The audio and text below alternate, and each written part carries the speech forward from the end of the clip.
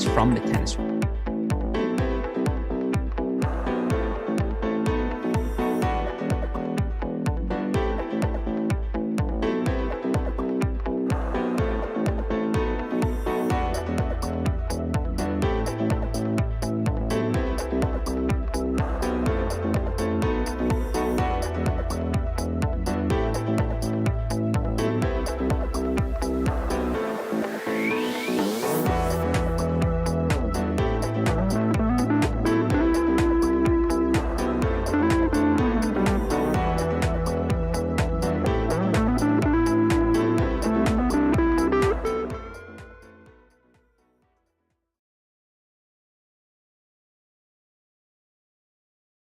So at Oklahoma State, we've always prided ourselves on having one of the premier tennis facilities in the country.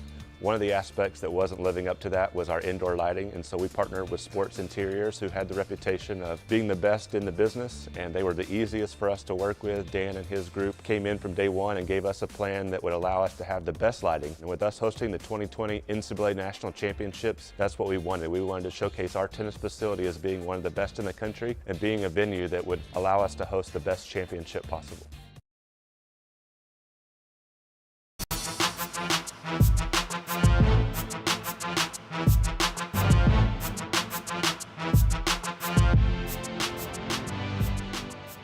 Welcome to the Mini Break, your daily podcast for the biggest storylines, results, and controversies from the tennis world. Today is Sunday, February 20th. I'm sure by now you listeners recognize these muted tones. What does that mean? It means I'm in another hotel room. So I'm on the broadcast for the 2022 Division I Men's ITA National Indoor Championships. What a first 2 days of action we have had on our hands here in Seattle, Washington, as 16 of the top teams in the country compete for the right to be named the 2022 National Indoor Champion. Hopefully all of you listeners have tuned into some of the action here through the first 2 days. If for some reason you have not, let me just say two things. A, you're missing out, folks. Truly sensational tennis, high quality action, dramatic finishes, all of the pettiness as well you only get in the college tennis sphere. We've featured it all through our first 2 days of action. Now, the second thing I would mention, and the good news for all of you listeners who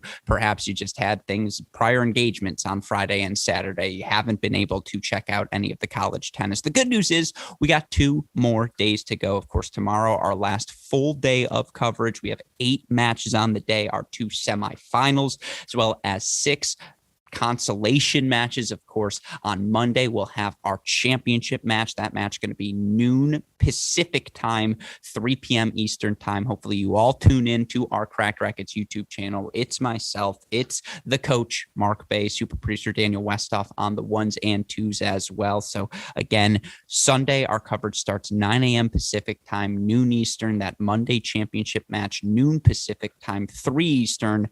It's the last time I'm going to say it. Tune in, folks. You don't want to miss out on the action. And for those of you who perhaps have and want to play catch up, or for those of you who tuned in and want to hear some extended thoughts, we have just the episode for all of you listeners today. As on today's show, I want to go through day 2 of the 2022 ITA Men's National Indoor Championships. And if we're talking college tennis and we're talking it late at night, there's like a list of 3 people, 2 people really, I can turn to help me steer the ship. One of them, of course, joining me here today on the show. And I'm going to be honest, it's been far too long since I've had this guest on the podcast, even though it's only been 3 days technically. And of course, you just feel like so much college tennis action has unfolded. That is why I am thrilled to be joined today. And I don't say that often when it's this guest, but thrilled to be joined today by a man you know best as the forefather of the college tennis ranks formula predictions, never far from the listed UTR, one of the many dames to root for the Liberty Flames, lover of mothers, lover of almond joys, lover of bourbon, a post-prime Greg Maddox, and a man I have learned does not enjoy watching paint dry. It is my friend, Chris Halioris. Chris, welcome back to the show. How are you doing today? Have you enjoyed this action? Yeah, I'm doing great. I mean, boy, you couldn't ask for more action. What, it's 12 hours and getting to listen to you, it's it's a good weekend for sure. Yeah, it's the two things you love most, watching college tennis and listening to my voice without the opportunity to respond. I'm sure you are just living it up, but I will say this, I miss you. I always enjoy over these past, 3 out of the last 4, whatever it may be, knowing at the National Indoor something crazy happens. I can turn to you. We can talk about it immediately. Of course, shout out to Mark Bay, who's helped me steer the coverage as well. But yeah, I'm excited to have you here on the show to talk about day 2. I will also say this to all of you listeners, because I give Chris a lot of grief, but I try to obviously keep this positive veneer for all of you listeners. I try to remain as happy as possible throughout the day. Let me just say, any negative energy I have, I channel it all at Chris. And so I'm immensely grateful. You are my therapist. Yeah, you are my therapist. The good news is you don't take any of it personally. You know I love you. And it's just like, hey, I either yell at you or I yell at the thousands of people watching right now. I'm going to yell at you instead, Chris, because I love you so. So I am immensely grateful again for you tolerating my nonsense. And I cannot wait to hear your thoughts on day 2 and what we want to do on today's show. Of course, focus on our 4 quarterfinal matches. That matchup between TCU, Texas, of course, we had Ohio State, Wake Forest, Tennessee versus South Carolina, Baylor, Kentucky. Want to recap those matches, want to preview tomorrow's semifinals as well. I'm going to offer Chris the chance to speak on some of the consolation results also as we go through the complete smorgasbord. I don't think that's the right word, but again, my brain doesn't really work after 14 hours of talking. The complete board of matches here on day 2. With all of that said, as always, a shout out to our friends at Tennis Point for the latest and greatest equipment. One location to turn to, tennis-point.com. You use that promo code CR15. Not only will you let them know we sent you there, you'll get 15% off your all sale items, free 2-day shipping on all orders exceeding $75. Best of all, a free can of Wilson Extra Duty tennis balls, tennis-point.com. The promo code is CR15. With all of that said, I don't even know where to begin here on day 2, a day with a couple of 4-0 results, a day with a couple of 4-3 results. We got everything we were looking for, but the place I want to start is the team that has impressed me most through the first 2 days. It's a team you are perennially, high on. It's also the team I am sharing a floor with here in my hotel. And that, of course, is the TCU Horned Frogs, who have been nothing short of electric here on their way to the semifinals. You look for the Horned Frogs yesterday. They dropped the doubles point against Virginia, end up earning a 4-2 victory here today. They just shut down anything their opponents, Texas, wanted to throw at them. You never got the big Texas roar, as hard as Cleve Harper was trying at that number 6 singles spot. That energy we're so accustomed to seeing Texas playing with, that energy that pushed them over the hump in their 4-3 round of 16 victory over Florida, and all of those 4-3 victories last year, it was never apparent in today's match. And that's simply put because TCU gave them the business. TCU taking a definitive doubles point, 6-2 win at 1, 6-3 win at 2, and then straight set victories at the 2, 3, and 4 singles positions. Chris, is TCU our most impressive team of the weekend thus far? I'm certainly one of them. Yeah. I mean, they are the semifinals. Obviously. They're one of 4 remaining. Yeah, you only have 4 choices, right? But yeah, and I can't say that it was totally unexpected. In fact, I alluded to it before the tournament started that the winner of the TCU Virginia match, I expected to be a shot it would be more of a dark horse if it was Virginia, because TCU is obviously a pretty high seed already at a 5, but it would still be considered an upset by everybody if they were to knock off Ohio State. But I thought the winner of that match had a good shot, because I think, Ohio State untested away from home. So, and we already saw Washington give them a little bit of that test out of the gate.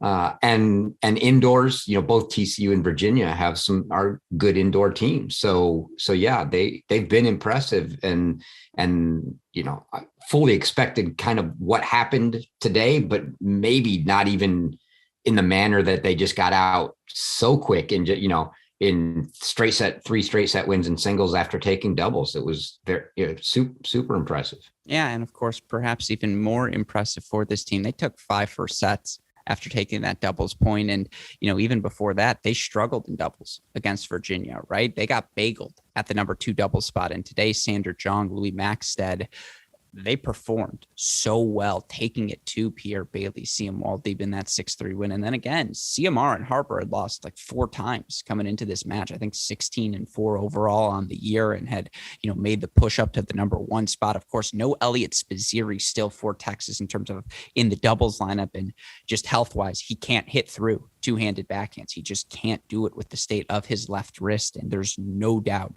when this team gets a healthy Spizzirri back, they go to the next level. And the fact that they made the quarterfinals with him only hitting backhand slices is a testament to this team's effort. But, again, against Florida, they were so loud from the start. And this match was at 9 a.m. And certainly that plays a factor, right? It's a little harder to get loud and be excessive, I suppose, is the word I'll use, at 9 a.m. But it's also hard to do that when you're losing just about everywhere. And I thought it was so key for Famba and Fernley at the number 1 double spot. And Jake Fernley, oh my God, is he playing well? We'll get there in a second on how he should have finished the match sooner than he did. But he and Famba, there was never an opportunity for Richard CMR and Cleve Harper, who let out roars when they're working.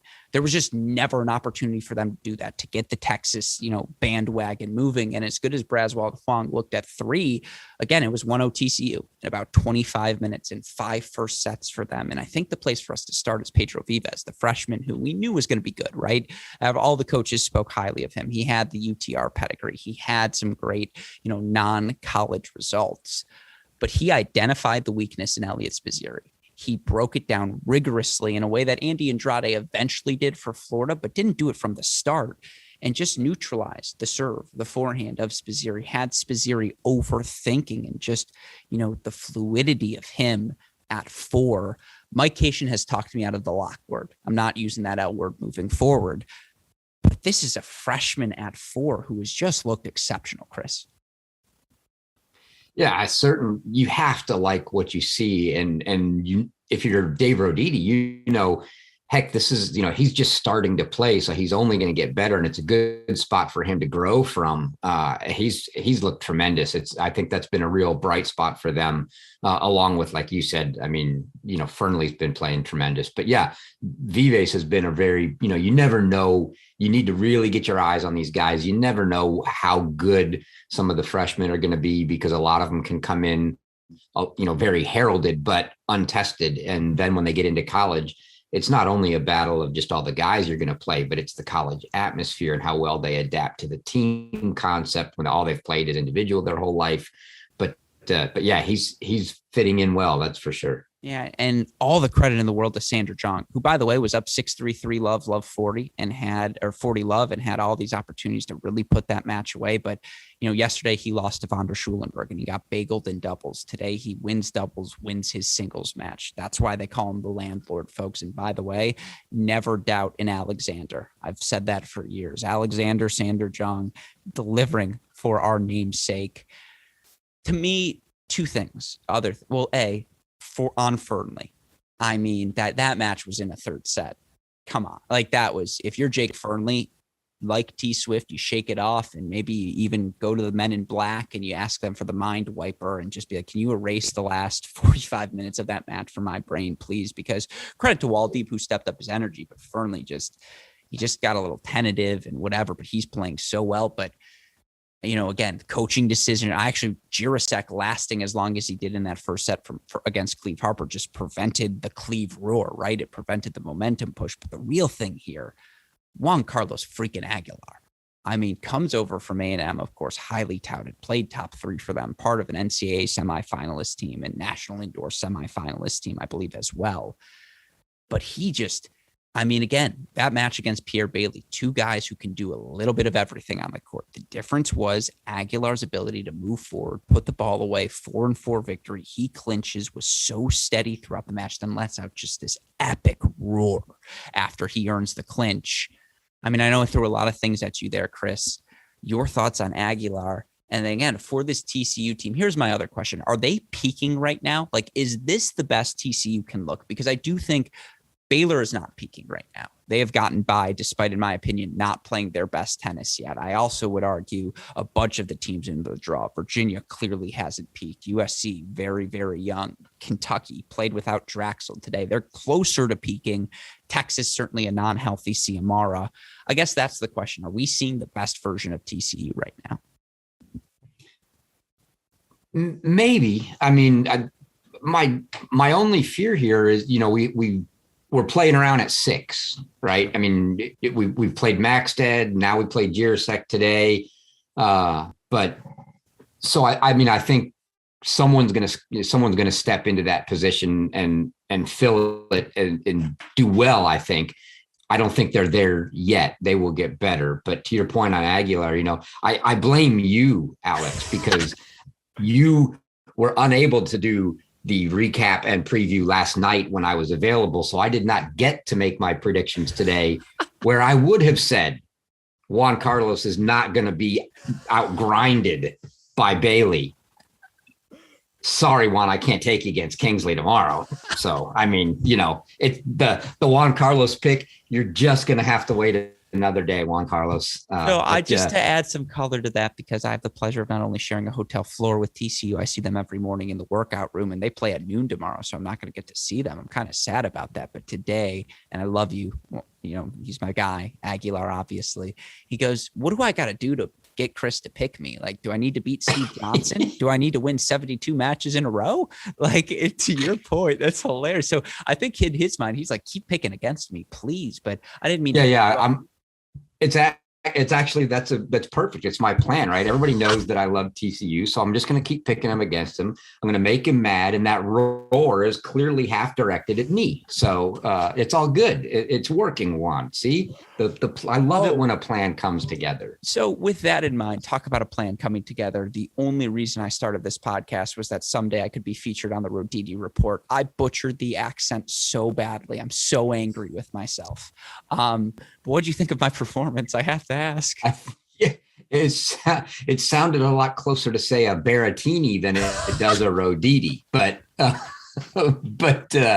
yeah, it was still great to see you on there. I was, highly jealous that now my nephew has been featured on a Roditi Report. My partner's been featured on a Roditi Report. I don't know. I know. One day I'll get there, Gruskin. You just got to pick Aguilar. That's the key.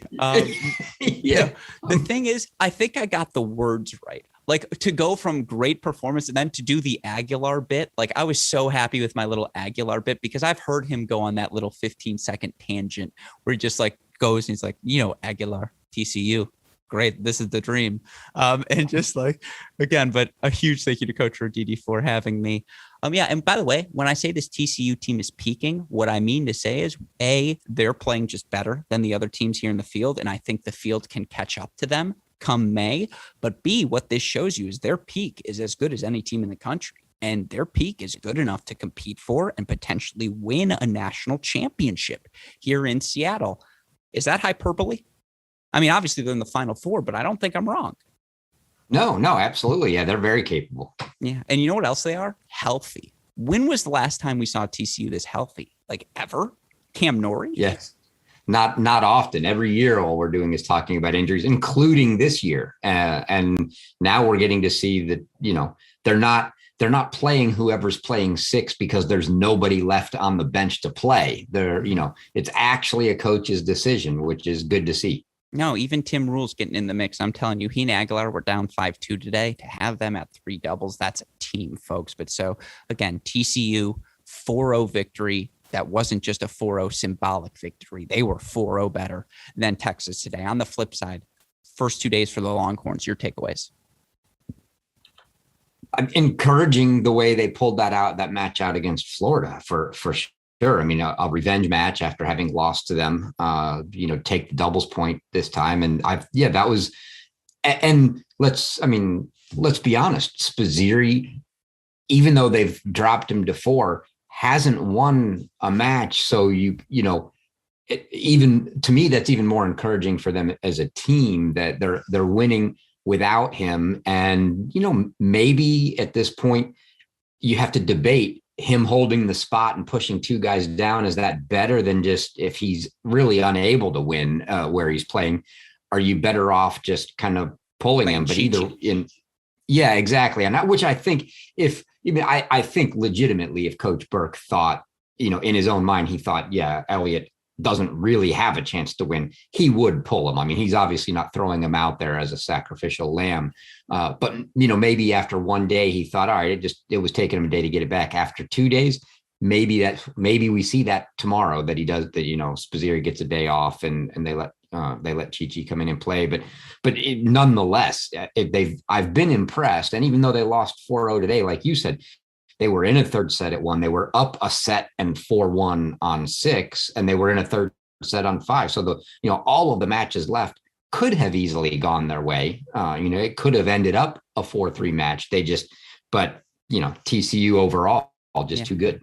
And I have to give you credit because, as you know, nothing is more valuable than a Bruce Burke laugh. And after their win over Florida, I reused your text to our group chat. So I'm citing you here now, and I go, hey, doubles 1, 2, 3, just like you drew it up, right? And he goes, he starts cracking up, and he's like, that's the opposite of how I drew it up. And I was like, I know, right? I was like, great joke. I thought of it myself. Draws up beating Florida 1, 2, 3. Yeah, exactly. And so, anyways, I agree with you. I actually come out of this weekend much higher on Texas. Like, they just have that it factor, and they just didn't. CMR did not play well today, but he is just a brick, and the energy he's bringing at 3.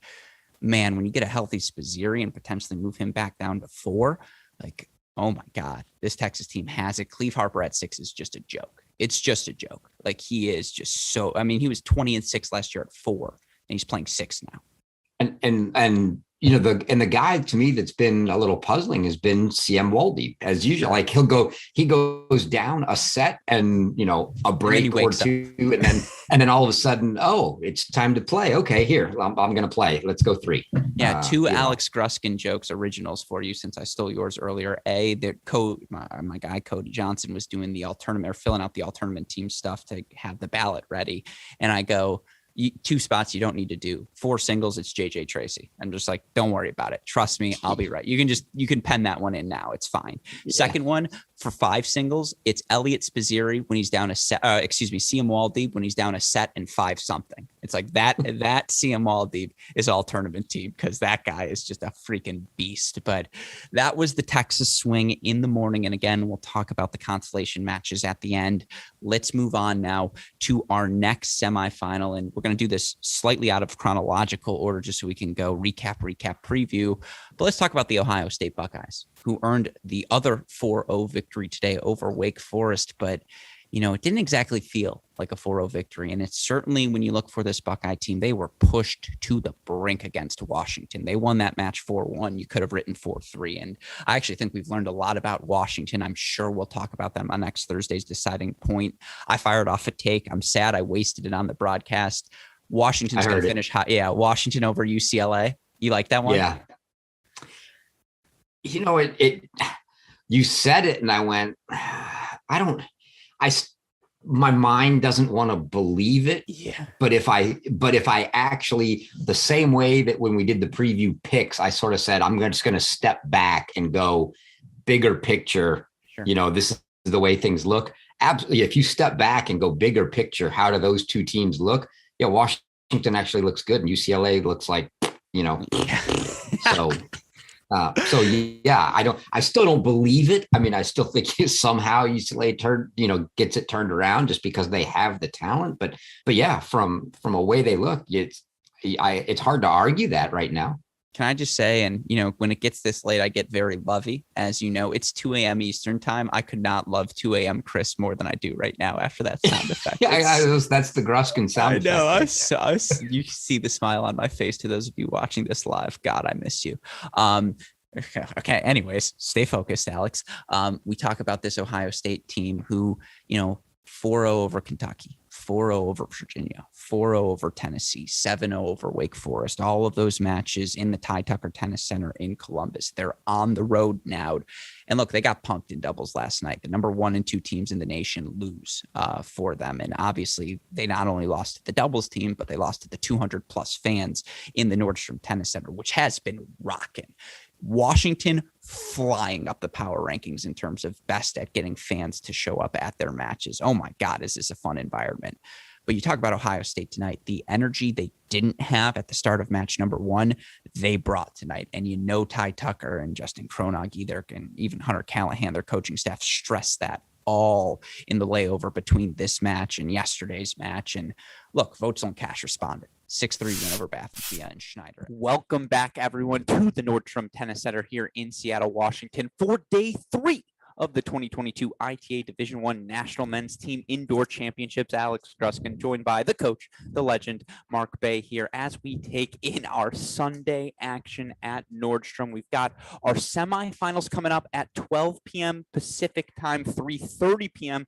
Pacific time. Those matches, Ohio State versus TCU, then Baylor versus Tennessee. But before we get there, we got some consolation action to cover here on our broadcast stream. And of course, to all of you who have tuned in throughout the weekend, we are immensely grateful that you've taken time to enjoy college tennis with us here at Cracked Racquets. A huge shout out and thank you, of course, to Tim Russell and the entire ITA team for the opportunity to do this. And of course, Mark, this is always going to be a celebration of the college tennis year, right? Whenever you get 16 of the top teams in the country competing in one location, fireworks are going to happen. But as we look here, the approach of day 3, I'm not just saying this facetiously. I'm not trying to employ hyperbole. Parity was the name of the game coming into the season, and I really think we've seen that play out here in the first few days.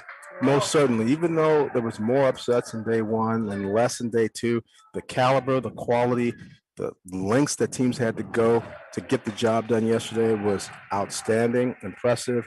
This morning, forget about the fact that this is backdraw. These teams are hungry. They want to win. These are important matches for psyche, for confidence, for positioning, for coaches understanding who to play who down the stretch. It's a lot of information gathering across the board, and let's just say ego and bragging rights as well. Absolutely. And of course, NCAA seeding implications. The more highly ranked wins you can get, the more likely you'll be a top 8 seed, or perhaps more importantly, a top 5 seed, given again the depth we see this season in college tennis. But you know what's always enjoyable? To begin our day with a national championship recap, that rematch. That's what we have on our hands now. It was the 2019 NCAA championship, but nevertheless, there are plenty of history between our two teams competing here this morning, as the Texas Longhorns, who earned maybe the win of day 1 in their 4-3 victory over defending NCAA champs Florida. Now, yesterday was a bit of a tougher day at the office for the Longhorns. They're knocked out 4-0 by conference foes TCU. They come in hungry, come in with a couple of lineup shifts as well. So they're going to take on a Wake Forest team also. Again, disappointing 4-0 result against Ohio State yesterday. But in my opinion, a 4-0 match that was far closer than that result indicated, of course, Wake Forest a 4-3 win over Georgia on day number 1. Before we get to the action, your thoughts on our morning match? Well, these lineup adjustments are a testament to the depth and the strength, but also this is a difficult, grueling, challenging event over 4 days. And so by the time you get to day 3, some people are going to get dinged up, and who's the next man up, and who can be in these positions to possibly still bring, the points back to the team to get to 4. How do you find 4 in these matches?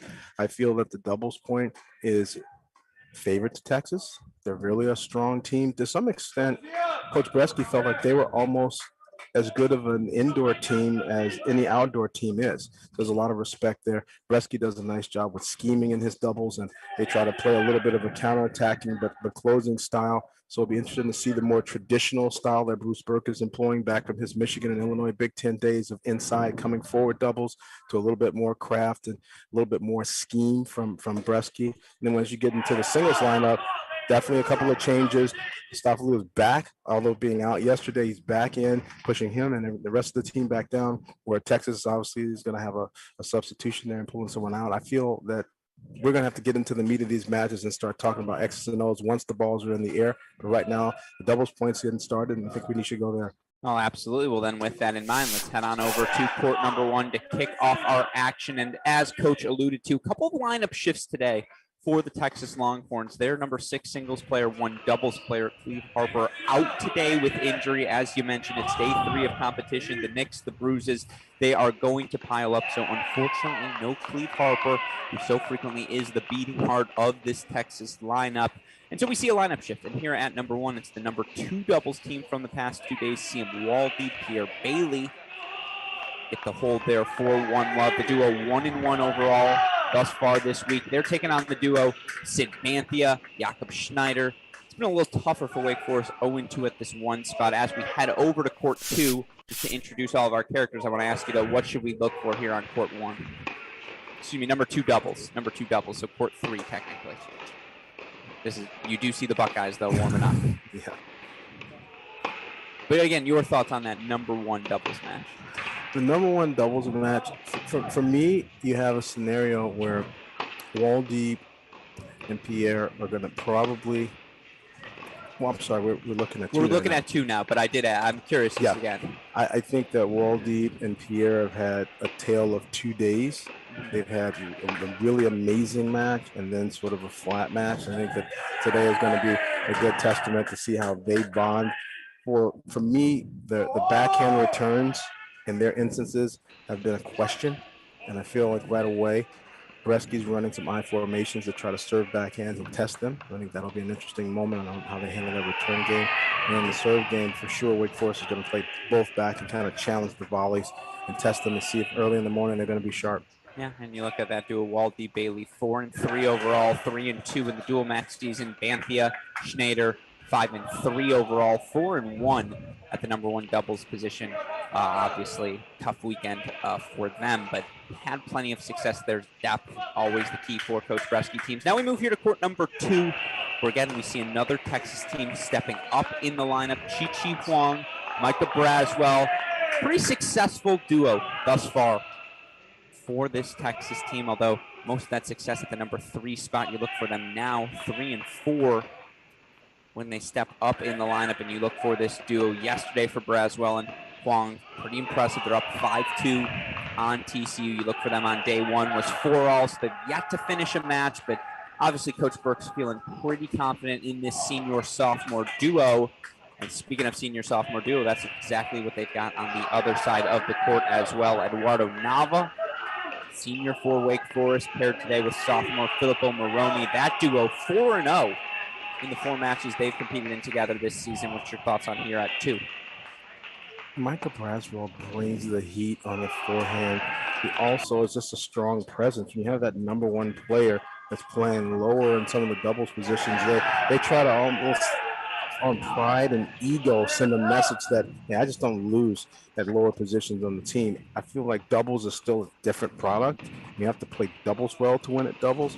Nava and Moroni have a lot of skill and craft, but they're not necessarily bringing the strongest of serve games in Moroni's case. So I think that there's always going to be one double server that's maybe stronger and another one that's going to be weaker. How do they hold the Moroni serve? I feel like right away with the break here with Chi and Braswell, the holding for Wake is always going to be the challenge, I think, throughout this. They don't have any big guys. There's no more Gojo and Skander days here where the 6'7" guys serving 120 Chris bombs. Seraphin, 6'7" at 6. Yeah. There's no more basketball team here. I don't know. Don't sell Sid Banthia short. You haven't seen him shoot 3-pointers. But here we go again, as you mentioned, 2-love early break lead here for the Longhorns. Longhorns took the doubles point in their first match against Florida. That proving consequential in a 4-3 win. Dropped the doubles point yesterday in their 4-love loss. Wake Forest 0-2 in doubles at this point on the weekend. But as you mentioned, Coach Bresky teams usually very well versed, foundationally solid when it comes to doubles. In the meantime, let's head over to the number 3 spot now.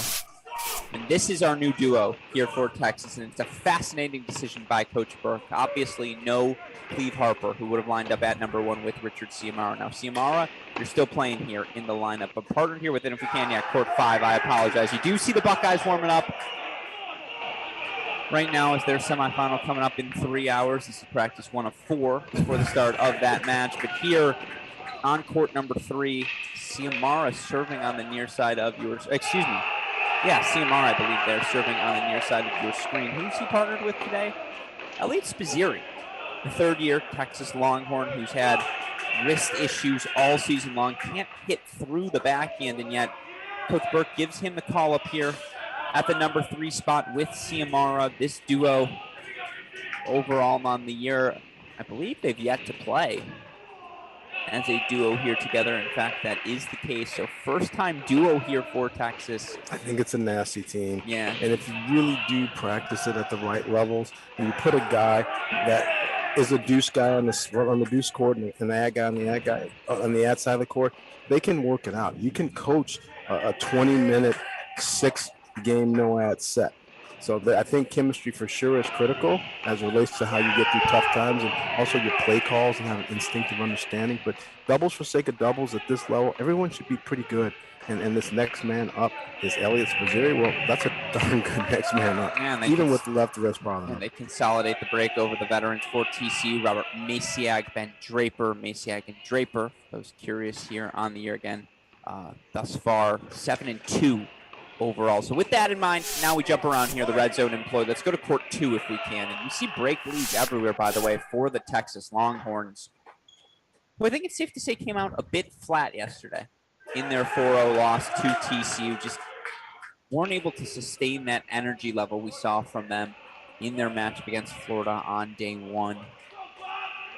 Obviously, here, if you're Coach Burke, after that slow start yesterday, you love the start you're seeing here. Also worth noting, I feel, yesterday you look for this Texas team, they were the 9 a.m. match.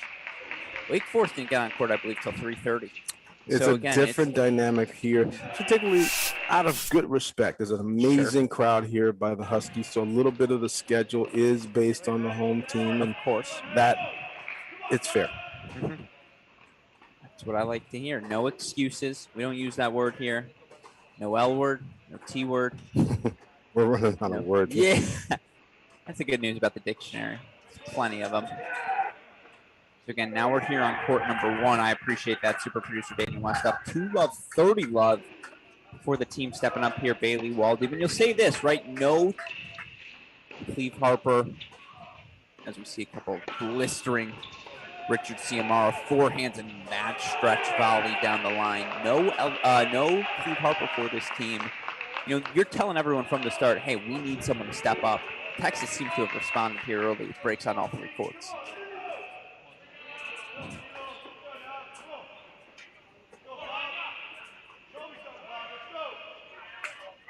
Wow. It's good action everywhere.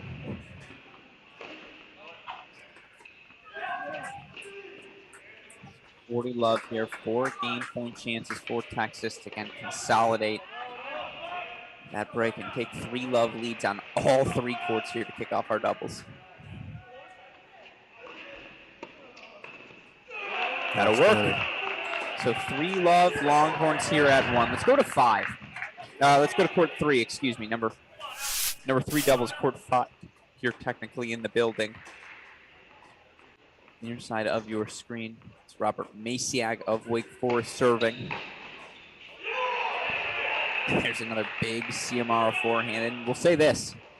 If you're going to be missing Cleve Harper from an energy perspective, Elliot Spizzirri is not the worst guy in the world to replace him with in this lineup. That's true. Cleve is Cleve. There's only one Cleve. But Spizzirri with presence, attitude, and skill.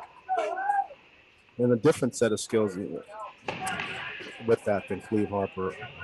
A good compliment for Ciamara.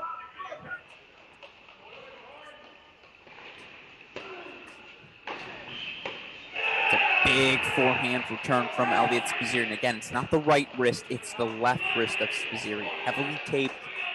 Just can't hit through the backhand right now without immense amounts of pain, and yet given everything he's got to his Longhorns here early in the season.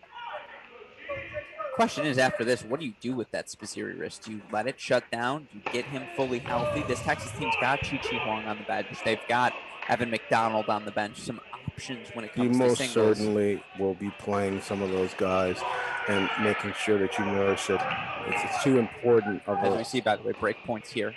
Too important of a spot. You have to, I would say, according to Bruce, he felt maybe a month would be when he could really hit them. You can play him sparingly and only as necessary for sure, because you need him late part of the Big 12 season and going into the NCAA run. And that's the problem with the Big 12, as we see Wake Forest get to hold to get on the board here at 3. But where's the easy match? You've got obviously Baylor still alive in the semifinals, TCU still alive in the semifinals of this event. Of course, Texas Tech's not going anywhere, and Oklahoma State. Only 6 teams, and there's not a single easy match in the bunch. Look at that rally. Look at that lob.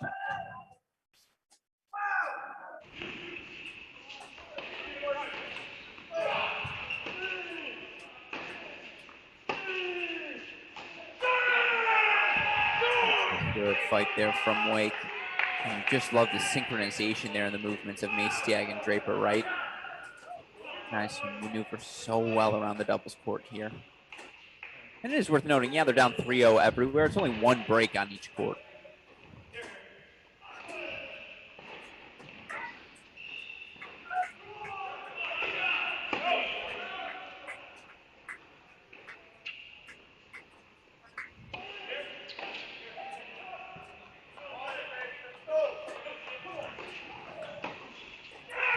Tough. The kicker was sitting there. He read it, saw the coverage, and was able to play the backhand up the line well. Just a good read.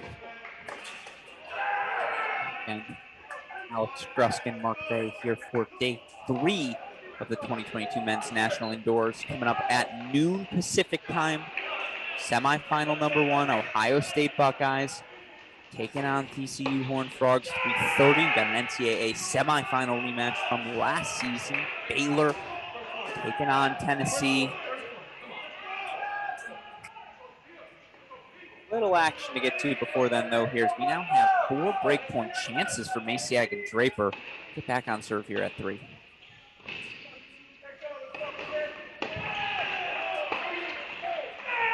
So there's the break, and fun story for you as we head over to court number 3.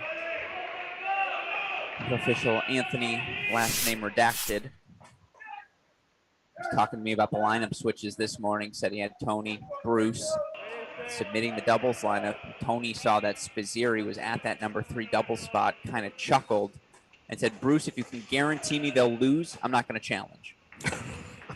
That's a good quote. Bruce smiled and said, "I can't guarantee you that, Tony." He said, "All right, we'll let it stand anyways."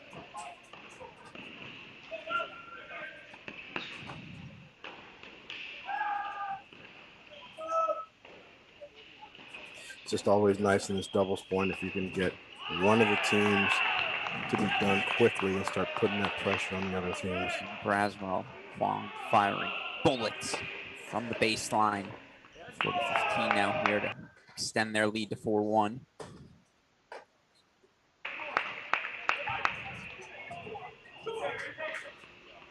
Again, keep an eye on court number 1, super producer Daniel Westoff. We're going to go there next. It's 3-1, love 30.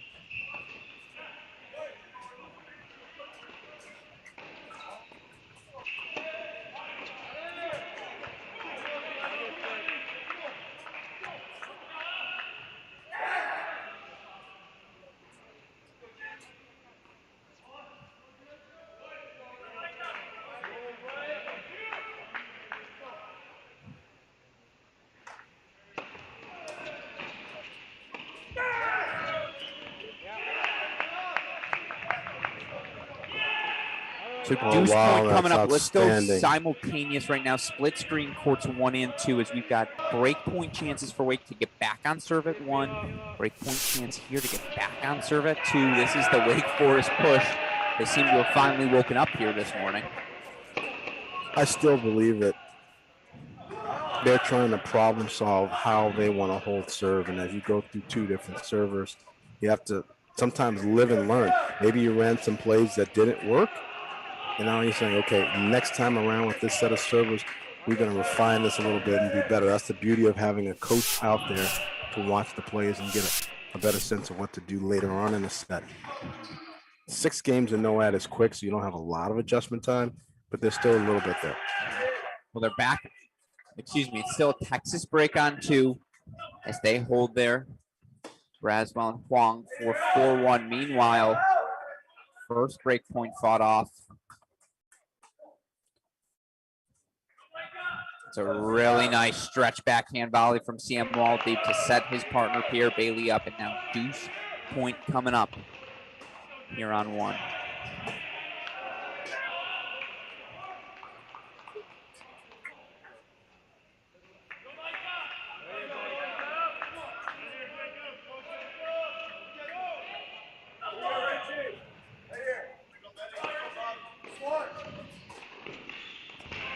Oh, wow, that's beautiful.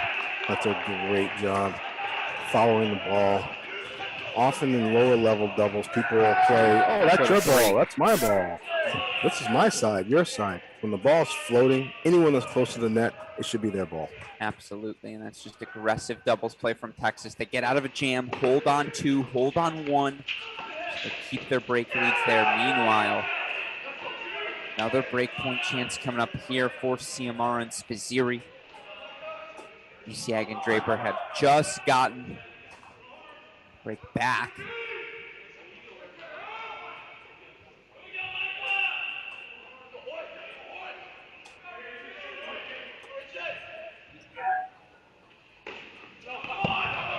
Called out, confirmed by the chair. I must say, Cleve Harper not just on his court, but roaming around as a cheerleader, bellowing through the face. That's actually not a bad. Well, in football, you call it the 12th man. Yeah, no, this is his tryout for the Cowboys. Yeah, in tennis, it's the 7th man. So 4-2 Tech. Here, this one feels like it's getting a little chippy. 4-2, Richard Ciamara, fifth-year transfer from University of Notre Dame. He's top 10 in the country as a singles player there during his time in South Bend.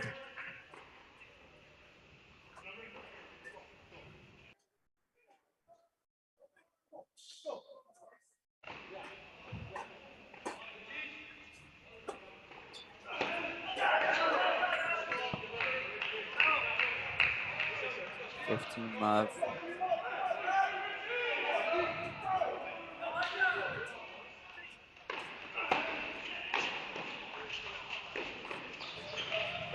Love that. He handled the first one, kept the ball in front of him. Once he was able to sort of reflex the second one, he started reading the racket. And even though that was a miss, he was already on his way to cut that off. Just great doubles anticipation by Spizzirri.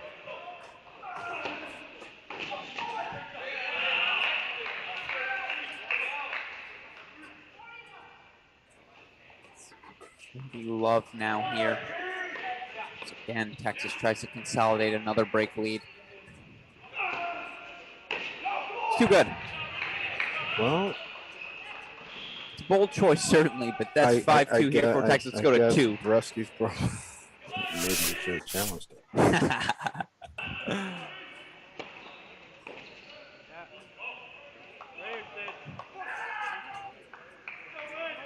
Other deuce point coming up here for Texas. Looks like that's Nava serving on the far side of your screen. That is not what Maroney meant to do with that ball. So 5-1 Texas here on 2. They'll serve for the set. They're up 5-2 on court 3, up 4-2. Break of serve on court 1. Let's go there now as we get ready.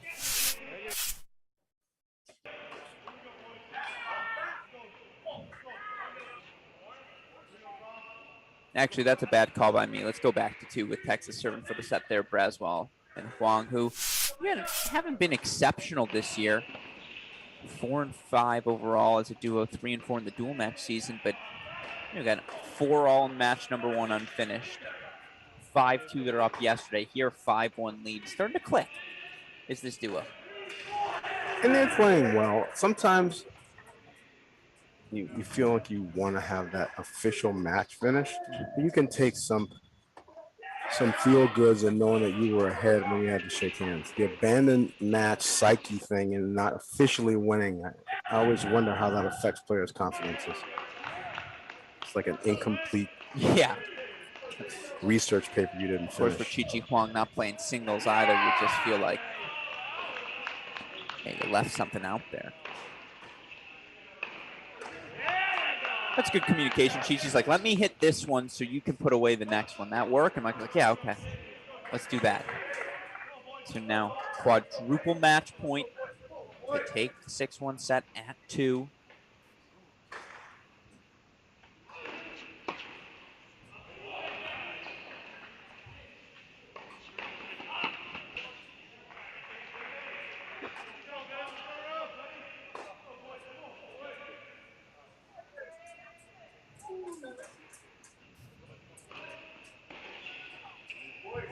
Oh, that's too good. That'll work. But as a wise man once said, that's why you build the 40 love lead. 3 more match points coming up here. Meanwhile, worth noting, Melios Efstafalu warming up. Looks like we are going to get him at number 1 singles for Wake.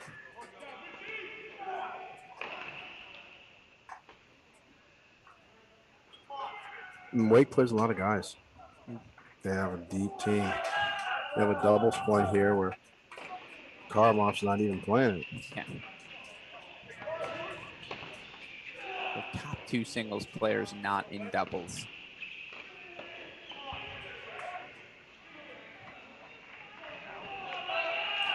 Goes long, and even without Cleve Harper today at the number 1 double spot, Texas looking awfully good here to start. 6-1 decision at 2.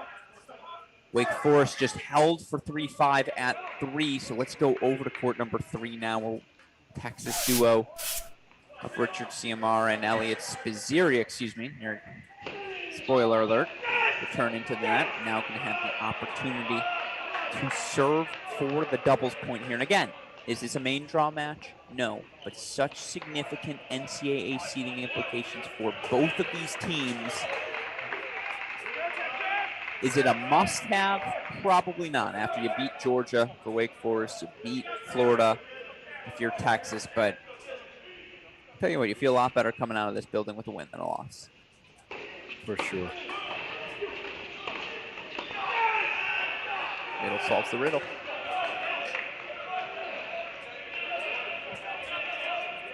In your Crack Rackets poll, Alex, where did you have Wake Forest coming into this? I had them personally at number 9. I know we had them just outside the top 10 behind Georgia, South Carolina, Kentucky, 10, 11, no, Kentucky would have been 8. But Georgia, that it's funny. On our podcast yesterday, which you'll see in between matches here on our broadcast with Chris Halliors, I asked him for a straw poll after what we've seen, because certainly Florida, Tennessee, that's the top tier, right, of the SEC. But after that, you look, whether it was, South Carolina played 2 really good matches against Stanford or Baylor, Georgia, good matches against Washington and Wake Forest, or of course Kentucky. Georgia, South Carolina, and Kentucky have all played well. How do you rate those 3 right now?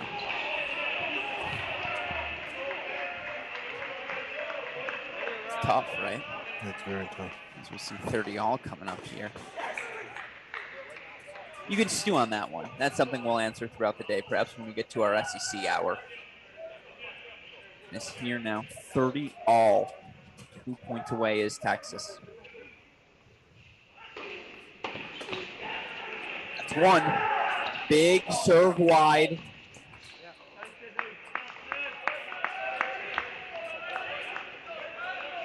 So match point coming up here for the Longhorns. That'll do it. 6-3 win here. CMR and Spizzeri's Elliot Spizzeri. Not looking too shabby, Mark, for a guy with only 1 wrist. He has a lot of skill, a lot of experience. They worked the scheming very well, so he didn't get the backhand exposed. And if you just saw the bend on that serve he just hit, by the time the returner was touching it, he was on the other side of the court. That's an amazing tee serve with the actual support of his partner up there. It's just good textbook doubles.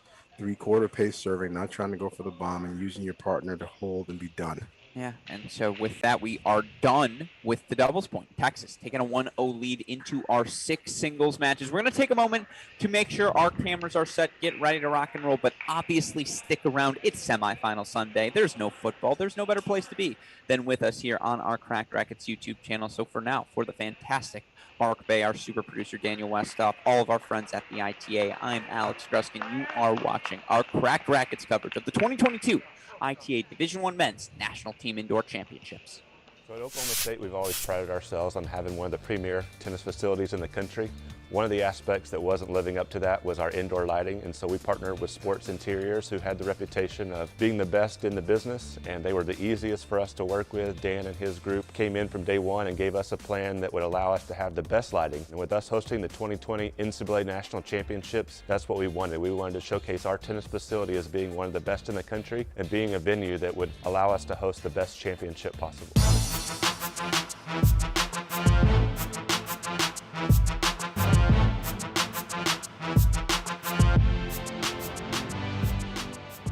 Welcome to the Mini Break, your daily podcast for the biggest storylines, results, and controversies from the tennis world. Today is Sunday, February 20th. I'm sure by now you listeners recognize these muted tones. What does that mean? It means I'm in another hotel room as I'm on the broadcast for the 2022 Division I Men's ITA National Indoor Championships. What a first 2 days of action we have had on our hands here in Seattle, Washington, as 16 of the top teams in the country compete for the right to be named the 2022 National Indoor Champion. Hopefully, all of you listeners have tuned into some of the action here through the first 2 days. If for some reason you have not, let me just say two things. A, you're missing out, folks. Truly sensational tennis, high quality action, dramatic finishes, all of the pettiness as well you only get in the college tennis sphere. We've featured it all through our first 2 days of action. Now, the second thing I would mention, and the good news for all of you listeners who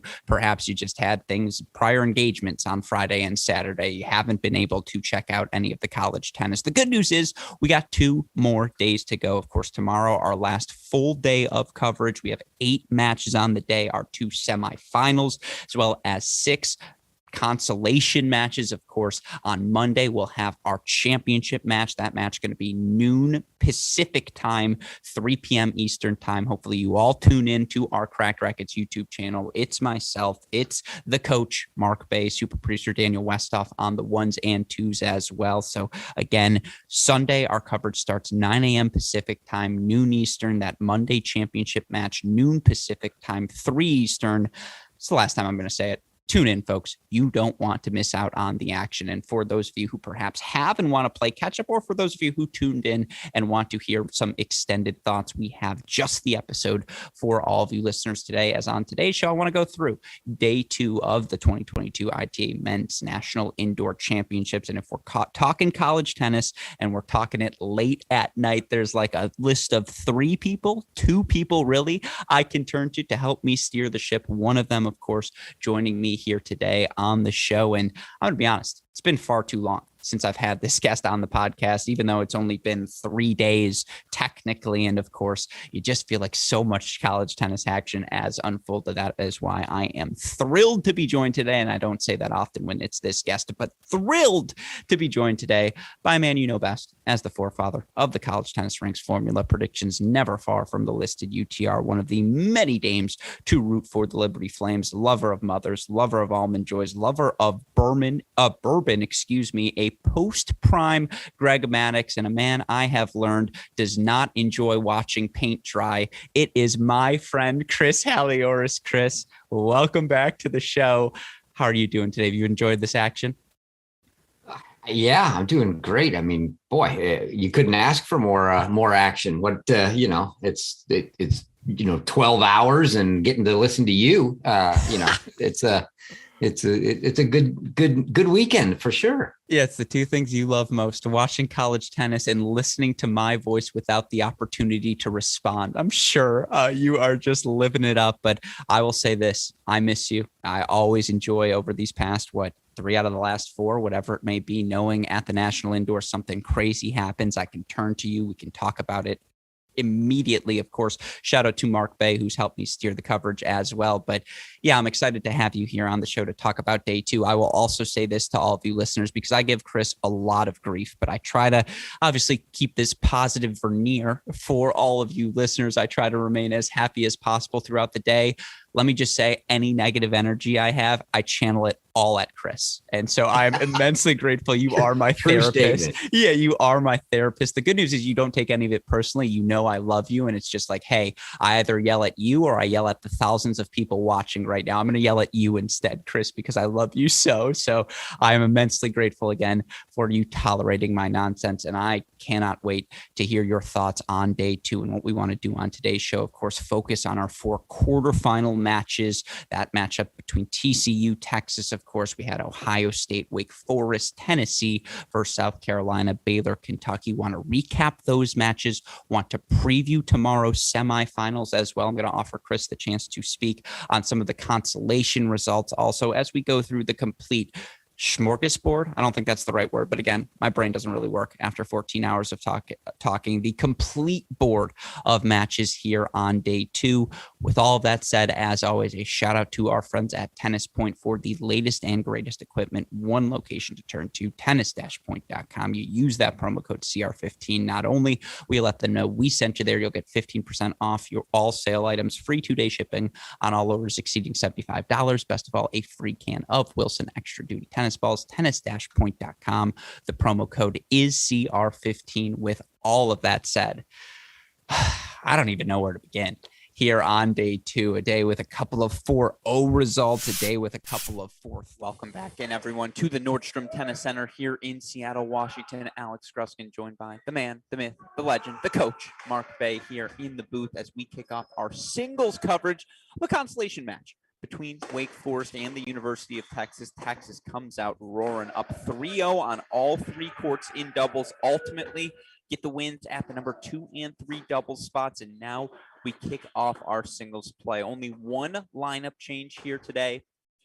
I suppose 2 for these teams. Melio Ifsafalou back in at the number 1 single spot for the Deeks up top. That pushes everyone else down a spot. Meanwhile, still no Cleve Harper. Harper out at the number 6 spot. It's Evan McDonald in for Texas. We'll get to all the nuances of the matchups here now as we go through our run through. Let's start at the top, Coach Bay. Melios Stafalou, 0-1 on the weekend. Didn't play yesterday against Ohio State. Close match at number 1 against Hamish Stewart of Georgia. Stewart ultimately earning the victory there. You look for Stafalou overall in the season, 9-2 in the top 3 singles positions. But he's playing one of the most impressive players, not only in the country, but certainly here this weekend. Micah Braswell, I almost said it, the uber gifted, extraordinarily gifted sophomore. I'm still giving you permission to use the T word. No, I like, you've built a good habit. You've built a good habit in me. But Micah Braswell, who earned an impressive win on day 1 over defending NCAA singles champion Sam Riffis of Florida. Yesterday was unfinished against TCU's Luke Fama, one of the only players in the lineup to experience some success in singles. What are you looking for here on 1? He's got an early deuce point. What I'm looking for here on 1 is Braswell often, his role in the match is to be the competitive antagonist who battles and makes people have to work. That's normally what his role in the match is. In this match, I think Braswell is going to feel the pressure of having to finish points. He's going to have a lot more responsibility with creating, closing, trying to find free points. I think that it's like a, as we go to 2. if I use the video game analogy, I'm going to say Braswell has to play a level of difficulty of an 8, where Stafalou is only going to try to play a 3 or a 4. He's going to keep it boring and simple and basic cross courts and make Braswell actually outplay him at 1. So in a Wake Forest winning scenario, you see this match is not finishing, is what you're telling me. If Stafalou is going to do his, just stick around, hang around. I think Wake Forest wants it to finish and wants it to finish on him for the 4th point. Interesting. I like that prediction there. Meanwhile, now we move over to court number 2. Pierre Bailey, who was the hero on day 1 for this Texas team, a freshman earning a 3-set victory over Florida's Ben Shelton to clinch that 4-3 win. He's taking on a guy, newcomer in Europe, Karamov, who's had an interesting start to his college tennis career now. 3-7, I believe, overall yesterday. Excuse me, 3-6, as yesterday you look for Karamov. Ultimately, didn't drops his match to Mate Votzel. Meanwhile, day one, Karamov's 6-2 win over Georgia. He's got a battle on his hands, though. Again, in freshman Pierre Bailey, what you see here at 2, as it's an early 4-15 lead for Bailey. This is a really good matchup.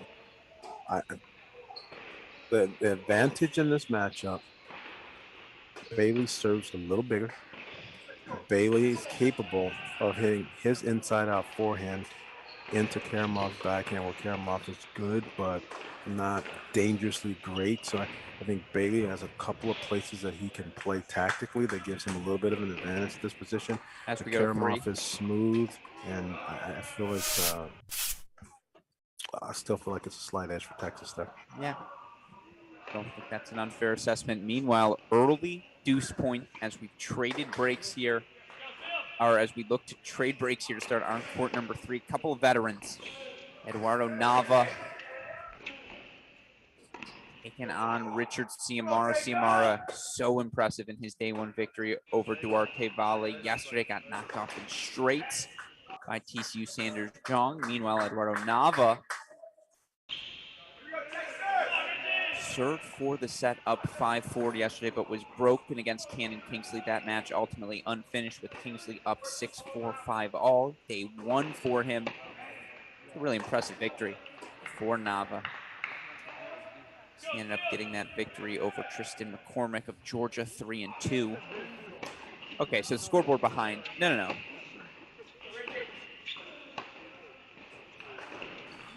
Yeah, it's just Okay, scoreboard a little bit. Yeah, Ciamara is 2-0, and he has come out with some fire. I feel that Ciamara, this is a difficult thing to say, because all these guys are good, and everybody is dangerous in the beginning of the match. But Ciamara's game, when the balls are brand new, to me, is really effective. He gets through the court, he hurts you, he takes it early, he crashes and runs in. He's not looking to start out like, oh, let's work our way into this match and have some cross courts and see how feel each other out. He's just trying to come in right away and punch you in the mouth with some direction changes and some drives. I don't think he wants to play in the court as deep as he just did that point. I don't think that's where his best tennis is. But clearly in the last game, when he was able to dictate a couple times and come forward, that's going to be the recipe for his success at this position. I thought Nava was great yesterday against Kingsley and played a great match, and that was an awesome atmosphere in there, and I feel that Nava's going to work his way into this one. This one's definitely not going to be quick. Yeah, and we're just going to ignore the scoreboard here on 3 because it's not 2-all. Love. I can tell you that much. Ciamara, Nava. Ciamara doesn't love the call early.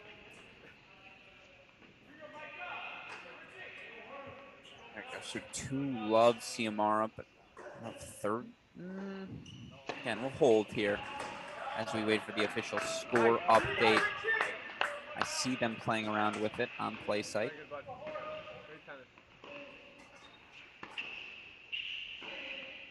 See, that's where I get worried.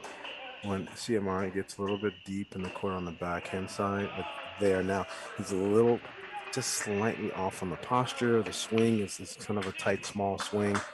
The more you give ground on that, still trying to play it linear, you're going to make net errors like he just did there. Sure. So now, if we can, let's head over to court number 4. This has been a tough spot for Texas. Elliot Spizzirri's fought his butt off. And certainly, again, Spizzirri coming into the doubles, helping Texas secure that point. But you look for Spizzirri, despite taking the first set against Andy Andrade of Florida, despite being the more experienced player yesterday against Pedro Vives, the freshman of TCU. Both opponents have identified and found that Spizzirri backhand slowly over time. Now, again, all credit to Spizzirri here as he leads 2-love early with the break, but you do just wonder with how well Filippo Moroni's played. Earned the clinching victory over Georgia, was the only player up yesterday on Jake Van Emberg of Ohio State in that 4-0 loss, or was one of the few.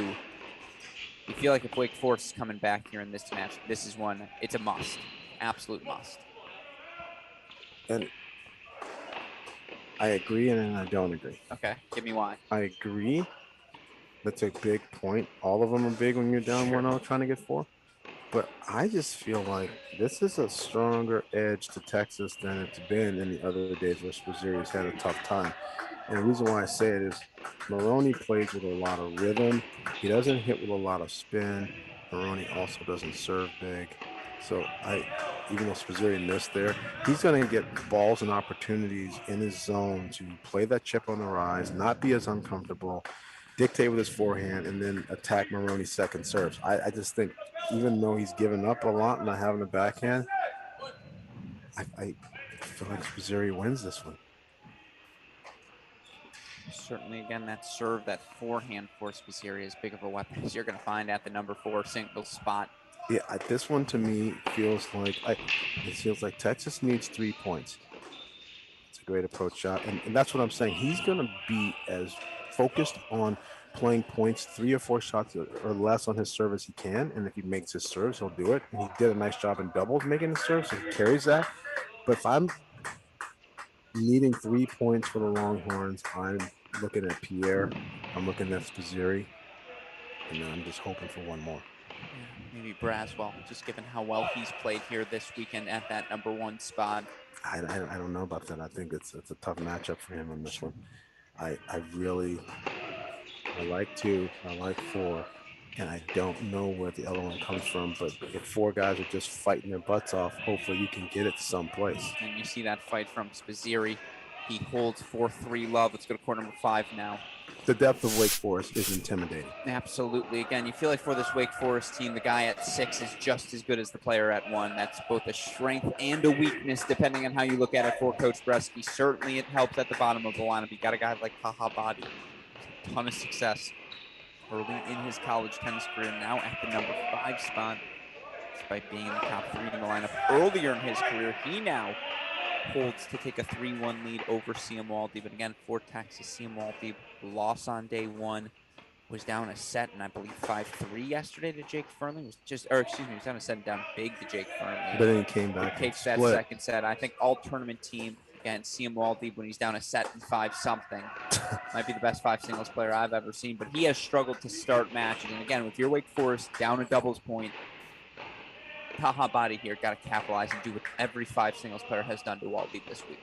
And get on top. I was joking around with Badi this morning. I said, it's got to be pretty tough moving your feet and hitting forehands with all that icing around your neck. He's laughing. He's having a good time with that. But I like the fact that he carries himself in a very confident manner. He plays just sort of in a – it's not that he's trying to be an antagonist more so than I think he just likes to take the best punch of the player and then punch himself later. He's quick. He's got a lot of speed. Makes a lot of good decisions on the run. He's going to be able to diffuse Waldy to some extent and then try to break down Waldy's backhand. So I feel like to your statement before about position 4, I believe this one is a must-win position. I would argue they both are. If you're Wake Forest, because you've got to find 4 singles wins. If I'm Wake Forest, I'm going to give you my 4. Number 1. Number 3, I think Nava's a great matchup. Potentially there. Number 1, number 3, number 5. They sweep the entire right side of the building, and then they get 6. 1, 3, 5, 6. That's Wake's route, and Texas is doubles, 2, 4, and someone being the hero.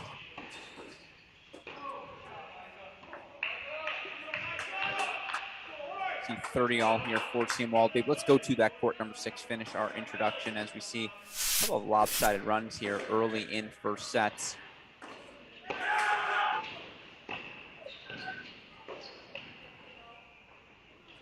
You hear a big roar there as Melios Stafiu earns that first break at 1-4, 3-1. Meanwhile, again, here on court for Jakob Schneider, who has been one of the brightest spots for Wake Forest, not only here this weekend, certainly early in the season. You look for Schneider.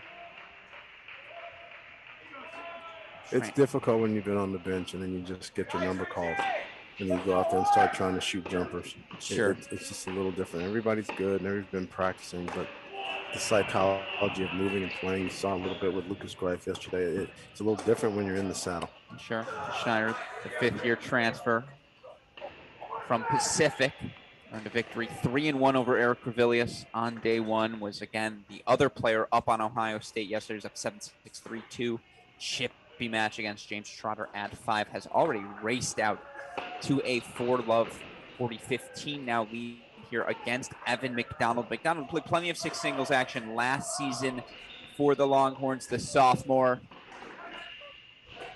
filling in today, minus, again, no Cleve Harper here for Texas. No, to me, it's a big opening for Wake to use their depth and actually win this match. I think Cleve Harper not playing is a significant challenge to this match. He really did think Texas was going to win the doubles point, but I'm going to say, fine, we say Tony Bresky's cool. He's calm. He's a player's coach. I've never seen someone look that okay with losing a doubles point. He lost a doubles point, and it didn't look like he was even, like, okay, we've got enough guys. We're ready. Okay, this is what we're going to do. Break. That's what Coach Bresky does. Again, cool, calm, collected. Sometimes, though, when you see he'll get into lose it. a doubles point, you think, okay, well, he's not Maybe happy I need about to it. light into him. Yeah, you got to give him a little bit of a pep talk to get him going. He just looked like, okay, guys, all right. Well, of course, the last time Wake Forest was here, as we see, we pick things up at Braswell's court, 30-15. If we can, actually, let's go to court number 4 now. And Elias Kaziri, more trouble in a service game. 1-3, love 30 here. The last time Wake Forest was in this building, 2018, there was that core of Bornagoyo, Petros Chrysokos, Barbatzer, Skander Mansouri, delivering a national indoor championship. Chris Serafim, how can I forget you? Alan Gajev.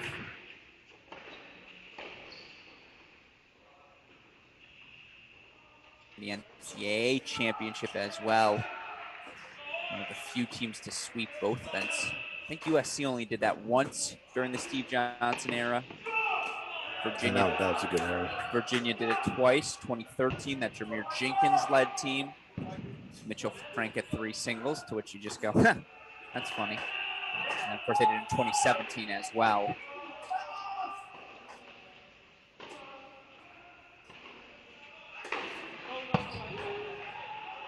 Serve called out here, 30 all on 4.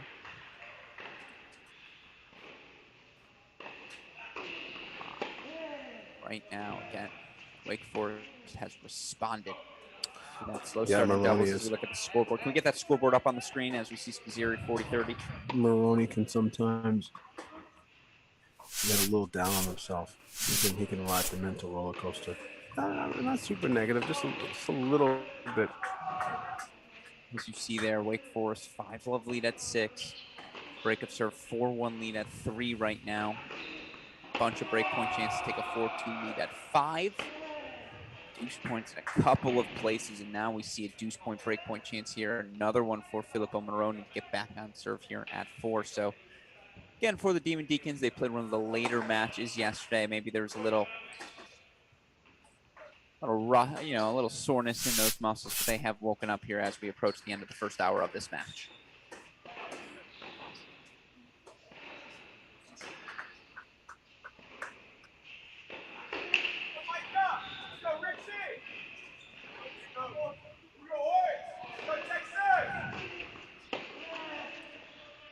Inside out. He's too deep in the court. He's too deep in the court. You need to be tighter because you have to play the ball early to take time away from Scazzeri to be able to find his backhand. Yeah. You can't play back where you like to play right now. I just think maybe somehow they mentioned to him what he needed to do, and I think he forgot the memo and just started going into what he likes to do. Yeah, let's go to court 6 right now. Set points here for Jakob Schneider. Again, the 5th-year transfer. 5-love 30, 15-40, excuse me now. 30-40 as that goes long, just making life for Evan McDonald miserable. Well, The points look good. Yeah. McDonald's just losing a lot of them. And that's tough, right? You come in third day of the event, first singles match for McDonald. Meanwhile, Schneider so calloused up with his 2 victories.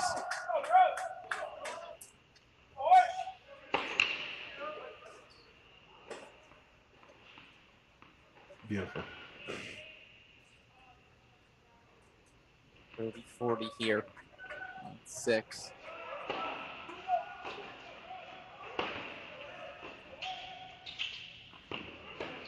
Ooh. Sometimes when you're down big, you just have to start playing better. Raise your level, have some good points, create some feel good about yourself and your ball striking and what you can do, and then try to flip the script as the set changes. Reminds me of the Lucas Greif match yesterday against Gianni Ross, where I really don't think Greif played poorly. Just Ross won all the points. Tells me they're in a 1-2 victory at 6. So right now, I agree. I don't think McDonald's playing poorly. Schneider just coming up with the big shots when he needs it. But there you go. If you're Evan McDonald on the board, couple set points fought off, 1-5, momentum heading in the right direction. Meanwhile, let's go over to court 2. Bailey, Karamov. This does feel very much like a swing match if you're Wake Forest. If you can get Karamov here at 2. It's a big swing match. Absolutely. And so here, though, for court 2, 40-15, couple game point chances for the Texas freshman.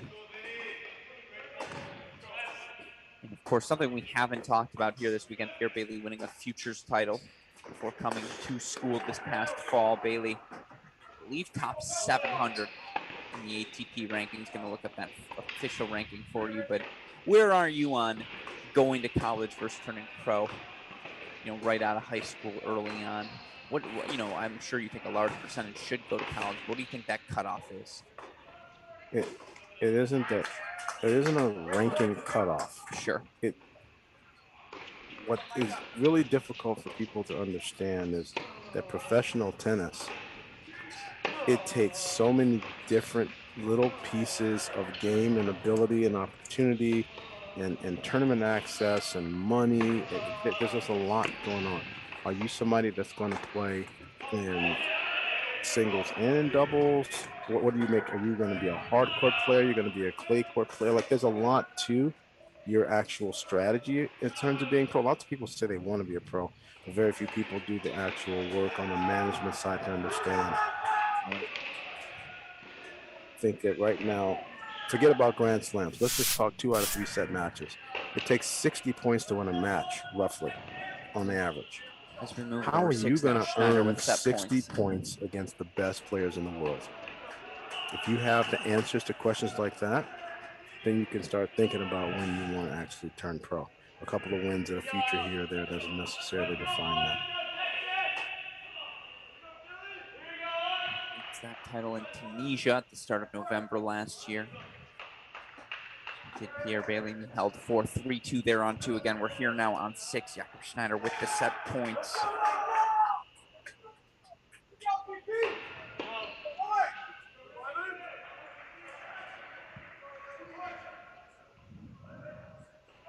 Ooh, if we can go split screen here with 4. Elliot Spaziri's got set points for Texas there, 5-1, 40 love. Filippo Moroni, sophomore. So we see that Schneider back in set long. So 2 more set points for him there.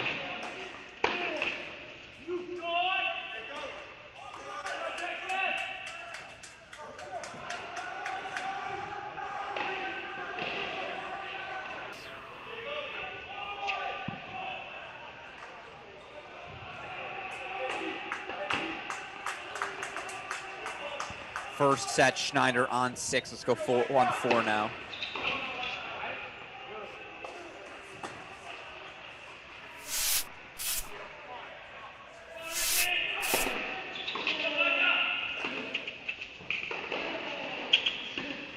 Spaziri needs to chip from closer. He's got to be careful about backing up too far.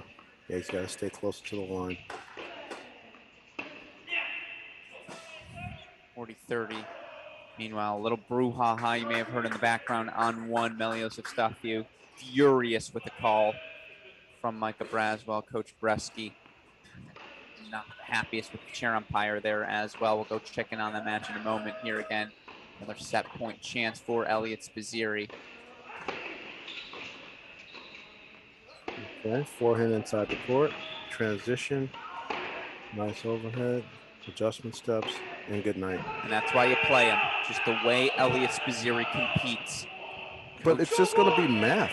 Alex, how many times As is we he head over to playing court five, forehands court inside the court court? five, excuse me. How many times is he playing forehands inside the court versus playing backhand chips falling backwards? Just give me the stats on that. If that number is favorable with some good first serve percentage, then he's going to get the job done there. Absolutely. And so it's one first set apiece. Texas needing just 3 singles wins after they took a dominant doubles point. Wake Forest needing the 4. You go here now. You're looking for that 4. Taha body 5-2. A little trickery there. The slice forehand approach. Great depth. So 30 all now.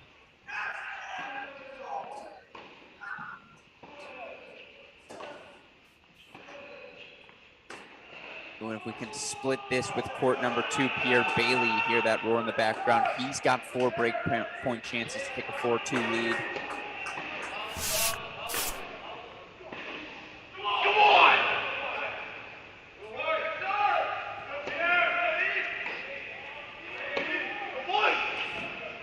Good clean tennis from Taha Badi. 2 set points now for Wake Forest on 5. Meanwhile, again, 4 break point chances here for Pierre Bailey.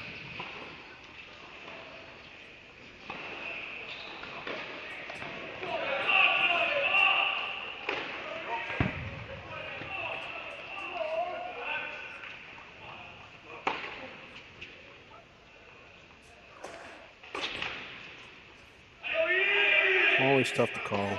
Far from over. But so far, I'm pretty close in my prediction on this one. So far, so good. Still early. It's still early, but it feels like a couple of these courts are not going to have much drama. Let's see 4-2 here, Bailey. I mean, just looking in Maroney's face right now, and looking in Coach Chris's face, doesn't look like he's going to solve that problem. Pierre Bailey has a lot to do with the free points and the movement.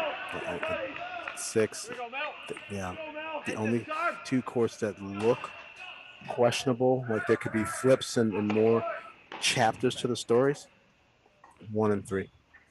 Right now on 1, Micah Braswell did secure that break of serve lead, I believe, here.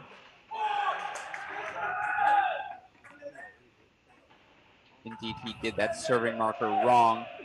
It is Braswell serving 4-3, love 15.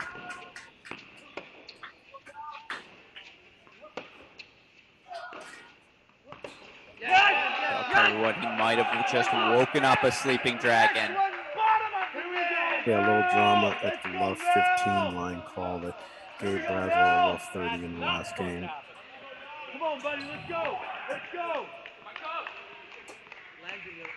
Come on now. Come on, buddy, let's go. Let's go.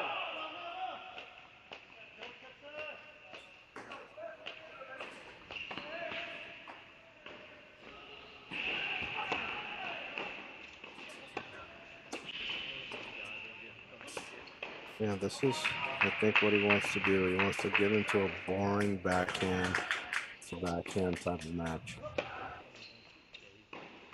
Oh, so there he's trying to change direction to get the rally back on that side, but didn't put enough air underneath that forehand. 15-30 now. And we see both head coaches have moved to this matchup on court 1. Bruce Burke on the near side of your screen for Texas. Tony Bresky there, right under that Texas Longhorn. I just don't know. Yeah, it's important, but I just don't know what they're going to say. This is going to be a lot of long baseline rallies with a stop through trying to get Braswell to hit as many backhands until he makes an unforced error like that as possible. I don't see it being a lot different. There's not going to be any serving volleys. There's not going to be any chips and charges. There's not going to be a ton of ball height and slice variety. This is going to be just a straight ground stroke battle, primarily on the left side of the court.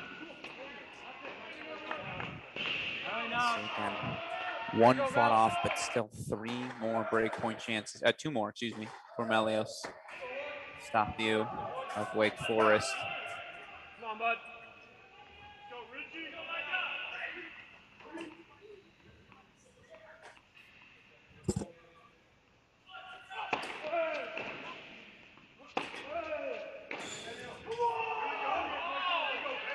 This one now. So this is a fairly significant early deuce point. Yeah. Come on, Mel. I'd Stay say so. tough here, Mel. Feels like a tone setter here at 1. Pame.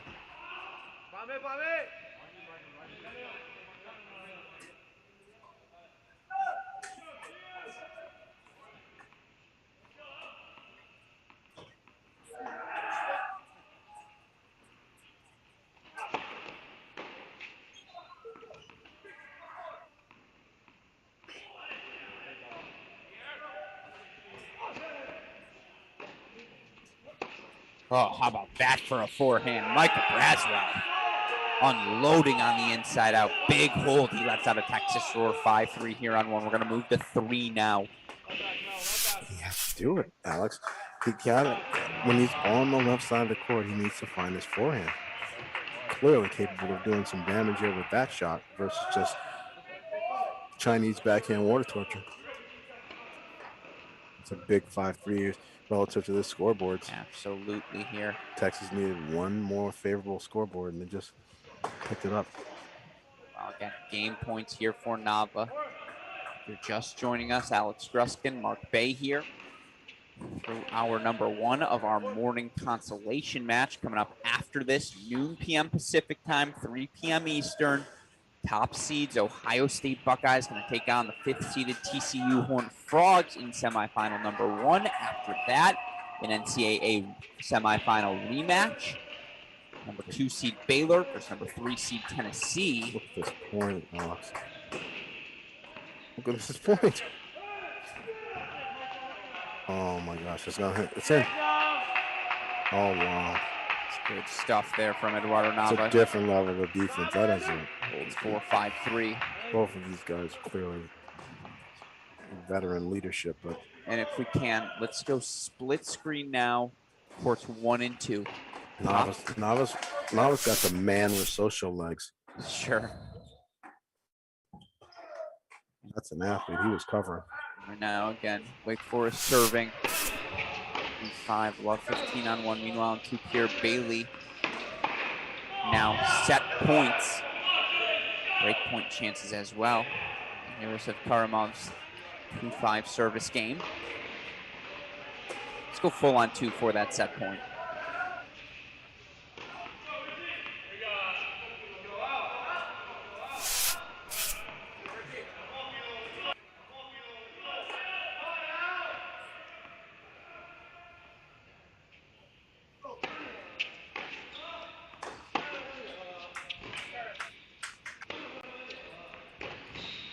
Nice composed forehand aggression there. Kept it simple. Didn't overplay the speed on the shots. He's not getting a speeding ticket for a wrong ground stroke speed today.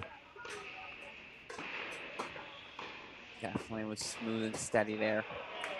So 1 set point fought off by Karamov. Again, now 3 and 6 here through his first 9 matches.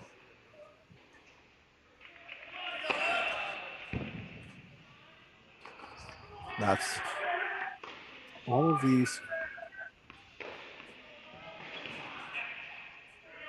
As we get into the ends of the first and early seconds. As the first set goes to Pierre Bailey, 6-2 here on 2. Let's go back to 3. Set points now for Eduardo Nava. Well, let's put the timer on. Let's put the timer on. I say, let's see how we feel on the win projection.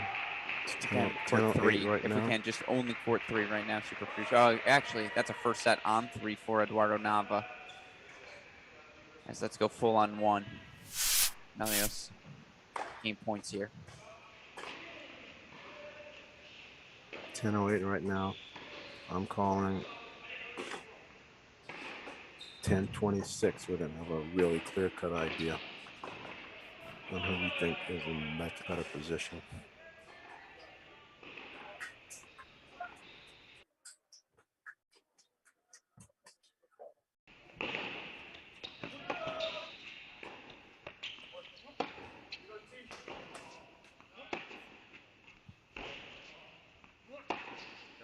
Couple big inside-out forehands again from Micah Braswell. Set point now for the Longhorns, and right now it's 3 first sets to Wake. Taking them on courts 3, 5, and 6. 2 for Texas on courts 2 and 4. Let's go, Melios. Can they make it a 3-3 split here? Come on now. Here we go, boys. Let's go, boys.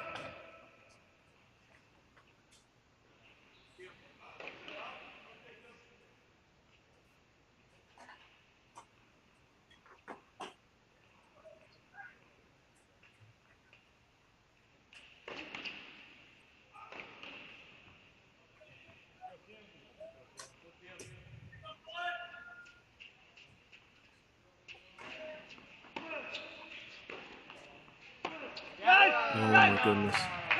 Hold for Melios. How many times? How many times is he gonna get him into a boring backhand unforced error? As many times as he can. If you were to Right, ask that's the him, let's go to question. court 4 now. That's a tricky question though, Alex. If you're coaching him there, do you tell him to just take the second serve with the forehand and crack it right there instead of being able to just accept the backhand to backhand rally? Should he have taken the offense on the no-ad point? Well, it's the argument there again. If you are a bit more patient, won't you get your forehand chances?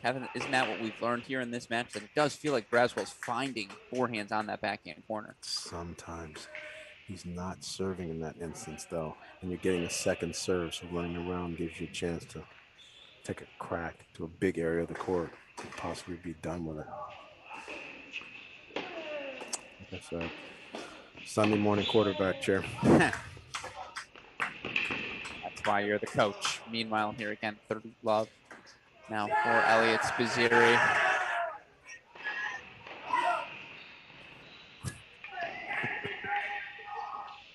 You heard a big yell there. Evan McDonald earning a break of serve now. So after dropping that first set 6-1, he's got a 3-1 lead. Doing his best Cleve Harper impression there at 6. But he didn't need to have something to feel good about to send a message through the veins of all of his teammates. And if we can actually, let's go to court 5 right now. Breakpoint chances. Texas making a move in some second sets. Tahabadi serving 15-40 here.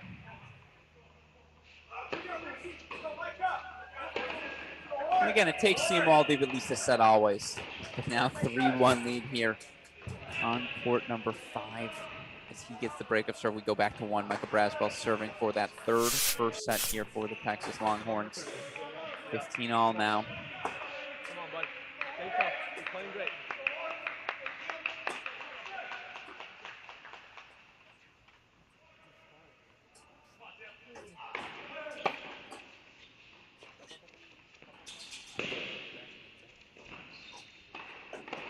Come on. Stay aggressive on the return. Come on. Be ready for both. Be ready for both, buddy. Come on. Playing great. Playing great. Be ready for both sides. Come on.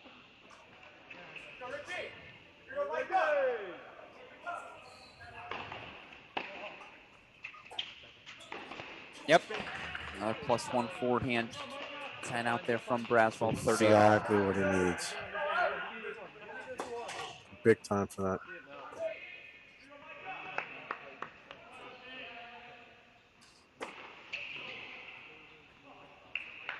Stay tough, buddy. Stay tough.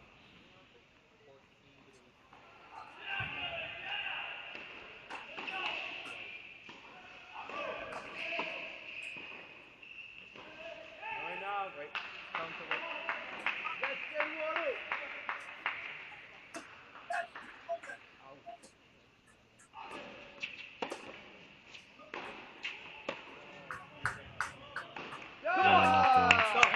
He is just in a great position and overcooking. He just took a great filet mignon and just burned it.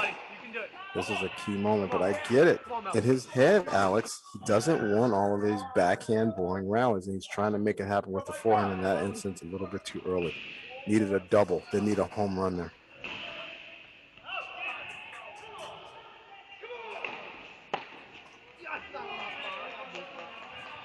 That's big. That helps.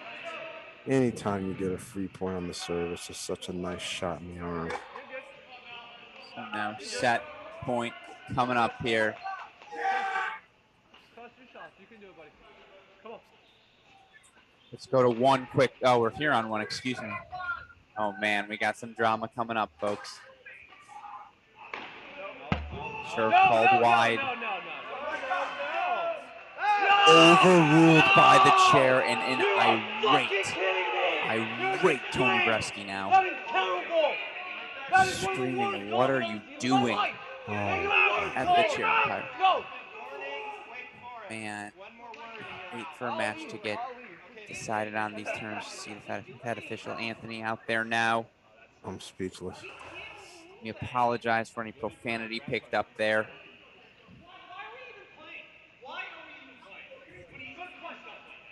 And again, don't want to stick around here too long, but yeah, that's a first set for Braswell. That's 3 in the books now.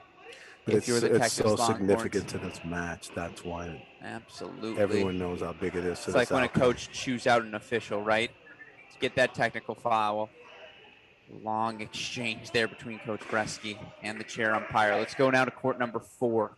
We're on serve there, Elliot Spizzirri. And again, you all can be your own judge. It's a stream, camera of a stream. Far sideline there, called wide. It's a little far from our broadcast booth for us to say anything definitive. But you don't think Coach Bresky would offer that sort of response if he wasn't certain.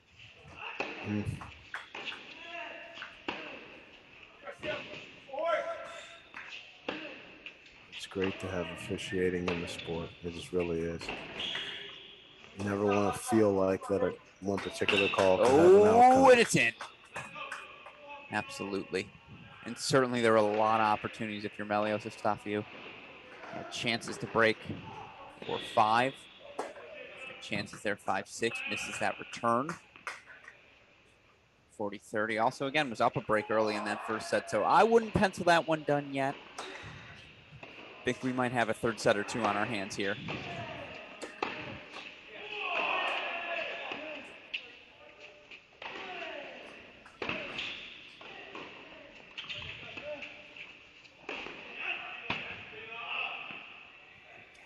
That argument's still going on court 1.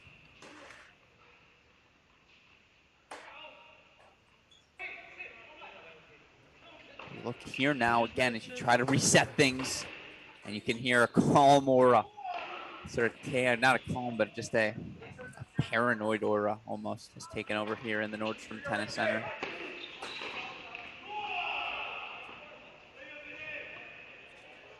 Maroney making his move now for Elliot Spizzirri. We saw this in match number 1. Here we go, T.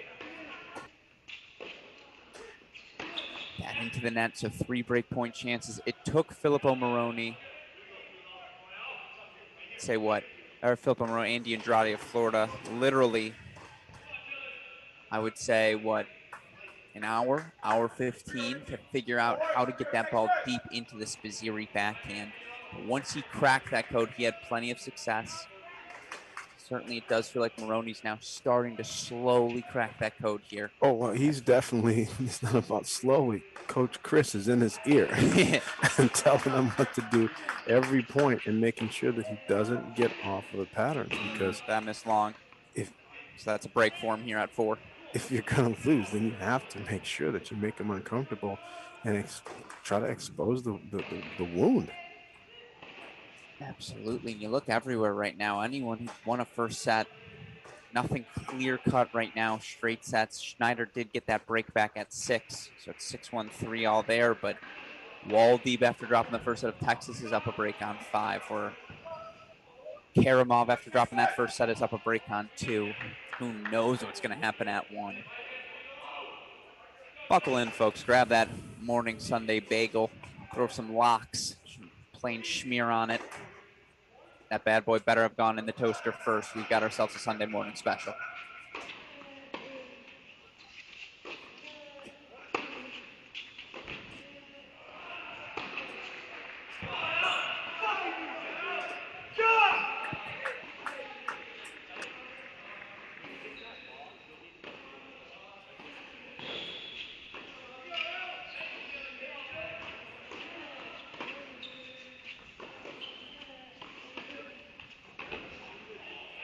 Couple backhand errors piling up. Yeah, I feel Maroney's playing tighter to the baseline as well as starting to charge anytime a situation looks favorable.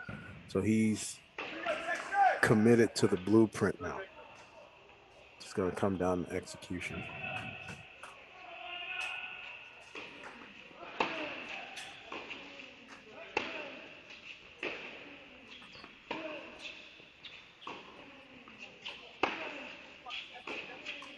You also have to think about the psyche on Missouri's side. He knows normal situation, normal conditions. He's plowing through guys like this at this position. Sure. So he's doing what's best for the team. But as he starts taking more losses in this position, even with the understanding about the injury, it does start wearing on you.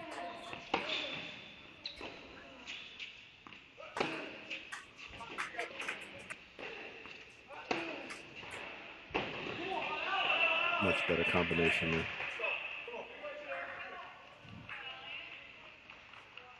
30 all now coming up here as Spizzirri tries to get the break back.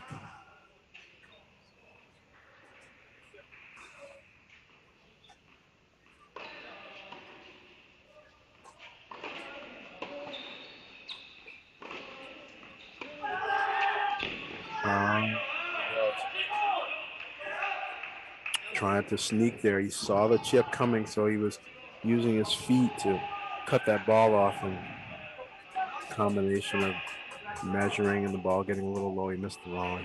It's not really a break of serve until you consolidate. And that's a nice serve there from Maroney. Deuce point coming up.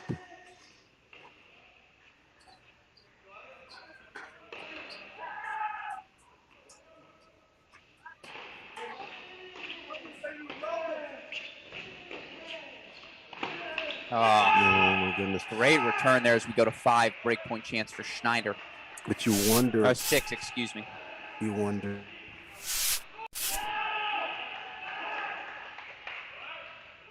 Because it is a high-risk shot to take that ball inside in at that point from that spot. He's a great player, and at his level, he can make any shot, but I just feel like there was a little bit of situational tension on that choice.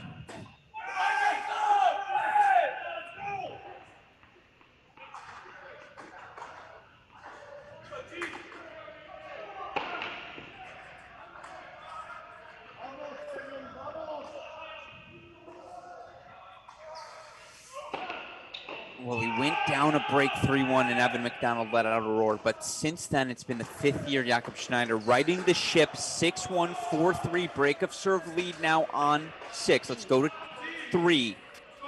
Right now on 3, Eduardo Nava has set himself up 3 break points to take a 6-3, 3-1 lead. And again, with that 5-2 lead, Maroney right now on 4. Certainly Wake Forest making pushes everywhere now.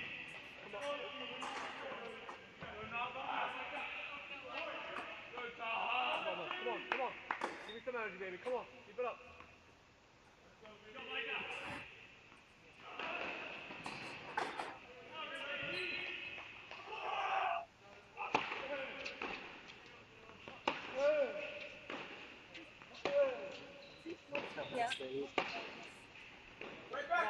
Come on, Mel. Come on, bud.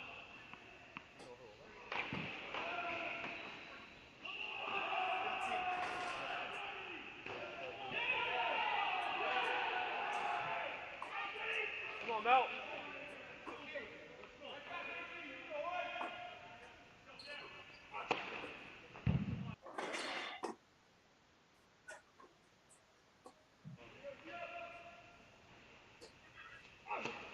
That's the break to Nava. 3-1 here on 3.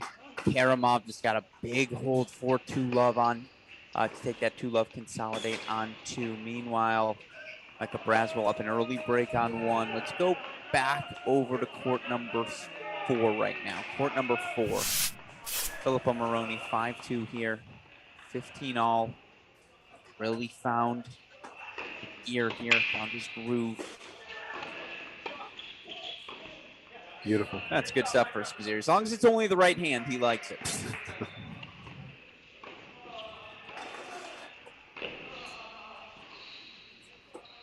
Of course, again, any comments for us here in the booth, anything we can do for all of you tuning in at home, I'm at AL Gruskin on Twitter. He's at MarkBay13. You could also reach us at Cracked Racquets.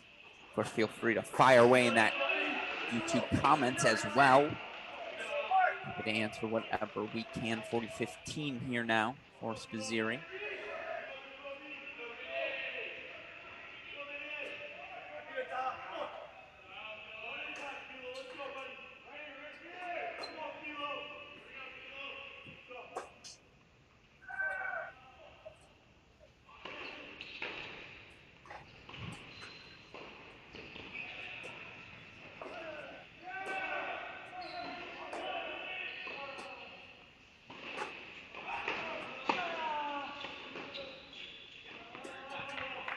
Good return there from Maroney, 40-30 now. Coming towards the end of those second sets now.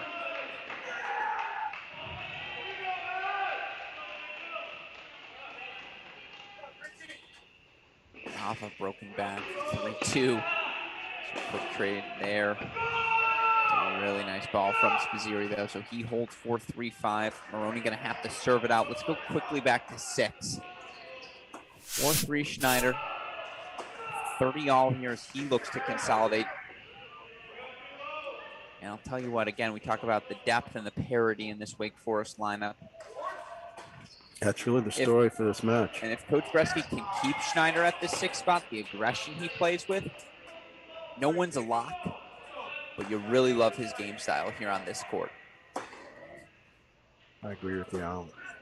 Does a lot of positive things here. And he's been rather professional about this match. That's a great ball there from McDonald.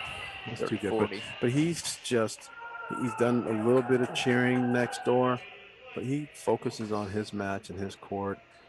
He's really engaged, and it's always, to me, a challenge. I coached a young lady by the name of Brianne Miner, who, played at Michigan. And I would always talk to her when I watched her to duel and say, well, what's the right amount of energy and cheering for your teammates while you're still trying to focus on winning your match?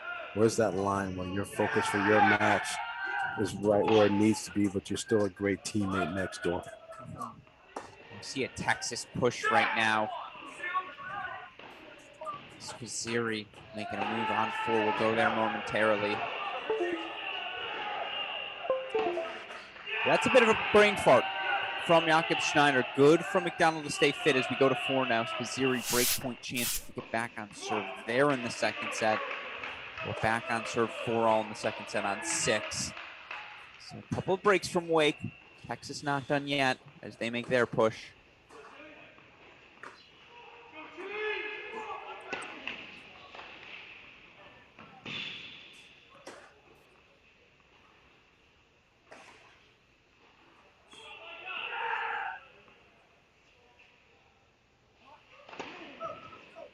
It's a forehand. See, that's the dream. Taking the ball over to Minford's backhand, hitting a forehand into the Maroney backhand, and immediately transitioning and not allowing a rally. That right there is a grand slam for this match tactically. You see here, breaks exchange 2 consecutively. Nava broke for 3-1 here for Wake Forest. Ciamara got that break back immediately, but the double fault now. So love 40 here for Nava. Meanwhile, I appreciate the question, Tyler. Do I know, is Harper hurt or just resting? It's a combination of the two. Everyone on day 3 of a tournament's hurt. Is he injured?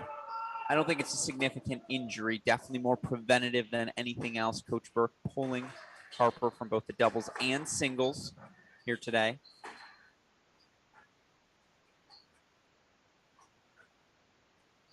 Break back for Nava. So he retakes that 6-3, 4-2 lead here on court number 3. Meanwhile, let's go back to 6. Breaks of serve, the name of the game right now in the Nordstrom Tennis Center. Evan McDonald just broke back for 4-all.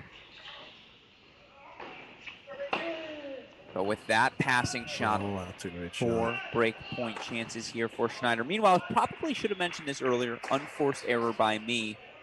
Happening right now over in the Seattle Tennis Center. Texas A&M took the doubles point and have one first set in the bag as well as they take on conference foes Ole Miss. You can find the links for all of those feeds on the We Are College Tennis ITA website.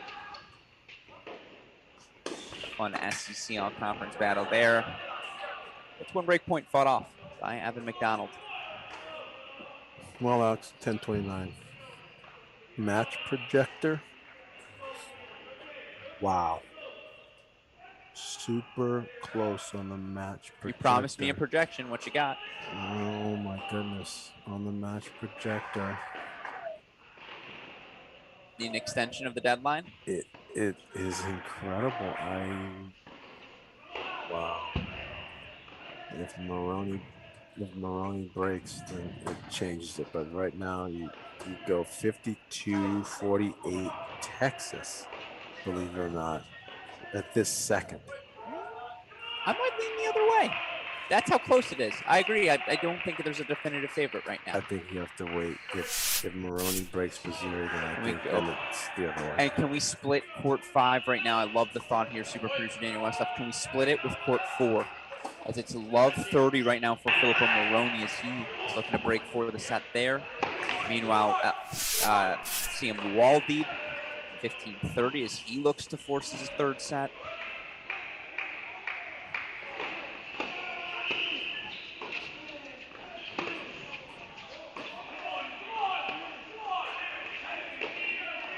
I actually love that ball from Maroney. If you're going to challenge this Missouri forehand, you better challenge it with depth, pace. Maroney able to do that. And now 4 set points coming up to force a third on 4.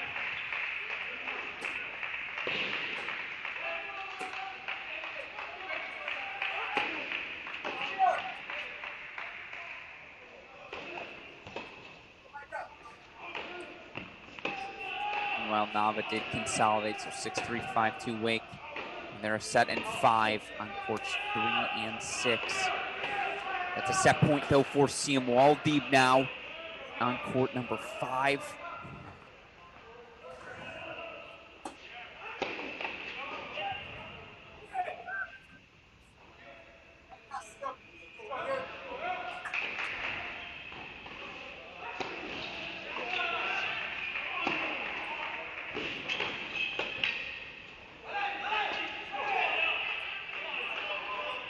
He fights off one of them. Deuce point coming up on 5. 30-40 on 4. Oh, excuse me.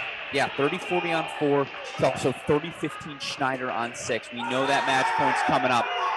And Westhoff, as soon as the game ends on 5, I want you to replace that with 6, if we can. 5's going to turn into 6 in about 1 point here, folks. So let's turn 5 into 6. Body holds 4-6-2-5 all. Oh, let's just go full on 6. Set 2, Filippo Maroney. He forces the split on court 4. And that swings the projector. 53-47 Wick. Just You can just tell me you agree with me. I won't be offended. At that second, I didn't. And at this second, I do. I appreciate it.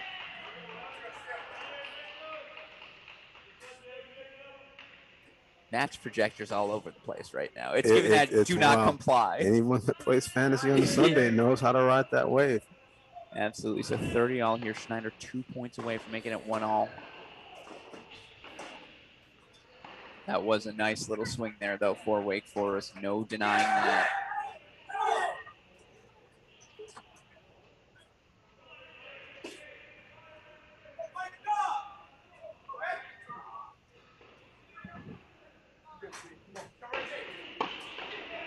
That's a good serve from Schneider. Now match points coming up for the 5th year.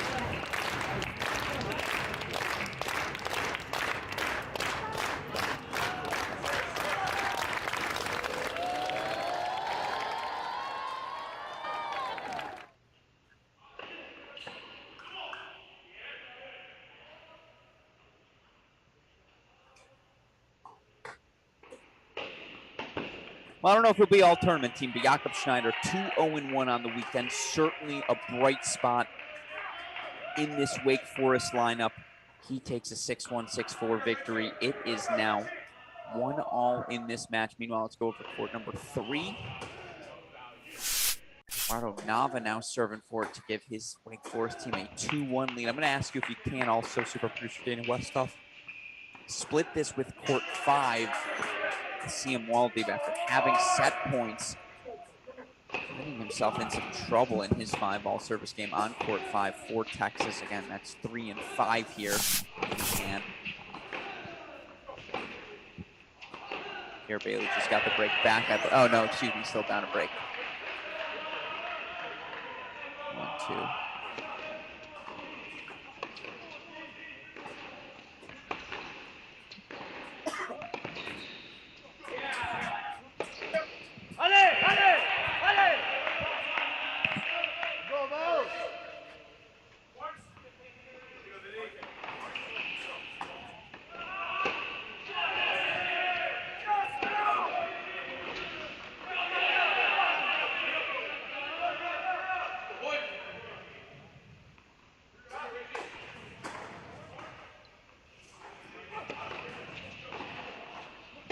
Yes!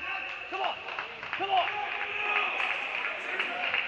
Mel, right now, first one, Mel. Come on, Mel. Yes, do that, baby. Come on. Let's go.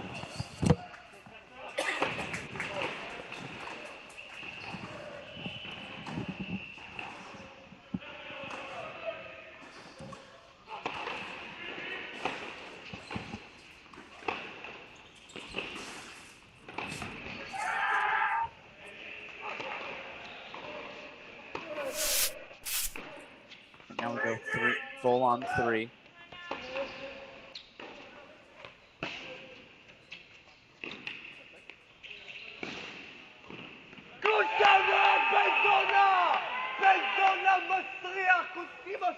Let's go, Mel. Let's go. Devin, come on.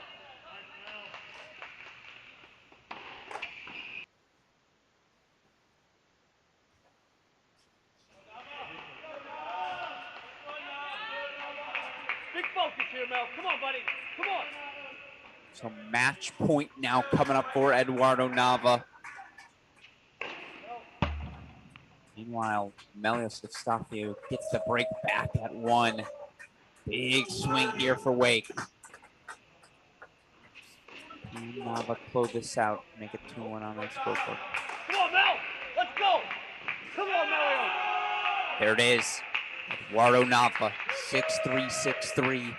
It's 2-1 Wake Forest, folks. And now we go over to court number 2, where Yaroslavl Karamov, Eurobek Karamov, it's currently up a break 3-2 after dropping the first. 30 love here, coach. Nice moves from the Demon Deacons. 58-42. Wake on the back checker. I like that. And I feel like if they can get Taha Body on court 5 now off in straights, ride that 3-1 lead, and just you face so much scoreboard pressure now if you're Texas.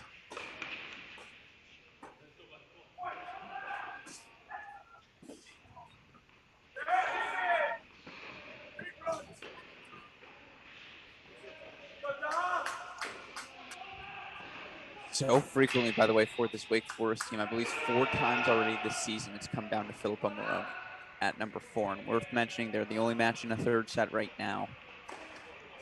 It's always freaking Maroney. But a lot of work to get there, let's be clear. Well, some of these other matches could end up getting to go later than they would be, right? Sure.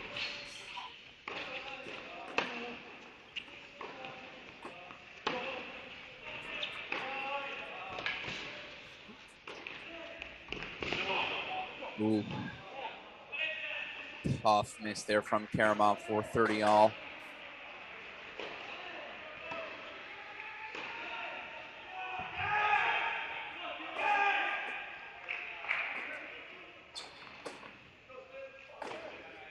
And worth noting, Texas today, not only playing with a banged up Elliot Spizzeri, Still can't swing through that backhand, but no Cleve Harper, their number 6 singles player, number 1 doubles player, out due to injury.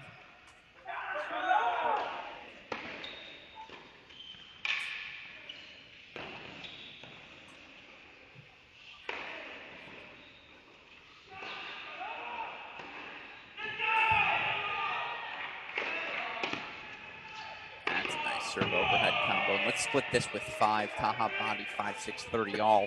I really like Karamov coming forward. Yeah. This guy's played a lot of pro tennis in his career.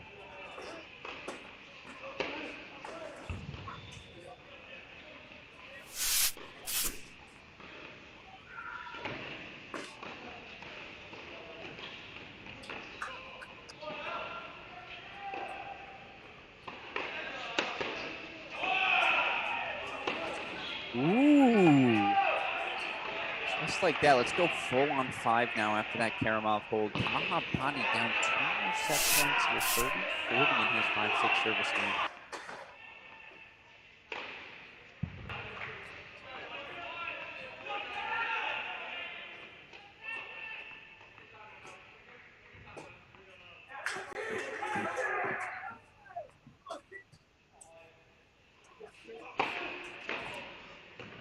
Serve long there.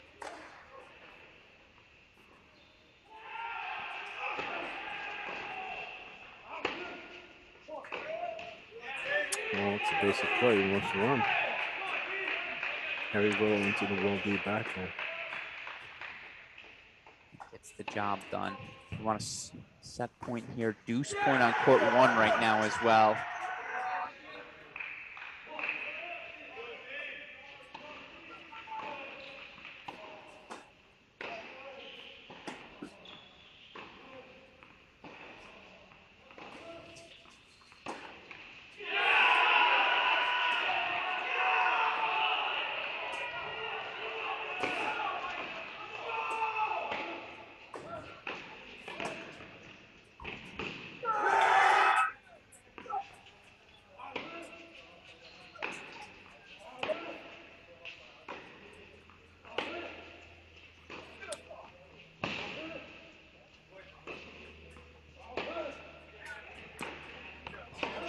Well, we're going 3 on 5. CM wall deep. 7-5 second set. Meanwhile, Texas gets the break. They're now up 6-4, 4-3 on court number 1. Let's go to court number 2 right now. That's a swing towards wall deep. That's a swing. Yeah, that helps Texas out quite a bit. Still 55-45 on the match predictor for Wake, but And you see the dropper from Bailey there. Let's go to our only court with action right now. That's court number 4. We had an early deuce point hold for Maroney. I'm putting on wall deep on the all second Court 4. set tournament team. All second set. I like it. No, again, just as soon as that number gets to 5 in the second set, that's when he wakes up. That's when it's CM wall deep time. Yeah, right now 10:42 on the clock. Ohio State TCU scheduled for a noon Pacific time start. I don't think that's going to start. Well, you know Coach Tucker will request at least 30 minutes to warm up. At least. We did see the Buckeyes here warming up earlier. Have not seen the Horned Frogs, although I know from personal experience they are in the gym right now. If they haven't already been there, probably done, wrap that up at the hotel. So physically they'll be ready, just about getting some balls. The problem with this is that you're not in a scenario where one side is going to clear out where the other teams could start hitting. It's pretty balanced on the result and the length of how long it's going to take. An illusion there. The fact we have 2 banks of 3 courts here at the Nordstrom Tennis Center. Typically when one of those banks clear, they let the teams for the next match go warm up. Right now we've got a third set just getting underway on 5, third set just getting underway on 4. You're just not going to have a clean bank. No, you won't.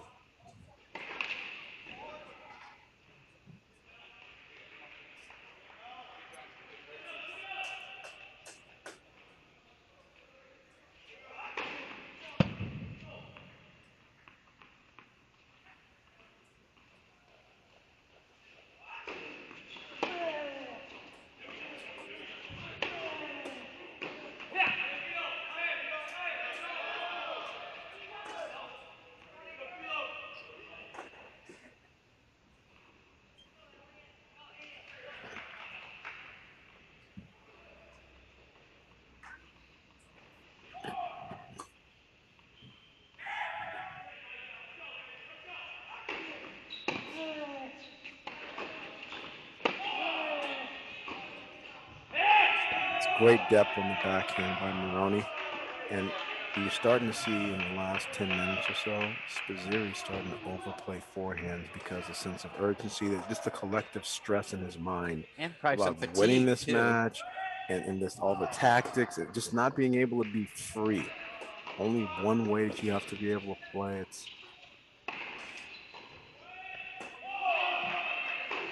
tough for him.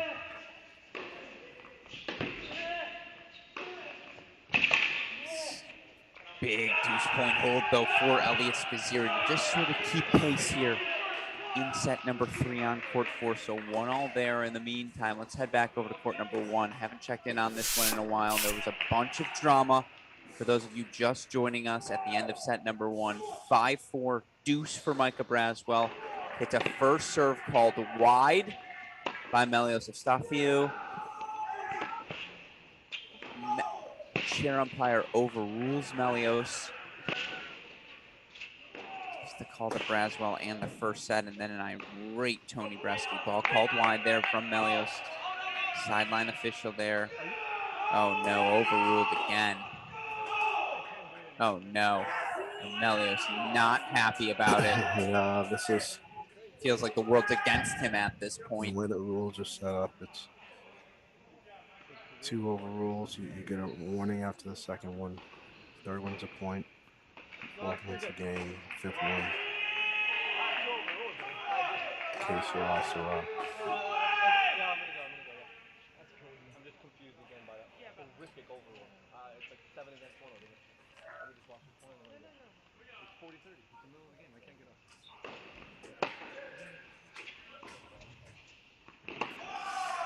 Well, the sophomore Michael Braswell continues his exceptional form. Again, got the win over Sam Riffis. Day 1 was all squared with Famba yesterday of TCU when things ended, and now 6-4, 5-3. Sophomore continues to look good. And you said before the match you like Texas at courts 2 and 4. I said 1 was the one I was watching. It is right now. It looks like 1 Is their best chance. here. Yeah, one is that's a big. Those were some big moments in a very close match, and all going Texas's way. That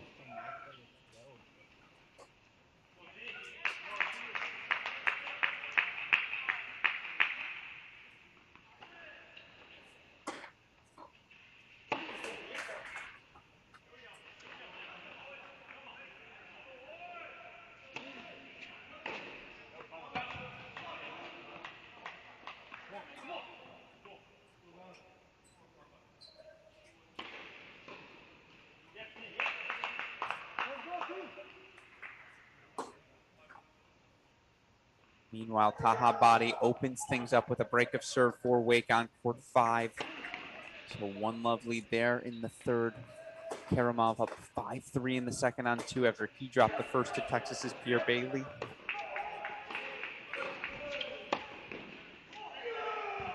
Micah Braswell now 2 points away, and I'll tell you what, if Braswell gets this victory, are we going to hear a Longhorn roar?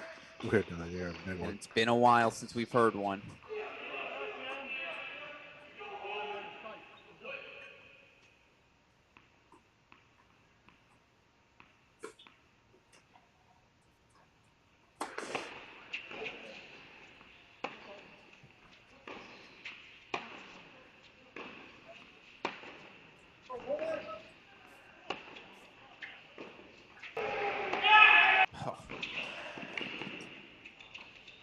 Ah,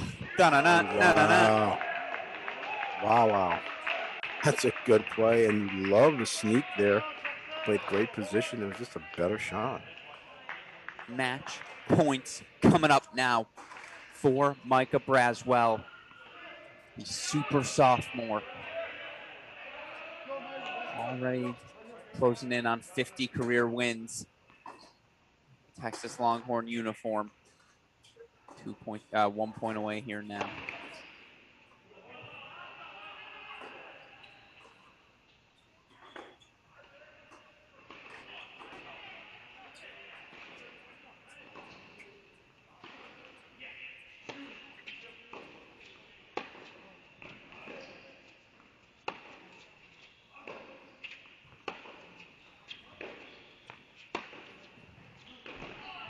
Good steadiness there from Melios. He fights off one. Meanwhile, Karamov about to serve for the second setup. 5-4 for Wake Forest at 2. We'll go there next.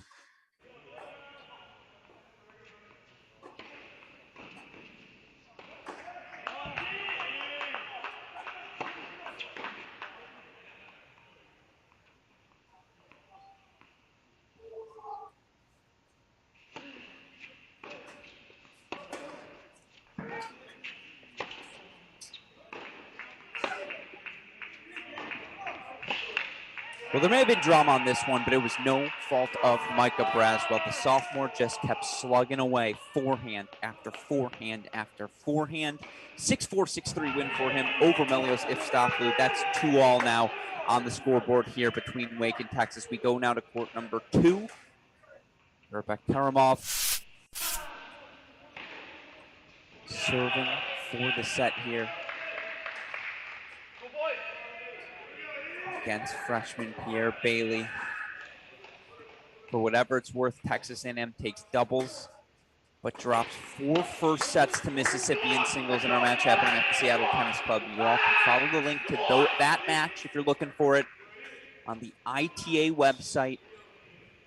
No broadcast there, still plenty of good tennis, but of course, grateful all of you have tuned in here. Alex Gruskin, coach Mark Bay, super producer Daniel Westoff. We steer you through our coverage of day 3 here.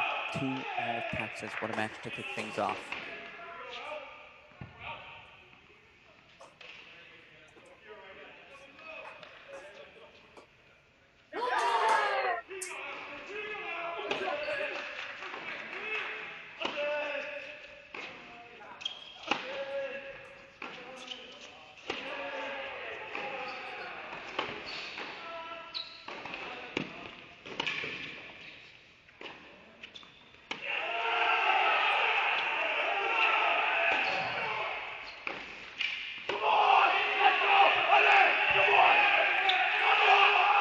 Get jacked. They need both of these guys now. Big roar there from Pierre Bailey for love third. And Bailey actually told by the chair umpire, hey, don't you be doing that in the direction of Karamov. You see volunteer assistant Austin Rapp saying, hey, he's just amped. You're right. Wrong direction. Don't worry about it. I'll talk to him. Trying to quickly diffuse that situation.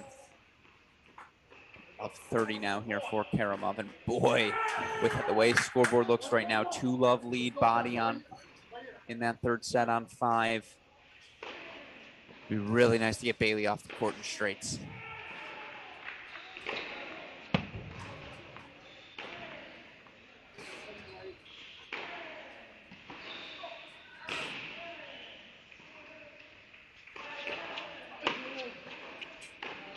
Ooh.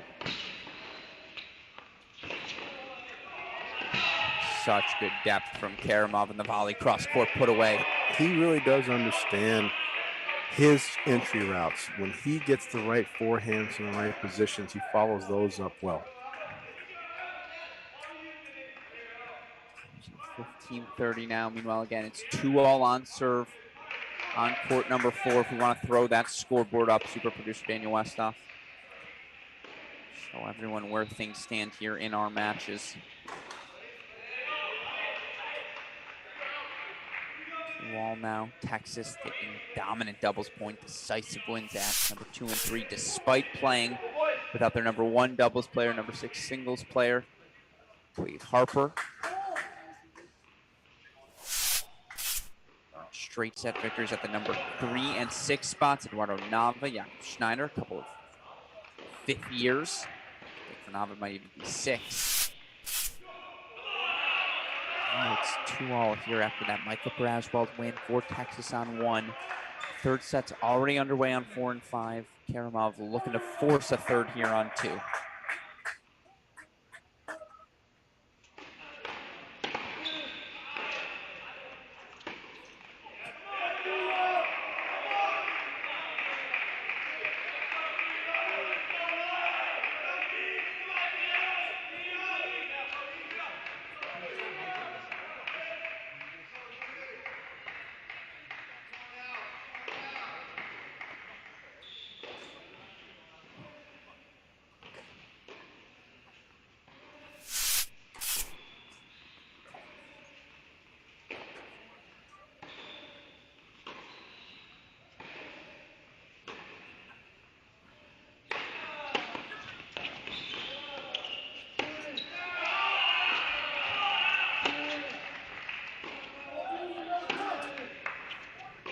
Oh my goodness.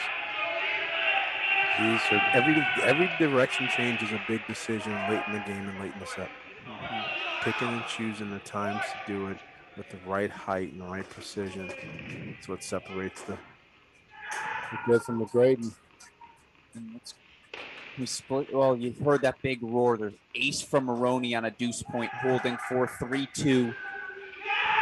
Again, it's 3-love, 15-love, double break lead for Taha Body of Wake Forest on 5. So in terms of our second match here today, our first semifinal, Ohio State TCU, very good chance they'll be able to get out on court here.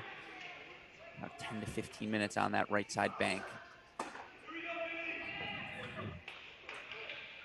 course, now we focus in deuce point coming up. Set point here for Urabek Karamov.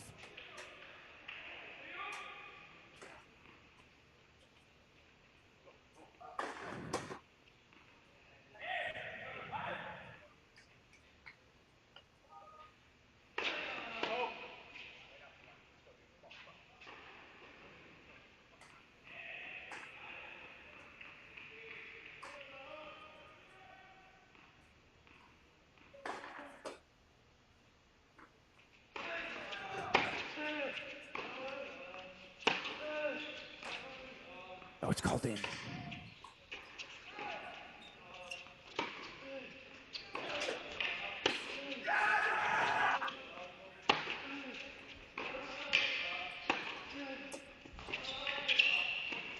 How about that? Oh, Karamov gets there. Too good from Pierre Baylor. Just that. Let's go to 5. Pressure performance at the highest levels and the most important times. Wow. That's some ball. That's some ball there, but that ball wide from Siamwald. 40-30 now, and it seems to always come down to Filippo Maroney at that number 4 spot for Wake Forest. Right now it's 3-2 Maroney on serve, taking on Texas's Elliot Spizzirri. We're keeping our eye there, but it's 4-love here for Body now.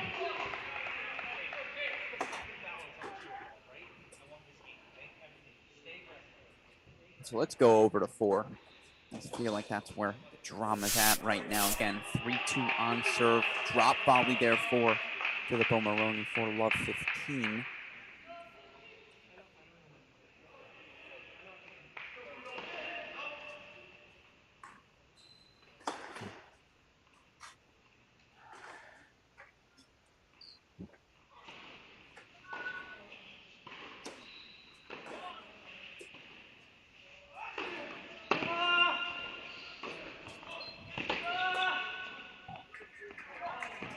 Good.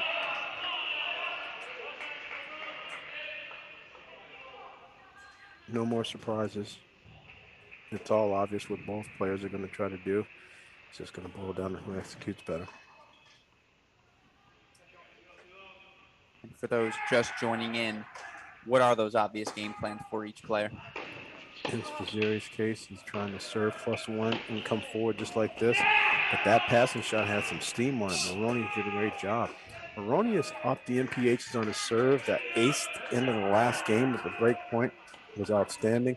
Maroney is trying to play tighter to the baseline. And the moment he gets Spizzirri in a bad spot, he's sneaking out and volleying. He's not trying to build the point there and hope for a chip mistake. He's trying to actually force the issue, a la Andrade and others, to try to get the win at 4.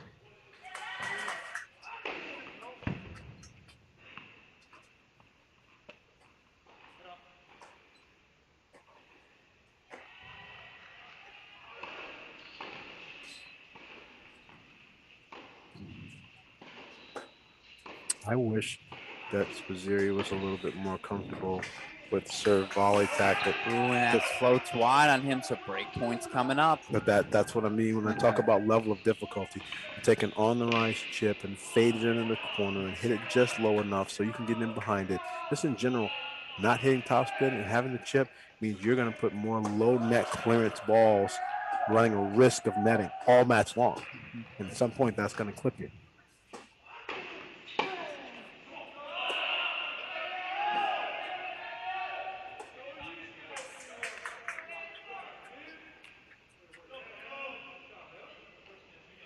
shoe tie here. Little icing of the kicker. 40 now for Spazzeri.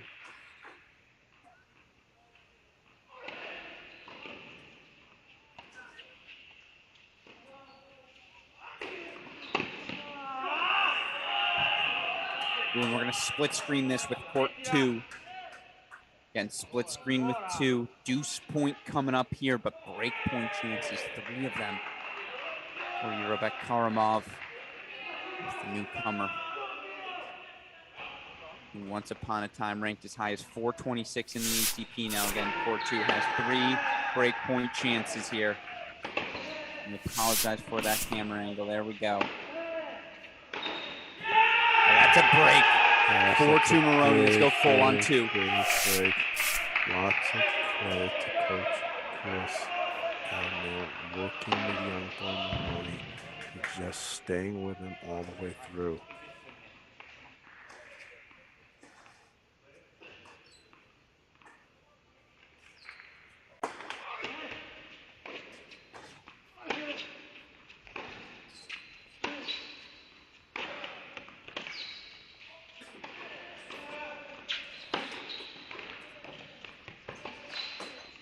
Oh, no.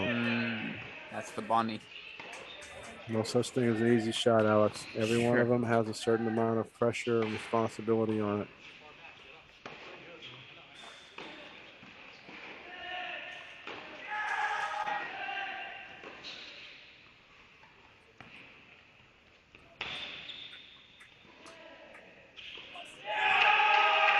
Definitely a different Maroney over there in court 4 now, Alex. He's walking with some swagger. He's got his shoulders back. He's staring Spazzeri down. He's giving fist pumps. He is no longer in awe or afraid. He's behaving like he should be the one bringing the balls back here. Well, he's earned it, right? It's a big emotional change for this matchup. Clinched their match less than a week ago against Columbia. Clinched a 4-3 match for them earlier this season against Michigan. Clinched 1 against Georgia. Clinched 2 against Georgia, I believe, excuse me.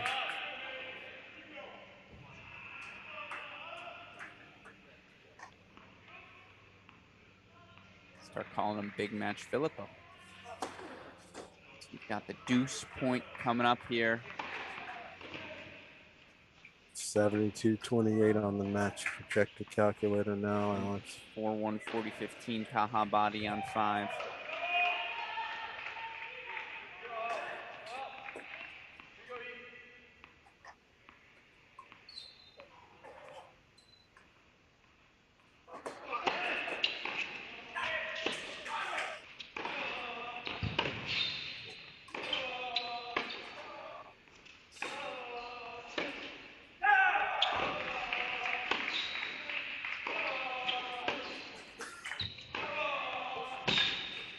Completely out of the picture. And the fade finish. Karamov is an outstanding all-court go to player 5. when he wants to be. When he doesn't want to just kind of massage the ball around. He knows how to come forward and handle his business. And the match calculator just jumped again, Alex. It's 91-9. 5-2 Maroney for Wake Forest at 4.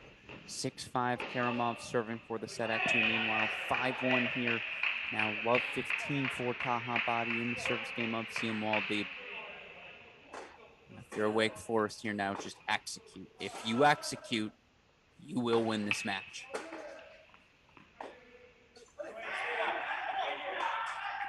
It's tough. You've taken 2 of their biggest, one of their actual true leaders in Spazzeri, and then one of their emotional leaders in Waldie. And you've got these guys with their tails between their legs on the back end of the score. And the only other true tennis fighter warrior is on the bench. There's just not a lot of comeback possibilities here with Longhorns based on where it stands. No, and I do think if you're Texas, again, coming out of this weekend, you didn't play your best, and yet you beat Florida. Not the most competitive match against TCU, but we're right there with Wake, and Spazzeri still doesn't have a left wrist. Siem Waldib's not playing his best. Completely correct. And Bailey I and Braswell, love top these two. early season. It's like the basketball when you have the ACC Big Ten Challenge, and the different basketball teams are playing early December and January to see who's who and what's what, right? This is sort of like that in a different way. The Big 12 teams that battle ACC top team. It's a great litmus test. Texas definitely will rest up and they'll have their full lineup ready to go by the time they push into the Big 12 later stages of the season in April. And then now we have 3 match points for Wake Forest. Taha Badi give the Deacons a 3-2 lead.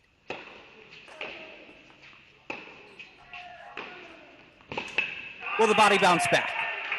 Tough result for him yesterday against J.J. Tracy. Was right there in that first set, but now it's 3-2 Wake Forest. Meanwhile, we go back to 4 here. Elliot Spazzeri serving to stay alive. And again, Spazzeri, you see the heavily taped left wrist. He can't hit through the backhand wing, and yet Coach Burke riding with his 3rd year. Spazzeri's built that trust, certainly, from the coaching staff. But right now, Filippo Moroni 2 points away from delivering another clinching victory here for his team.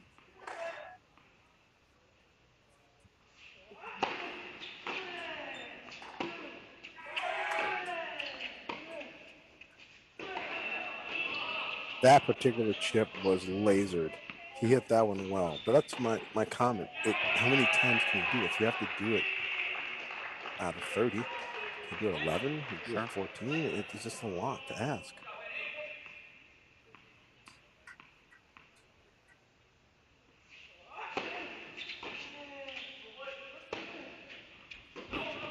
Called long, confirmed. So match points Moroni. Wake Forest gonna out of here 2-1 in Seattle. This was a great effort.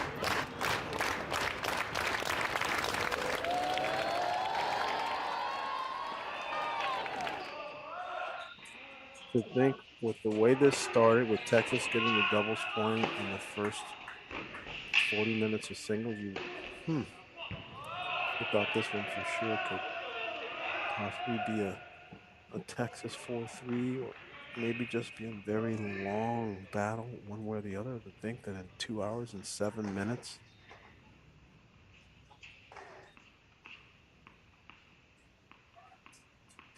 we could almost be done. Surprising relative to. By the way, Karamov serving for the set. Backhand put away there from Spazzeri, so he fights off 2 match points, forces a deuce point, excuse me. Should he dig his way out of this? Match obviously becomes that much more pressing. That's what you want. You want the young boy to have to serve it out.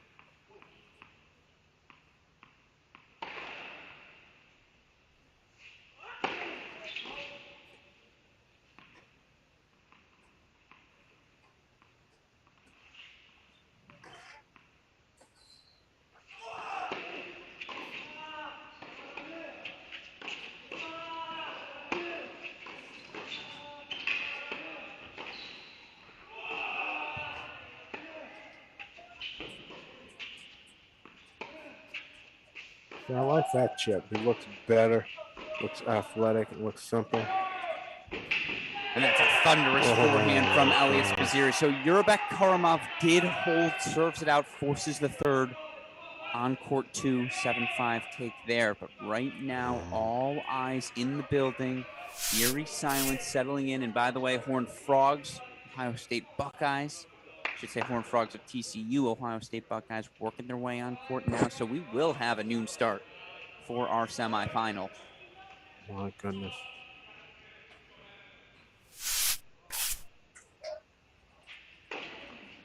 What's Spazzeri on that last point, Alex? It was.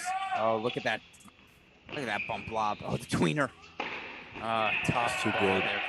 It was controlled aggression and controlled precision that got him that job. But we've been talking about this closeout game.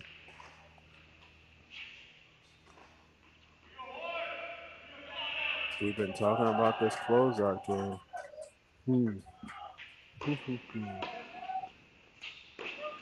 Maroney loses the first point, and now he's on the 29% of that stat, Alex. Is he going to close it out? It's never done till it's done. That's the beauty of how tennis works.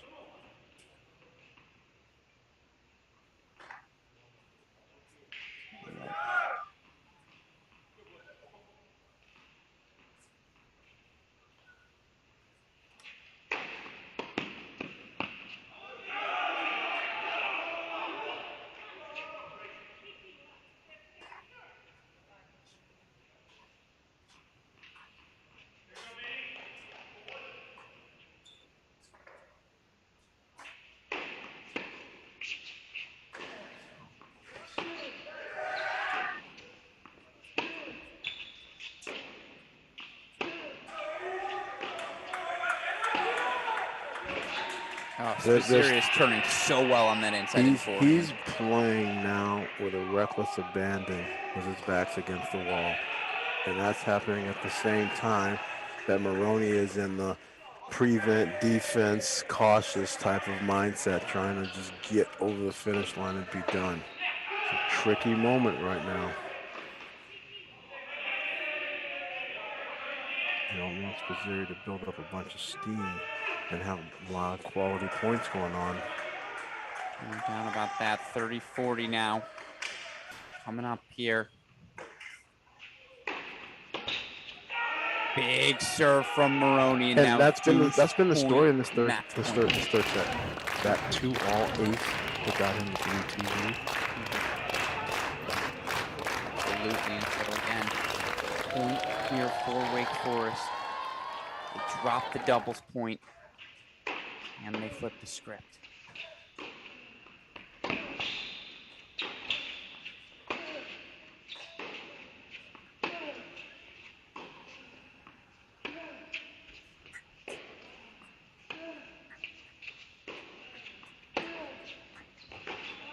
Oh my goodness! No way. He goes Philip behind on the BH, which is a great time to do it, Alex, because Spazeri's waiting on the ball to go back to his backhand. So he picked the right time to change direction, and he makes it. So 1-6, 6-4, 6-3.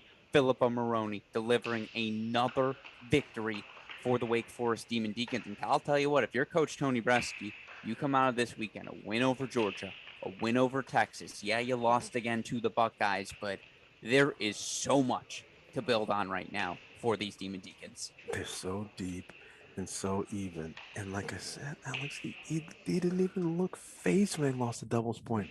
He looked like, okay, guys, well, here we go. It seems strange to me at the moment, but now it makes all the sense in the world. He has so much confidence in the amount of depth and matchups and quality in the singles lineup that they just rolled up their sleeves and got it done. Absolutely. And again, if you're head coach Tony Bresky now 15-4, ridiculous that they've already played 19 matches. 15-4 though. I like it. Coming out of this weekend, and yeah, you feel like with Schneider, how well he performed, right? 2-0-1. Filippo Maroney, 2-0-1. You've got options at the back of your lineup. Now, what do you do on top? What's the best way to put your team in a position to capture those 4 points? Certainly something the Deeks are going to have to answer here moving forward. But again, as we look at this weekend, 2-1 for Wake Forest. On the flip side, Texas got a dramatic 4-3 victory over the defending NCAA champs in round one. And again, Elliot Spazeri still injured with that left wrist. And, you know, again, you look for them. Clearly, no Cleve Harper today. That made a difference at the number 6 singles position. I actually think it's glass half full take here, but I think I feel better about Texas coming out of this weekend, just the way they competed everywhere despite not being their healthiest. I think it's a fair statement. I agree with you. It's hard always on the 1 and 2 to walk out of here and say you had positives, because these guys are champions and there's a lot of pride and a lot of great, they have a wonderful product with a great doubles point and a lot of good singles options to be able to get 4. So they'll lick their wounds, they'll understand, they'll heal, and they'll come back into that Big 12 season and hopefully try to be good enough to take care of the Oklahomas that are going to be coming for them, but also try to knock off the TCUs who've had great tournaments here and potentially, are obviously in the hunt for trying to win. Yeah, no, absolutely. And again, coming up next here in the Nordstrom Tennis Center, we get funky, folks. Semifinal action slated to begin. Ohio State Buckeyes, your top seeds, undefeated, beating just about everyone you'd be looking for in the top 10 of the rankings to this point of the season. But one could argue that the most impressive team here in Seattle has been the 5th-seeded TCU Horned Frogs. Coach Roditi has his team absolutely peaking here at the National Indoor Championships. Ohio State, TCU, noon Pacific time here on our Crack Racquets YouTube channel. You don't want to miss out, folks, as our coverage continues here in Seattle. But for now, going to sign off. Again, we will be back at noon for the start of doubles in our first semifinal for the fantastic Mark Bay, our super producer, Daniel Westoff, our friends at the ITA, and all of us here in Seattle, Washington. I'm Alex Gruskin. You are watching the 2022 ITA Division I National Men's Team Indoor Championships presented by Crack Racquets. So at Oklahoma State, we've always prided ourselves on having one of the premier tennis facilities in the country. One of the aspects that wasn't living up to that was our indoor lighting, and so we partnered with Sports Interiors, who had the reputation of being the best in the business, and they were the easiest for us to work with. Dan and his group came in from day one and gave us a plan that would allow us to have the best lighting. And with us hosting the 2020 NCAA National Championships, that's what we wanted. We wanted to showcase our tennis facility as being one of the best in the country and being a venue that would allow us to host the best championship possible.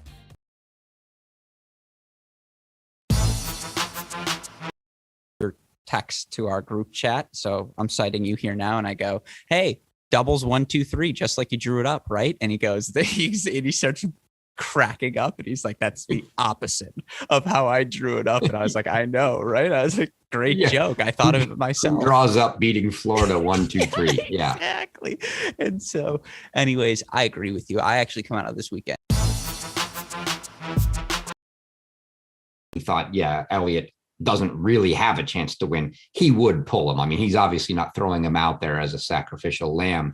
But maybe after one day he thought, all right, it was taking him a day to get it back. After 2 days, maybe we see that tomorrow that he does that. Spazieri gets a day off and they let Chi come in and play. But nonetheless, I've been impressed. And even though they lost 4-0 today, like you said, they were in a third set at 1. They were up a set and 4-1 on 6, and they were in a third set on 5. So all of the matches left could have easily gone their way. It could have ended up a 4-3 match.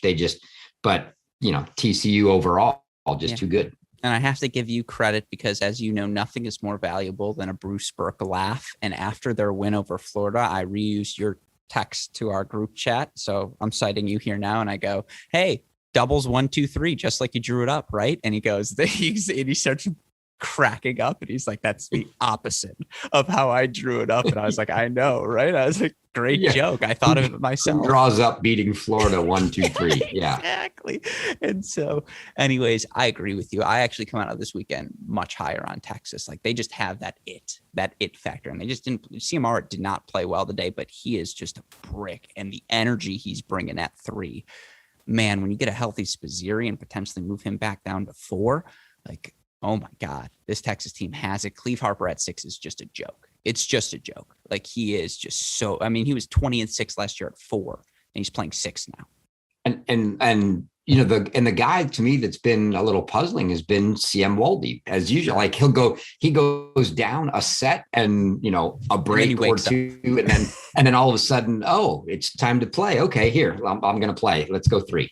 Yeah, 2 Alex Gruskin jokes originals for you since I stole yours earlier. My guy Cody Johnson was doing the alternate or filling out the alternate team stuff to have the ballot ready, and I go, 2 spots you don't need to do. 4 singles, it's JJ Tracy. I'm just like, don't worry about it. Trust me, I'll be right. You can pen that one in now. It's fine. Yeah. Second one for 5 singles, it's Elliott Spazieri when he's down a set. CM Waldy when he's down a set and 5 something. It's like that CM Maldeep is all tournament team because that guy is just a freaking beast. But that was the Texas swing in the morning. And again, we'll talk about the consolation matches at the end.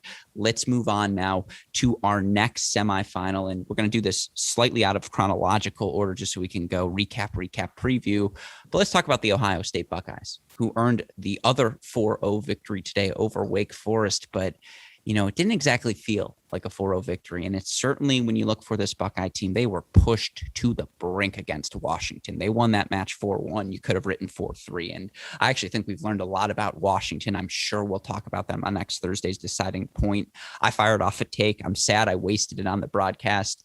Washington's going to finish hot. Yeah, Washington over UCLA. You like that one? Yeah. You said it and I went, my mind doesn't want to believe it. Yeah. But if I actually, the same way that when we did the preview picks, I sort of said, I'm just going to step back and go bigger picture. Sure. This is the way things look. Absolutely. If you step back and go bigger picture, how do those two teams look? Yeah. Washington actually looks good and UCLA looks like, I still don't believe it. I mean, I still think somehow UCLA gets it turned around just because they have the talent. But yeah, from a way they look, it's hard to argue that right now. Can I just say, and when it gets this late, I get very lovey. As you know, it's 2 a.m. Eastern time. I could not love 2 a.m. Chris more than I do right now after that sound effect. That's the Gruskin sound. I know. You see the smile on my face to those of you watching this live. God, I miss you. Okay. Anyways, stay focused, Alex. We talk about this Ohio State team who, 4-0 over Kentucky, 4-0 over Virginia, 4-0 over Tennessee, 7-0 over Wake Forest, all of those matches in the Ty Tucker Tennis Center in Columbus. They're on the road now. And look, they got punked in doubles last night. The number 1 and 2 teams in the nation lose for them. And obviously, they not only lost to the doubles team, but they lost to the 200 plus fans in the Nordstrom Tennis Center, which has been rocking. Washington flying up the power rankings in terms of best at getting fans to show up at their matches. Oh my God, is this a fun environment? But you talk about Ohio State tonight, the energy they didn't have at the start of match number 1, they brought tonight. And Ty Tucker and Justin Kronog and even Hunter Callahan, their coaching staff, stressed that all in the layover between this match and yesterday's match. And look, Votes on Cash responded. 6-3 win over Bethia and Schneider at 1. And then I think the biggest revelation here for the Buckeyes, let's start with the doubles point. Kingsley and Tracy are so good at 3. Like, you found your team. They're undefeated, 6-2 today over Maciag and Draper, who are good. Like, Maciag and Draper, that's a good doubles team. And by the way, if you're Wake Forest, kind of like their doubles point, even though it's a bunch of weird pieces in different places. I really like it. No Melios if Stoffloof today, but obviously let's start with that doubles. Ohio State. Well, let's just go overall. Ohio State with the win there, and then straight sets on 1, 4, and 6. Did they right the ship today? Are they getting closer to their pre-national indoor form? How are you feeling about the Buckeyes? Yeah, I mean, I think a little bit of it was, hey, everything has been played at home up to now. They come and they get the first match that's away, and not as it really, their first match isn't just neutral site.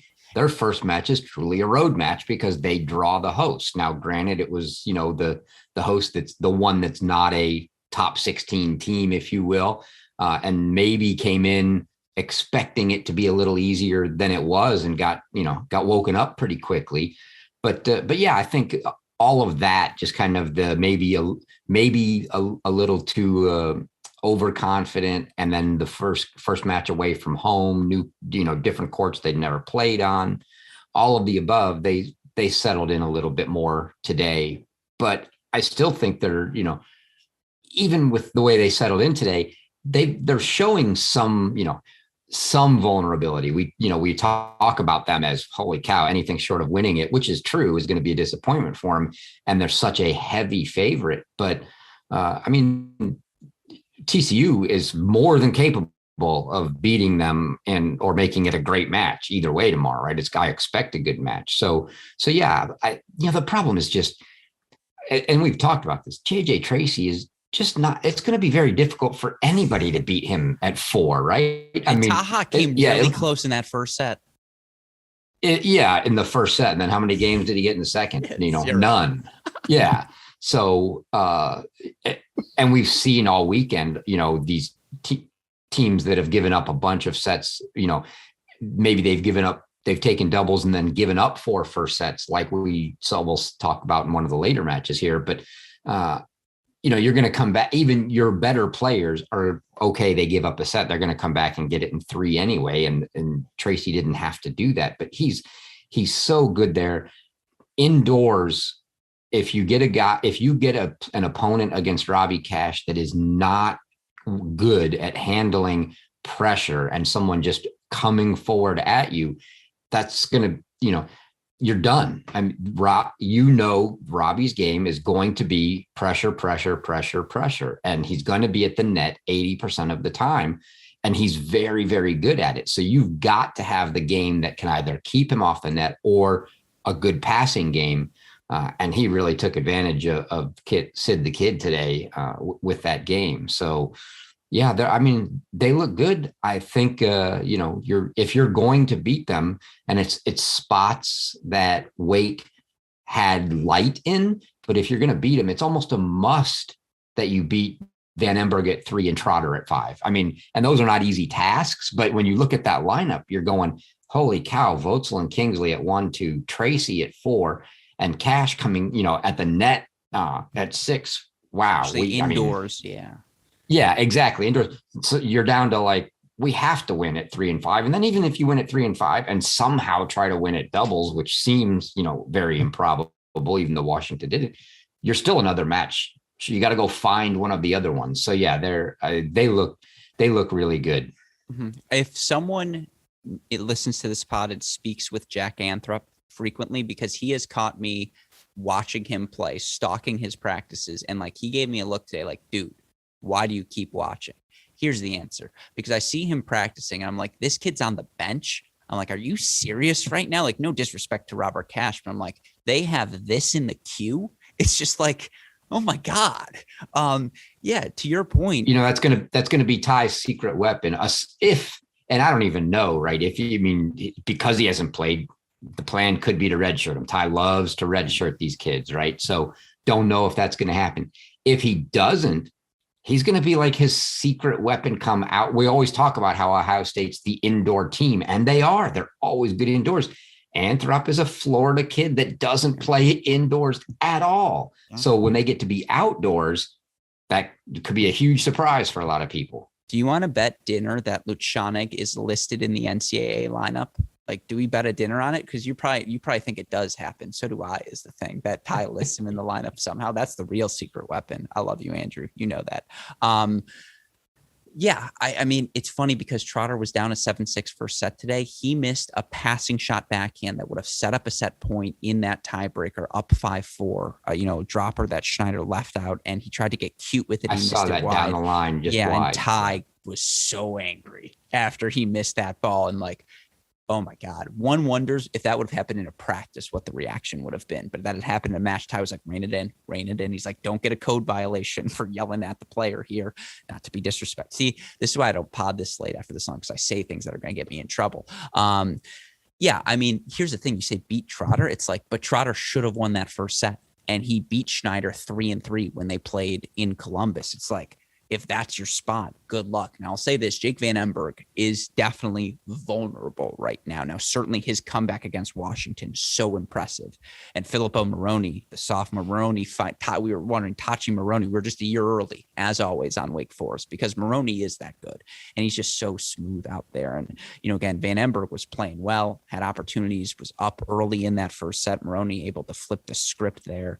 Jake's playing better, but he's not playing his best. You're right. But Voetzl is playing his best. 2-3 over a Karamov, who's playing much better now. And Cannon Kingsley, 6-4-5-all, breaks Nava when Nava's serving for the set. And Tracy's not going to lose. Cash indoors, just the amount of attacking he does. And then it's okay, we win doubles, we win Tracy. We're going to get one of the top 2. We only need to find one more. It's just the match calculus for this Ohio State team is so pure. And look, they've beaten everyone. They've beaten Wake twice and all these teams. Again, Tennessee, UVA, Kentucky. You're a fool if you doubt them. At the same time, even without Estofalu today, Karamov played Vogtsel closer than a 2-3 scoreline. Like, that was a really good match at 1. Nava was right there with Kingsley in that second set. Maroney's up on Van Emberg. Schneider's up on Trotter.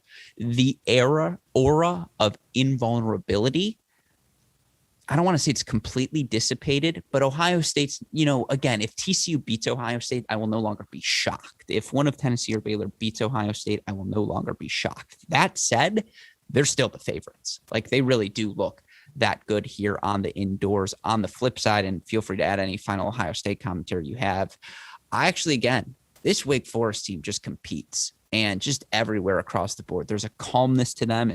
I know I'm projecting the personality traits of Tony Bresky, but there's a chippiness to them as well. They just fight, they scrap. Wake Forest won a national championship not that long ago and competed for a national title in both the indoors and outdoors in 2019. They believe they are just as good as any team in college tennis, and just there's a solidness to them. They're not great, but they're good everywhere. Maroney's rounding into form. If Nava's not playing 1, he can win, again, and even at 1, he can win any match he plays with that serve, that forehand when they're firing. It felt like Wake didn't play their best match today, but they gave that 150% effort you need to give on this stage, and that allowed them to stay alive to when they were starting to play their better tennis on some spots. Again, without Astaphilou, I actually feel pretty good about this Wake team coming out of this national indoors. Like, you saw the 4-3 against Tennessee and you weren't sure, and you saw the 4-3 against Michigan. You're like, what was that? 4-3 yesterday against Georgia, and that's 2 4-3 matches against Georgia, but not exactly sure how you feel about Georgia. Yes, it was a second 4-0 loss to Ohio State, but I actually thought they competed really well today. Yeah, I mean, I am encouraged, I think, but my take on Wake is probably still the same as it was when we started the year, and that is they don't have a true 1. And I might even go. They just have the pathway to 4. Sorry to cut you off. It's just like they can get 4, but you never know how. Right. I mean, and it's going to be, you're certainly not going in going, yeah, we're counting on 1, because they just don't have that true 1. They've got 3 guys there in Nava and Karamov and Melios that can probably just rotate themselves amongst those top 3 positions, but probably going to be a dog against any of the top teams in the top 1 or 2 spots. But then they're super deep. The kid that's impressing me the most is Maroney. I mean, I've seen a lot of him because obviously he's been on late in a lot of these matches, clinching them. So when you've tuned in, even if you haven't seen the whole match, you get to see him. But he's looked good. And frankly, Schneider has looked really good too. And so for them to get that out of those 2 guys, when you know what you can get out of the returners in Melios and in Eduardo Nava and even Tahabadi, they've. And like you said, they're scrapping. They are playing as a team. It's just that little against the top teams, being slightly shorthanded at the top of the lineup is just a little bit of a problem for them. But they can compete, from 2 to 3 down with everybody. Yeah, they make up. And to your point, I actually do like their doubles as well. You look at the names and you're going, "What? Really? These guys? That's a doubles Schneider team? at 1." Yeah, exactly. I mean, you just sit Banthia at 1 doubles. I mean, come on. And then, you see, Maciag, the transfer and playing with Ben Draper, another transfer from Cal. And we've seen Matthew Thompson playing doubles. Who would be playing, by the way, but they were told only allowed 9 players at the national indoors, not 10 like Tony wants to play. Right. Yeah. When you've got a team where you've got so many guys that are good at doubles that aren't playing singles, that becomes an issue. But that's always been a rule, is 9 guys on the roster. So yeah, it's definitely an interesting doubles lineup, but they compete really well. And I would say, compared to many of the past years where, especially when you go through the Petros, Goyo, Botzer years, like, they didn't even care about whatever. We'll give you doubles. We're going to win 4 singles matches. Like, the doubles teams they have now, I think, will put up better doubles numbers than they did then. Absolutely. No, it's a really good point. It does feel like they're a Scanderman story short. Like just add him from that team and how. Yeah. Take Seraphim and Mansuri. Yeah, exactly. No, I need two things from you, two official rulings now that I have your ear. A, are we still allowed to call him Sid the Kid? Because we know him as Sid the Kid. Like those Frisokos, Goyo, Botzer teams were our first teams covering this sport together. And so like those are our guys. To us, he's still our freshman, right? Like he's still Sid the Kid, but it's like, no, he's actually Sid the Senior. Yeah, I don't know. It's kind of like your kid's always your baby. He's always Sid the Kid. You know, it doesn't matter how. At 40, he's going to be Sid the Kid. I agree with you. Still Sid the Kid. Second ruling. We agree, and I brought this up on the broadcast, that Tony Bresky sent something to Carlos Alcaraz, right? Like just, hey, like just in case you're considering college tennis, right? Like that letter got sent. I mean, along with Yannick Sinner and I mean FAA, he's like, hey, Felix, I know you've already won 6 challenger titles, but like Damajan was really good too before he came to college. Yeah. Well, you know, you joke, but 100% because I've gotten to see some of the inner workings, obviously, with family in that business now. And yes, those go out, you know, to guys like that before they've managed to make the huge jump. And then you laugh about it like 9 months later going, wow, this guy, you know, all of a sudden, look, and I went ahead and sent him an email like a year ago and just said, hey, if you're interested, you know. So yeah, I'm sure that happened. So true or false, Trevor reached out to Yuri Lechechka and was like, hey, before you make this Rotterdam run, come play at Liberty. Or no, I don't think Yuri, but I'm sure maybe that'll be a good one day. We'll give us like your top 5 names you've actually sent emails to that never came to college. Again, sometimes best email sent, I'm adding that to the freaking Cracked Interviews repertoire, sent to a recruit. That's 100,000% going to be added. That's because there's for coaches to say it for a guy that never came to college. There's, you know, tell me Brian Boland had Novak Djokovic signed, and I will believe you. Like without question, Brian had Novak Djokovic signed. I'm starting that rumor right now at AL Gruskin.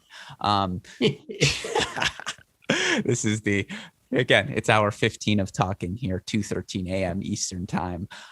Yeah, that's half the fun. But all right, with that said, and we're going to be quicker on the back half because just again, I don't want to keep you too long, Chris, as we inch closer and closer past 2 a.m. But let's preview Ohio State TCU, our first semifinal on the day. It's a noon p.m. Pacific time start, 3 p.m. Eastern. Match calculus. Who you got? All you, Chris. Well, I mean, I look at it and I think the top 2 is as much grief as I just gave Juan Carlos. Kingsley hasn't been playing great. I mean, we know he's good. He hasn't been playing to the level that we know he can play. And I think he's very beatable here. Anytime you got Famba at 1, you know, you've got a shot. I look at those top 2 and go, let's split the top 2. I don't know which way it goes, you know, who gets which one, but we'll split the top 2. The spot that you have to, if you're TCU, Sander Zhang has to beat Van Emberg if they're going to win. So let's say that happens and we take Zhang there. Tracy Vives has looked great. Tracy's not losing. I mean, not going to pick against him. Obviously, I'm not. He can lose, but certainly not going to pick against him. So now we're split 2 apiece. We come down. I mean, Fernley's looks so good. I've got to like Fernley there. So now I've got 3. Robbie Cash against Jirasek or Louis Maxted. Against who? Yeah, I'd probably go Maxted, by the way. I would imagine it's going to be Maxted just because the freshman, I just think he can do a little bit more, you know, Jirasek a little bit more one-dimensional. I think you want the guy who's a little bit more, although the relentlessness of Jirasek into that Robbie Cash backhand, it's an interesting matchup. Sorry, I didn't mean to cut you off. Yeah, but I mean, I think you're going to have to lean, you know, certainly indoors, you're going to lean Cash there. So now I'm at 3-all and it's down to doubles. Yeah, I mean, there's no way you can get away. Either team could win. You can't get away from favoring Ohio State the way that, you know, they've started the year. Yes, they dropped a doubles point to Washington, and that was a good wake-up call. But I think right there, yeah, I like a 4-3 type match going the way of Ohio State. All the matchups across the board, Cash Votzel versus Famba Fernley, Jong and Maxted versus Poulet and Trotter, and then Kingsley Tracy versus Aguilar Rule might be the best matchup on the board there. And it's like, yeah, you probably have to slightly favor Ohio State in that doubles point, just again, given their track record of success. And they didn't just, again, I can't emphasize this enough. They didn't just lose the doubles to Washington. They lost it to the Washington crowd, which TCU respectfully just won't have because we're not in Fort Worth. You broke it down perfectly. Splits across the board, right? Yeah. And you mentioned that the Kingsley Tracy match at 3, Aguilar's one of the best doubles players in the country. Period. Yeah, I mean, there's no doubt, and Tim Rule's going to have to make a lot of returns. But when you're at 3 doubles, it is a huge part of that game is just making serve returns that are in the court and not to the net man for put away. And you've got 2 guys in Kingsley and Tracy that if Kingsley doesn't get too aggressive on his return, they're both very good returners. They're going to make a lot of balls. And, in addition to just how good they are off the ground, you just put the ball in play and you don't give up free points. That's such a good 3 doubles team. It's and they've dropped you have to lean that way. Yeah. They've dropped 2 games through 2 matches. I mean, again, I don't even know who's more likely to win 4 singles matches if they had to do it. And, you made the comment you don't think Kingsley's playing his best. I actually think he's playing pretty well. Like, he earns the victory down 4-1 in that second set against Washington, rips off 5 games, 4-4. Today was down a break in the second set, up 6-4, 5-all when things stop. I agree. I would say Aguilar's playing closer to his best right now at 2 than Kingsley is. But to your point, split. I have no idea who's winning what at that 1 and 2, 3 and 4. You're probably lean Jong, just given his level today versus Van Emberg, who struggled a bit. But then you're not picking against JJ Tracy. 5-6. Fernley's playing great. Trotter hasn't lost yet this season. 6. Cash is playing great, but that test of a Jirasek or a Maxted, who freaking knows? Who freaking knows is my answer when it comes to a prediction. And so, again, you say lean Ohio State 4-3, sticks with the Ohio State Baylor predictions made across the board at the start of this tournament for the final. It's going to be a fun one, though. And then, again, Roditi versus Tucker. That's another matchup. Bowen versus Kronagi, another fantastic matchup as well. Sign me up, folks. 12 p.m. Pacific time. Be there. Cracked Racquets YouTube channel. With that said, 40 minutes for the first half. Oh boy, we're going to go a little bit faster here on the back half. I apologize to Tennessee, South Carolina, Baylor, and Kentucky fans, but let's start with Tennessee. It's a good thing I'm not getting up for an 8 a.m. Nuno match. Yeah, exactly. It's a good thing I'm getting up at 6 a.m. for a 5-mile run. Sorry. Cool. You know what they call that in the business? Humble brag. I appreciate it. Shout out to me. No, again, why do I do that? Do I need to justify myself? Do listeners care about my early morning runs, Chris? Do they want to hear my strategy? I don't want coaches, though, to know my strategy. Oh, whatever. I'll say it out loud. It's because coaches will talk to you in the morning because it's early. The coffee hasn't hit in. And they'll talk to you most of the time anyways, but in the gyms where you get the real scoops, folks. Anyways, none of that has to do with Tennessee, who got pushed, needed a gym, needed to rely on their fitness, on their training, on their camaraderie, on their continuity. But, there was a legitimate 30-minute window where you thought to yourself, oh my God, South Carolina, after losing to Tennessee 4-0 and 4-1 last year, they're going to beat the Volunteers today. And you look for South Carolina. Yes, they dropped the doubles point, and I do think that's a silver lining for Tennessee, that they are starting to play better and better at doubles, that Wallner and Monday seem to be doing just as well as Monday and Prater, if not just as well. Certainly haven't missed a beat there, and Walton and Harper finally rounding into form. Hud Mitsui continued to do their thing. But you look for South Carolina, they took 5 first sets. And I mean, again, why was this match as close as it was? It's not because Tennessee played poorly. It's because South Carolina took it to them. Now, that said, Joe Monday's down a set and a break at 2. Him and Coach Woodruff have a little talk. I'm not sure exactly what was said, but Monday goes on to win 11 of the next 12 games and 6-3, 6-1 in sets 2 and 3. And, again, Emil Hudd comes back 5-7, 6-4, 6-4 over Connor Thompson. And, certainly you look for Adam Walton. He drops the first set against Rodriguez after serving for it 5-4, but is up 4-1 in the third at 1. That's, those spots 1, 2, they've been so good up there. They were continued to be good up there today, despite the slow start, but Mitsui lost, South Carolina took 5 and 6. James Story might be the all-tournament team number 5 singles player if he wins tomorrow. That's the story of the tournament. No pun intended. Pun intended, I'll be honest. You sent this text. South Carolina won 5 and 6, and Tennessee won this match. Am I drunk? Have I not slept enough, Chris? What happened? Yeah, this is, and it's, I'll start just on the South Carolina side, right? It's 2 days in a row. You can choose to be the glass half full or the glass half empty guy, right? We've said they need production from 5 and 6, and in particular, Story has got to step up, and he's done that, and that's a big positive sign. On the flip side, Rodriguez and Lambling haven't won a match yet, right? So, and those are the guys that the long tenured guys that you're counting on. But if you're gonna tell me that I get to pick one set or the other, I'll take the 5 and 6 guys stepping up, because I know Rodriguez and Lambling will be there, as the season goes on. I really needed these guys to step up now and get a little confidence, and yeah, they've looked great.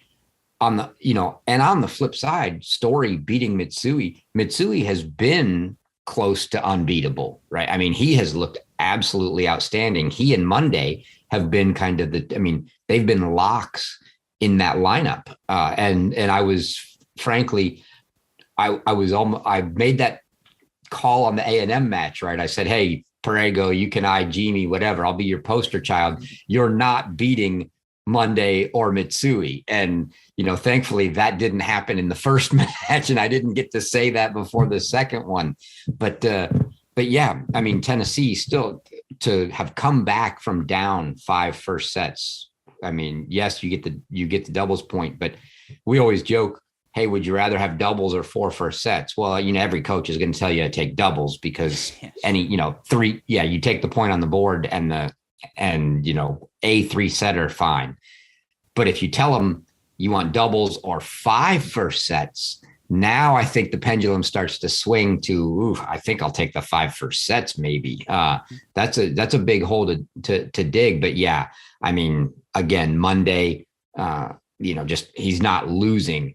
Emil Hudd indoors, he has to take advantage, and he did. And Connor Thompson's got a good game for that as well. Adam Walton makes the comeback in the third against Rodriguez. He's looking really good. I mean, that's setting up to be a really entertaining match. And then, and Diaz comes up with the 6-4 in the third, and I keep talking anyway, hey, Mitsui has got to move above, but then he goes and loses today and Diaz gets the win. So yeah, I think for Tennessee, given that it would appear there's not going to be any Blaise Bicknell this year. Who knows? I don't know what the status of that appeal is, but Prada out on top of it.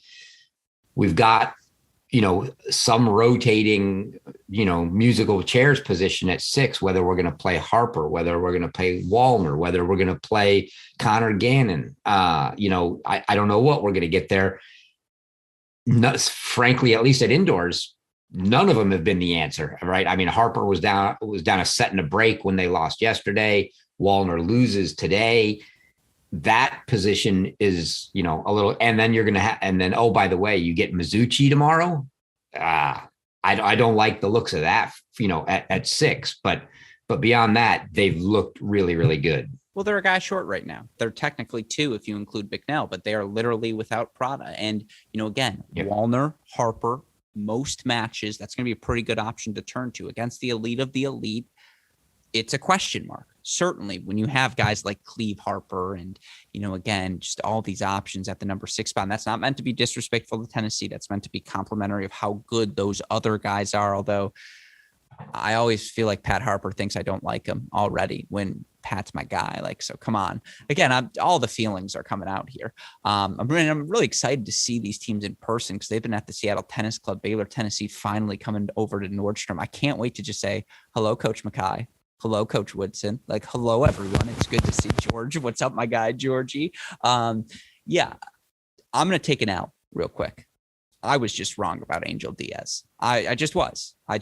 And I'm not sure how publicly I expressed this on the podcast, but I got the chance to see him and he didn't play his best at the Knoxville Showdown when I was there in the fall. And I just didn't see the weapons. Like, bottom of the lineup, he's a guy who can always hang, but the competitiveness, again, for him to go down 4-0 in that third set and rip off 6 straight games, for him to have served for the set at 4, lose the breaker, and then, ultimately rip off a 6-0 set in the second set as well. All he does is win 6 games consecutively. Clearly, he knows how to scrap. He knows how to claw. That's a guy who played number 1 singles at UT Arlington. And just, you see that mindset and that ability to just find ways to win points in unconventional ways. It's diet Adam Walton at that number 4 spot for Angel Diaz. And I don't think that's disrespectful, right? I think that's a compliment. You can tell me if I'm wrong, Chris, but like you mentioned it, the running joke is Mitsui at 5's a stack. You put Diaz at 4 and you're getting away with it. You're so happy. Well, today, Mitsui, the freshman, takes his first loss and it's Diaz who comes from behind to deliver. I was wrong. You've got it, Angel Diaz. I apologize to you and Tennessee Nation. It's a great pickup for Coach Mackay and the team. And yeah, again, they may be struggling at 6 right now, but doubles and every other position you feel really, really good about if you're Tennessee. On the flip side, quick power rankings: Kentucky, South Carolina, Georgia. Go. In that order right now. Kentucky 1, South Carolina 2, Georgia 3. Yeah, I mean, Kentucky is, we're going to settle that score tomorrow. They play Kentucky and South Carolina, right? But we're going to see presumably, right, a Draxel-less Kentucky, which is obviously going to be, you would assume, a help. But even Draxel-less, they go 4-3 with Baylor today. So they're still a very capable team. But yeah, I think I think they're a little bit above. And then Georgia's still, they're still struggling. They're just, obviously Bride's not playing his best. I don't know. They've got the same kind of question marks at 6 that a lot of these teams have, but they just haven't managed to put it together yet. And I think given where they are right now, and South Carolina has looked, coming into this, I would have said that, I had them the other way around coming into indoors. I said I had Kentucky in front either way, but then I had Georgia and South Carolina. I would, based off what I've seen at indoors right now, I'm impressed with South Carolina. I would flip them. Goffey's had his guys aggressive, loose. It feels a lot like the 2019 Tennessee team, where it's just like this team's a year away, where like these lumps are so valuable for them. And your Coach Goff, you say, hey, we belong at this level. We just played Tennessee 4-3. And just like, again, most of this roster, the nucleus of this team coming back next season as well. 2019 Tennessee, they beat Florida in that SEC tournament, make the final there, and make the round of 16 at the NCAA tournament before another tough loss to that Florida team. South Carolina's in the mix. Like, they really are. I agree with you, but it does. Am I wrong here? Does it feel like they're a year away from really being like top 8, top 5? Yeah, no, absolutely. I think they've got a little work to do, and yeah, they're another. Give them a year, give them 2. With the guys that Coach Goffey's bringing in, and yeah, they'll be there. Yeah. I do have to say, you take another L today in addition to the Angel Diaz. For what? And because I was on the broadcast that somebody had asked the most animated coach, and you and Mark Bay and I all agreed it's Roditi. But if we take our heads away from, does it have to be a head coach? There is zero question it's Coach Mackay. I think, first of all, I think it's him and Woodruff. Like you said, it's not Woodruff. I just disagree with you. Like, yeah, when he gets pumped, but his is more Woodruff pumped is kind of like the point you were making. It's kind of like the Ty Tucker pumped. It's like man, get out of the way. That guy's a bull. You don't want to be anywhere near it. He's always moving. He's always moving during these matches. It's just like backwards, forward. Yeah, there's just a lot of energy. No, you're absolutely right. But no, again, credit to Tennessee, who took a gut punch, punch in the face in that first hour of singles, dropped 5 first sets, and yet Monday refused to lose. Walton refused to lose. Hud grinds it out at the end at 3. And then that performance from Angel Diaz. Again, we learned a lot about South Carolina, but this Tennessee team continues to prove they belong amongst the elite of the elite, not just the elite of the elite.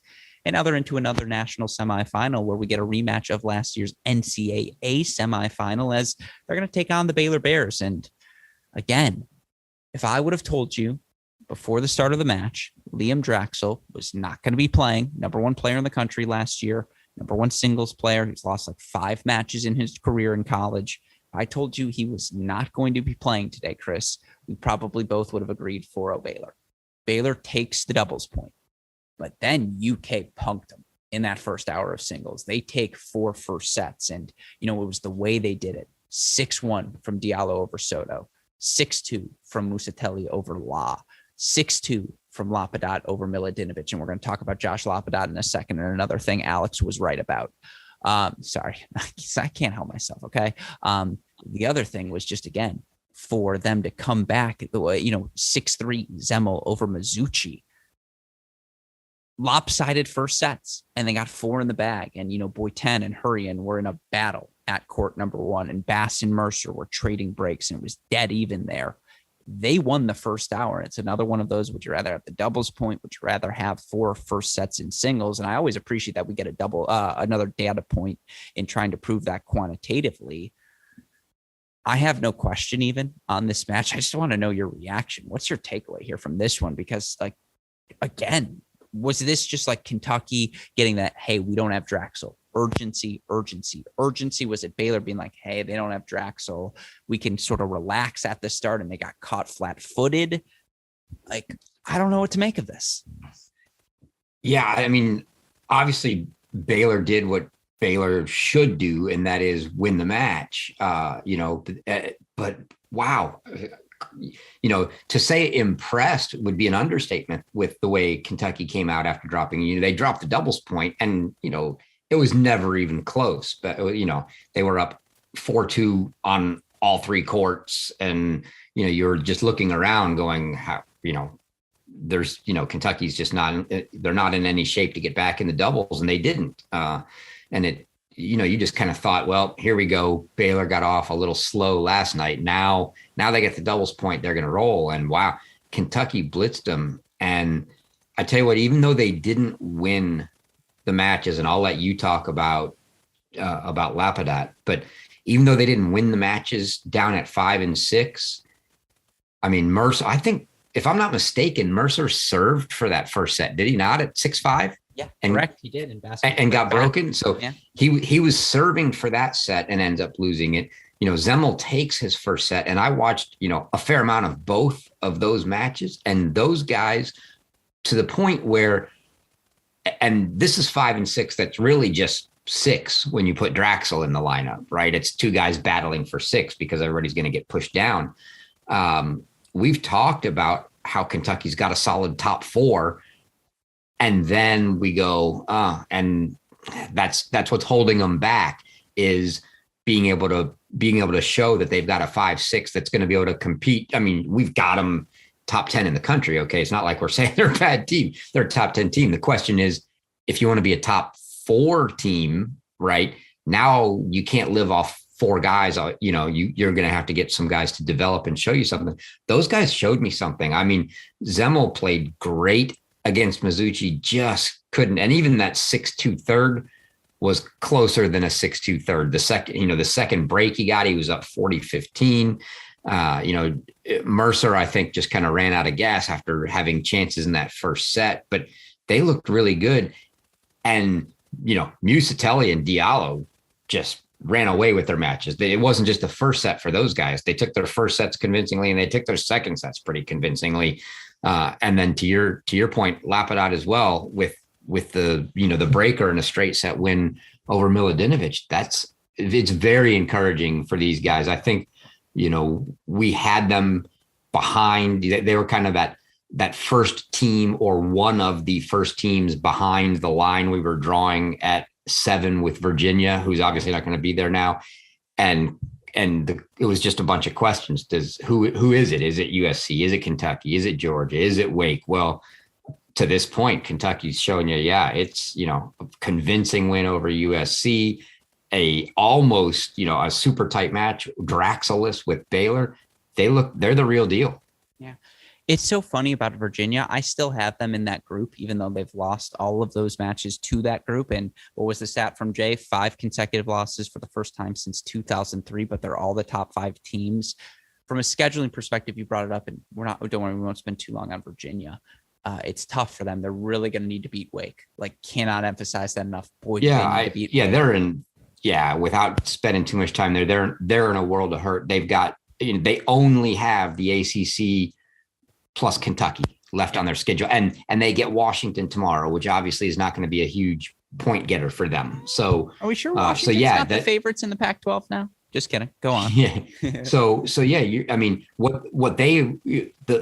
the ironic part there is, yes, they're going to need to beat Kentucky for those points. Yes, they're going to need to beat Wake, but they are now in a position where we haven't even started the ACC season, and they need somebody in the ACC, if not 2 teams, to step up to be worth points, right? Whether that's welcome back, everyone, to the Nordstrom Tennis Center here in Seattle, Washington, where it's time to kick off semifinal Sunday here at the 2022 ITA Division I National Men's Team Indoor Championships. Alex Gruskin, joined by the man, the myth, the legend, the coach, Mark Bay, as we kick off our semifinal Sunday here with a battle between top seed and undefeated Ohio State taking on 5th seeded TCU. Coach, when you look at each of these teams' pathways to get here, for the Ohio State Buckeyes, 4-1 over Washington, 4-0 over Wake Forest. For TCU, 4-2 victory for them over Texas. 4-2 victory for them on day 1. 4-0 victory for them on day 2 over Texas. Both these teams come into this match playing better and better here in Seattle. Absolutely. There's been some battles and I think a lot of hard work to get to this point, but then the regular season matches on a one-off are a lot different than the collective pressure, momentum building, physical challenge, and intensity demands in a tournament like this. TCU for sure has built up some momentum and came in a little bit with a chip on their shoulder. Ohio State blew everyone out and now has shown slight kinks of vulnerability in the armor. So now has Coach Roditi put together a plan to try to solve this puzzle and find 4 points. I think Ty Tucker for sure is not always happy if he gets challenged, but I think he respects the fact that Washington did a good job of challenging him, and Wake Forest put together obviously a really strong push in the singles yesterday. So I feel that those little punches in the belly hopefully have toughened up the Buckeyes and they'll be ready. It's going to be a great one. It's going to be a great one indeed. Again, 4-0 victory for Ohio State yesterday over Wake Forest, 4-0 victory yesterday for TCU over Texas. Of course, you always love a couple of alums at their former schools. David Roditi, former TCU standout. Ty Tucker, same deal at Ohio State. Energy, energy, energy. That's going to be the name of the game here in our first semifinal. Let's get right to it, folks. We kick things off on court number 1 as the action is slated to begin. And look, it's been a weird weekend, no doubt about it, for this number 1 doubles duo for Ohio State. Mate Votzel, Robert Cash. You look for the number 1 team in the country. They suffered their first loss of the season against the Washington duo in that first match, but you still look for Cash and Votzel. Now 21-1 overall on the year, 7-1 at that number 1 dual match spot.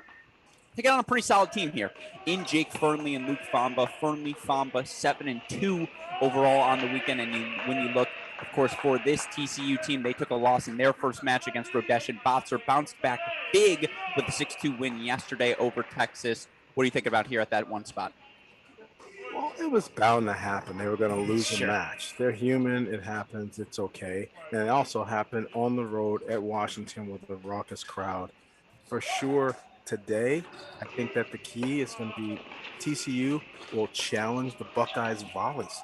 They're going to go at them and see how they're going to do in that most, sort of in the 2-up, 2-back situation that you're seeing here. And I think that the Buckeyes have got to be smart with their serving and try to find Famba and Fernley's backhands to organize a lot of their plays off of the backhands of the TCU Horned Frogs.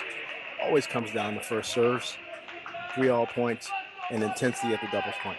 Absolutely. And again, I want to introduce all of our actors here to kick off our doubles point. We're going to start out, though, here at number 1 is Famba and Fernley, already a 11-30 lead. Of course, you look for these two teams. TCU's never competed in a national indoor final. Buckeyes have been there multiple times. That's goes on Votzel. It does indeed. So love 44 early break point chances. Of course, Buckeyes winning this title, I believe in 2014 as well as in 2019. Of course, Coach Rodidi's team has been top 10 perennially now for the past decade, but still looking for that elusive first national crown.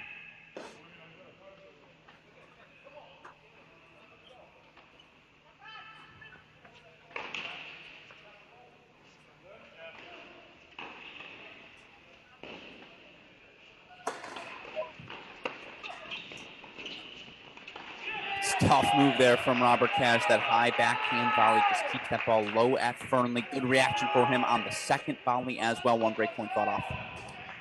Keeps it really small in the backswing on those poach volleys, especially against big hitting ground strokes. And we're going to get to all of our actors, all of our courts. Talk match calculus, of course, throughout this as well. Yeah, that's textbook. Big serve in their body. Difficult to get that backhand return out of Cash's reach. And what was the biggest difference between the Buckeyes yesterday in their 4-0 victory and on day 1 against Washington? The energy level. Heard a lot of Buckeye roars yesterday during that doubles point, which they took decisively. I'll tell you what's deflating, an opening break here, and this is chance number 3 for Fernley and Famba. Ooh, Votzel double fault now. So early 1-0 break here for TCU on 1. Let's go over to court number 2 now. And you know what always helps? Yeah, the number 1 country and the number 1 team in the country is down a break on 1. But don't worry, we got the number 2 team in the country here on 2. Justin Boulay, James Trotter. Look for them this weekend. 0-1-1, which is obviously a rare number for them when you look at this duo. So much success throughout their careers. 7-3 this past offseason. They're actually 2-2 in dual matches, but that's just because their friends at 1-3 seem to get the job done so quickly for the Buckeyes. But look, it's not going to be an easy test. They take on the duo of Jung and Maxted. Jung and Maxted bageled on day 1 by Virginia. Bounced back in a big way yesterday to earn that win over Texas. This is a great contrast match. Trotter and Boulay have so much firepower, just amazing serves, power volleys. They just come at you with so much heat. And I think that this team is great at defending and countering and fighting. So it's a wonderful contrast here at 2 dubs.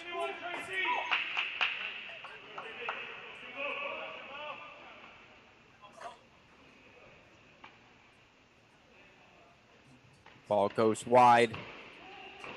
That's a 1-0 hold for the Buckeyes on court number 2. Let's go to court number 3 now. Introduce our final actors here. And coming into the season, you knew Cash and Votzel with the fall they had, and Trotter Boulay were going to be 2 teams. What was the third going to be for Coach Tucker? He's found it here with Cannon Kingsley and JJ Tracy, the duo undefeated thus far at the number 3 double spot, 7-0.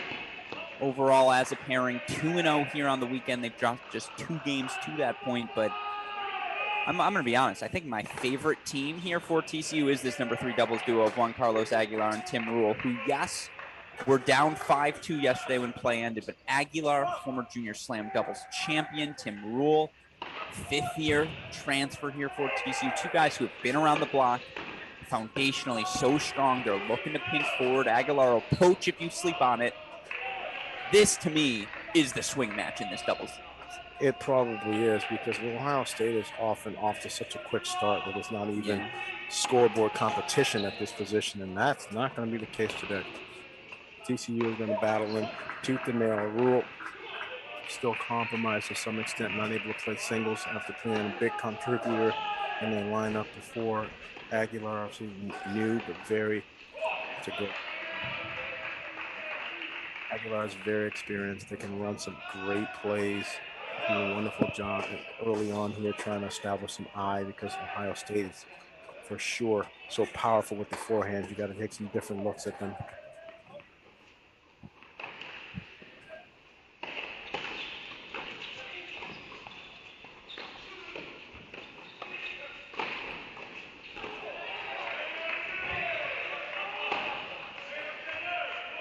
How well this duo of Tracy and Kingsley have volleyed here, that's been so impressive as they take that first point here, 1-all. We're going to go back now to court number 1.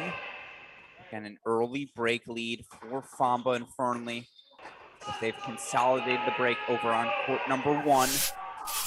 Take that 2-love lead. You see Robert Cash serving near side of your screen.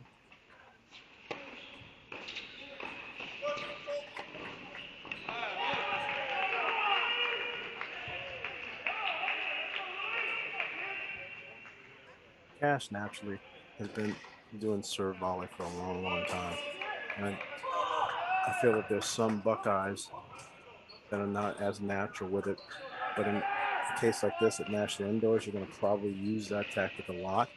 And if the other teams are able to get some good returns down and they can find low volleys, it'll be more challenging for it. Where Cash picks up that ball, it's normal for him to be in that position. It's a nice little swoop there, though we see the let called. Ball rolls over, so love 15, going to replay. And again, we're going to go over to court number 3 now. TCU making a move there as well. Court number 2, excuse me. It's court 3, but number 2 doubles here. Let's go there next, as again, we refresh all of these feeds.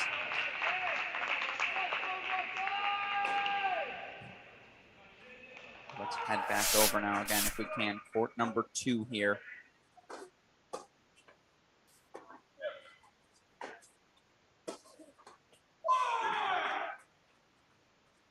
Oh, it's a nice return.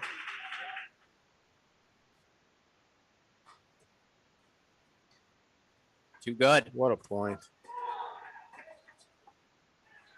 Staying with it until you create an opening.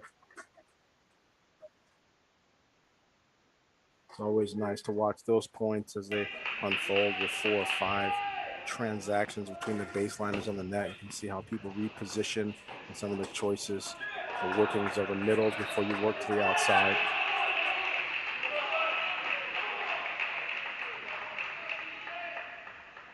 And so far, the Buckeye serve percentages have been low everywhere.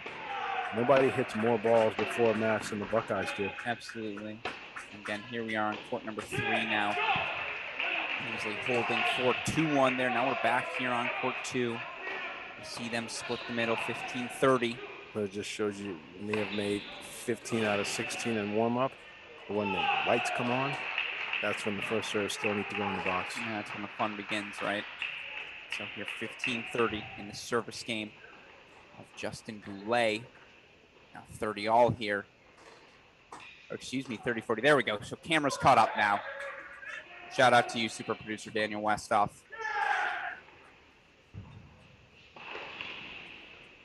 Break point chances here. Goulet, the junior. Trotter, the senior. Good serving. Great That spot. body there. So deuce point coming up here as the Buckeyes try to avoid going down breaks on courts 1 and 2. The body serves show trust, Alex. Yeah. You're giving the person a chance to hit it, but you trust that your net guy at the up position has the ability to make a play. When you go for the aces, I think that's nerves, avoidance. You want the ball in these moments.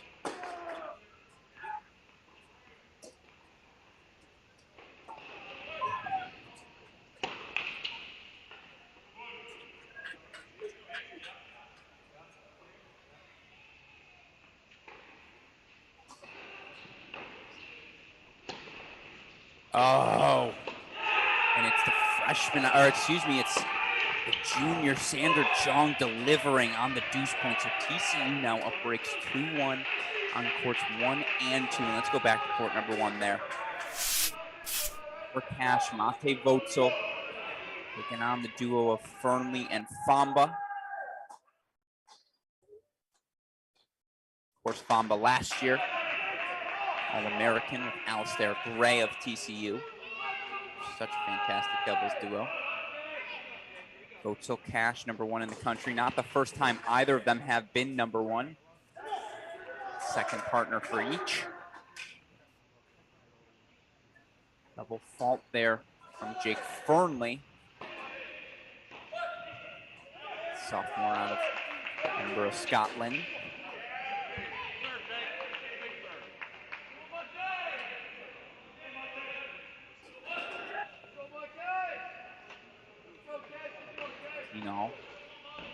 Meanwhile, we've got a love 30 situation on 3 as Kingsley and Tracy begin to make their move. So they have you prep a split screen there, super producer Daniel Westoff.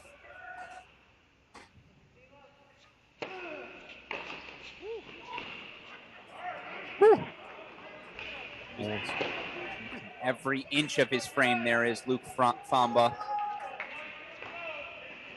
15 now.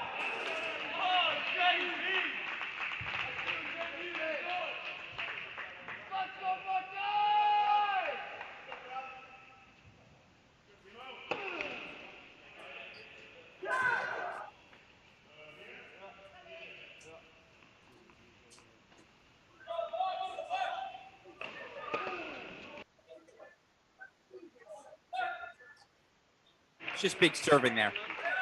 It's a good spot. Yeah. Clearly,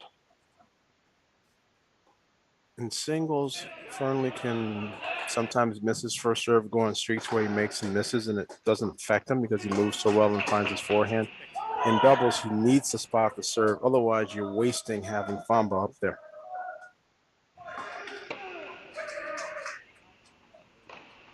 Just missing too many first serves for my liking.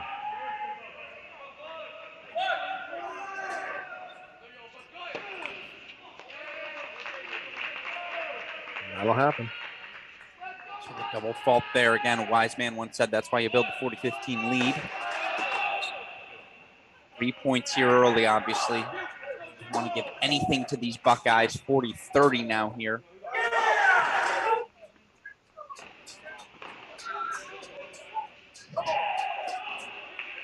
Again, given the depth of these two teams in singles, you just feel like this doubles point is everything in this match.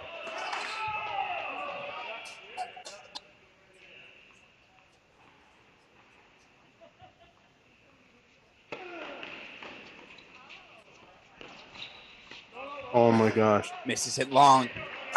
I don't want to 3 there. make it like I'm a bad sport or anything, Alex. But you hit the guy with the ball there. You pet the guy there. Yeah. You apologize after, but you don't miss it long with the duck with someone retreating in that moment. He becomes a target. Oh my goodness, that could have been back to deuce.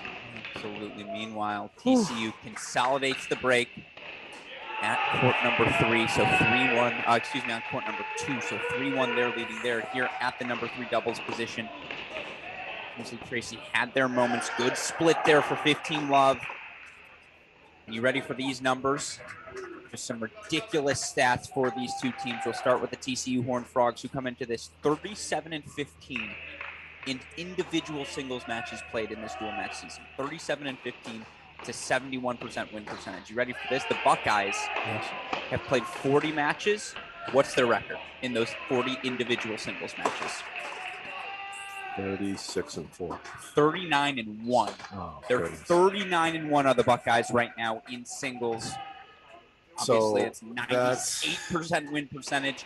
Thus, if you're TCU, it's really hard to find 4 singles matches against this Ohio State team. You just feel like, again, that doubles point. I think they can find. I think they can find 3 though. I think every team can find 3. I agree. And so, both of these teams lost doubles points on day 1.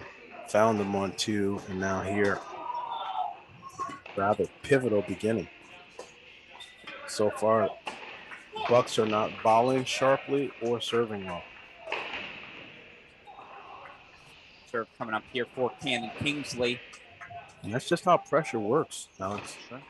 It's definitely a different ball game when the lights come on.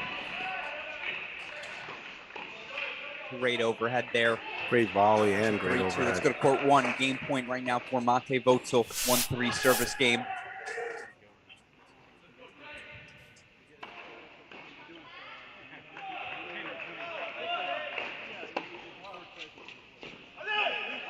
Yes, he's just not a natural serve volleyer. He's trying to come in and do this. I just don't know that it's that natural form when I watch. His serve is huge, and his serve plus Cash's help is outstanding. But a second serve volley like Votzel, you want to avoid that. Bingo. That's how you avoid it. You bring the gas and you get the serve in the box. That's a big time hold there. So we go to court number 3 right now. They have to keep those scoreboards close. You can steal something from the back, but you can't do it when there's a crater in the middle of the scoreboard. Absolutely. Right now, TCU up breaks. Courts 1 and 2, 3-2 leads there. Meanwhile, it's this Buckeye duo that's been so reliable, undefeated. Is junior Cannon Kingsley, sophomore JJ Tracy. So Kingsley might be a sophomore. I should say third year Cannon Kingsley, second year JJ Tracy. I'm trusting you Yeah. in all the math. COVID has destroyed my concept with the grad years. Introduced the metric system into our life. Of course, here again, it's the all fifth-year duo. Aguilar and Rule. They just keep pace here, let their teammates at 1 and 2 do their job.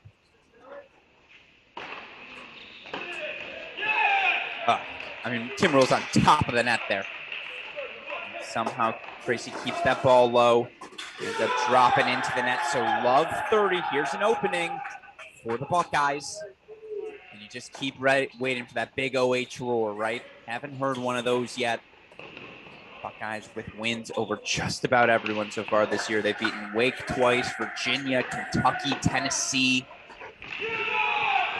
Now it's Kingsley and Tracy. 4 breakpoint chances. Love 40 here. No disrespect to the other programs.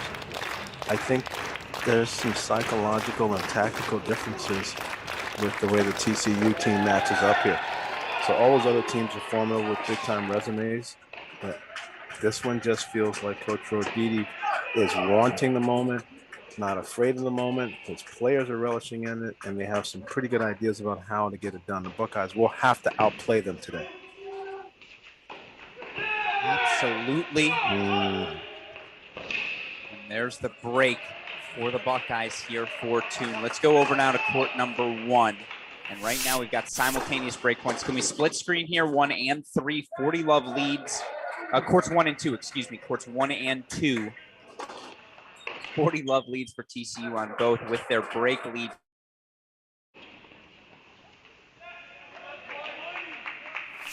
The two things are happening here. When the Bucks struggled and lost on night 1, they missed countless returns. According to Coach Ty, 5 no-ad points on this were missed returns. Ohio State head coach Ty Tucker. Yep, 5 missed returns on no-ad points. So it looks like they're backing off a little bit to make the returns. And outside of Kingsley, everyone is a little bit more measured and guided because I think there's some fear in missing returns instead of letting it rip. And it's making it easier on the TCU team to volley. Nice lob there. Team here on court 1. So TCU does get the hold. Both courts 1 and 2. We're going to keep this in dramatic free doubles point. That's all TCU's got to do. Hold serve the rest of the way on those 2 courts.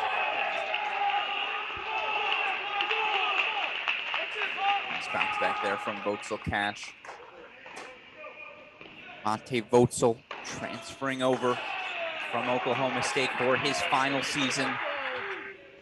It does feel like Coach Tucker has tapped into something else here this year with Votzel. Just seems fitter, more energetic than he was at the end of his tenure in Stillwater.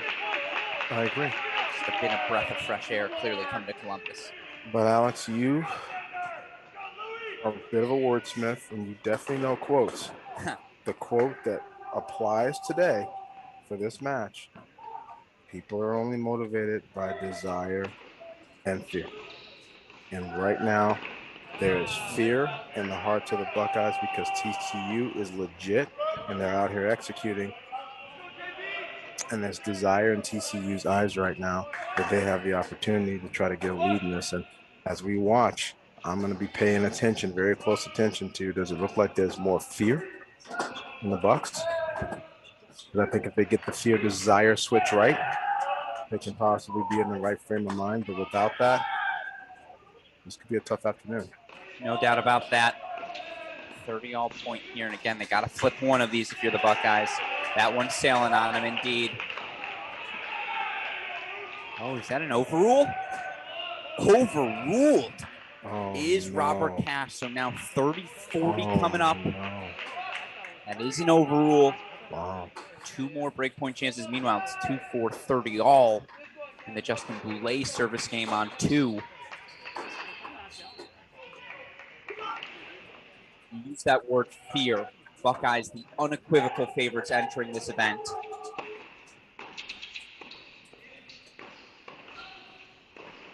No fear there. That's a confident serve and volley from Robert Cash for deuce. But when you beat, you're 39-1 in singles matches. You beat Tennessee 4-0, Wake 4-0, Kentucky 4-0, Virginia 4-0. Deservedly so, they were the favorites entering this event. But there is some pressure when you wear that heavy of a crown. I just think all these top coaches and all these programs are very good. And when you put everybody in the same place at the same time, there's a little bit, it's just more scouting information. It's just more the eye test. There's an ability to pick up some more things that maybe you didn't have. So as this tournament goes on, I just think each team becomes better at their preparation and what to do against the others. See now deuce point here on 2.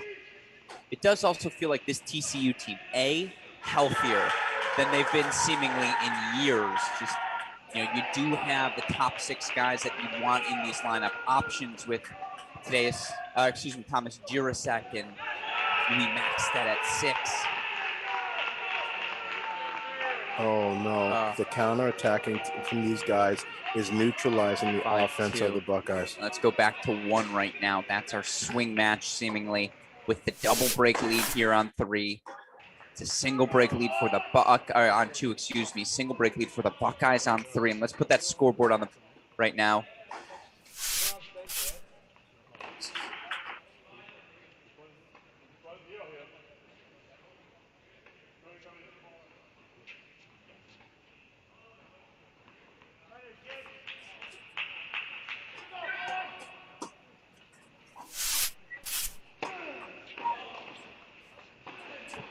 So now we are here on court 1.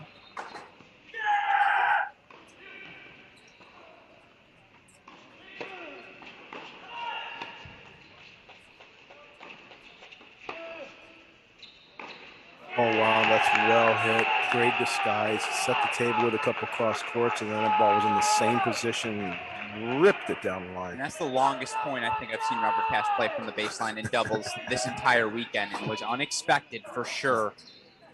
But you hear the roar there from Robert Cash. He's trying to get They have his to bring team it right here. now. This is it. This is it. They have to bring it now.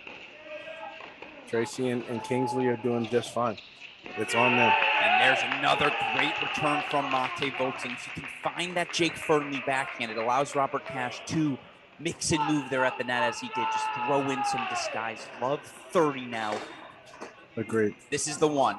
This is absolutely the one.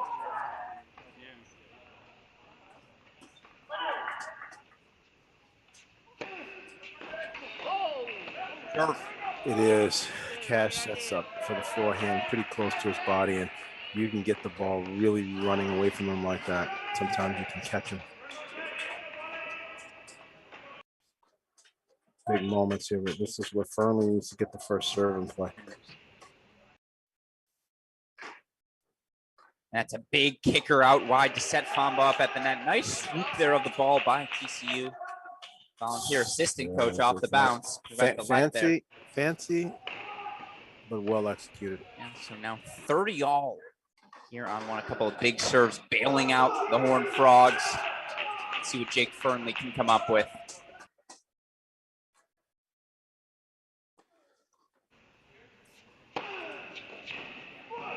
Bringing the heat. Jake Fernley. Yeah, this is from love 30 to 40-30 now.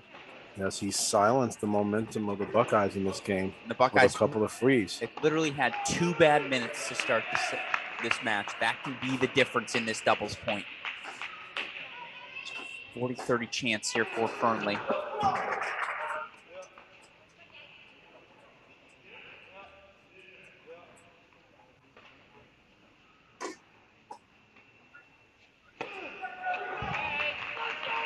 Oh my gosh.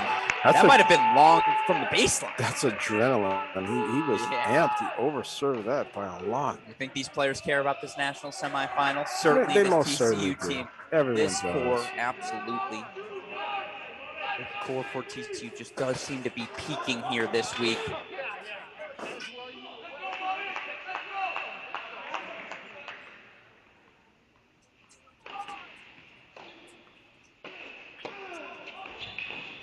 Great serve. Good turn. Oh. Oh, wow. Splits the middle, does Fernley. That is exactly. Oh, what a volley. The authority on the volley under that pressure. That's a. And now we go to court 2. Deuce point, match point coming up for TCU. It's a doubles point game changer. Absolutely. TCU again escaping from a love 30 deficit to take that number one, or that hold at number 1. By Kingsley Tracy serving for it, 5-3 on 3. We'll get there momentarily. This doubles point critical in a matchup with margins this thin.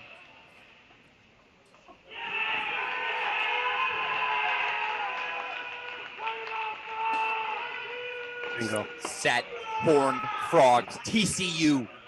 Freshman Louis Maxted, junior Sander Jong. 6-2 decision on 2. We go now to court number 3.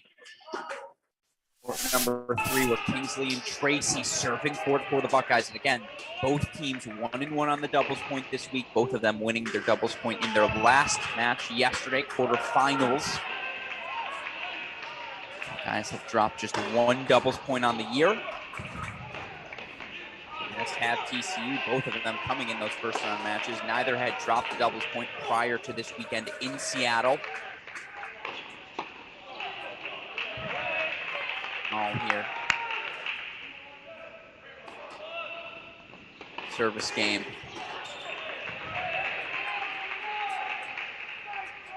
Of Cannon Kingston. That's nice. Air Tracy. Overhead. Spike. 30-15.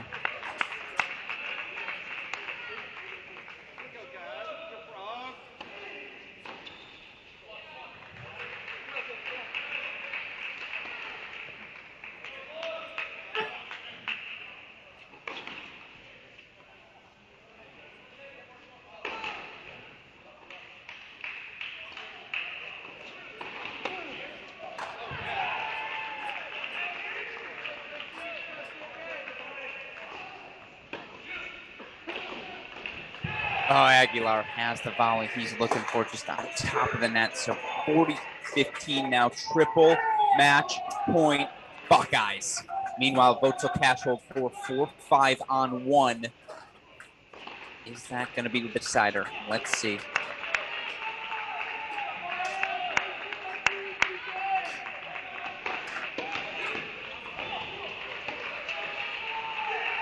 Oh, still well undefeated. Done.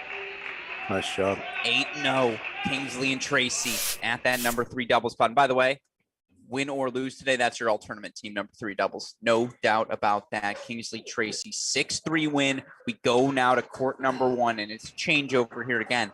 This set going to decide the doubles point.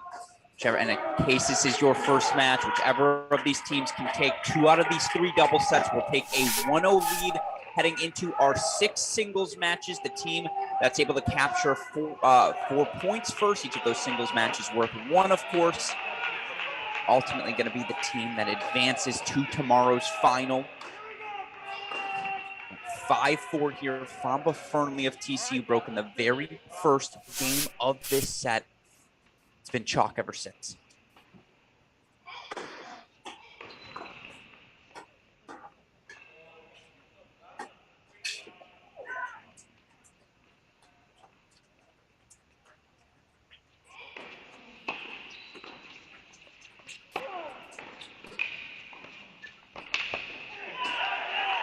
It's good close. Well played. Just build the wall. Show some confidence at the net. Famba, very nice depth on that first volley. 15 Love Frogs serving for the doubles point.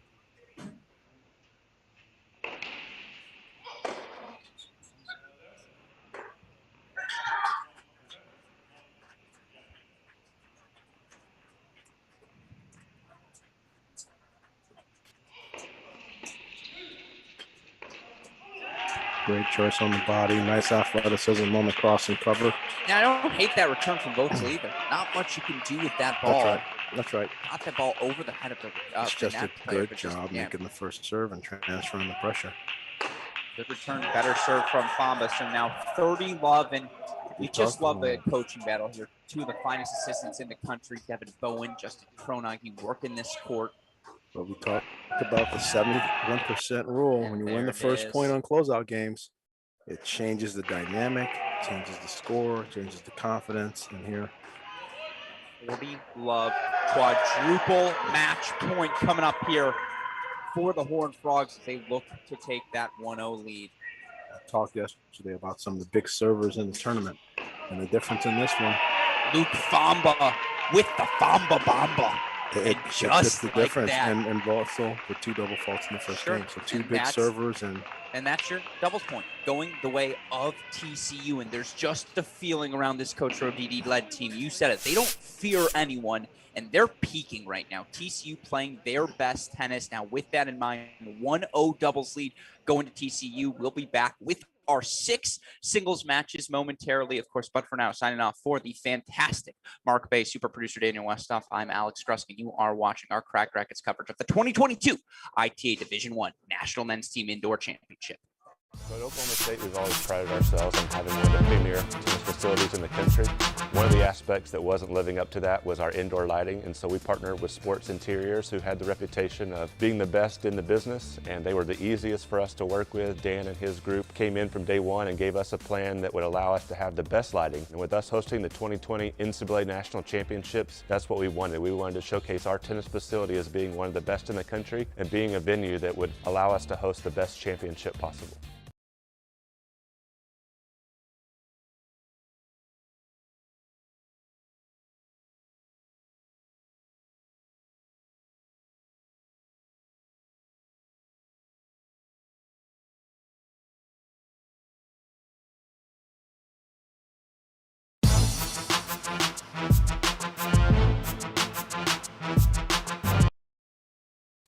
Again, for him to go down 4-0 in that third set and rip off 6 straight games, for him to have served for the set at 4, lose the breaker, and then, ultimately rip off a 6-0 set in the second set as well. All he does is win 6 games consecutively. Clearly, he knows how to scrap. He knows how to claw. That's a guy who played number 1 singles at UT Arlington, and just you see that mindset and that ability to just find ways to win points in unconventional ways. It's diet Adam Walton at that number 4 spot for Angel Diaz. And I don't think that's disrespectful, right?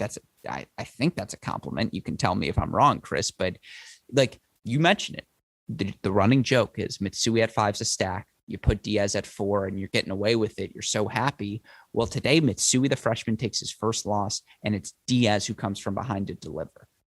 I was wrong. You've got it, Angel Diaz. I apologize to you and Tennessee Nation. It's a great pickup for Coach Mackay and the team. And yeah, again, they may be struggling at 6 right now, but doubles and every other position you feel really, really good about if you're Tennessee. On the flip side, quick power rankings: Kentucky, South Carolina, Georgia. Go.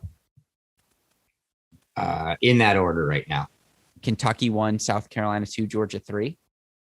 Yeah, I mean, Kentucky is, I mean, we're going to settle that score tomorrow. Sure. They play Kentucky and South Carolina, right? But we're going to see presumably, right, a Draxel-less Kentucky, which is obviously going to be, you would assume, a help. But even Draxel-less, they go 4-3 with Baylor today. So they're still a very capable team. But yeah, I think I think they're a little bit above. And then Georgia's still, I mean, they're still struggling. They're just, obviously Bride's not playing his best. You know, I don't know. They've got the same kind of question marks at 6 that a lot of these teams have, but they just haven't managed to put it together yet. And I think given where they are right now, and South Carolina has looked, coming into this, I would have said that, you know, I had them the other way around coming into indoors. I said I had Kentucky in front either way, but then I had Georgia and South Carolina. I would, based off what I've seen at indoors right now, I'm impressed with South Carolina. I would flip them. Goffey's had his guys aggressive, loose. It feels a lot like the 2019 Tennessee team, where it's just like this team's a year away, where like these lumps are so valuable for them. And your Coach Goff, you say, hey, we belong at this level. We just played Tennessee 4-3. And just like, again, most of this roster, the nucleus of this team coming back next season as well. 2019 Tennessee, they beat Florida in that SEC tournament, make the final there, and, you know, make the round of 16 at the NCAA tournament before another tough loss to that Florida team. South Carolina's in the mix. Like, they really are. I agree with you, but it does. Am I wrong here? Does it feel like they're a year away from really being like top 8, top 5? Yeah, no, absolutely. I think they've got a little work to do, and yeah, they're another. Give them a year, give them 2. You know, with the guys that Coach Goffey's bringing in, and yeah, they'll be there. Yeah. I do have to say, you take another L today in addition to the Angel Diaz. For what? And because I was on the broadcast that somebody had asked the most animated coach, and you and Mark Bay and I all agreed it's Roditi. But if we take our heads away from, does it have to be a head coach? There is zero question it's Coach Mackay.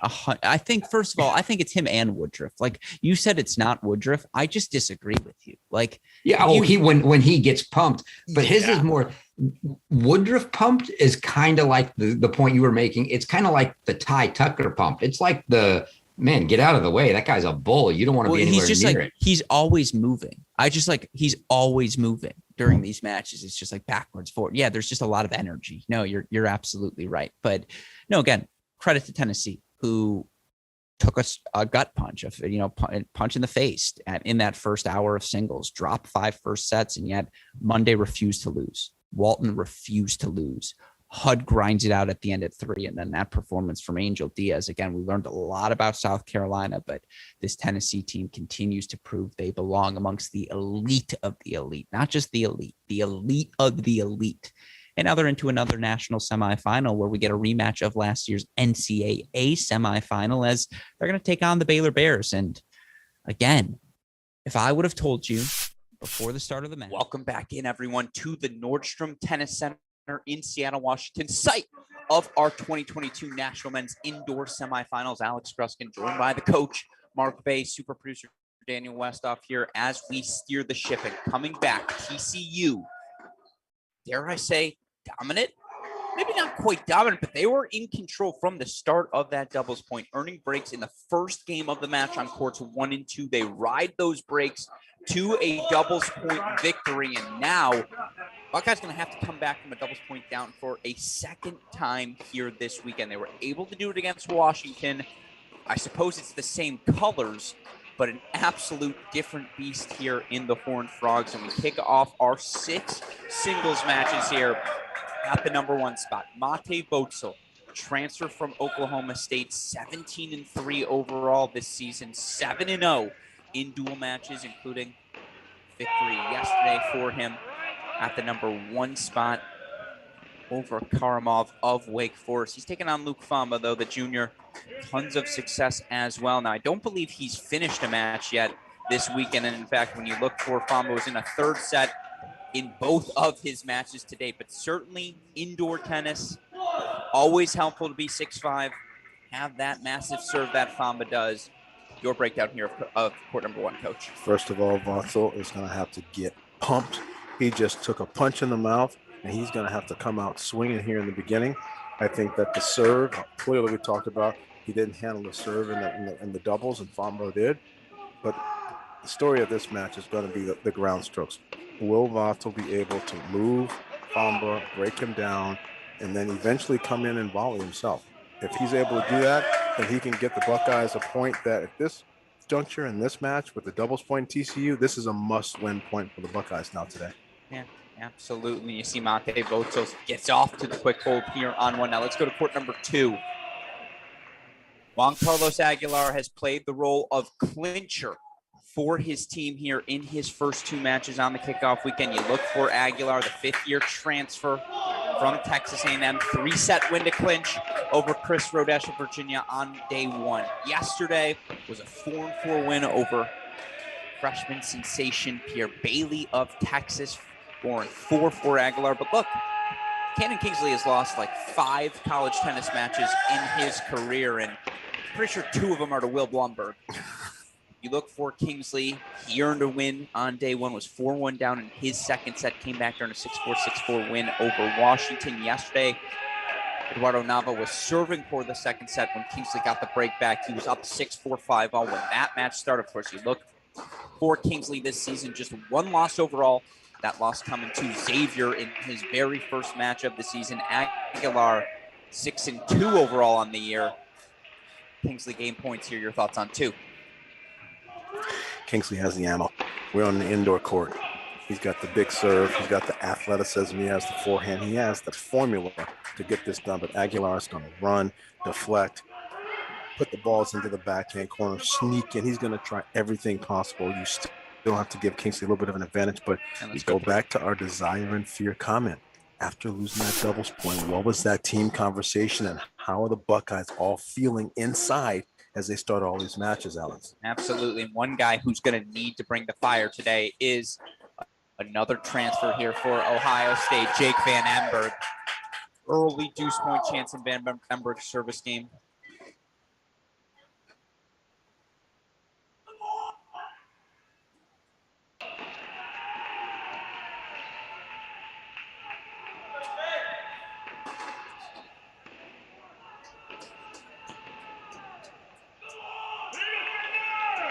Ooh. What a point there to get things off. Break to Sander Jong. 1-love lead here. The junior, affectionately referred to as the landlord by his teammates, was exactly that yesterday. Earning that victory at the number 2 double spot, then a straight set victory at number 3 over Richard Ciamara. Jong took an L on his first day to Van de Schulenburg. Meanwhile, for Van Emberg, he has just struggled, period, this season, not playing his best tennis. And you look for Van Emberg, was down a set in 5-3 before flipping the script and clinching against Washington. Was very close to taking a loss yesterday against Filippo Moroni. Again, we're going to get back to court 4 as we hop around here. Let's go back to court 3 here as they switch back on the side. Curious your thoughts here on court number 3, Sander Jong. And you see Jake Van Emberg now walking to the near side of your screen. Jong has been money in the last 36 hours, and he's riding that wave. Van Emberg hasn't really been able to find himself in a consistent manner. He's been up and down, great sets, poor sets. He has to keep this match tight. He has to keep it close. He has to fight. Right now, this is a match that you would probably give TCU on paper. And I feel like the tennis is going to be close, but ultimately it's going to fall on the movement and the forehand production of Van Emberg. You know what they say here at Crack Racquets, never doubt an Alexander. Is that what they said? That's what they said. The wise man once said, never doubt an Alexander. Again, Van Embert, the transfer from Oklahoma, knows these Horned Frogs well. That sails long on John Love, 15. With that in mind, let's go over to court number 4. And here's something that's not going to shock you. J.J. Tracy, he's on his way to an early break. Tracy, so good in his first 2 seasons here in Columbus. This season, 21-4 overall is the second year. 6-0 thus far in dual match play, all of those matches at the 4 and 5 singles position. It just feels like highway robbery to have Tracy this low in the lineup. But of course, Pedro Vives was top 500 in the world before coming to college. And Pedro Vives, 2-0 this weekend for the TCU Horned Frogs. Now he faces 4 early break point chances here. And he started back with Had Nation. Yeah, exactly. You certainly think here after doubles, this is a must for Ohio State, just given the success of Tracy so far this season. But I am fascinated by this matchup on 4. It's a must. It just feels like 1, 2, and 4 are must for Ohio State, but then they have to find another. And TCU is looking to be, I think, favorite at 3, 5, and 6. So it's Buckeyes are going to have to find 4, and it's going to take a while to find them. No, it's, again, grab your snacks. This is a full case of Oreos sort of day, not just the 1 row. You're going to get through all 3. We worry about the cardio tomorrow.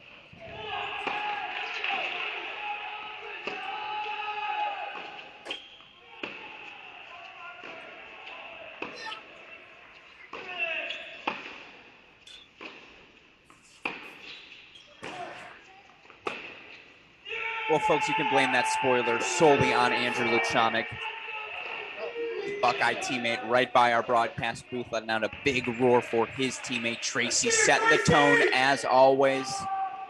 2-love lead for the Buckeyes there on 4. Let's go over to court number 5. Now, this is another one of those swing matches because James Trotter has not lost a match this year for the Buckeyes. 7-0. And I mean, they've only lost 1 singles match. Let's be clear, and it was that first match for Cannon Kingsley against Xavier.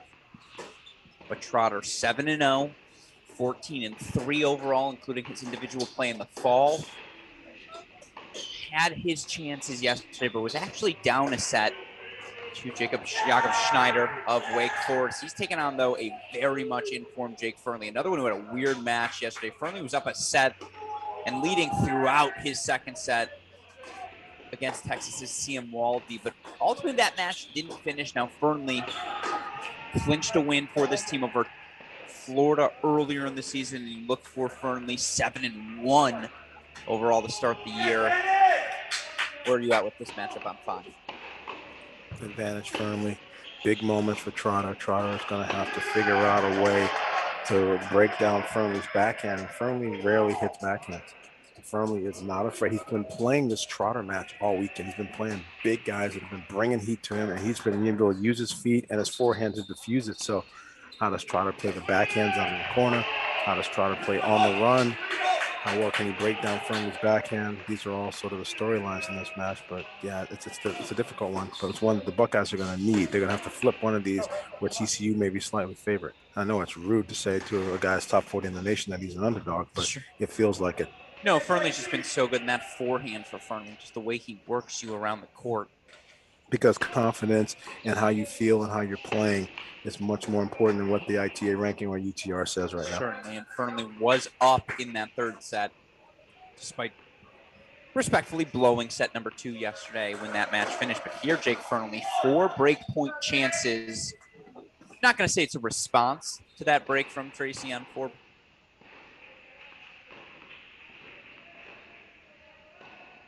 Here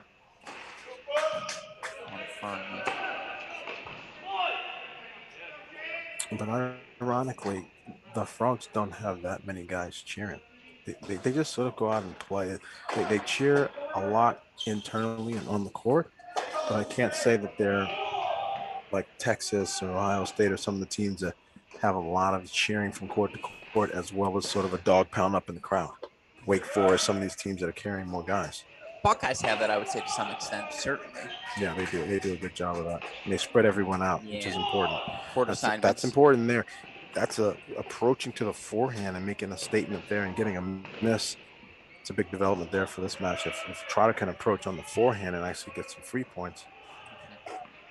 We're going to stick around here, obviously, as Trotter faces break points. Worth noting, Van Emberg got the break back on court number 3. Although right now it's a 2-1 break of serve lead for Luke Famba of TCU at 1.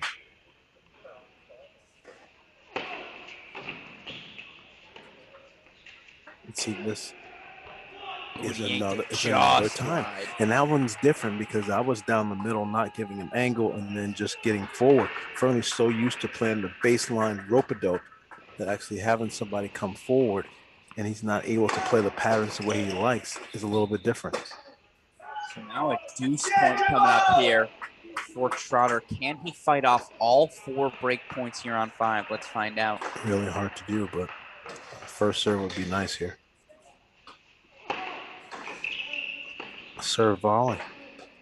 And 3 misses, Alex, in this game on forehand passes. So Fernley with time is one thing, but Fernley having to hit passes with Trotter in his face is another. And we're going to come back to 6. I apologize, Robert Cash, BW Nybert. I know you're watching in, but let's go to court 3 right now where Jake Van Emberg has 3, looking to fight off 3 breakpoint chances here for Sander Jong. The two have traded breaks here to start the match. Of course, this was one we circled beforehand as just given some of Van Emberg's struggles. Jong recently's run of success. You feel like this is one, if you're TCU, you'd really, really expect to have.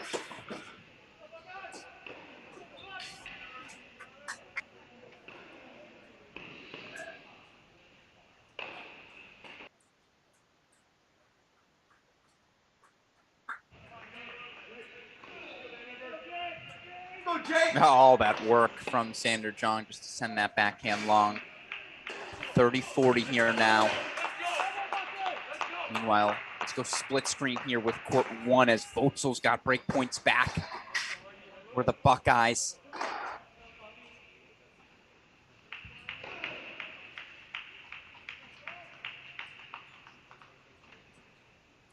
And split here, courts 3, court 1.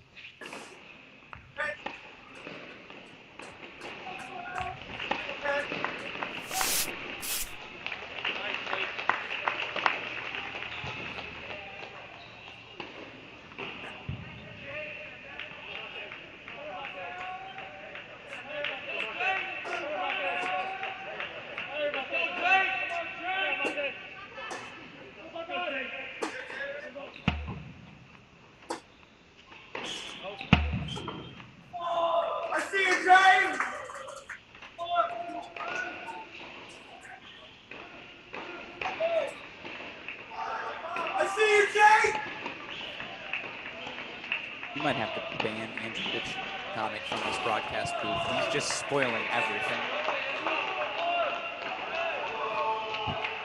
He apologizes. That's for helpful. the spoilers. Van Emberg, with the start being a little bit dicey, to just keep competing and having that scoreboard in his favor early on is big for him.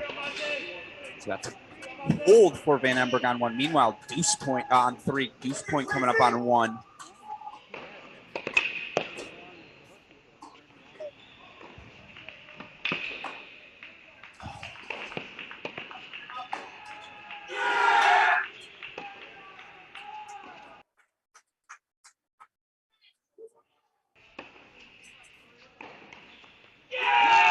Massive break for Mate Votzel, absorbs the overheads. 2-all. We're back on serve here on 1. Now let's go over to court number 6. Robert Cash, I've heard referred to by his teammates as Big Shot Bob here on court number 6. Big Shot Bob coming up clutch yesterday with the straight set win over Wake. Knocks off Sid Banthia. Here we see the Horned Frogs go Louis Maxted. And that's interesting because yesterday there was a change in the lineup. Out was Maxted, in was Tomas Jirasek to deal with Texas's Cleve Harper. Louis Maxted earned a win on day number 1 of this event. coming back against earning the victory over Gianni Ross of Virginia. What do you think about the decision here to play Maxted against Cash? Is that a matchup issue? What leads to that? It is a matchup issue, and it's a smart choice. Maxted can do so many more things in terms of changing the flight path of the ball, hitting heavy, trying to keep Cash back from, getting into the net, just pinning him back more and coming forward himself. So Maxted just offers a lot more dynamic to this match that's going to be necessary, especially playing Cash indoors. Cash is just a bull. He has a very kind of A and A-B patterns that he runs, and he comes in, and if you beat him, he's okay. You pass him 30 times, Cash is like, okay, I'm coming 31 times. He is committed. It's an incredible mental consistency that he has.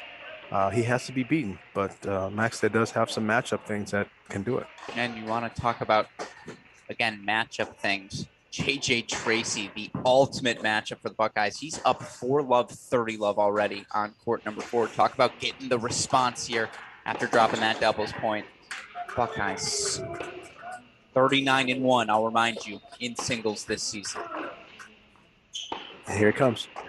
But that's pretty good movement and a nice backhand pass and shot up the line. And he was quiet and calm with that. It didn't seem like he felt stressed and rushed. Cash's intensity sometimes can get to folks. Definitely not causing a problem so far for Maxton. Robert Cash, another third year. That's a matchup where it would be great if we were just watching it individually, and I would sit here and I would track Cash's net appearances to see what the actual percentage would be in terms of his success today. We chalk that one up as a success. Robert Cash, 2-volley combo there. So now 30-all here on 6. Meanwhile, JJ Tracy, 5-love lead for the Buckeyes on 4. James Trotter with a 3-1 lead on 5. These are only breaks right now on the board.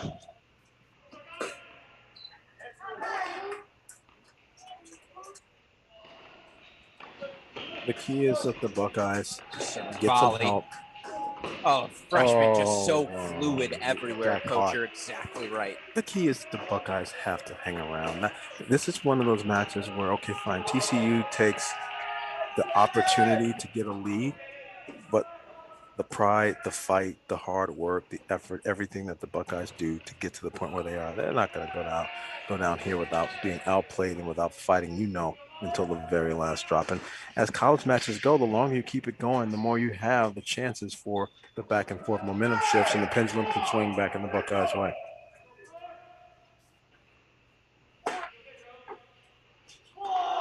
So now Maxted has himself 2 breakpoint chances here. Just give TCU something to rally around here at start singles.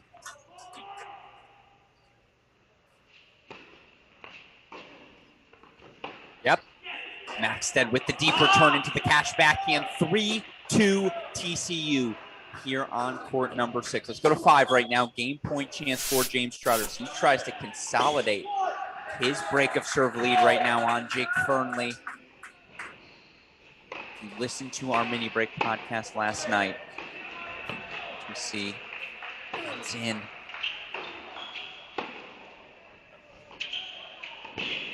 Oh, goodness.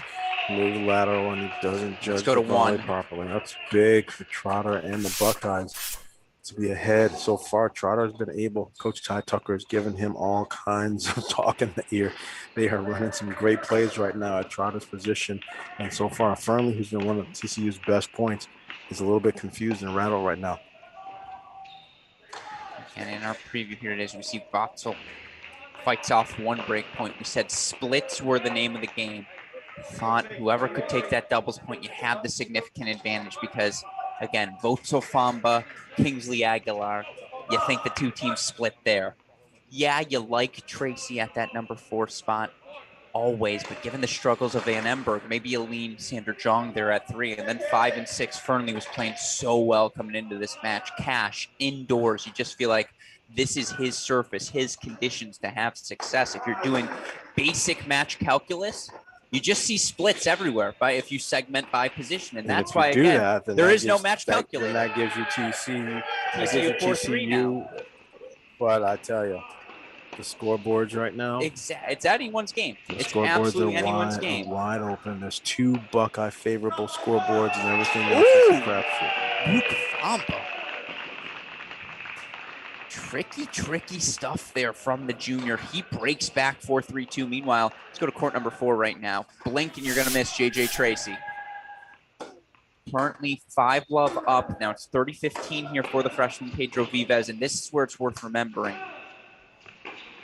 That's tough. And that's exactly what you want Vives to do, to challenge Tracy on the backhand.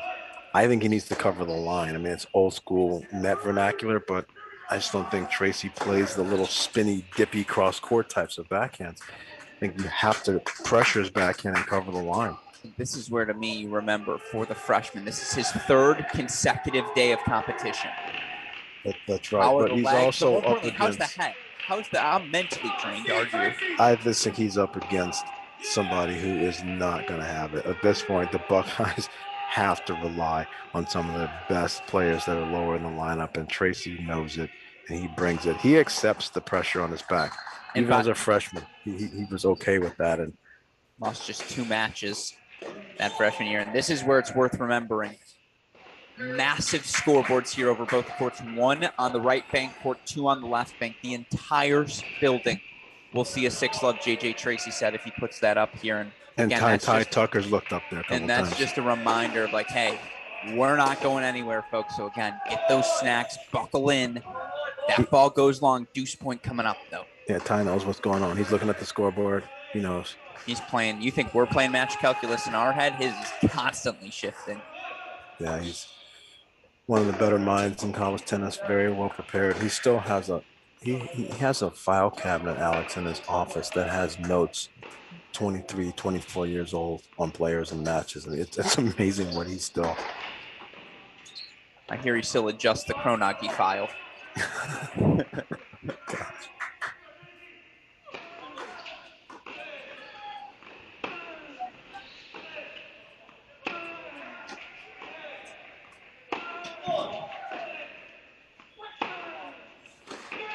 Set on the board for the Buckeyes. Bagel for JJ Tracy.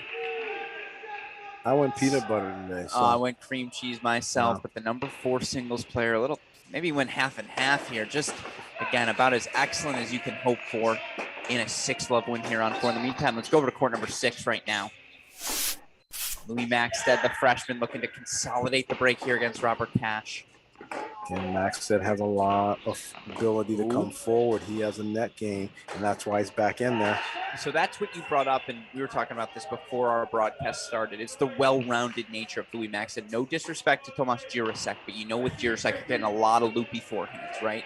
Or just more traditional 6-singles player. He's just more driving and fighting, more linear hustle types of ground stroke. He's more of a Schwartzman type of, and Max that can play up and he can play through and he can defend a little bit, but he also can come forward and play the net. And yesterday that was a key against Cleve Harper. He wasn't able to close when he had the opportunity to come forward. And against Cash, you have to change the overall volume of net appearances. You have to have some of your own so you can take some off of Cash's board. Absolutely here, but again, right now it's the freshman Maxted just rocking and rolling here. In the meantime, scoreboard's tight everywhere. Let's go over court number 2 if we can. Court number 2.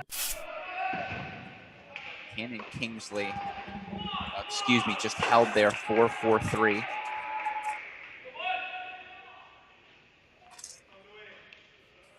So now we'll go over to court number 3 where Sander Jong looking to keep pace here with Jake Van Emberg. 30, and again, given Van Emberg struggles, how well Jong played yesterday, you look for Van Emberg. It's funny, I say given Van Emberg struggles. Let's be clear here. Jake Van Emberg, 4-0 in his 4 decisions on the year, but it's comparatively, right? He was down in a couple of matches that didn't finish, or his Buckeye teammates bailed him out. And I know he just hasn't been his healthiest here. Started his first season in Columbus.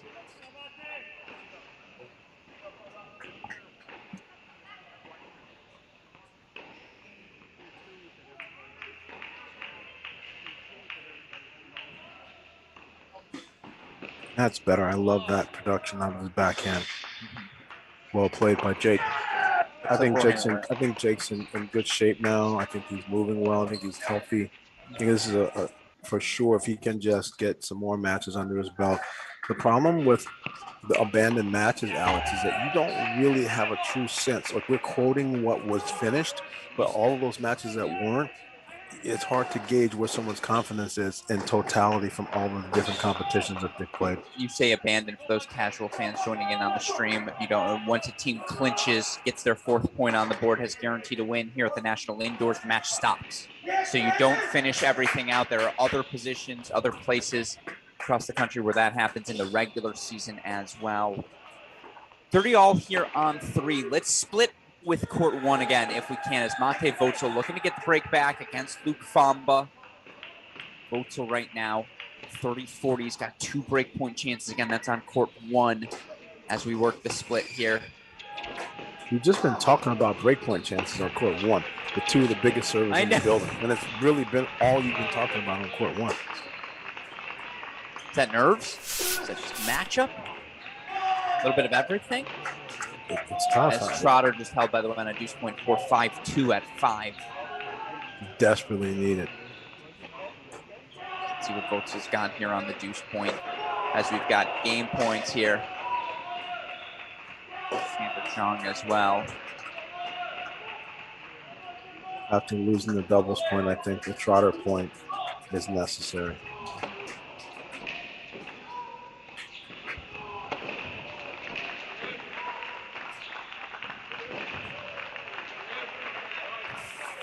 +1 ball. It's right back here. So that's a 4-2 lead now for Luke Famba. Meanwhile, Jake Van Emberg strongly objected to that far sideline call made by Sander Jong, and I believe the chair umpire assessing a point penalty. Wow. Van Emberg coded for his words there. He must have said something. It's hard. The heat of the battle. These guys, the adrenaline, So the emotion. And let's go over, by the way, if we can, court number 2. 4-3-4. Kingsley was up above 30, now 30 all here for Aguilar. I apologize, Coach. Go ahead. They just have to be careful. Everyone wants to win bad, and these officials are trying to do the best that they can. You're not going to always get every call that goes your way. Of course, those of you who tuned in earlier today saw a bad call go against Wake Forest. Not a bad call, excuse me, a call that Wake Forest disagreed with at court number 1. Tony Bresky irate afterwards, 5-minute yelling at the chair. I'm not saying that inspired his team, but they didn't lose much after that. Tony Bresky yells. So again, what's going to motivate the troops here today? That's the question here. Game points for Aguilar.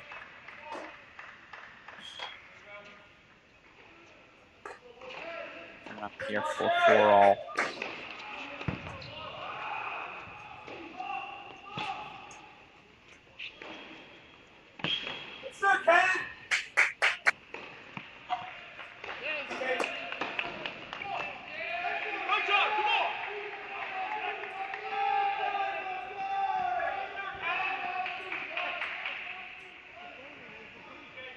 That's a ripper. Short angle cross court. Kingsley beating Aguilar to the spot. So deuce point here. And again, you're looking as these first sets start to get to crunch time. Certainly one of those inflection point moments in the match here.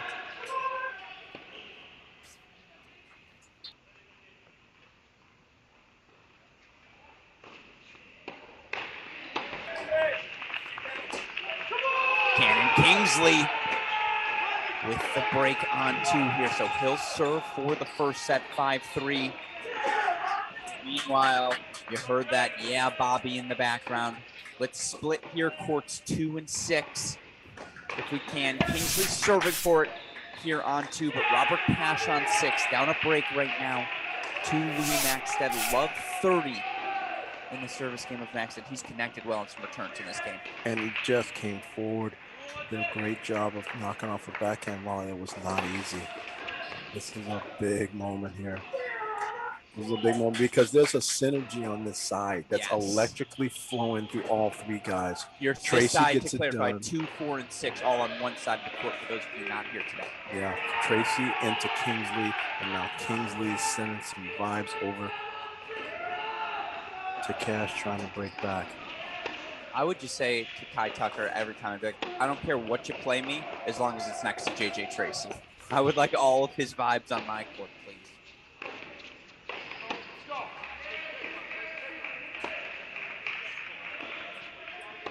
And what's tough about the ball on this court at 6, Max did a brand new stencil on his racket before. It's a double And so what fault for 4 also. Let's go full on 2. What happens when you put the brand new stencil on the floor? The balls look red. So it's in the indoor, it's like a reddish black ball coming at you. And that's Buckeye colors. Yeah, but sometimes it's harder to read in the air. So you need to not do the bright red stencil just before the match. In the meantime, let's quickly, very quickly, hop on over court number 4. Again, if you blink, you're going to miss it. But JJ Tracy, 6 love, 1 love, and now a deuce point here. Take an early break, 2 love lead. Meanwhile, after that, we're going to go split screens 2 and 5 after this West off as Kingsley and Trotter serve for first sets for the Buckeyes.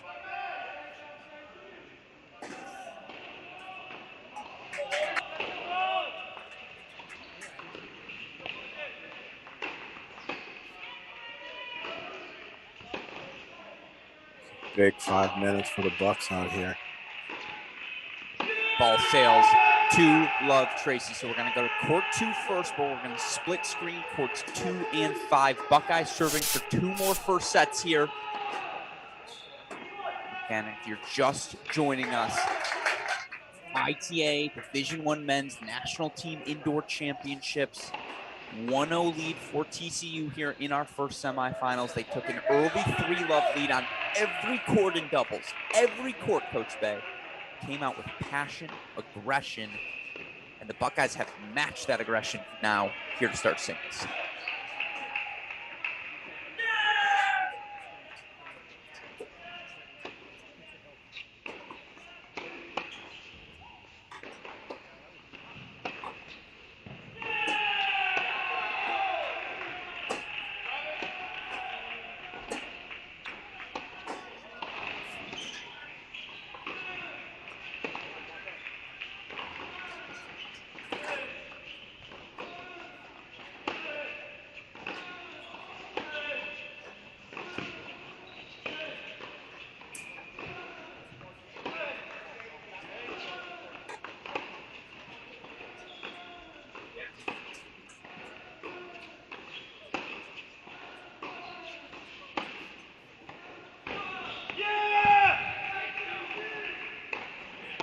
So Aguilar breaks. Yeah, but and now we go full on 5. He started out that game a little disorganized.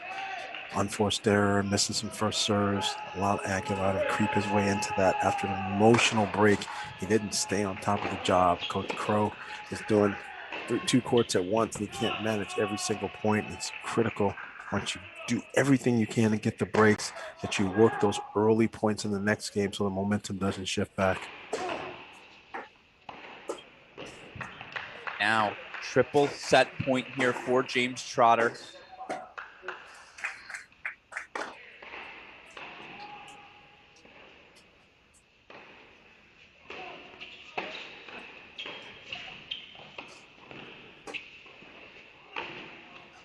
Whew. Oh, man. Jake Fernley, there's that forehand. Yeah, but he hasn't been able to find it so far. You're absolutely right. You got to give Ty Tucker some credit. Ty has organized a nice game plan over here for Trotter. I actually really like that Trotter challenged the Fernley forehand there. Now, Fernley responded, but that just keeps him honest, right? And he does, but Trotter's serving better over Yes. here. And Ty's given him a couple different ways that he can approach this tactically. So this is great coaching and great serving so far by Trotter.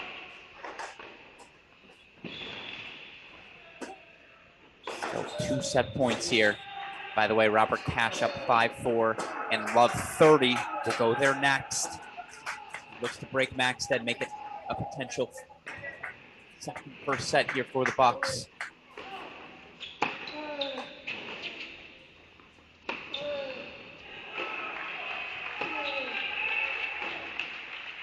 Certainly not done yet.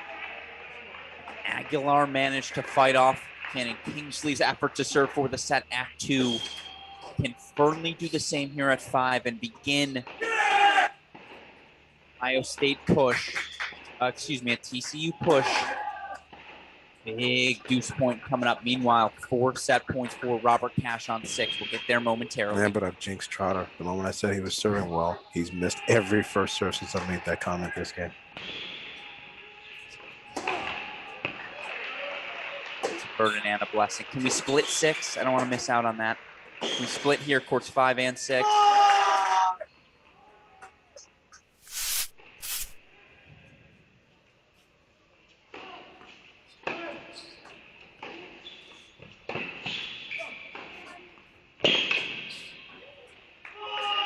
That's really good footwork. Really good footwork by Trotter. And so first set, that's 2 on the board for the Buckeyes. 6-love at 4. By the way, it's 6-love, 3-love now for Tracy on court number 4. 6-love, 2-love, 40-15. 6-3 here on 5. We go full on 6 now.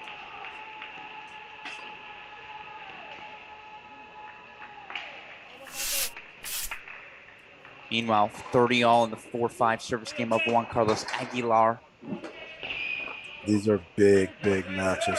Coach, this is one of those Coach Ty inflection points, Tucker right? and Coach Crow know that 5 and 6 are huge points, and they are, I can't say babysitting, but they are monitoring these so closely. And let's split here if we can. Courts 6 and 2. Again, want to catch out that Kingsley game. It's another big serve there. Backstead, definitely a little bailout there from Robert Cash. And want to make sure we get you that Kingsley Aguilar game here. And so we go to the split screen. How about that volley from Cannon Kingsley? Now 2 set points here on 2 and 6. Buckeyes very close to 4 first sets. And because Kingsley is so physical and strong, he loses his serve, but he can come right back and break Aguilar because Aguilar is not a big server.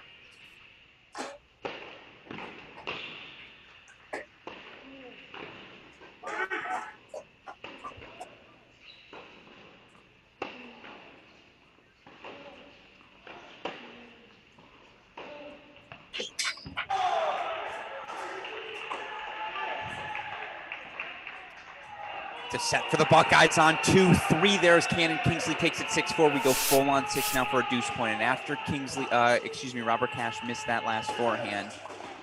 Not going to say the word Coach Kronage used on the sideline, but let's just say he thought Cash was stuck in the muck. Oh my gosh, that is a So big now a turnaround deuce because point here. Cash, Can he close out this game and get it back? Cash was looking. And that's an ace. Oh, that was a good serve. Wow, that was a good serve. 5-all there. Coach Tucker going to turn around, see the scoreboard on the odd courts, and wonder what happened. Meanwhile, Sander Jung, here's a good note for the Horned Frogs, who haven't had a good note in about an hour. 5-4, Sander Jung going to serve for the first set on 3. We'll go there momentarily. In the meantime, let's stick here on 6. Got 3 first sets in the books. They all belong to the Buckeyes. Courts 2, court 4, court 5. Cash had his set point chances.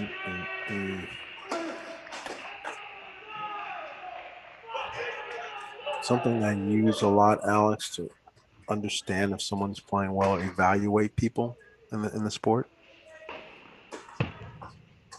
I look at the quality of their tennis. I use that as one benchmark. I look at the level of their competition. And the last thing is I look at how much pressure they're facing in the moment that they're in. So I look at the quality and the competing and the amount of pressure that they're facing. And as I look through all 3 of those instruments, then I determine whether someone's having a good day or not having a good day. The pressure in this right now for the Buckeyes is an 11 out of 10. That might honestly be underselling it.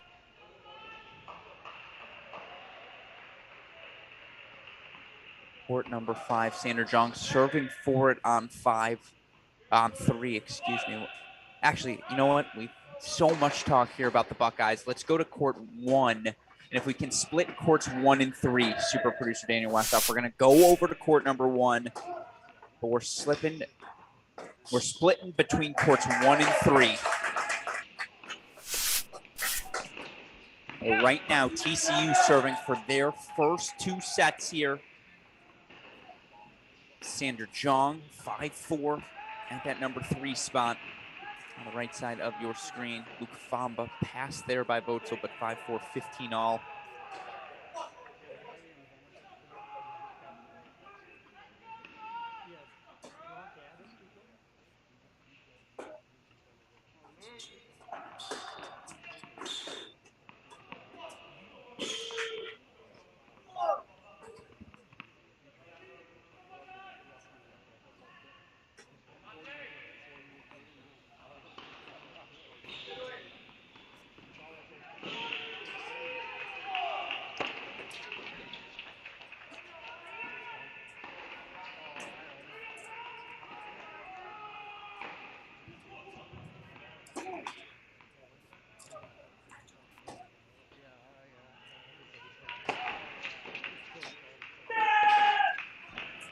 Big time.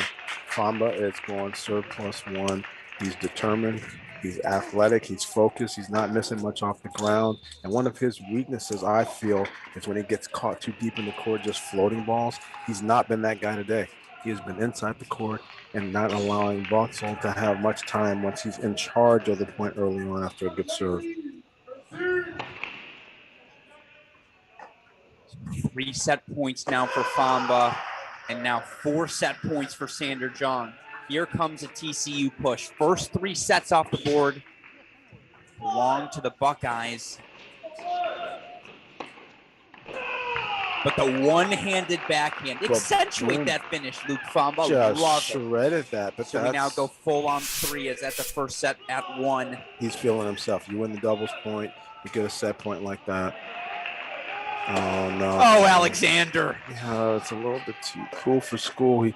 Van Enberg is not really a feeler drop shot guy. Sander Jong. It's great, but I think let's go to the 4. drop shot was not as good as the sprint and the hustle. Everybody here is fast, and they can run these balls down. Moonball drop shots just aren't going to cut it at this level. Exceptional stuff there. Now we go over to 4 again. J.J. Tracy. Break point chances for a 4-love lead. We have quite the development. Can we quickly flash to 6? Quickly flash to 6. Louis Maxted was down 4-5, above 40, but with that pass will now serve for the set. And you said it at the start. It's the variety Max that can throw at Cash. Not just a serve and volley, but it's the fluid passing shots, the ability to move forward as well. He's making Cash uncomfortable. He'll now serve for the set. Let's go back to 4 here again. Deuce point coming up for Pedro Vives. Can he get on the board here for the Horned Frogs? We see this push coming. Horned Frogs with first sets on 1 and 3. Again, 4 if we can. Here, super producer Daniel Westhoff. And we missed it, but it was an overhead from Vives. He's on the board. That's a start. And let's go to 2 now. Quickly to 2. Break point chances for Aguilar. And it's been all Ohio State here in the first hour. I apologize, Coach, for cutting you off. But we're finally seeing a TCU push now in singles. He bellows out. Yeah, but it's 9-1. Yeah. It's 9-1.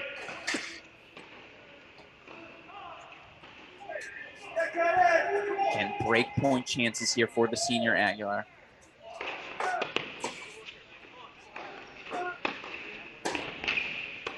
Oh, that's one Carlos would like back, and kind of had the opportunity to spend a bunch of time with this TCU team here this week. Fortunate to say they are entirely on my hotel floor. And talking to Coach Roditi. Again, he likes his matchups everywhere, and he just loves the chemistry of this team. And I do think we see TCU right now pushed back against the wall. Like, yeah, they've got 2 first sets on the books, but No, this is far from over. The Absolutely. level is so close, and these coaches are so good. It's just going to come down to pressure performance, and that's why we're here. And that's why we have broadcasting from Crack Rackets, and us out here trying to figure it out because it deserves the coverage that it's getting. This product is unique and outstanding, and we want as much college tennis on the air so people can view it as possible because it's great, and everyone should aspire to play this. And it's not just Division One, by the way. D2 championships happening today in Indianapolis. We go now. That's a big hold from Kingsley. Let's go to 6. It's our final first set. And as much momentum as Ohio State has built, again, a Louis Maxted decision here at the number 6 single spot. And TCU's halfway home. Doubles and 3 first sets That's in singles. exactly right. That's exactly right. Let's not sleep here on the Horned Frogs' performance, but that's a nice volley from Robert Cash, who again had 4 set point chances, had a high forehand approach at 1540 that he sent wide. He's definitely thinking about that one here for Max that again, love 30. Get that ball into the Cash back and prevent him from moving forward. That's what TCU's got to do here.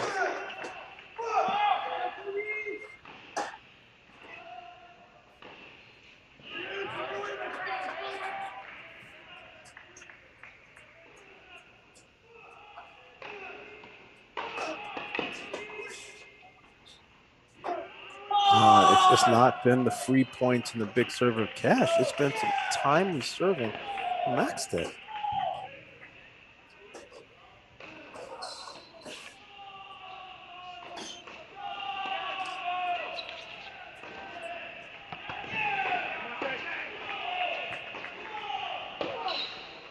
And there he is again with another net appearance. Now Cash has to play defense. Oh, Louis so Maxted, good. and this is why. Again, yesterday was Tomas Jirasek for this TCU team. They thought the consistency and just the relentlessness was the better matchup against the tenacious Cleve Harper. Today, it's the talented freshman Louis Maxted. Earned a victory on day 1 in their win over Virginia. 30-all here. 2 points away from taking a third and critical first set from the Buckeyes.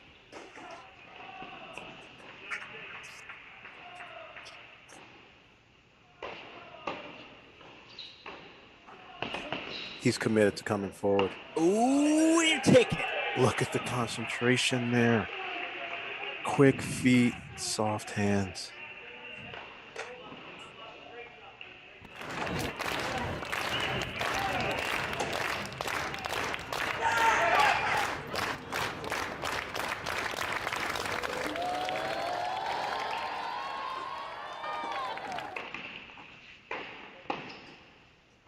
TCU's halfway home.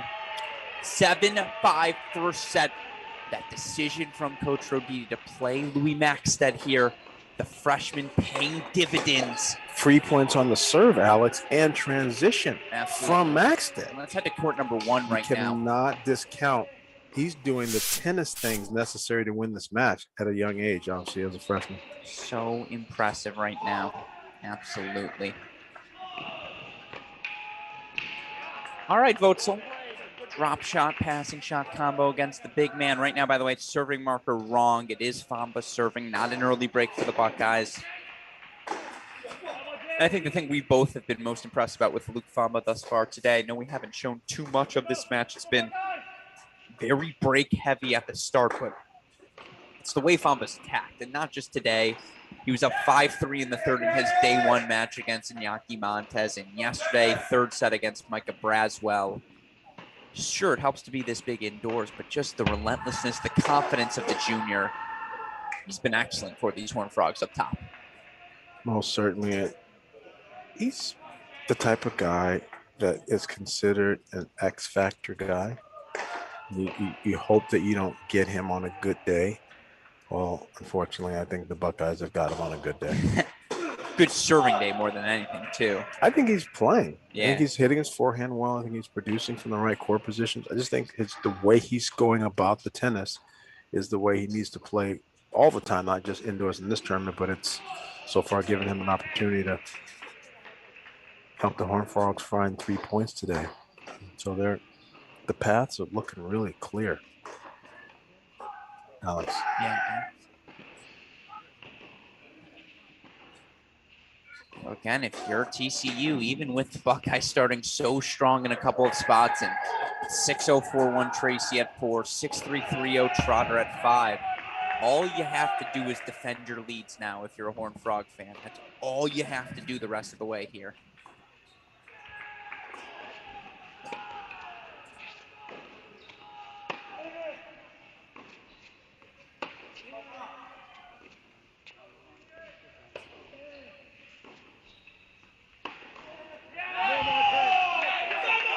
Votel trying to get fired up here. He really is. And again, Buckeyes 39-1 in their 40 singles matches individually played thus far this year. This is just not a spot they're accustomed to being in. You're going to get tough quick. You're in a national semifinal. 15-40 now for Votel, who of course has seen it all in his college career.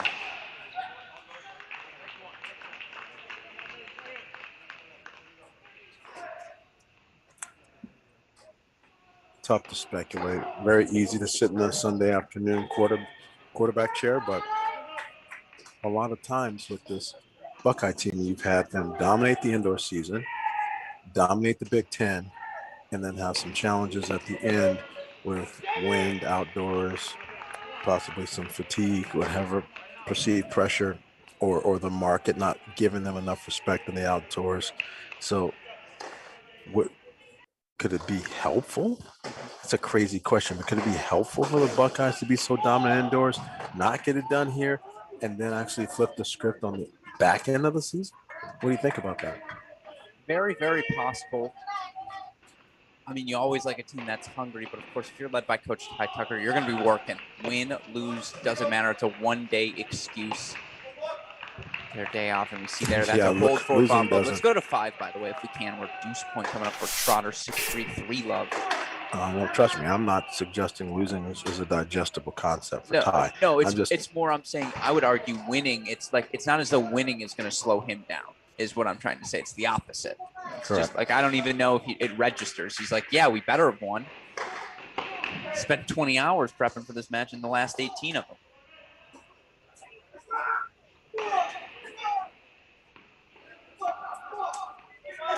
Oh, someone is going to have to man up.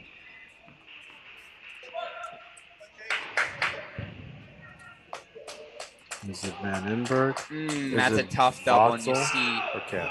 see a little shaking of the shoulders there from Coach Tucker. Let's go to court 6 now, and let's put that scoreboard on up if we can. Reset where things stand. Again, break point chances here for Robert Cash. This was the, game point chances, serving Monica wrong. But this was the swing set through our first hour of play. Robert Cash was up 5-4, love 40 in the service game of Louis Maxted. Had a high forehand, he just sent a little wide. Some good serving from Maxted, got it back on serve for 5-0. He then breaks and holds 4-7-5. That means it's 3 first sets apiece. Set on 1, 3, and 6 for TCU. Famba, Jong continuing their good form here for the Horned Frogs. If you're Ohio State, it's exactly who you think it is. JJ Tracy at 4. Cannon Kingsley now up a set and a break at 2. Trotter's still up a set and a break at 5, but you better be careful. Double faulting games away and letting firmly hung around. No doubt about that. It's not a great choice. Let me ask you right now, Mark Bay match calculator. The match calculator right now. Is it deuce point coming up? Oh, it's the match calculator. 50-50 still? No, sir. 54-46 TCU. Okay, because of that doubles point? Absolutely. Absolutely. Deuce point coming up here for Cash. Tries to get out of this scenario.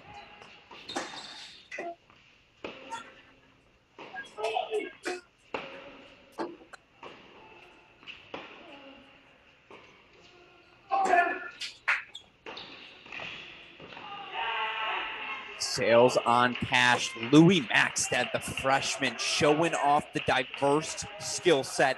Breaks for 1 love here on court number 6. In the meanwhile, again, blink and you might miss it. Let's go over court number 4 right now. JJ Tracy. 6 love 4-1. 6 love 4-2 now.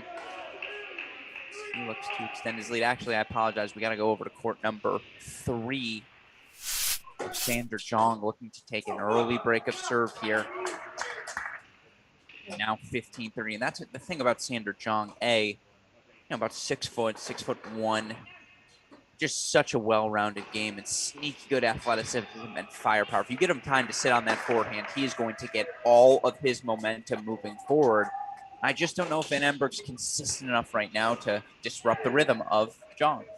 I love Jong. Yeah. He's one of the few players I hadn't seen a lot of coming into this weekend. I was looking forward to. Look at that forehand there to set up 3 break points. Outstanding. He does so many things well. It's just like, where's the weakness? That's half the time what I'm asking. I just don't see a discernible one here for Sander Jong. Yeah, I don't either. He just plays good tennis. He has a nice game and great skills. And obviously all these players are well coached, but Sure. look at that forehand on the run. And now opportunity ball. But that's too cute. And that's one heck of a hustle gosh. from Jake Van Emberg. And let's look at it from the Van Emberg side. And we've seen him play this weekend. It was down a set in 5-3 before flipping the script, earning the clinching win against Washington. But was down big down big yesterday against Filippo Moroni, and just hasn't finished many matches here this year. What do you want to see from him? How does he break Jong's rhythm? What's the best version look like? Right now, I would actually do something a little different. Okay. I think that he has been struggling a little bit as he makes it a track meet. I don't think that he's beating Jung in the track meet. I would like him to play more from the center, play heavier on Jung's service game, and do more forehand +1 approaching on his service game, but take it out of an east-west scenario where he's starting to put miles on his shoes. He's already down a set. So now how long are you going to make this a track meet movement-wise laterally when you're already down a set?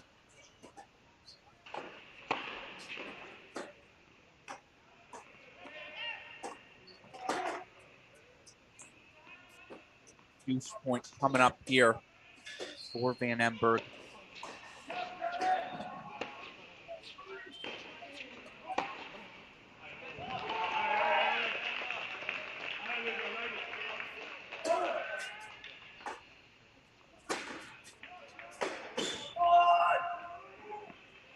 And also, Ty Tucker came over there to Jake and gave him a high five, and after that great sprint and just couple of calm words. Hold for Van Emberg, 4-2-1 here. Team needs him. He has to stick around. And so we go to court 5. He could be the hero again. He was a hero on Friday.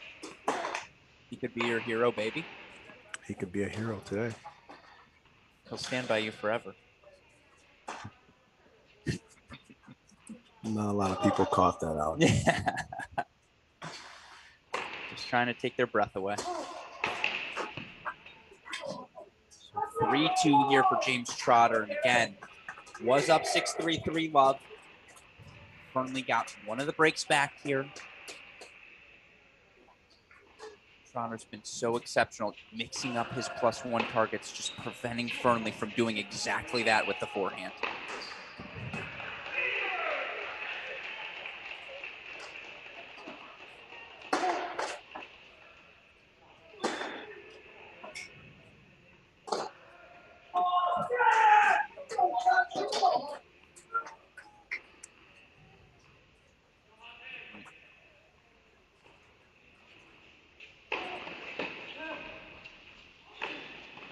But right now, the Bucks need is scoreboard pressure.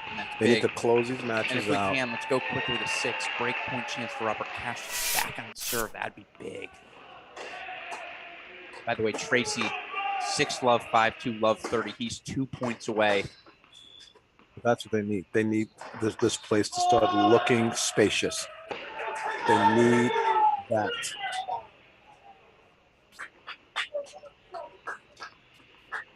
So everybody that has a lead needs to put the pedal to the metal. That's a double. That's a break. Buckeyes will take it. We go to 4 right now. You need Kingsley, Trotter, and Tracy to just go vroom off the court and just have a big gaping hole in the building. Like, what happened to those matches? What? Wait a minute, scoreboard. Buckeyes have 3? Oh. Kingsley, by the way, 6'4", 4-love. You're absolutely right. It could be 3-1 Buckeyes, and you might still rather be TCU. I mean, one of those weird days.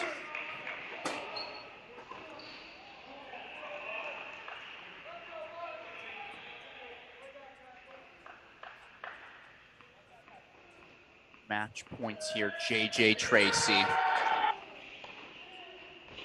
That's what you need. Somebody that good in that position. It's so easy to just say, oh, we just need him to kill sweep, or we just need him to dominate, right? Well, he's doing it. Absolutely. 6-love, 6-2 win for the Buckeyes. It's 1-all after that result on court 4. In the meantime, let's go over to court number 2. Have not spent much time on Cannon Kingsley. Simply put, the serve, the forehand, it's working today for the Ohio State third year as Kingsley 2 games away here from making it 2-1 Buckeyes. Buckeyes take 3 first sets. They may earn 3 decisive straight set victories as well. Question is, who can they flip? Going to need at least 1 3-set victory after dropping 3 first sets.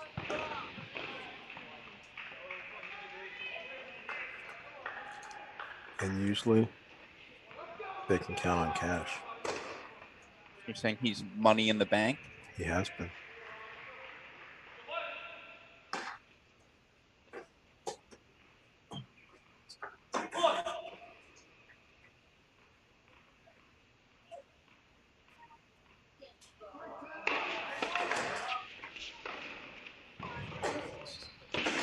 Yes, that's what Kingsley needs to do. And we got to go to court 1 Big right serves, now. physical ground strokes. In jeopardy, going down a set and a break to Luke Famba. 30-40 now for Votzel. Famba just, again, so aggressive right now, hitting that one-handed backhand so purely. Testament to his development.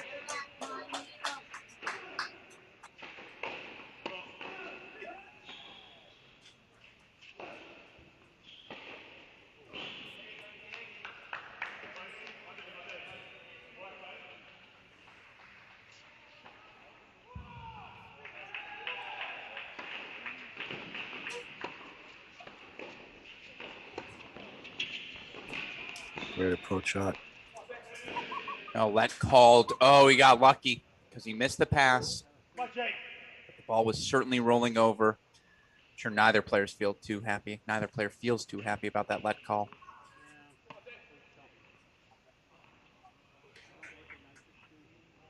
30-40 coming up.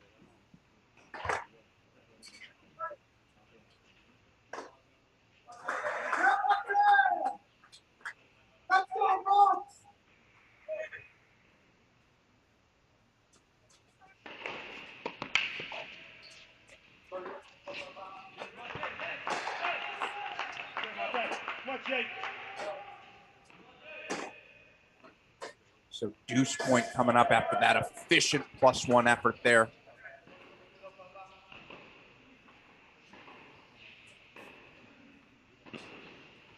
I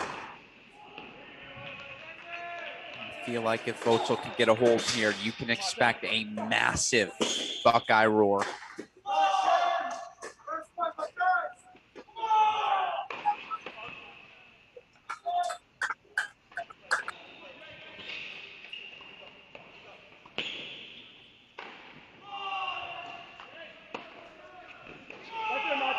Ball goes long, confirmed by the chair umpire. Look at Coach Ty Tucker in the face. I don't think I've ever seen Ty do the double shoulder move. Pulling a little Brad Dancer there. some love between he and his #1 singles player, Mate Votzel. Votzel stays ahead 3-2. Obviously, that one could prove critical as the Buckeyes need to flip something. Meanwhile, we go over to court number 2. Cannon Kingsley. 6'4", 5-love. And after that, massive inside-out forehand. Love 32 points away. Again, the Buckeyes now with that Tracy win, 40-1 in the 41 singles matches they've completed. But how important, we talked about these stages of a match all weekend so far, Alex. Winning that first game of the second set after you won the first gives you a chance to keep this train rolling. And Trotter was doing it at 3-love until he decided to double fault the game away. And now he's in a pickle. Still up a break.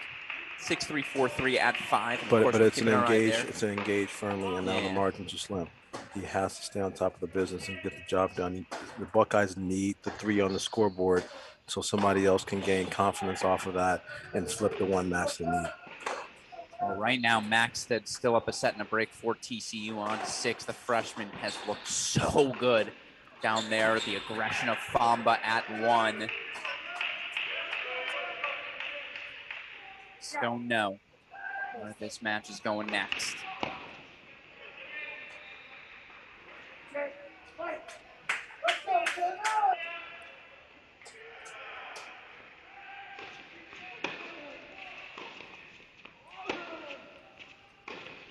Nope, that sails wide. 3 match points coming in. Again, Cannon Kingsley lost his first match of the season, not against a Power 5 school, against Xavier. I talked to him about it. He was very clear. I did not play up to my standards. It has lit a fire in his belly. He is now 1 point away from giving the Buckeyes a 2-1 lead. That's a great return. That's a good reflex to get. That's a nice on the stretch. Oh my goodness. Aguilar misses the dropper. It's 2-1 Buckeyes as Cannon Kingsley 6-4, 6-love. 2-love Ohio State. Now we go to 5. Again, it's 6-3, 4-3. James Trotter. Don't want to say this would be an upset, but Fernley's been so excellent this year. And yet it's Trotter here in a commanding position. Of course, again, yes, Ohio State looks like they might get 3 straight set victories. Big forehand, though. That ball's coming hot, Alex. And that overhead from Trotter. Oh, look at the Ooh, but still. So good tennis. So good it's from really James good. Trotter. And Ty's telling him, yes, sir. That's how you do it, my friend. Look at him. He's pumped. But again, there's a world where Ohio State takes 3 straight set matches, up 3-1, and yet it's still TCU who took the first set on the remaining 3 courts. And all they got to do is protect those leads, and they'll find themselves in the final. Yes, sir. Right now it's a 52-48 TCU scoreboard. Again, if you're watching at home, you're probably like, I don't get it. Why is everything so pro Ohio State, yet they might lose? Well, just wait for the next 30 minutes. TCU starts their comeback everywhere.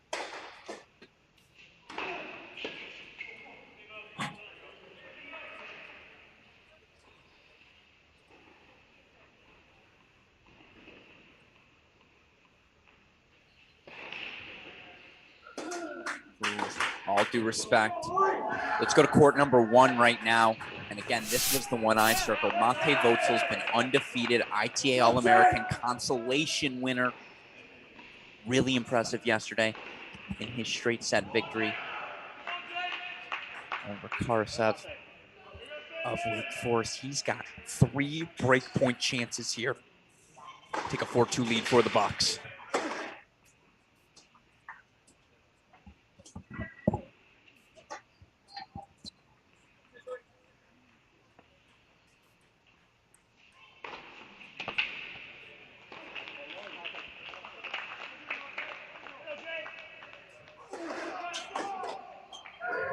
They serve from Famba, as we call it, the Famba Bamba. That's such the foundation for the junior success. 40 now.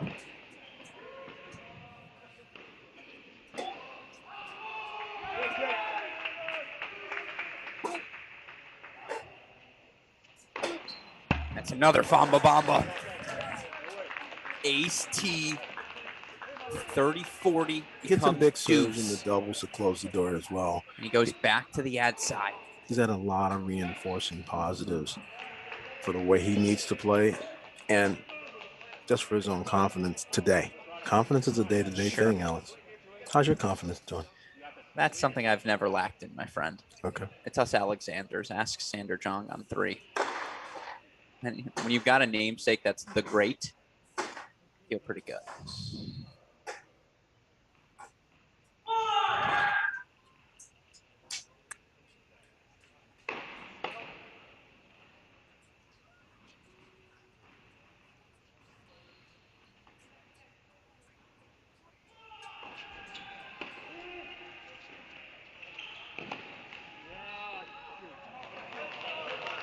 Really tough to deal with, but the red court. Oh, wow. So Gotzel fights off break points to hold for 3-2. Famba fights off break points to hold for 3-all. We go to court 5 now, where James Trotter is serving for the match, 6-3, 5-4.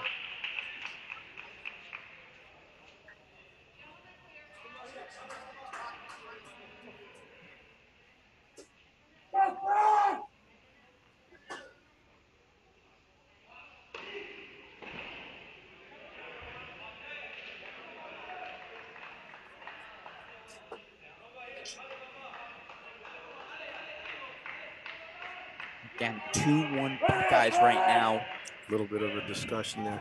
The fans were getting pretty pumped up, and Coach Tucker asked him to be quiet while he was going into a serve motion. And there it is. It's good coaching. It's just good coaching. Great serving. Trotter's brought the serve today. No doubt about that. So 3 points away.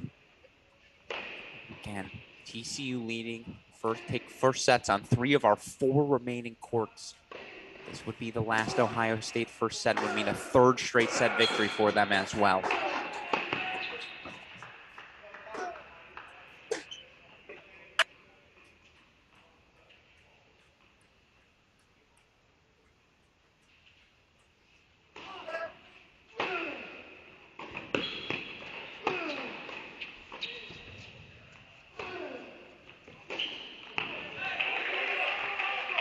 Pressure there from Fernley, right? Make Trotter do something special to beat you.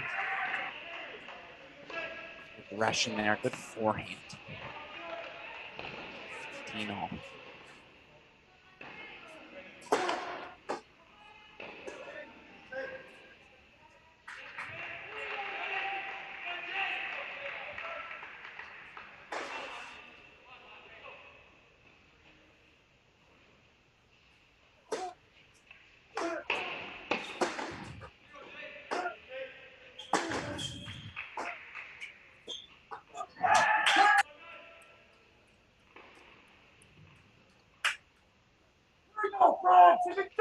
Let's go!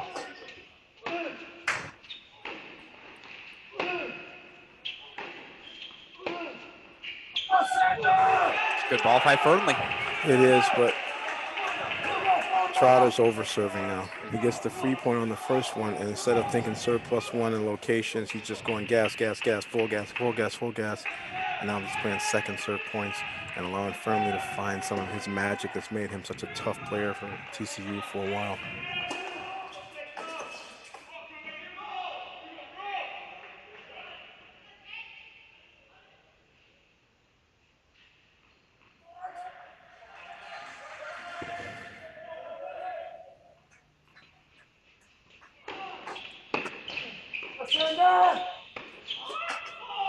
Good serve and volley there. It's a clutch play. And good serve target as well. Well, he has to trust that he can make the shots. He can do the work necessary and from a combination standpoint.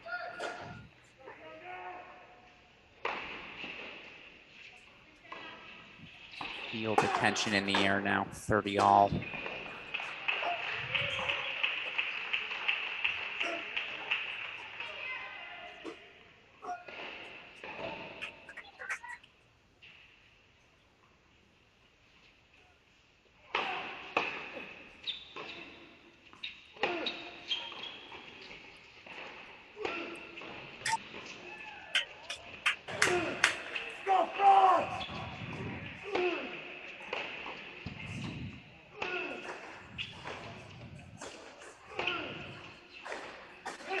That's the type of point that Fernley wants. Him hitting forehands on his own terms while Trotter's hitting defensive backhands on his service game. That's a bad point, the way that ended up going. You heard a fan say it in the background. It's gut check time. Gut check time here. Number 5 singles, 2 break point chances for Fernley. This second set back on serve.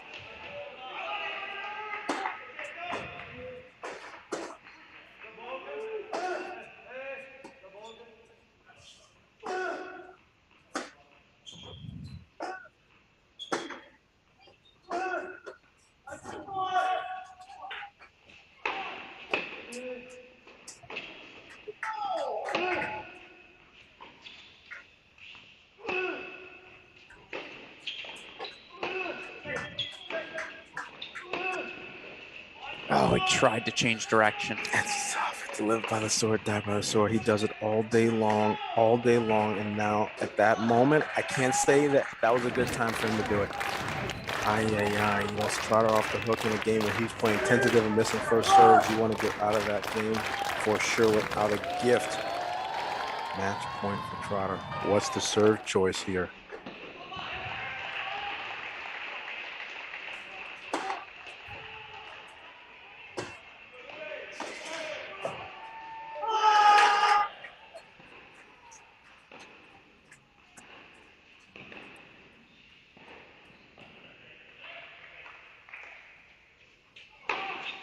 Big serve body. First ball forehand into the backhand firmly. Net appearance transition, stick the volley, and a takedown. And you should see the look on head coach Ty Tucker's face. He knew his Buckeyes needed them to close that one out. James Trotter, clutch down the stretch. Big serve, forehand volley put away. 3-1 Ohio State. Yes, sir. But there was a bunch of train wreck in that game. So he's very fortunate to get out of there, but he did win the first point in there. Let's go over Give to court himself a lead. number one And now. he played an outstanding match point. That's ATP pro level, Grand Slam championship level match point he played there. Great job by Trotter. That was a big point for the Buckeyes.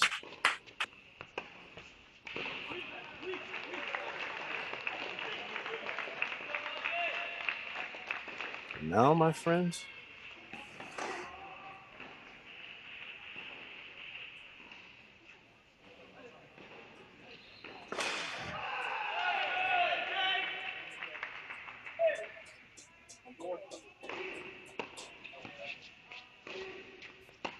I'm just trying to look across the scoreboard and find a place where it's just a TCU scoreboard. They just have a lot more work to do.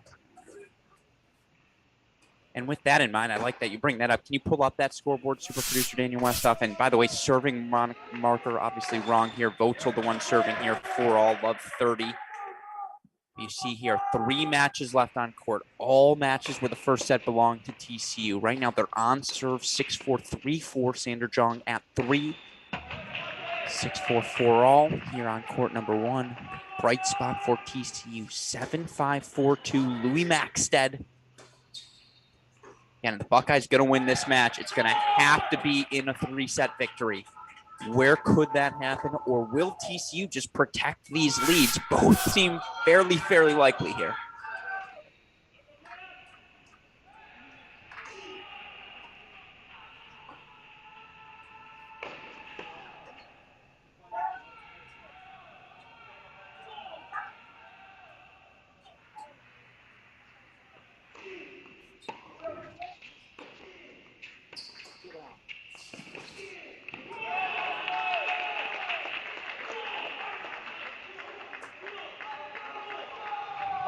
Come on. 30-all here. Can we get a split screen with court 6? Again, split screen here with court 6.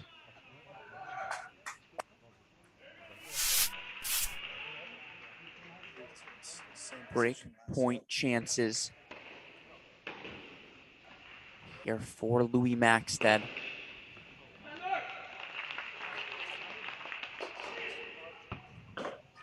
Commanding double break 5-2 lead. Yeah, Louis!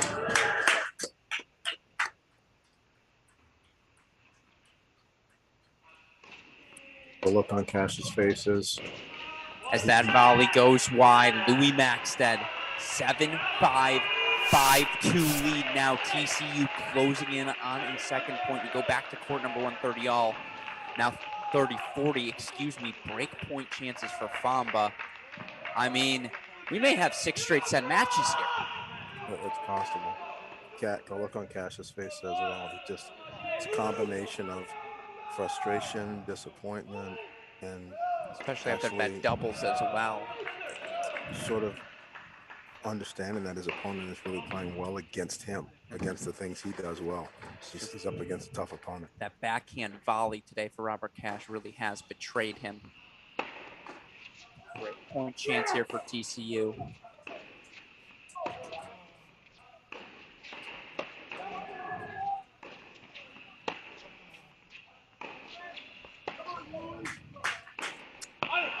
Luke Famba's a grinder. We all know that. 6 feet behind the baseline there, just making Mate Votzel do something special. Votzel unable to come up with it. And again, 6-4, 5-4. So right now, TCU about to serve for matches on 2 and 6 simultaneously. We are inching closer and closer to 3-all, folks, where things may come down to that number 3 spot where it's 6-4, 4-all. Sander Jong just held against Jake Van Emberg of Ohio State. But what you have but this is what you have, Alex, that's And if we even can't- more telling, is that it's about to come down to the 2 guys that have not been in the trenches for the Buckeyes. These are new guys. Votzel, Van Emberg, and not by the way, carrying the torch for the team in the new moment with enormous pressure on them in high positions. yeah, but let's be clear, that's why they came here. This is precisely the opportunity they wanted. Now, you always say what you want, and sometimes you don't want to actually get it. They're getting it here tonight. They're having it, because this is about to come down to Van Emberg pretty quickly. Maxted looks really comfortable. Famba is loosening up his arm for Bomba school. Absolutely. Let's go split screen here. 6-1 as Luke Famba back on court, getting ready to serve for the match. Again, this is probably the best any team has ever felt while down 3-1 in a national semifinal. Stress levels through the roof here in Nordstrom.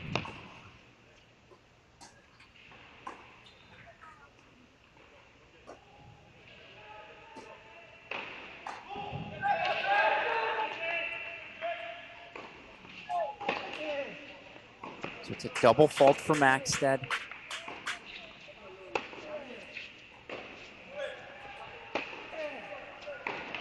Famba going Mach 5. Well, that's my problem. That's my problem.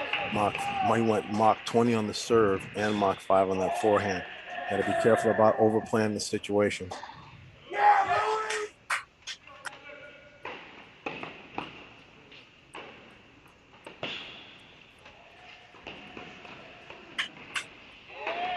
E. Maxted, freshman, has just taken the net on Robert Cash. Not allowed Cash to get into his bag.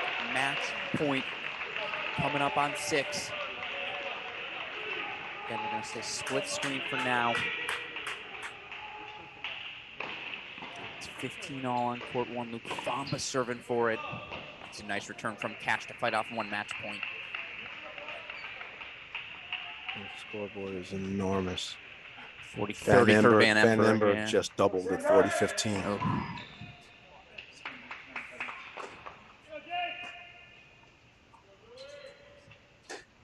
Let's go full on 6 for this match point if we can.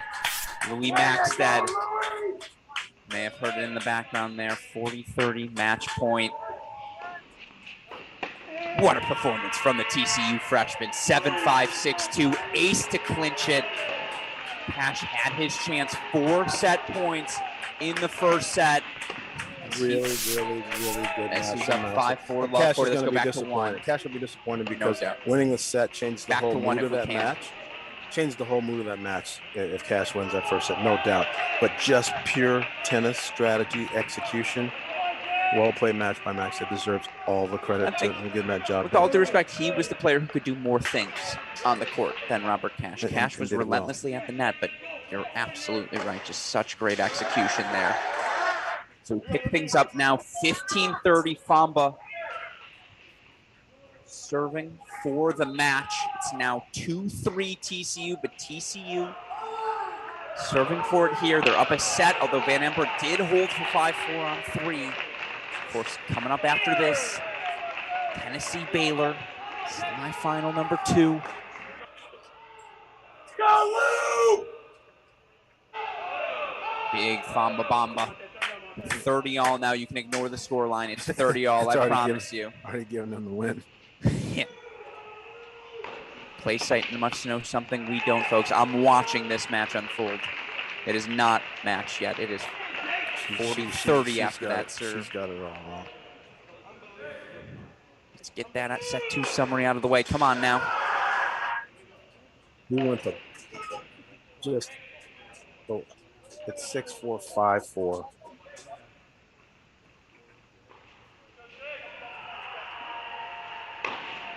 Famba Bamba. Luke Famba had never beaten Mate Votso, and obviously Votso, for those that don't know, coming over from Oklahoma State, they had seen each other a couple of times, but the Famba Bamba, 4-4 for the number one singles player for TCU. He was excellent today, just executed precisely what he wanted to do, and now we turn to court number 3.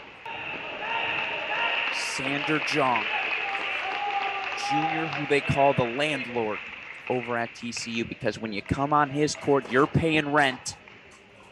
Really needs to take one more payment here today to send his Horned Frogs to the National Indoor Finals. Of course, Van Emberg, the transfer from Oklahoma, has yet to lose a match for the Buckeyes here. 4-0 overall at that 3 spot. Some have gone unfinished, but never lost a match. And now all the matches, straight sets. Think about how many 3-setters we've had in this tournament.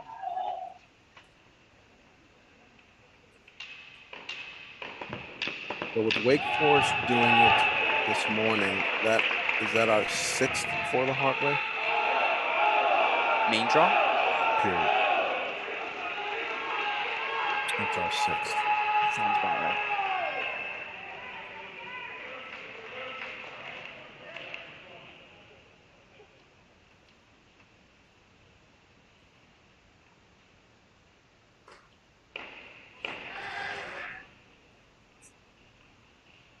Whole different ball game when the last match on.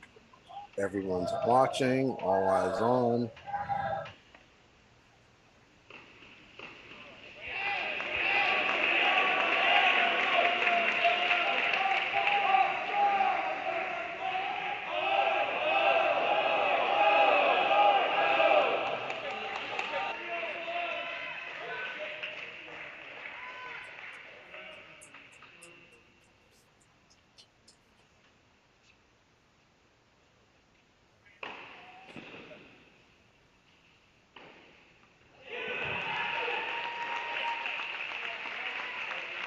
Really good execution there from Sander Jong. Served to a good He target. just looks really calm. Inside in shots. They're popular, sexy shots. Guys like to go for them.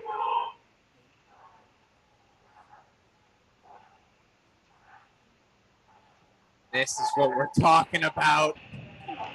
Third in the background here, 40-30. Hasty Jong, and now let's get the crowd moving. That's his best serve. That's the serve that he's aced the most on last couple of days. I think people should be covering that more against him.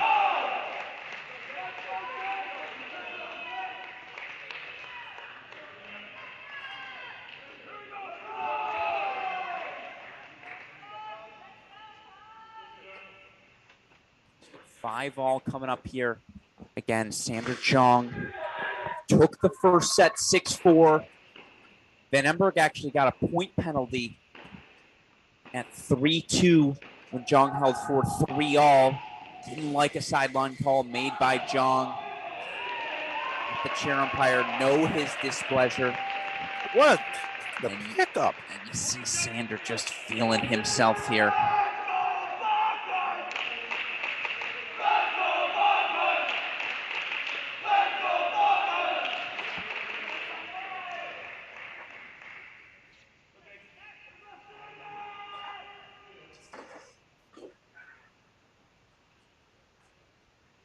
How about Coach Roditi and Coach Bowen in the bleacher seats, nowhere near the action, way far back away from the match?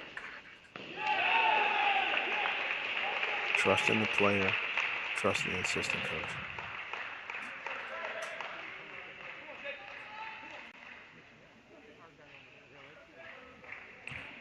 Again, Sander Jong now 15-all here. And again, Jake Van Emberg, the transfer from Oklahoma. You look for him last season in his matchups against TCU, was unfinished at the number one spot against Alistair Gray in their first matchup, lost to Luke Famba in their second matchup. Obviously, matchup number 3. Ooh, here you go. So these two faced off last season. Sander Jong, a 6-3, 6-3 win over Jake Van Emberg. And that people don't forget. That was, of course, a little over a year ago, kickoff weekend last year. It's a big forehand, though. But that's a big forehand to a good target. That's a great risk. That's exactly what you should do under pressure now. Pick and choose the right times to take the good risk.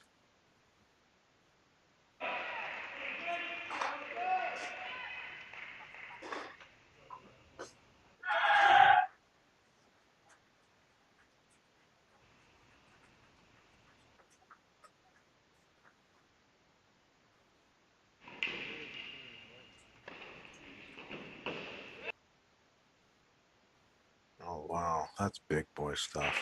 This is not the boys 14 Midwest close, Alex. Not quite anymore. This is serious. This is a high level, and you're going to have to play to win.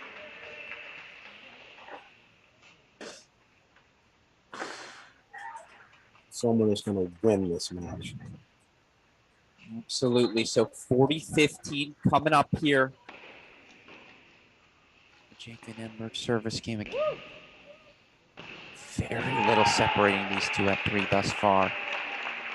That's a great close from Jake Van Emberg. He holds 6-5 here on the turn. Again, 3-all. Let's pull up that scoreboard, talk about how we got to this point. TCU, a decisive doubles point as they take early 3-0 leads at all 3 courts. Then ultimately it was the courts on court 1, court 2, delivering the goods. Buckeyes did get a win on court 3, and that momentum carried over as the Buckeyes were in the first 3 singles matches off the court. Straight sets from Cannon Kingsley at 2, straight sets from James Trotter at 5. Of course, J.J. Tracy doing what J.J. Tracy does best, an 0-2 victory over freshman standout Pedro Vives at 4. Meanwhile, look, the Horned Frogs have gotten their leads. They've protected their leads. Again, those early 3-0 leads in doubles, they weren't broken on the doubles courts. Luke Famba today, up from the start, he earns a 4-4 victory over Vogtsel. You also had the freshman Louis Maxted, 7-5, 6-2 over Robert Cash. Lineup change there from yesterday. Great decision from Coach Roditi. Now it's Sander Jong, the junior. 6-4, 5-6, serving, stay alive in the second set against the transfer. 5th year Jake Van Emberg here. How you feeling, Coach? So what they coming for? What to pay to see. Just love these moments. And I'm excited to see how both players respond.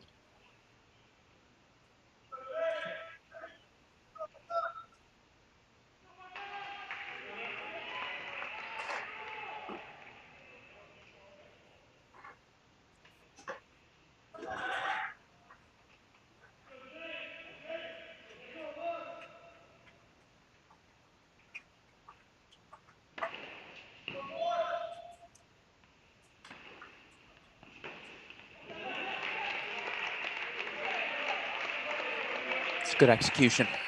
It's just good pressure. Making the player take a couple of steps. The serve +1, being able to have some sense of control on your service games. You're not starting from neutral.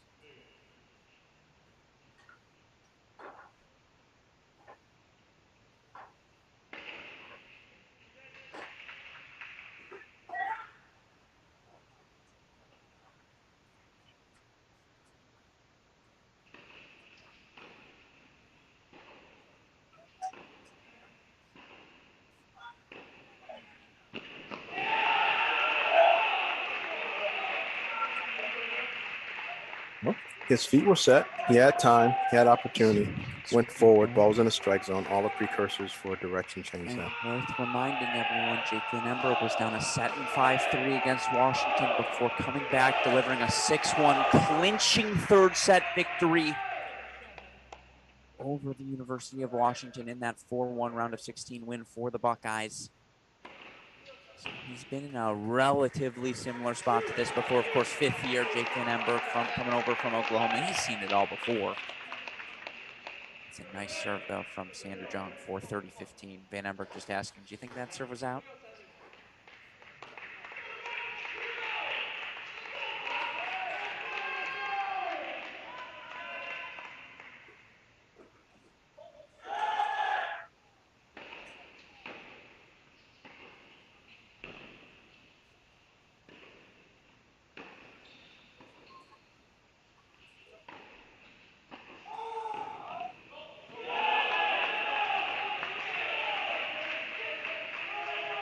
Just long. This is really tight.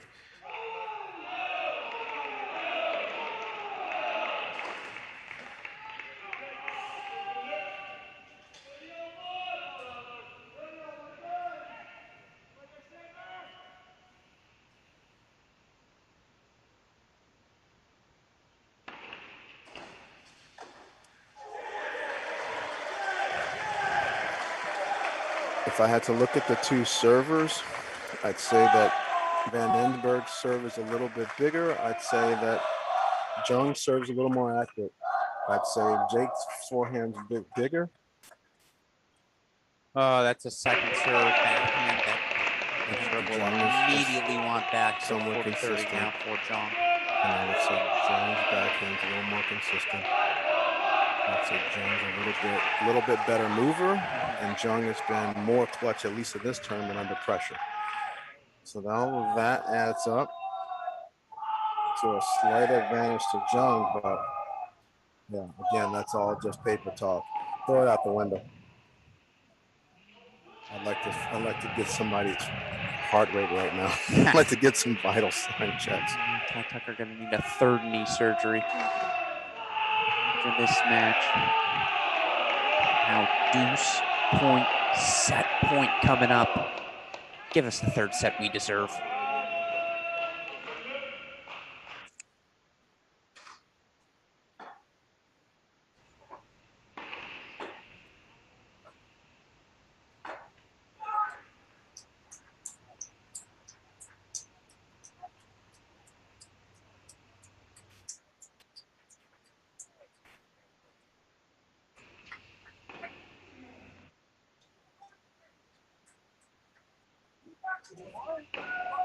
Oh, that's the forehand he wanted. But Going to a breaker. I still think that's an inside out one again. I don't think he was set. I think his eyes were big. I don't think he was in great position on the ball. That was just adrenaline and hope. There's nothing wrong with going for it. Don't get me wrong. I just think that wasn't the one.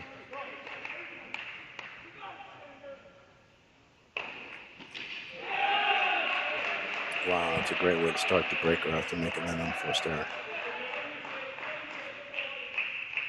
Bomb T. 1-0 Buckeyes.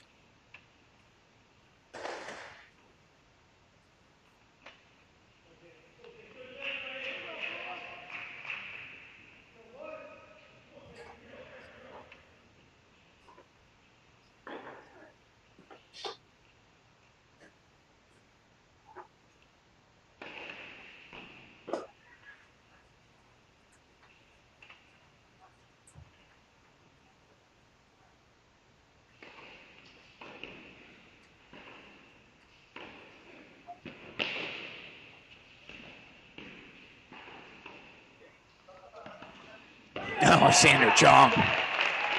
Not going down lightly. It's tough. Tough to put away that volley in the breaker with everyone watching. It was just kind of a guided. So 1-1 here. Just didn't stick it clearly in the moment. He was a little nervous. Meanwhile, in our YouTube chat, you see the Tennessee Volunteers chiming in. They say rats run at midnight. That's, of course, the Tennessee motto. They just stick around. The rest of the day, you'll get to see those Tennessee Volunteers taking on Baylor, semifinal number 2, 3:30 p.m. Pacific time.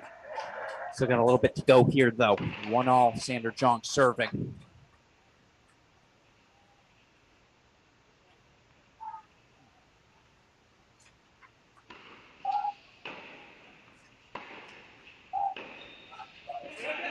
Just long.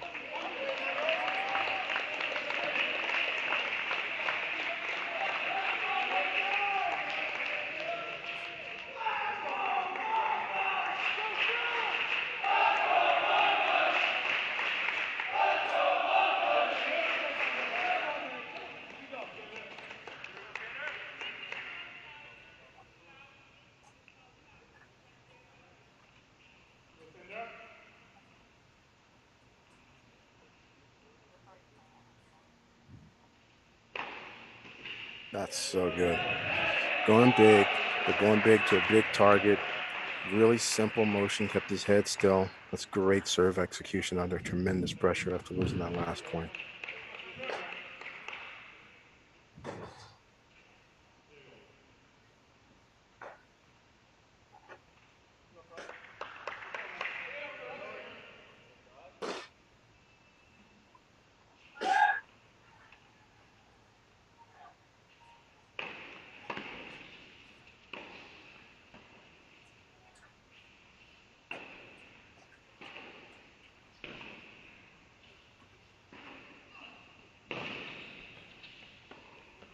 Oh, that's a weird angle he took to the ball, though.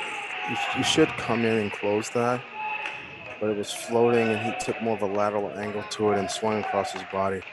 Had Jake in a bad position. Jake's not as natural with the chip on the run, so that ball's floating. Oh, that's a big miss. 3-2 Van Emberg takes his 2 on the serve. We're still on serve here in the breaker. 3-all. National final on the line. 2-3, excuse me. So 3-all as we make the turn here. With 2 unforced errors that are under a foot missing, these are just forehands with time. Again, it is a breaker. Everyone tuned in here. Everyone watching. All the Breathe. pressure Wait, on you. I'm breathing. Yeah. No, we're just as nervous as these players. Trust me. Yeah, my right leg's been moving for a while. Absolutely. And we see again right now, 3-all here. Number 1 seed, Ohio State, dropped the doubles point to TCU. Came out firing in singles, though. JJ Tracy dropping just 2 games at 4. James Trotter, a 3-4 win at 5. Cannon Kingsley, 4-0 at the number 2 spot. Tell you what, though, TCU so efficient, so effective. Luke Famba, 4-4 at 1.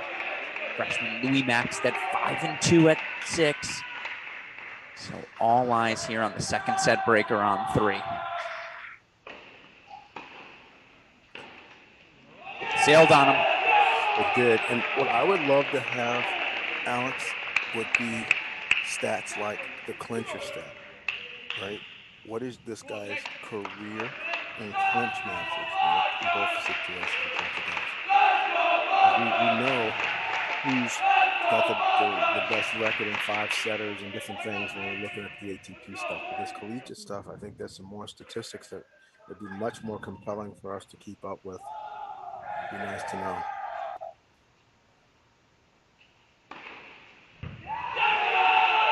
He's been serving great. Nice serve from Van Emberg. He's been serving great all break. So 5-3 consolidates the mini break lead. By the way, you missed any of day 2's action, head on over to the mini break podcast feed. Catch up on all this ITA indoor action. 5-3 Van Emberg here.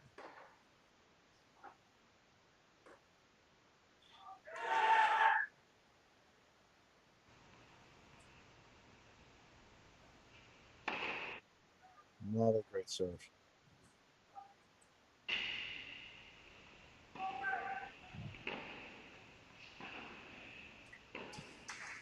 Oh, Jake Van Emberg playing big with the serve, big with the forehand. He has now earned 3 set point chances to send us to a deciding third set. Xander Jung sweat the bed on a couple. Crossing over on a high volley in this backhand definitely was. His arms were just almost kind of beyond tight. He didn't get any racket at speed to go forward. It just was a bad miss. That was a pressure miss.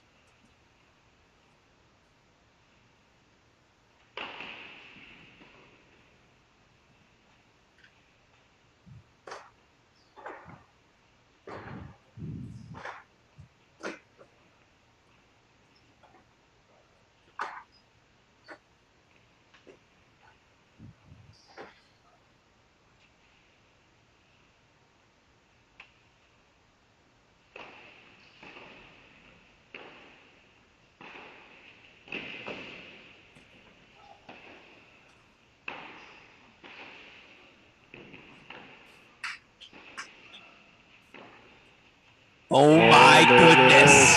We're headed to a third set. Jake Van Emberg. 7-3 in the breaker. And we head to a deciding set. And again, I'm going to ask you, super producer Daniel Westoff, if you can, show me what's going on court number 2. Spencer Furman in the building with the Baylor Bears. As you see, Baylor Bears leaking out onto court now. Tennessee headed that way as well. Warm-ups underway for our second semifinal and NCAA semifinal rematch between the Baylor Bears and the Tennessee Volunteers. But again, on court number 3 right now, it is Ohio State with the momentum. Ohio State taking a 7-6 second set from Jake Van Emberg. 1 set to decide anything. And let's reset how we got here. Alex Gruskin, the coach, the legend, Mark Bay here in the broadcast booth. We can go to our faces now as we wait for the action to return. Coach Bay, you talk about what we've seen unfold here. Doubles point. Again, TCU was up 3-0 on all 3 courts in about our first 5 minutes of action. They rode those leads, protected them all the way through the doubles, took a 1-0 doubles point lead. Now, protecting leads has seemingly been the theme here in our match, as we saw straight set victories. JJ Tracy dominant at the number 4 spot. Cannon Kingsley, all due respect to Juan Carlos Aguilar, dominant at 2. I thought James Trotter, got a little shaky at the end, but was in control from start to finish of that match on 5. On the flip side, if you're TCU, again, you never wavered at that doubles point. Number 1 singles, Luke Famba. Famba Bamba's up and down the board there. He holds serve for a 6-4, 6-4 win. Louis Maxted, maybe our performer of the day, the freshman, fighting off set points for a 7-5, 6-2 win over Robert Cash. Sander Jong losing that second set, that lead dissipating for TCU. That's our first blown lead of the day. This match is as even as it gets. And it's extremely exciting and a bit surprising, but like you said before, this is always going to be an opportunity for different people to come through and be the hero. And Jake, at least in this building, was a hero a couple nights ago coming back from behind. So even though he's been struggling, he did have some positive relative to that Washington Husky match.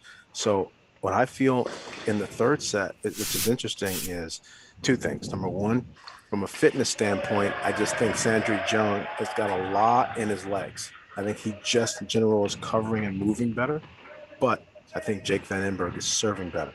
So who serves better in the third, and then who creates it more like this right there, that point, more of a track meet. If this point, it's in.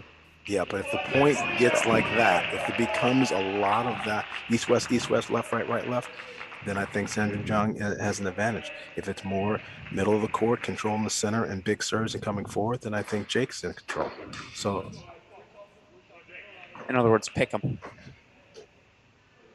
It's a good first point for Sandra Jung to just kind of, again, stop the momentum. And one thing I noticed from this Buckeye bench, the noise from junior Cannon Kingsley has really stepped into a leadership role.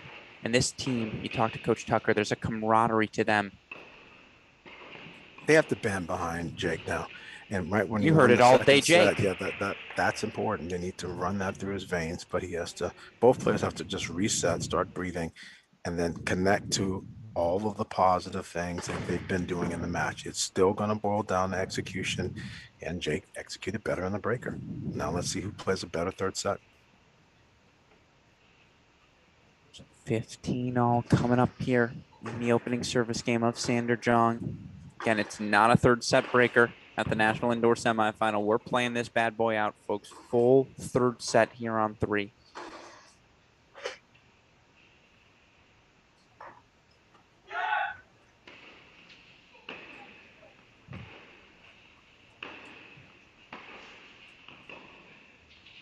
The other slight thing I'd say is that with his feet set, being able to hit his best shot with a new can of balls, the weight of shot in Van Emberg is just a little bit bigger. Jake's MPHs on the average forehand with his feet set are just a little bit bigger.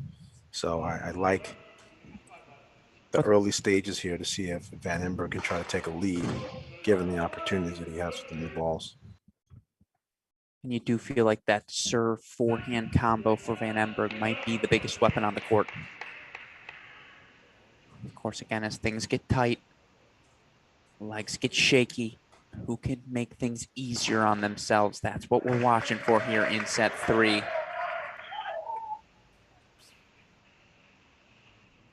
Serve missing long there.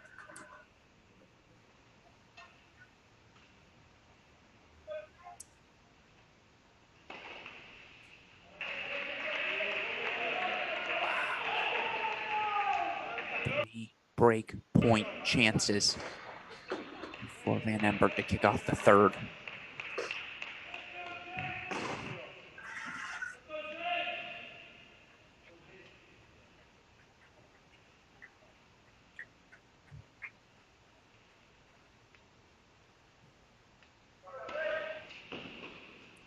Slice on wide. +1. See how that ball just zipped through our screen? Brand new ball with a good serve, +1. It's a real strong play.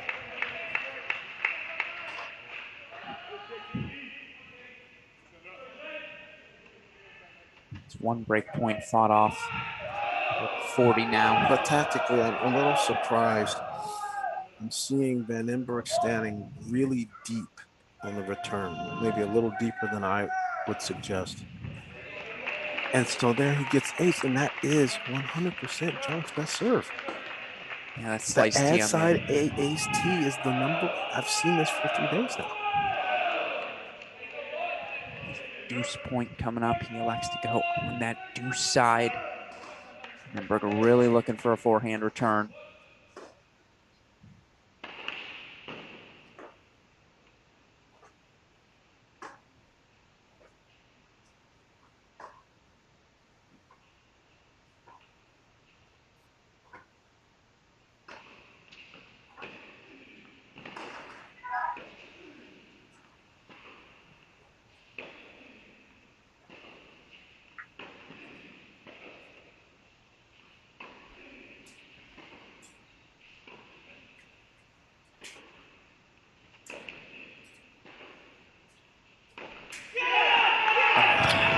To the net, so that's a great hold there for Sander Jung. Enormous Fights off. hold. Gigantic 3 hold. break points, now 1 love here in the third set for TCU. Again, coming up after this.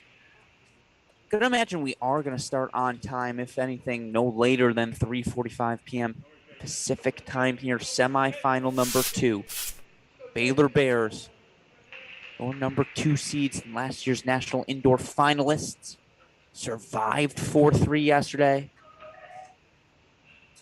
Now moving on to face the University of Tennessee in an NCAA semifinal rematch. Again, that match coming up after this.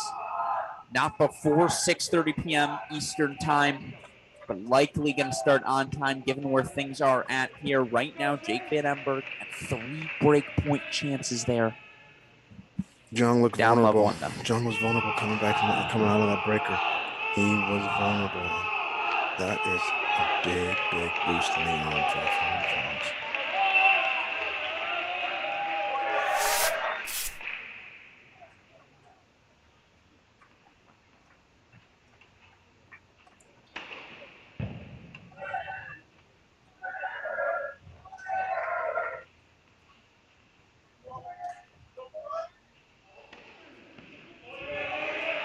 Oh my goodness, a wide double fault. So love 15 now. Don't understand that one.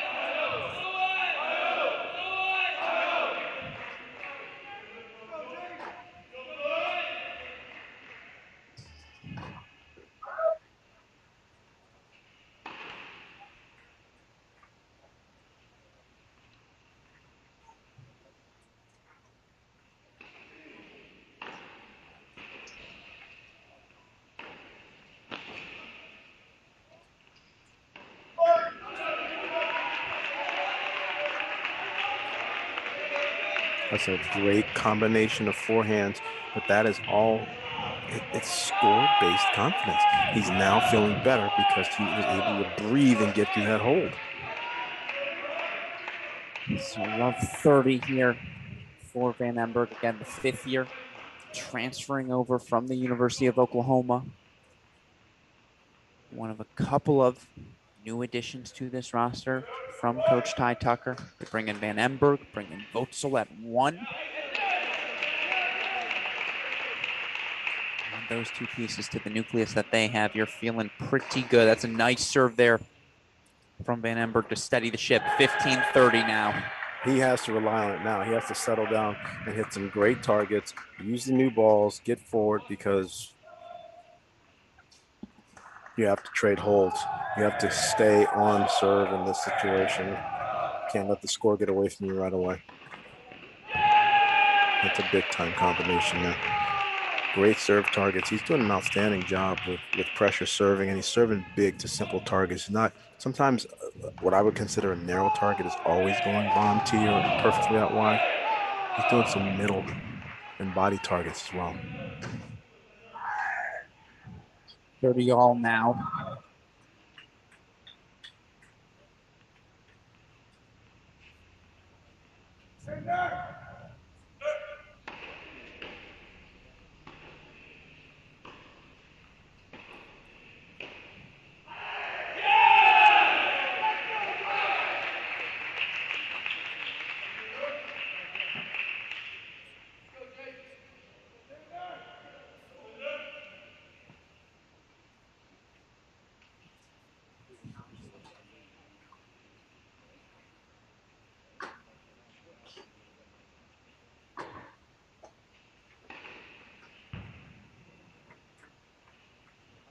Yeah, a little wide on that one. Serve coming here. Can Van Emberg get out of this love 30 deficit?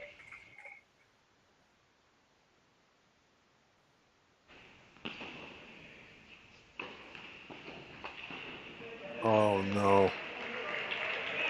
We saw it in a couple different matches here. Better to be lucky than good at times. And right now for Sander Jong, deuce point coming up. Back-to-back deuces to kick off our third set. That's all you can ask for, folks, in a national semifinal.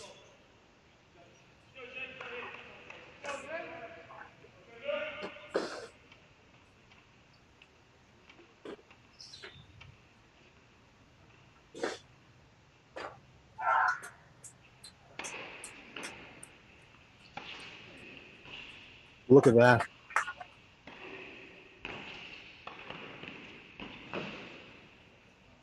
Hands over his head. No way.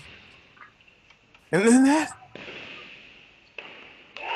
The overhead winner from Sander Jong. That's a break for the Home Frogs. 2 deciding points to start off this third set. Both of them belonging to TCU. So it's 2-love Horned Frogs. Third set, 3-all. National Indoor Semifinal. Alex Gruskin, Mark Bay here on the call. And coming up after this, for those of you tuning in, 6:30 p.m. Eastern time start. Tennessee going to take on Baylor in a rematch of last year's NCAA semifinal. I can't even say that it's unclutch of Van Emberg. It is actually, I don't like using the word, but I do use luck word. That's bad luck. That's 5 game points in 2 games, Alex. Yeah. With him having game points at 5 game points, he should be up 2-0. He's down 2-0. How do you reset mentally from that? You're going to have to. You're playing for something bigger than yourself now. You're playing for the team. You have no other choice. But Jung, who was shaky at the end of that second set and in the breaker, has some pep in his step now. And that is his best serve. I am shocked beyond shocked that that's not being covered. He's great at the T serve on the hand. 30-love coming up here for Sander Jong. Again, Sander Jong earned a 3-3 victory over Jake Van Emberg when these two teams faced off when TCU faced off against Van Emberg's old team, Oklahoma, last year. So now 40-love.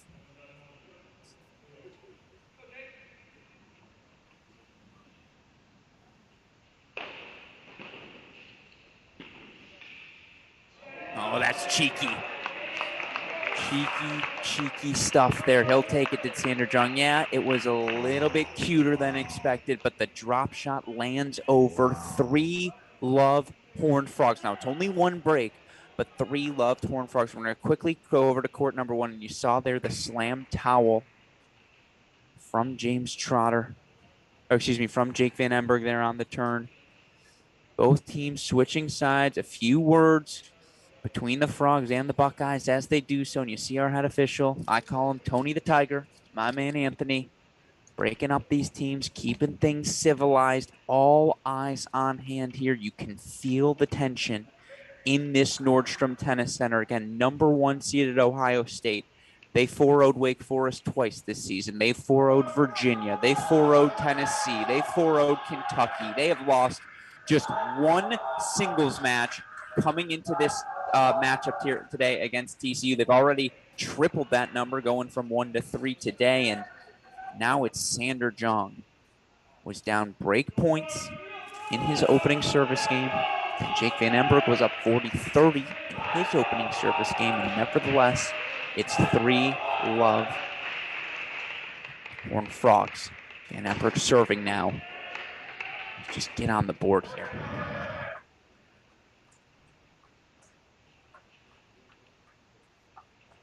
It's hard not to feel just the weight of the world on your shoulders and just feel like it's not your day when all those things go against you.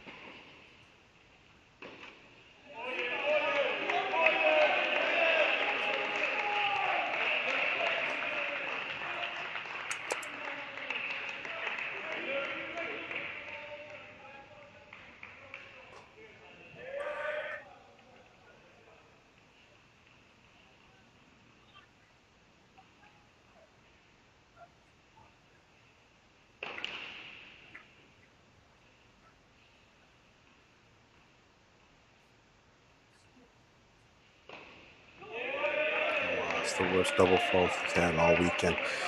That's tough. He's just hurting on the inside. No, absolutely. Love 30 here. And you see Coach Ty Feel Tucker fun. going to say some words to his player. You see Justin Kronagi walking over that way as well, associate head coach for these Buckeyes.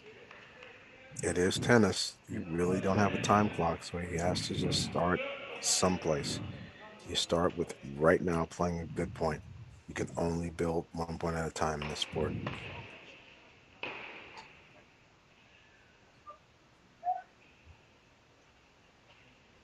It's a long wait period between serve 1 and 2.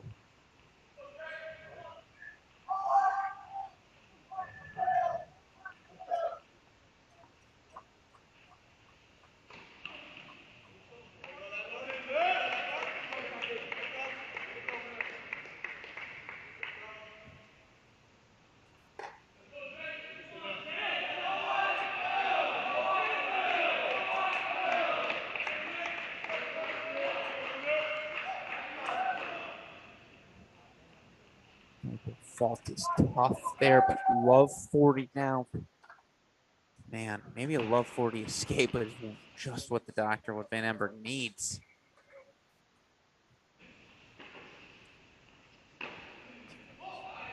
Nice forehand from Van Emberg, but you do feel like a balloon's popped, right? Here in the Nordstrom Tennis Center. John just suffocating that Buckeye energy with his start to set 3.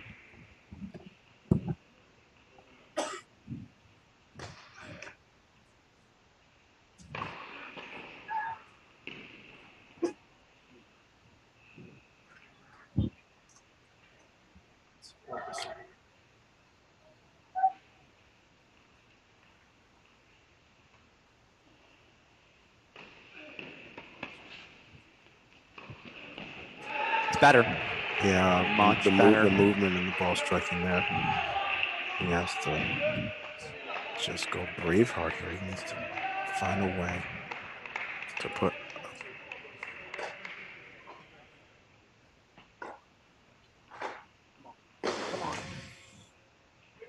Let's go, Frogs! Come on! Still 2 more break point chances, and again, almost de facto match points, you feel, Go, Frogs! with the way this momentum is going.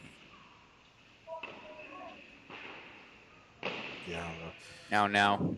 that's a great backhand. He's sitting on that, He had to go there. It's a great move by Jung to sit on the inside out forehand, and that was a clean up the line. Like I mentioned before, I think the more it becomes an east-west scramble fest, that's when it favors Jung a lot more. So 4-love Horned Frogs. After dropping that second set, Sander Jung has come out firing here. Escaped a couple of break points in game one, fought off a couple of game points in game two. Now 4-love for Jung. And again, these two faced off last season when Van Emberg was at Oklahoma. Was a 6-3, 6-3 win for Sander Jung on that day.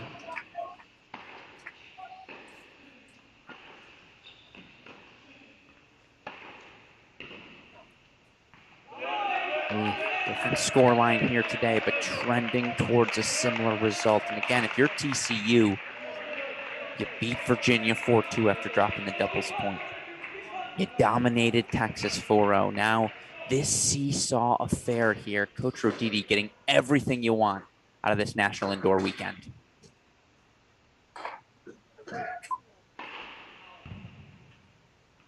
He's here to send a message, and clearly they have done to this point. And if they close this off, beating the number one team in the nation on a neutral court is an outstanding effort. They do play on quicker courts down in TCU. So most of his players, Big overhead as we've there, seen, 30 are love good there at for coming Jong. forward. Yeah. Look at how nice of a job Maxted did down at 6. Famba coming forward at 1. Freshman Louis Maxted providing first singles win on the board. Then it was Luke Famba, the junior, 4-4 at the number 1 spot. The tone setters, 1-6 plus doubles, going the way of TCU.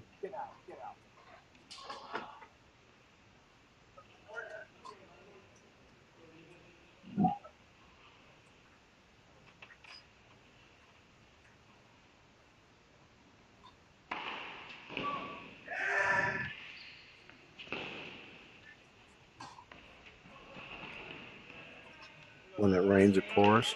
It is pouring on that court. It's long. So 40 love now. And again, if you're Jake Van Amberg, trying to protect that alley here on this serve, but you know slider T's coming, right?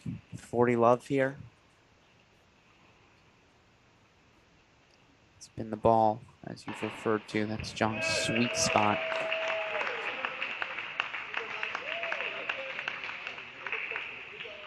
That's exactly what he does. So 5 love now for Sander Jung after that ace. Buckeyes on their last gasps here. And again, worth resetting and reminding everyone for the Buckeyes. Yes, all of these wins were in Columbus, but they 4-0'd Wake Forest twice on the way to this match. They 4-0'd Kentucky and Columbus. They 4-0'd Tennessee, who's coming up in our next semifinal in Columbus. 4-0 Virginia as well. This team had all of the confidence in the world heading into this National Indoor Championships, but TCU from the get-go, the very first ball, yes, they were the number 5 seeds, but talking to head coach David Roditi, they felt disrespected. They had beaten Florida, and Florida was seated ahead of them at number 4. And to Coach Roditi's point, he asked, what more could I have done to this team to have them not be a top 4 seed? There's, again, short of beating Tennessee, whom they lost to 4-3, it's just like, what more could they have done? And yet, now Coach Roditi has this team 1 game away from a first National Indoor Final. What a story. It's a great story. It's a great response. I mentioned to you early on when I first broadcast on Friday, I'm not a big seeding UTR. I'm not a guy that focuses on the numbers to the point where it has an effect on the outcome. You have to play the game. You have to prepare the best you can and execute the patterns that make the most sense for you when you're in the contest. And this has gone back and forth. It's just a horrible turn of events in the beginning of this set, not to keep it close. And then Van Ember, clearly, because he has been struggling, has just not been able to sort of right the ship. But Jung has been, just like Max did, they've been heroes all weekend long. And this is any given Sunday. And for sure, 5 is going to beat 1 today.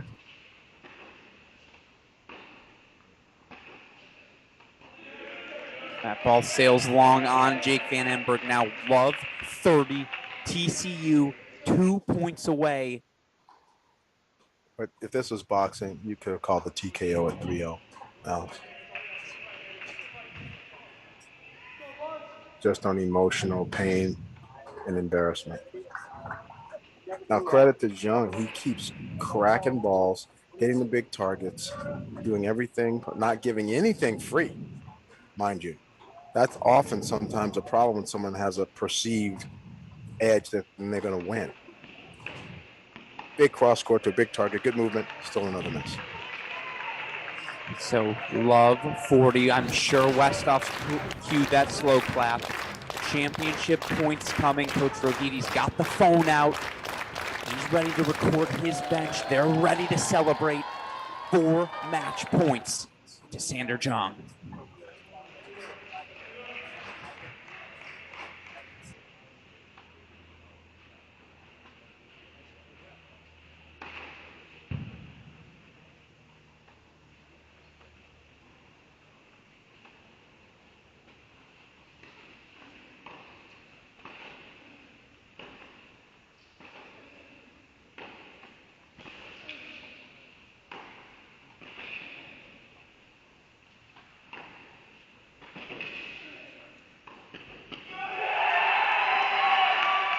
There it is.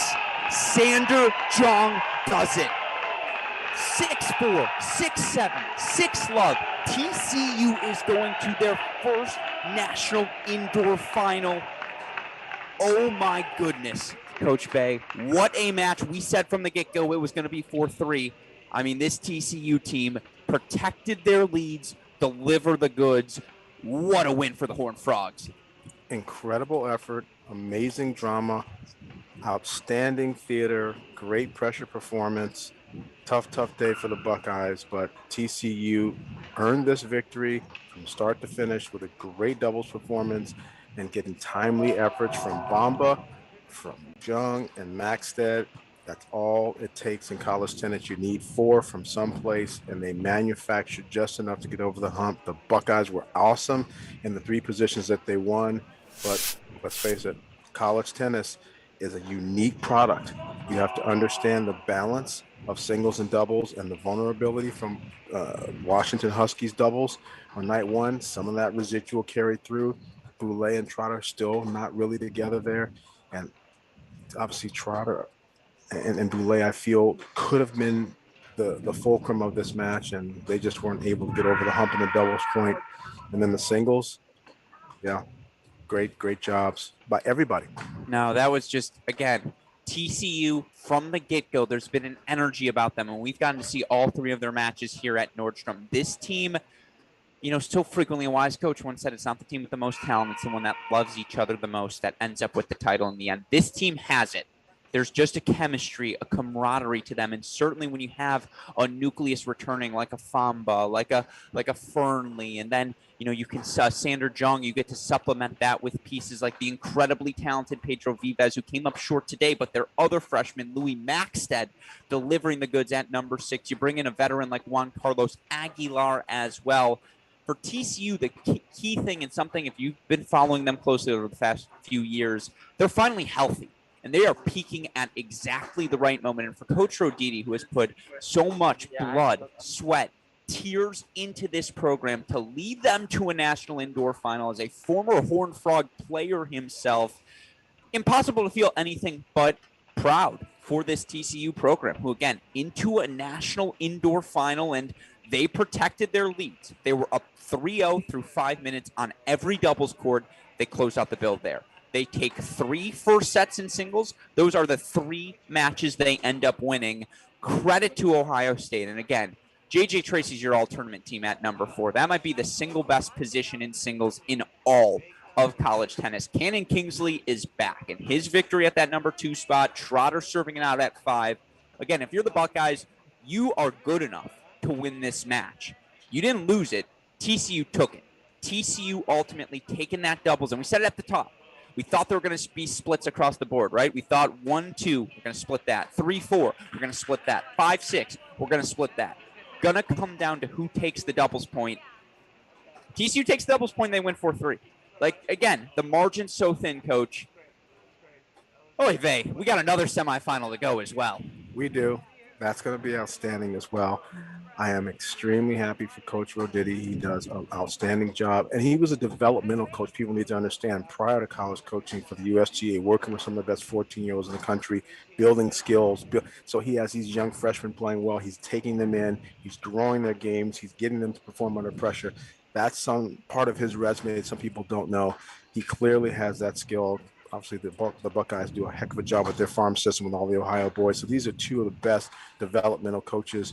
They went head-to-head, and one coach had a little bit more of an axe to grind and a chip on his shoulder, and another coach had a lot more pressure and weight. Like we talked about earlier in the broadcast about evaluating how you play, the quality of your play, how well you compete, and then lastly, how much pressure you're feeling in the moments. And Jung did succumb to it in the breaker in the beginning in the first game of the third. It just was, he worked his way out of it. Van Emberg loses 5 Moneyball stat points in the first 2 games, and then the thing just runs away from him.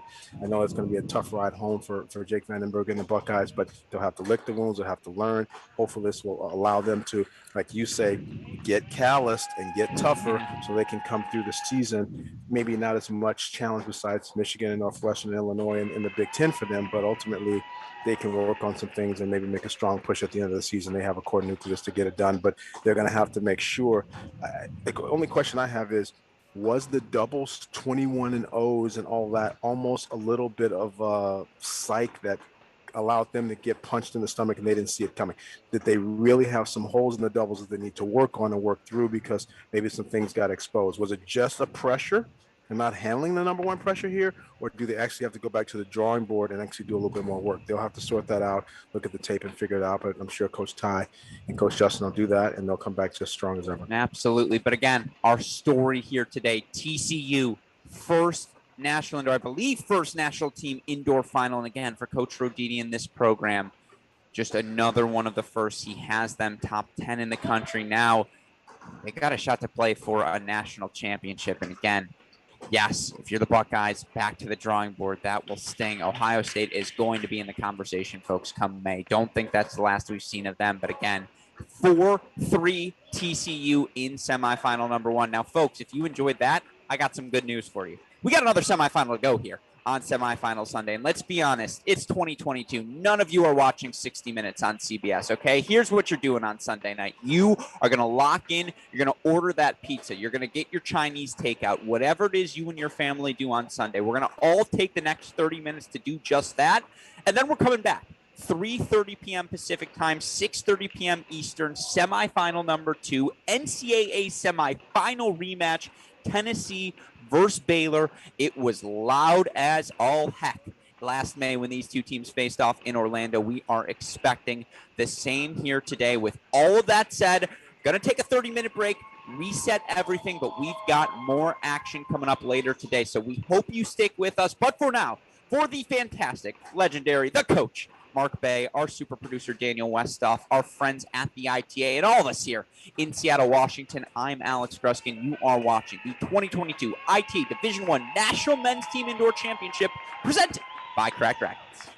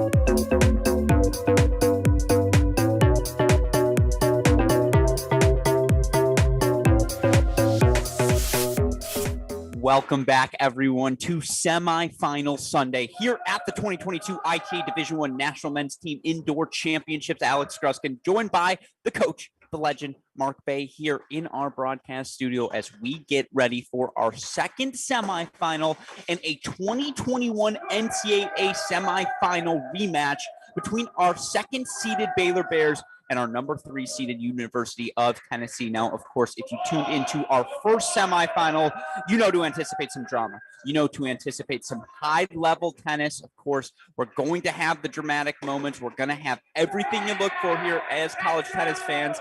As we have a rematch again of last year's semifinal. On that occasion was a 4-2 victory for the Baylor Bears. They dropped the doubles point before ripping off 4 straight singles victories. Of course, Bears looking to make a second consecutive national indoor final. Tennessee looking to get back to the national indoor final for the first time since, I believe, the 2011 season. Might have been 2010. I'll stat check that for all of you in a bit.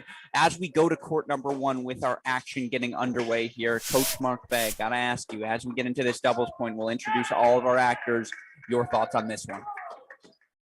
If you asked me before it started, I would say Baylor for sure, no questions asked. But now Tennessee has battled, worked hard, persevered, and I think they're a much more formidable foe. It's going to be some drama back and forth. I think that both teams could potentially go for the hard way depending on how things work. I think the doubles are still pivotal and critical. I feel that Tennessee is still just getting some players back and have some question marks at the bottom of the lineup. But I feel that this last couple matches have prepared them to put on a good show tonight, and I'm looking forward to it. Absolutely. We have a few new faces here for all of you in tonight's matchup. But again, the nucleuses for these teams are very similar. The coaching staffs identical to last season. And let me tell you, there is no love lost between these two teams after last year's intense 4-2 semifinal. We kick things off, though, here at the number 1 spot, and the ultimate luxury for these Tennessee Volunteers. They have the NCAA defending doubles champions in Pat Harper and Adam Walton. That's no longer their number 1 doubles team. As 2 newcomers this year, Emil Hudd, who's got 2 years left of eligibility, freshman Shinsuke Mitsui, have been nothing short of sensational as a duo here so far this year. You look, Shinsuke Matsui, Emil Hudd, 16-3 overall on the season. They're now up to the number 1 double spot. They take on a player who has been at the top of the NCAA doubles ranking since he walked into college tennis. Sven La, clearly one of the top doubles players in the country, has been ranked number 1 with 2 different partners. Now, coming with junior Finn Bass here again. It's Bass La serving on the near side of your screen for the Baylor Bears. 15 all. You look for these Bears, how did they get to this point? Well, they dropped the doubles point in their round of 16 match to Ole Miss, ripped off 4 straight set singles matches. After that, Von Bass actually lost a 7-5 set at number 1 doubles in that first match. Now, yesterday, they took the doubles point against Kentucky. Lon Bass were up 5-4, serving for it at the time of the clinch. Meanwhile, this duo for Tennessee, Mitsui Hudd, 7-5 win against Texas A&M. We're up 5-4 yesterday against South Carolina. Coach Bay, give me what you're looking for here at this number 1 double spot. What I feel is that both teams are dominant with the way they organize the serve plus ones and the poaching and the coverage. But where I feel that there's a huge advantage is when they miss the first serves. I think that when they miss the first serves, Baylor has a little bit better problem solving and how they're going to handle the situations there. Clearly, Matsui is outstanding at just playing the net in general. But I like if both teams are going to serve well, it's a toss-up. But if one team isn't going to serve well, I just think that Baylor has a much better set of opportunities and options on how they run their second serve plays. Never want to plan on the worst, but definitely in pressure situations, sometimes the serve percentages can vary.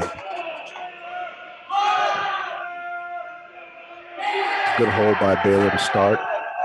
I always like to be serving first and being the person that's holding and then being ahead. Absolutely. I think serving to tie is always a little bit more pressure, serving to tie versus serving to lead. And I'll tell you what, you can feel an energy here in the building between these two teams as we move now to the number 2 double spot. It's the defending NCAA doubles champions, Pat Harper, Adam Walton, back for one last go-round here in Knoxville. The duo, a surprising 3-3 thus far on the season. But of course, again, your NCAA champions last year had so much success in this partnership, and you look for this Tennessee team. They've taken doubles in both of their matches. Walton and Harper, a 6-1 victory yesterday, went unfinished in a breaker on day number 1. They're taking on, in my opinion, the best doubles team on Baylor's roster. Juan Pablo Mazzucci, the transfer from UCF, playing with fifth-year Matias Soto. You look for this Baylor Bear duo again. Mazzucci, Soto, 10-0 overall on the season. All of their victories at the number 2 spot. Yeah, you've got the NCAA defending doubles champs if you're Tennessee, but by no means is there a sure thing at 2. No, just I agree with you. It's a slight Baylor favorite here. What I love with Soto and Masucci is the basketball move without the ball. They have a lot of activity with repositioning and pinching and faking and moving. There's just a lot of energy there between the two of them, as well as them having the finishing skills and the counterattacking skills. So it's a nice balance. They're not going to necessarily just blow you away with super power doubles, but I think they complement each other well and are a real tough team to beat. Absolutely. And again, it's Walton serving on the near side of your screen. This team, and I feel like they've earned it when you take an NCAA doubles title, even if you're indoors. You're allowed to play with backwards hats, right? If you're Tennessee. We've been talking about it all weekend. Backwards hat gang. The backwards hat gang. If you are going to be a fighter and play well and have some swag, then you can back it up.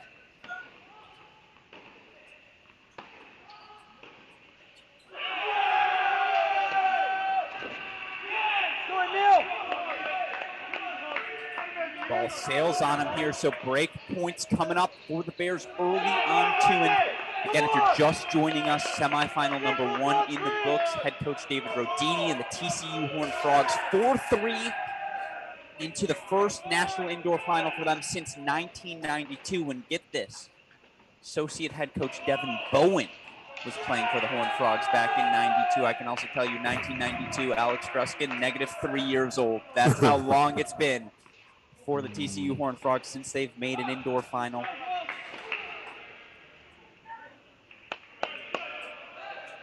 That sails on Soto, so deuce point coming up, and you can just hear again the energy level in this building. This would be a great comeback hole for Hoffman and Walton. Harper, the 5th years, they came back for one thing and one thing only: compete for national championships. And you know, because their colors are orange and black or orange and gray, perhaps we don't think of them this way. Tennessee, a blue blood through and through when it comes to men's college tennis. They've been that way for a long time. Annacone, Woodruff. Coach Woodruff is outstanding. I like that he has a developmental style. He really believes in. That's a break. Oh my goodness. For the Bears on 2 as we go to 3. They just have been, even all throughout that game, they had some baseline points where they're rallying. It's just a little too soft and passive there in that service game. Now on court number 3, we see an early break here for Tennessee.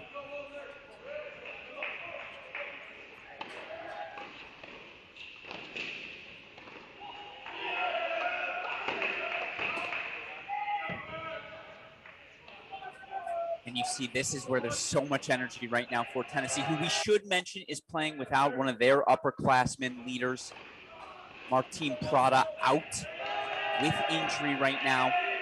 He and Monday last year, 17-6 at the number 2 double spot, but they're going to be playing number 3 this year. Talk about a luxury for Tennessee. But without Prada, it's been senior Mark Wallner stepping up into the roster. And you look for this duo for Tennessee. They've had success here early on. Wallner and Monday, who I almost called one day. 6-3 win over South Carolina. 6-4 win over Texas A&M. Right here up an early break.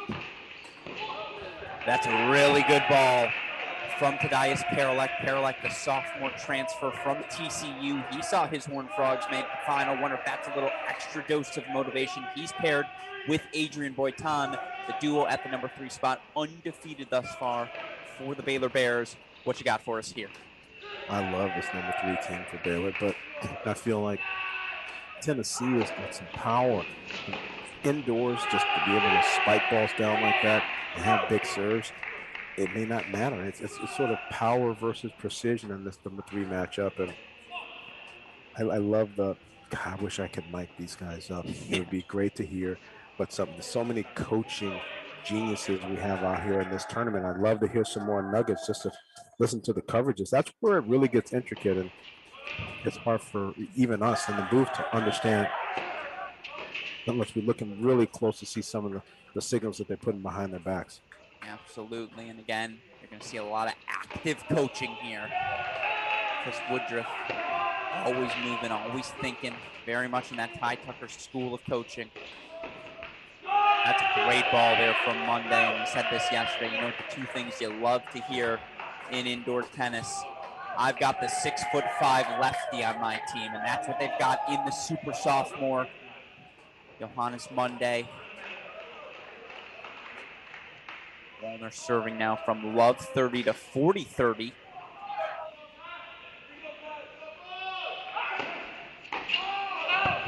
We're on serve. Great here serve. on court number 3. Let's go back to 1 now. And again, what's the difference between this match, our last semifinal, and our last one? TCU was up 3-0 breaks of serve in the first 5 minutes on every doubles court. Meanwhile, here again, holds right now. These are two, I would argue, more experienced teams than in our first semifinal because, again, in both instances for Tennessee, it's the same core. Monday, Walton, Harper, guys like Wallner who were on the roster last season. Same for this Baylor team. Boykan, La, and Soto competed in the National Indoor Final last year, NCAA Ace Final last year as well. Seems it brought the energy here. That's a nice return from Finn Bass. Yeah! Good shot! Nice win.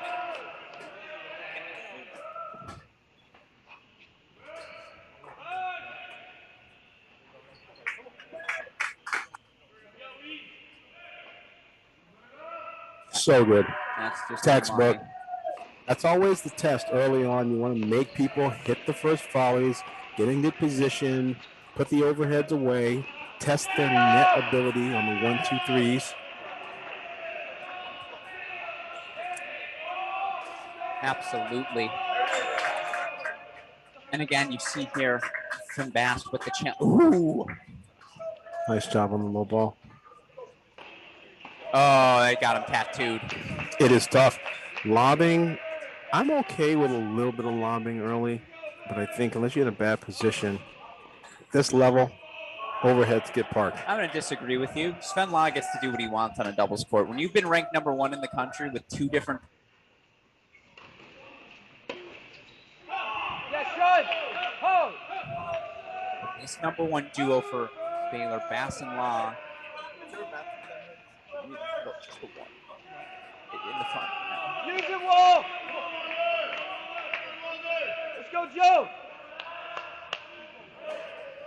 Too big of a backswing. Yeah. Need to be thinking fractionally small, more of a 2/3 swing, getting inside the court on the purple. University of Washington's court's a little bit different color schematically. The normal blue or green on green.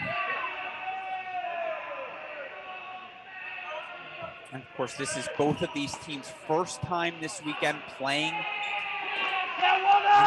this Nordstrom Tennis Center here on the University of Washington campus. Good return there at the feet. Excuse me. And they're going to just feel a little more, it's going to feel more spacious, slightly slower. And for teams that are primarily playing outside like these guys, it's just going to enhance their play. Not a big adjustment, I think, per se.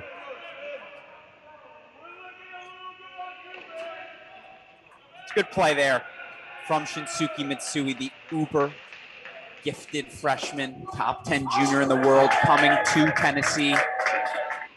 Such quick hands. And again, he and Emil Hutt have had so much success early on here. So 2-all. By the way, talking about Sven Law being ranked number 1 in the country, I can happily report his former doubles partner, number 1 in the nation as well, Jimmy Bendeck. Try, Wall! saying I carried his derriere to that #1 ranking. Don't deny that. Of course, that was a spicy #1 doubles team back in the day for the Bears. 2-all here. Meanwhile, you keep hearing Mark Wallner just roaring. Is the senior filling in for Martin Prada. That's a great I poke love from it. La. I just feel No that fake. there's always anything that is hanging fruit is taken right off the tree. Yeah. So now, again, 15 love here, 2-all. As of right now, the only break of serve belongs to the Baylor Bears as they still have that 3-love lead on court #2. Everything else on serve right now. The Bears did just fight off a deuce point on 3. So 30 love here.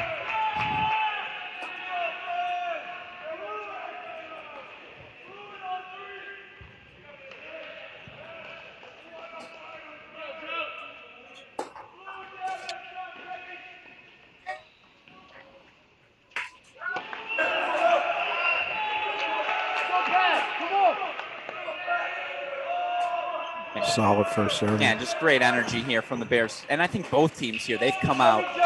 They've made this a semifinal environment. It does feel, you can feel the buzz right now in the air. Maybe that's just me. I think it's fair. There's a buzz in the air.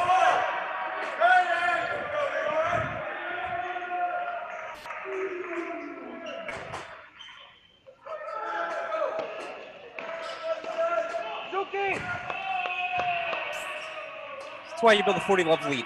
40-15 now, 2-all. Meanwhile, again, to all of you tuning in at home, we are so grateful to have you here, Alex Strusk and Mark Bay, on our Crack Rackets broadcast. We do ask in the chat, of course, we love the engagement. We know it's going to get chippy. Let's keep it civilized. Super producer Daniel Westoff, not afraid to click that ban button. If you don't keep it civilized, we're not going to be able to keep doing this.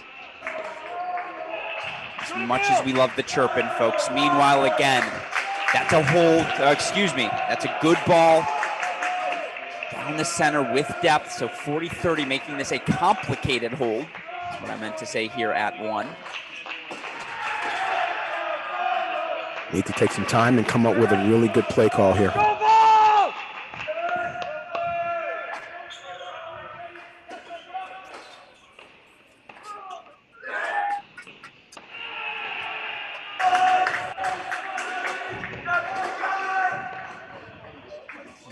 Serve a little long there from Bass.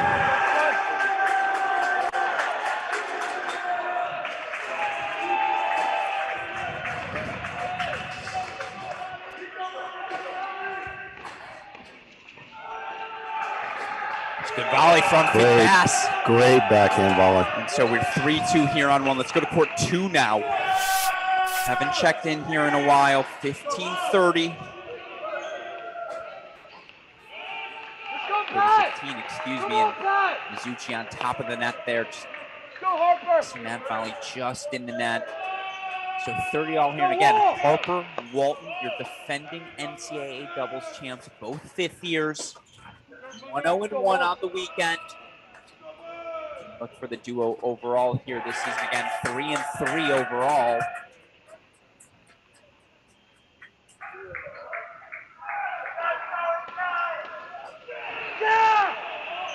Oh no.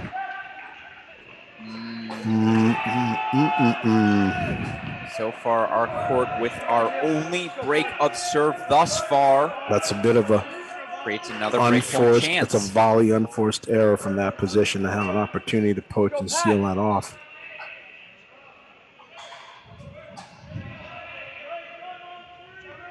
So 30-40, 2 break chances back for the NCAA champs.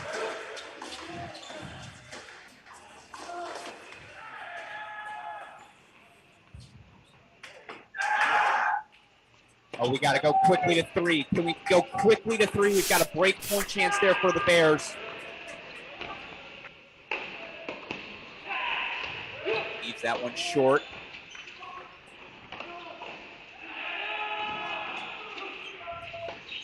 Oh, that's Patty severe. Paralak, the sophomore, back to 2. We've got a deuce point coming up. But Bears now Severe. break of serve lead on court 3. Can they keep that break of lead here on 2? Deuce point coming up for Soto and Mizuchi. Come on. Let's go, Waltzy.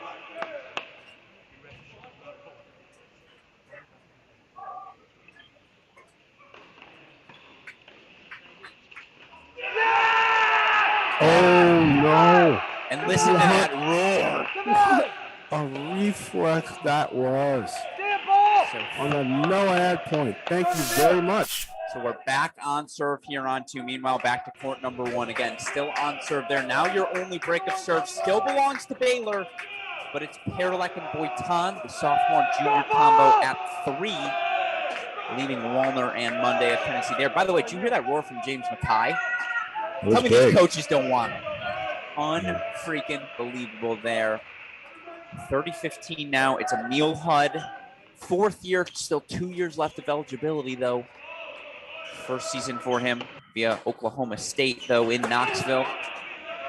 Good serve from the big man. And you know, it's interesting, obviously, you have the defending NCAA champs on your roster, right, in Walton and Harper, but at 16-3 overall, I really do think Hudd and Mitsu are the best doubles team on this Tennessee roster right now. More than earned, more than fair. But this is a tough test tonight.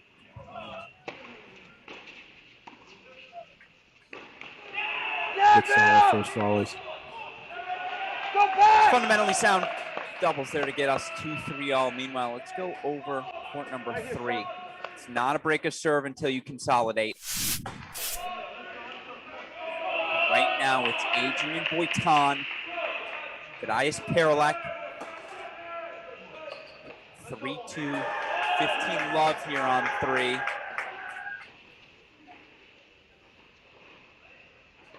I'm trying to figure out who this crowd noise is coming from. I think the answer is just everyone.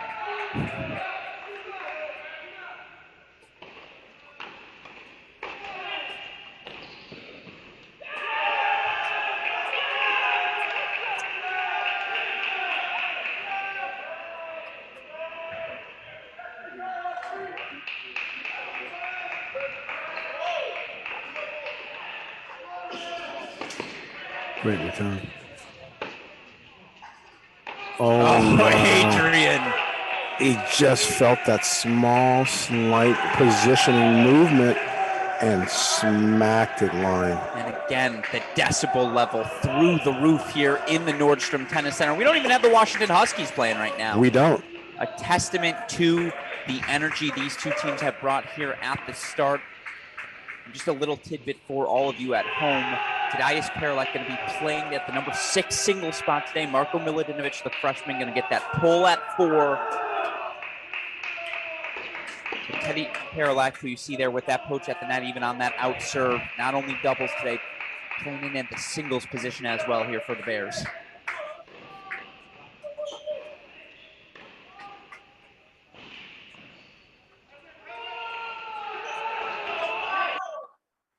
Double there from Boitan. And you look for this Baylor team overall on the season entering today's match. Certainly feeling pretty good. 13-0 overall, wins over Texas, Ole Miss, Kentucky.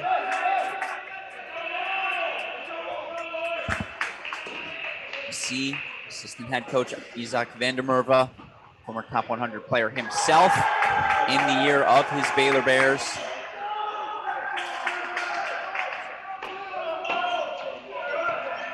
Oh, that's outstanding. Good stuff. Quick hands Great on stuff. That's part of the job. It's a different set of skills, different requirements. You have to be good without a lot of time and still be pretty particular with where you place the balls. Doubles is different.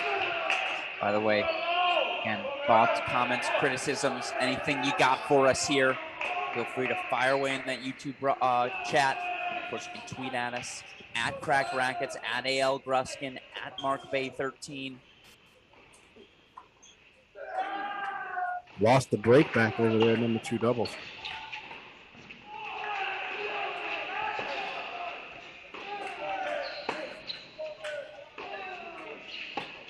Oh, wow. Look at them swarm.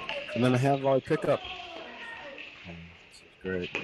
And he hits an out ball for a winner. He just doesn't want to make sure there's any chance that that's going to get past him and land in. It was definitely going on. Yeah, couldn't agree with you more there. Still, if you got the high floating forehand, you take it, right? If you're Joe Monday. And so With the adrenaline exactly. and the core position. The adrenaline. That was an adrenaline shot there from Monday. And again, energy in the building. Hopefully we're conveying that well here on this broadcast. Still 2 more game point chances, though, for Boyton and Perlak to consolidate that break. And again, this is your only break of serve lead right now. Although, if I can we go split screen here with court number 2, as Walton and Harper have come from 3-1 down to now 3 break point chances for the defending NC champs. Again, that's court number 3, technically number 2 doubles if we can. You're on court 2 right now, super producer Daniel, last up if we can. We're seeing a warm up there on the right side of our screen. Don't want to miss out on that break, but unfortunately I think we're going to. There we go. No, we are not. Shout out to the best super producer in the business, folks, who captures the Pat Harper coach. Wow. 3 straight games for Tennessee. 4-3 they lead at 2. We go now to the deuce point at 3. Boyton, Perlak were up 40-15 here in this game. And they turned that around. Harper and Walton, they looked passive, a little tentative, just weren't clicking yet. It's like a tale of 2 teams within the same 15-minute stanza. So Perlak let that first one get by him. Monday challenges him. We are back on serve here on 3. So for the first 10-15 minutes, it was all Baylor Bears. Now, Tennessee making their push, although we go to 1. Finn Bass, Jimmy Bendek's lesser half, Sven Law. Just kidding to the Law fans out there, and to Jimmy Bendek. Don't want to give him that much credit. But 3 break point chances here for Bass and Law. And it's the 16-3 duo, freshman Mitsui, serving on the far side of your screen, partnered with 4th-year Emil Hudd.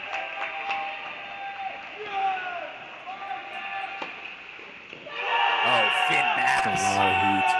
I love that. So 5-3 now. Baylor going to serve for it here on court number 1. We'll stick around here on this court for now, although it would be worth pointing out after dropping that break on court number 2, Baylor Bears now leave love 30 there. Indeed, they are love 30 as they try to get that break back.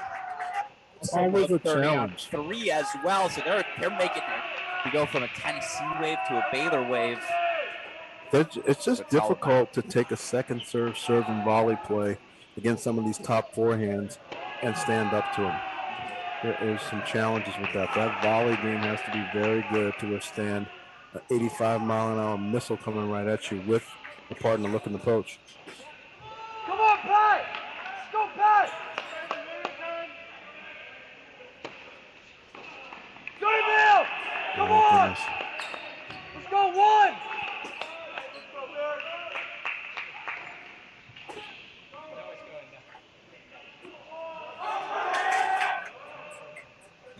Split screen court 1 right now with court number 3. 3 doubles here. Actually, we're going to get away from court number 1 for a second. Let's just go to 3 doubles if we can. And I need a split on courts 2 and 3. 2 and 3 as the Bears now have themselves a couple of breakpoint chances on both courts. Love 40 as you saw that volley so long to take the 4-3 lead on 3. And then here, 15-40 for Harper and Walton as they try to get back on serve there as well.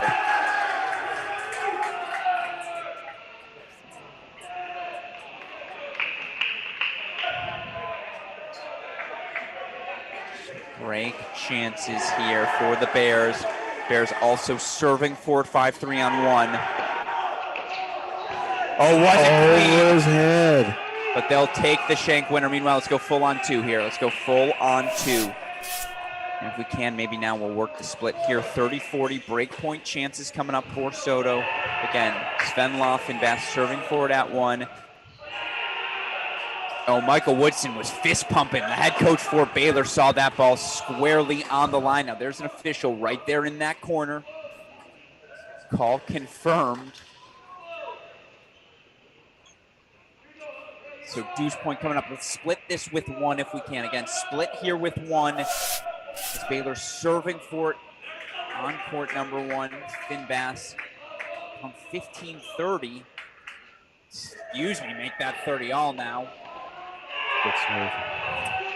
Again, deuce point coming up back to Matias Soto.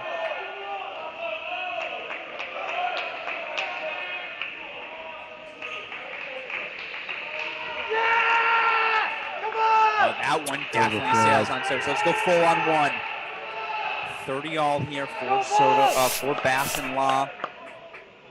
Junior senior combo here. Upperclassmen looking awfully good at that number 1 spot. Good eyes. Great stuff. But it doesn't get old.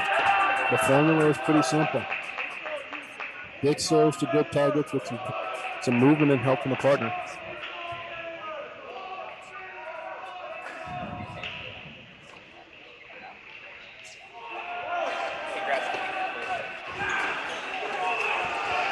USC head coach Brett Macy saying his goodbyes here in the booth. USC winners today. See here now, Bass and Law. Set points. Okay. So good. I see you, Shinsuke.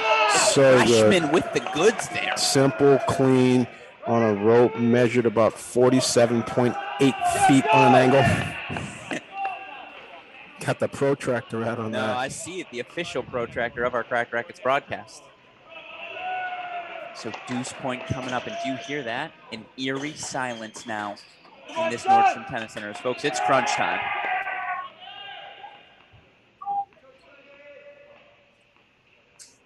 Deuce point coming up here. Nope, missed that one wide. Ho! Ho! Ho! Ho! Good turn, Walt. Good, Walt.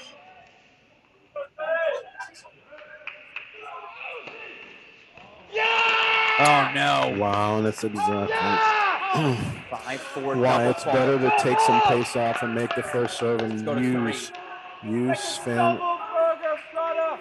in that position, because that stings.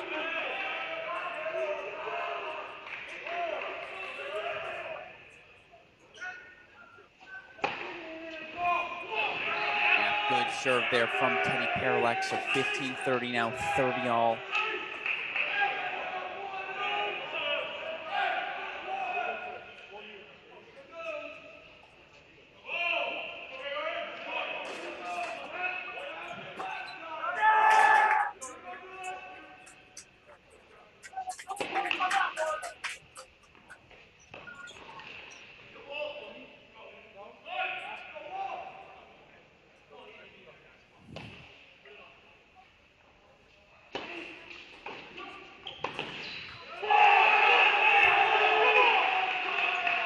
So now game point chances here.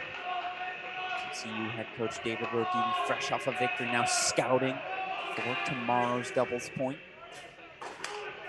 Certainly he'll know a thing or two about Tadeusz Paralek, given Paralek's time at TCU. At 40-30 here.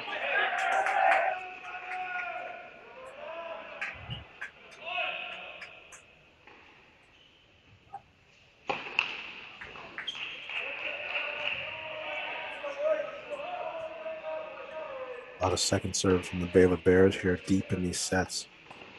Conversation going on right now. They asking for a first serve.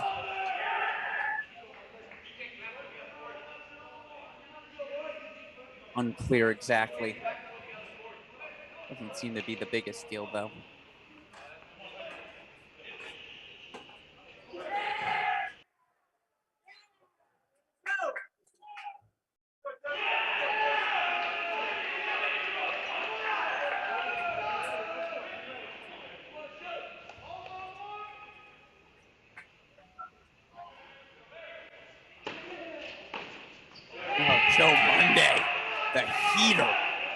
down the line, and Monday would really love to get his team to that Monday final. Sorry, folks, couldn't help it. Deuce point coming up here on 3. Tennessee duo Harper and Walton down 3-0 early, now serving for that set on 2.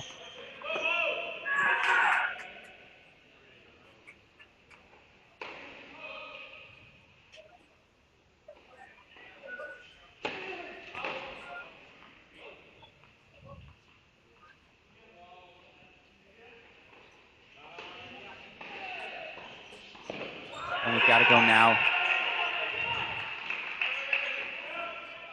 Oh, Teddy Paralak not going to like that, and conversation can ensue. Does Teddy Paralak get a first serve? He will say yes. The Tennessee player saying, hold up, looking for a ball, but not sure what that let was for. So first serve coming up on 3. We got to go to court number 1, though. And actually, let's go split screen on 1. 30-40. Come on. We split 1 and 3 here, and you see that first match point fought off for Bass and Law.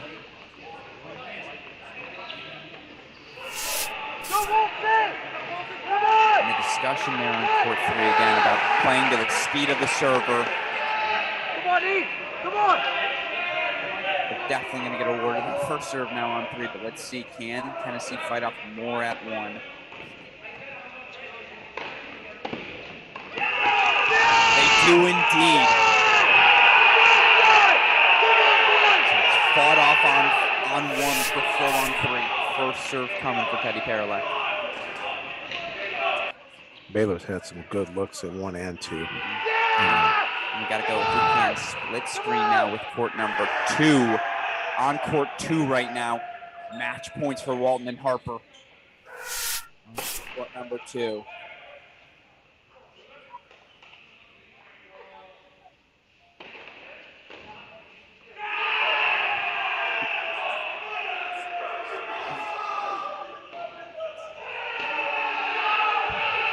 There it is.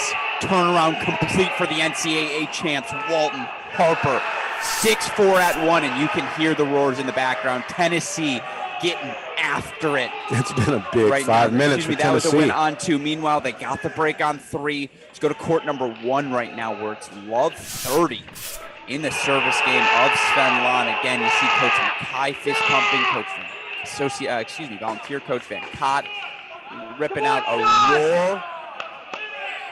And court number 2 after that victory. These coaches, you can feel their energy. It's frenetic. It's the Pepto-Bismol time for Coach Woodson. Boy, he had a good look at all 3 of these, and now he's down 1 and knotted up at the other 2.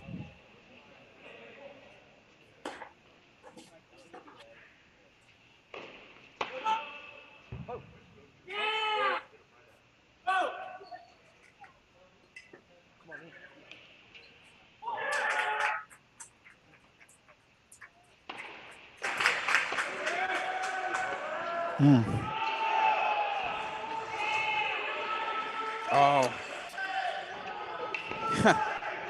Now they're done. Finn Bass taking care of that one at the net. They'll take it. So 15-30 now.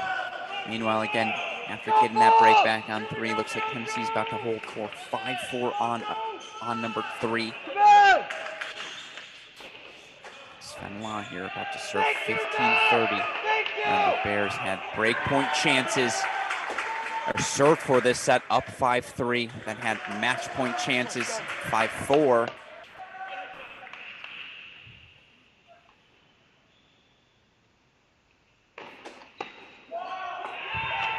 Serve might have been out there. Still played by the freshman Mitsui. Come on, E. Come on. Come on. So 30 all now. Sven Law. Direction. Here we go, Joe.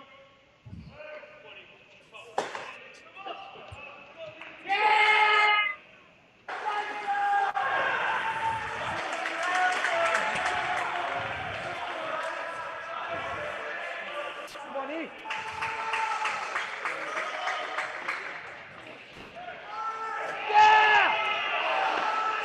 Good second serve. Sails on him, and they're going to ask the chair umpire, but that ball sails, and you can see on the corner of your screen Chris Woodruff actively coaching his 1-3 doubles team side to side. He's flipping direction.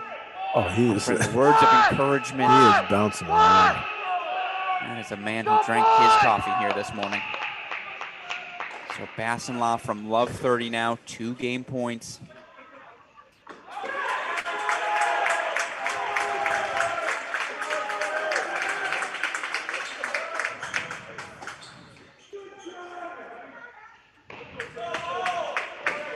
Look at that low backhand volley. The lob. Big time. Just sailing. That's big time stuff. They needed that. Let's go to now court number 3. We're on serve 4-5. It's been 7 minutes of just Tennessee-ness everywhere. Absolutely.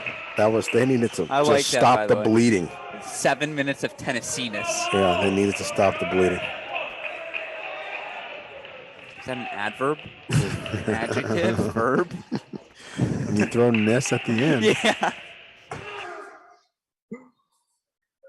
So we see here in Wallner Monday. Again, Mark Wallner, transfer. 5th year now, filling in for Martin Prada. Admirably so thus far. And it does feel worth mentioning again, Baylor was up breaks on all 3 of these courts at some point. TCU Ohio State, while dramatic, was relatively straightforward. Far more momentum swings already.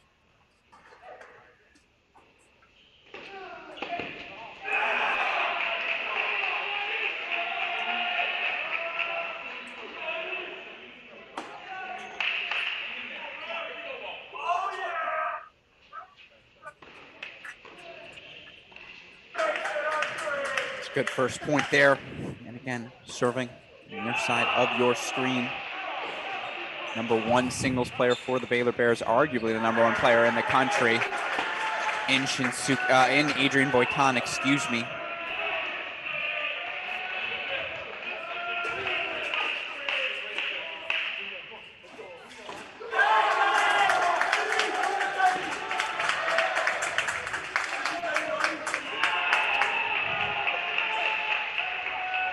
Love here coming up.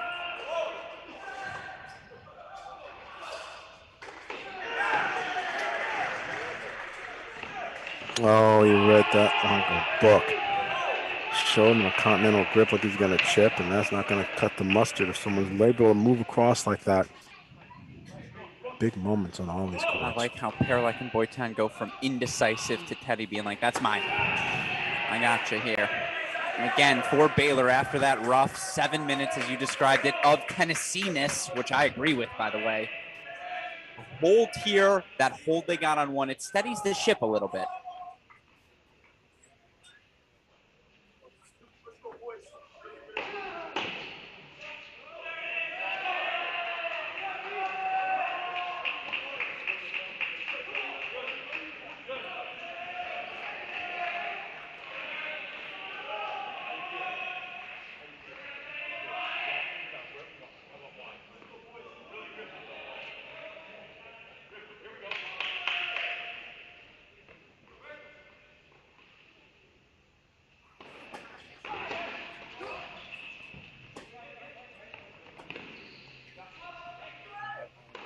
For the hold.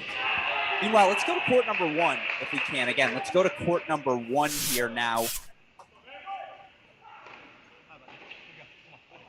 5-6, 40-30 service game of freshman Shinsuke Mitsui. Baylor Bears had their chances in this game earlier in this match. And Bassenlaw put a double set on the board for the Bears. That's oh wow. It's a really nice ball. On the stretch, great job. Moving forward, cutting off the angles, getting the ball down. It's like he's been ranked number 1 in the country or something. Maybe. I like that.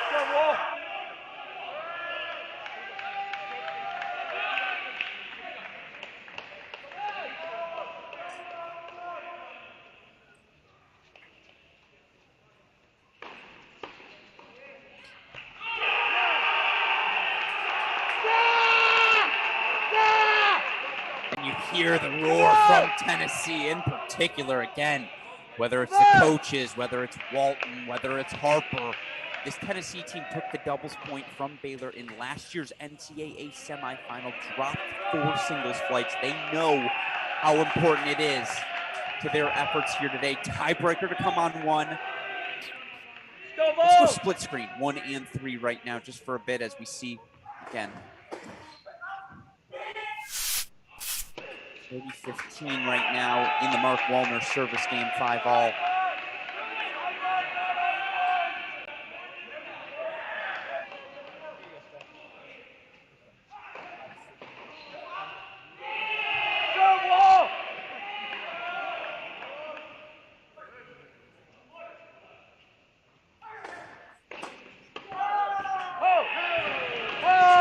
Game points coming up for the Bears, for the Volunteers on court 3 to take a 6-5 lead. Meanwhile, again, tiebreaker underway on 1.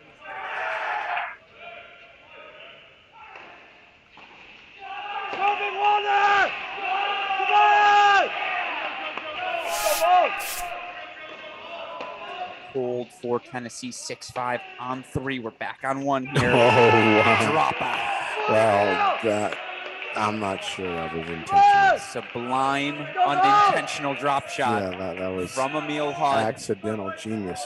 We're still on serve here, 1-2 in the breaker. Hit it where they ain't. Absolutely. Come on!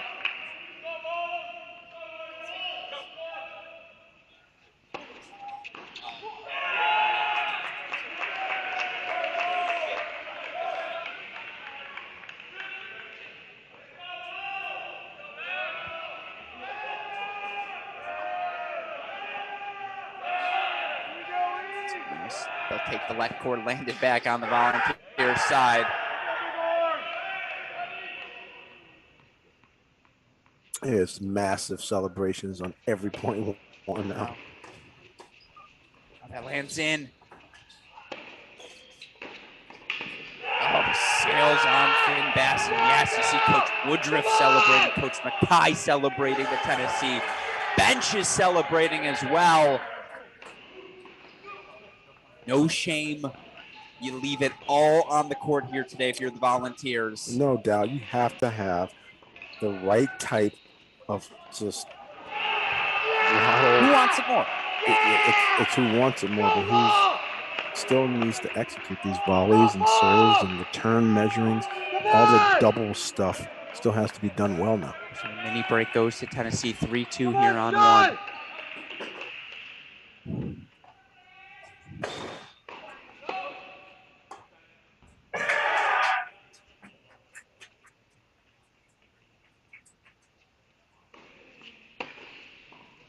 What a volley from Mitsui. Oh, no way. Is that in? It's in. It's in. Oh, and he gets it. Oh, my gosh. But he ran into the wall. Oh, my goodness. What a Hopefully he's point. okay. You hear the roar. George Goldhoff, the volunteer assistant for Baylor, trying to match the energy of Tennessee single-handedly. 3-all on the turn at 1. Let's quickly pop over to 5. Court Hopefully 3. he's okay. He ran into that wall pretty hard. That's freshman adrenaline. Coach Bay. And it comes back down. When you're 18, you can take a punch. But right now, love 15, and you will say of the configurations with Boitan serving at the baseline, the speed of Teddy Paralek at the net, you feel like this is the vulnerable of the 2 service games here for the Bears, who it's worth remembering. Served for the set on 1. We're up a break here on 3 for the majority of it. It's a double fault there from Paralek, so love 30 now. Tennessee 2 points away.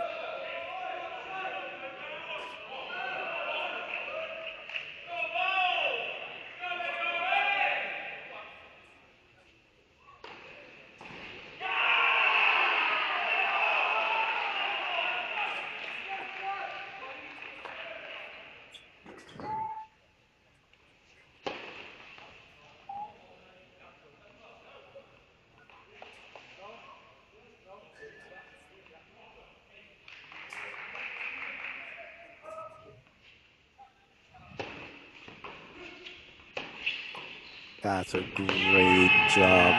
Why are you going line to Johannes Monday's forehand volley, though? So now 4 match points for the doubles point coming up here for Tennessee. For the record, 4-all right now in the breaker on 1, but we're locked in here on the match points for Tennessee. And Tennessee was down 3-love at number 2 doubles, but your defending NCAA doubles champs, Walton and Harper, 6-4 decision there. That's a good serve from Teddy Karolak.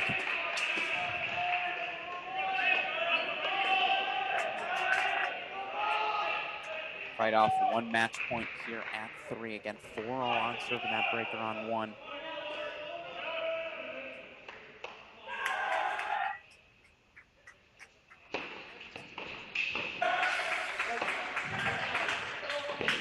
Middle solves the riddle. 30-42 match points fought off here for the Bears at court number 3.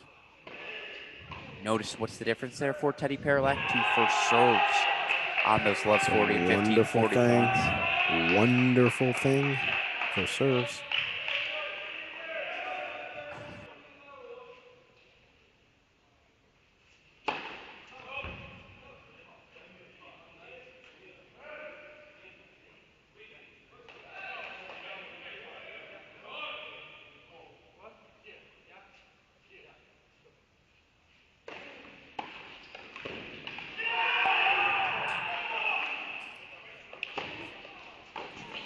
Oh boy, Tom into the net, and with that, 6-4, 7-5, excuse me. Tennessee here at the number 3 double spot. They take court 2, they take court 3, they take a 1-0 lead heading into our singles play, Coach. That was topsy-turvy. Energy. Well, there was a lot more energy from Tennessee at the end, but the execution is what it's all about. Baylor had a tough stretch, weren't clutched, didn't handle a lot of the first serves at the end. They lost the hustle points. They didn't get the first serves in, and they were a little bit predictable. And Tennessee just covered the middle, some timely big serves and crosses. If that's any indicator on what this match is going to be like in singles, that's already a heck of a start. No, absolutely. And again, 1-0 Tennessee heading into singles. I would point out, if you're thinking as a Baylor Bear fan, why do I remember this? It's because Tennessee took the doubles point in last year's NCAA semifinals. Ultimately, it was the Baylor Bears finding 4 singles victories. They'll need to do that again today, though. And obviously, that is never an easy task. With that said, going to take the 3 minutes to set up our cameras, make sure we're ready to go. But folks, you feel the drama. You feel the energy. Don't go anywhere. Our second semifinal here on day 3 continues. But for now, for the coach, Mark Bay, super producer Daniel Westoff, I'm Alex Gruskin. You're watching the 2022 Division I Men's National Team Indoor Championships presented by Cracked Racquets.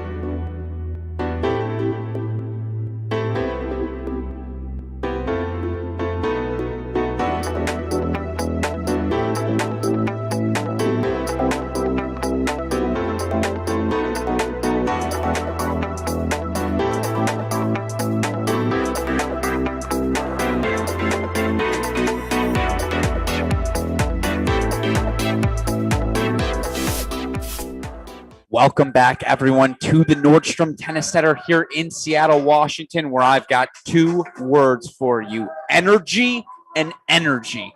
That's what we have right now in semifinal number 2 of the 2022 Division I Men's National Team Indoor Championships. Alex Gruskin joined by the man, the myth, the legend, the coach, Mark Bay, here as we take in the start of singles in our second semifinal. If you weren't here, Baylor had break leads at one point on all 3 doubles courts. Actually served for the set at number 1, but ultimately it was Tennessee taking decisions at number 2 and 3 doubles to earn that doubles point, and with it a 1-0 victory. Now, of course, that is an eerie, familiar start here for Baylor and Tennessee fans, I suppose. Last season, Tennessee taking the doubles point in the NCAA semifinals. Ultimately, Baylor was able to find 4 singles matches to earn the victory there. They're going to need to do that here today, and we pick things up at the number 1 spot where we already have an early break of serve. Adam Walton, 5th-year senior.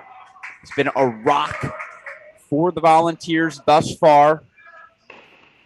You look for Walton here. His 2 results: win over Noah Schachter, 6-2, 6-love, was up 4-1 in the third over last year's NCAA finalist Daniel Rodriguez yesterday. He now has himself a 2-love lead here on court number 1 over Baylor. Number 1 player, obviously one of those top players in the country, big hitting Adrian Boitan. Coach Bay, your thoughts on this matchup here at 1? Boitan had a little bit of bad luck getting broken there. I love the speed of Walton. I love that Walton is using all of his tools and coming forward a little bit. Boitan has to just block out the scoreboard right now and get into the patterns, being physical, controlling from the middle with his big forehand. I think that for sure he'll have chances to possibly break Walton back, but after you've lost a doubles point, you're a little frustrated. It's tough to be a quick 2-0 down here. Certainly, if you're Baylor, that's the question. How do you respond with your backs here against the wall?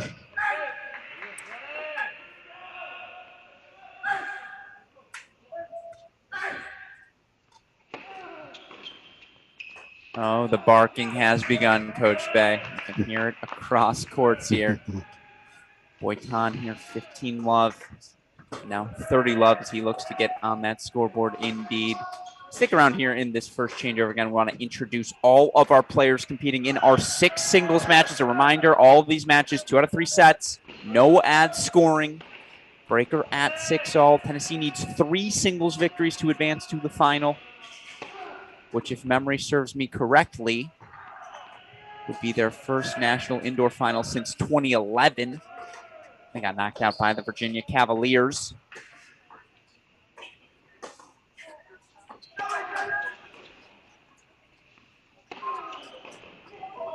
There's that Boitan forehand. Big time. When he finds it, especially indoors, you're just in trouble. Of course, you look thus far on the season. Stats for these players: Adrian Boitan, 11-1 overall, 9-0 at the number 1 single spot. Meanwhile, for Adam Walton, 5-1 overall here in the dual match season, 3-1 at 1, 2-0 at 2. He split some time with Johannes Monday.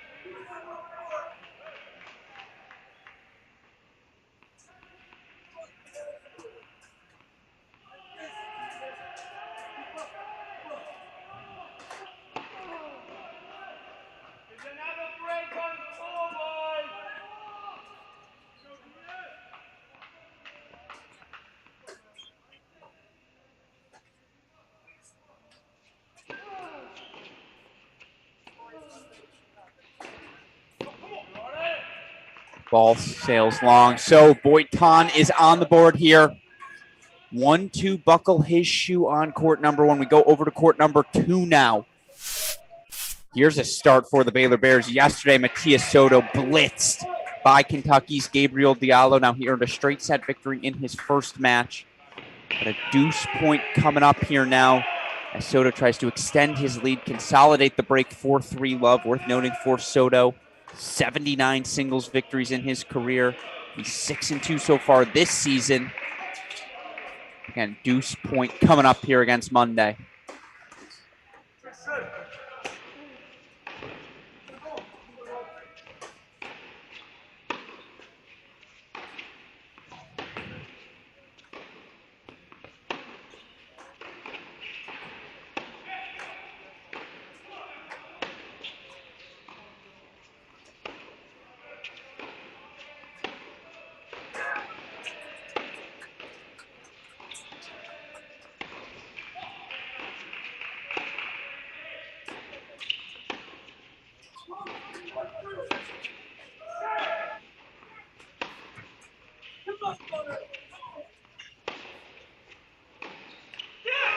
Well, that's exactly the point Matias Soto wants to play, right? Wow. No +1 ball for Johannes Monday, just at the rhythm, the pace of Soto. And let's be clear again, Soto, straight set victory on day one, got blitzed 1-4, on day two. Now 3-love up here on Monday, who was the catalyst of that Tennessee comeback yesterday, was a set and 3-1 down, ultimately earning a 3-set victory. Go now to court number 3.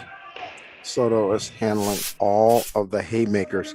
He's accepting all the big punches from Monday, and he's done a nice job of holding his court position. Even though he's not trying to do a lot with the ball, he's not getting pushed deep either. And now we go here on court number 3. And again, want to run through all of our matchups before we lock in anywhere specifically. Yeah, we've got some 3-0 score lines here, break leads there. We lock in here on 3, and this to me is the most fascinating matchup in this duel. You've got Sven Law, again, top 10 doubles player since he walked onto a college campus. Got blitzed yesterday by Francois Musatelli of Kentucky, just off the court 2-1 in about 45 minutes.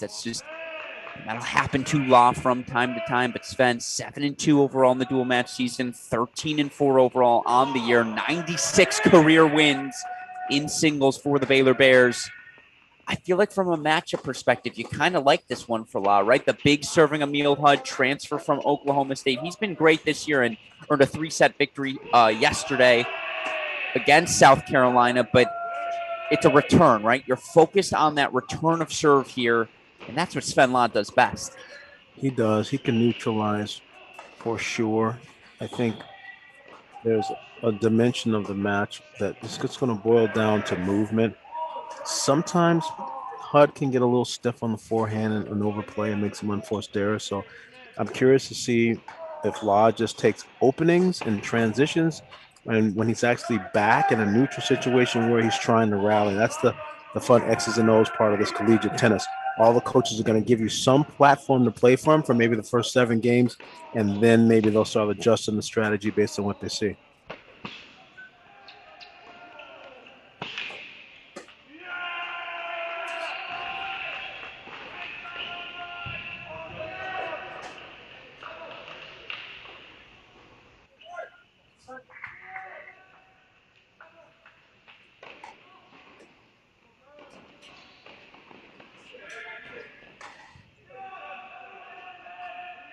Good serve into the body there for Law. You like that play I love that play. against the big man? I like into the bodies and then out wide stretches. Like that there. So that's your answer here on 3. Meanwhile, let's go over to court number 4.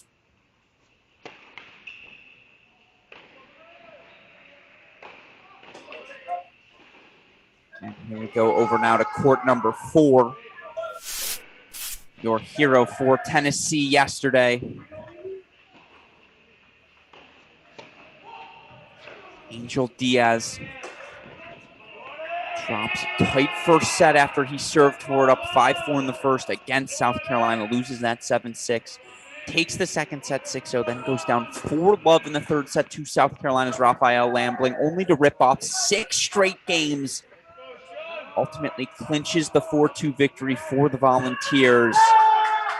Taking on a guy in Finn Bass who's been excellent here at this national indoor event. Straight set win for him in match number 1 against Ole Miss. Straight set win for him in match number 2 last night against Kentucky. But it's all Diaz here. Diaz is a hot streak kind of guy. He gets on a roll, and he runs the table for many, many games in a row successfully. Right now, the last thing that the Bears need any blowout scoreboards. Absolutely. And again, 10-1 is Finn Bass during this dual match season, 12-3 overall in singles on the year. Meanwhile, Angel Diaz 4-2 in the dual match season, 12-6 overall.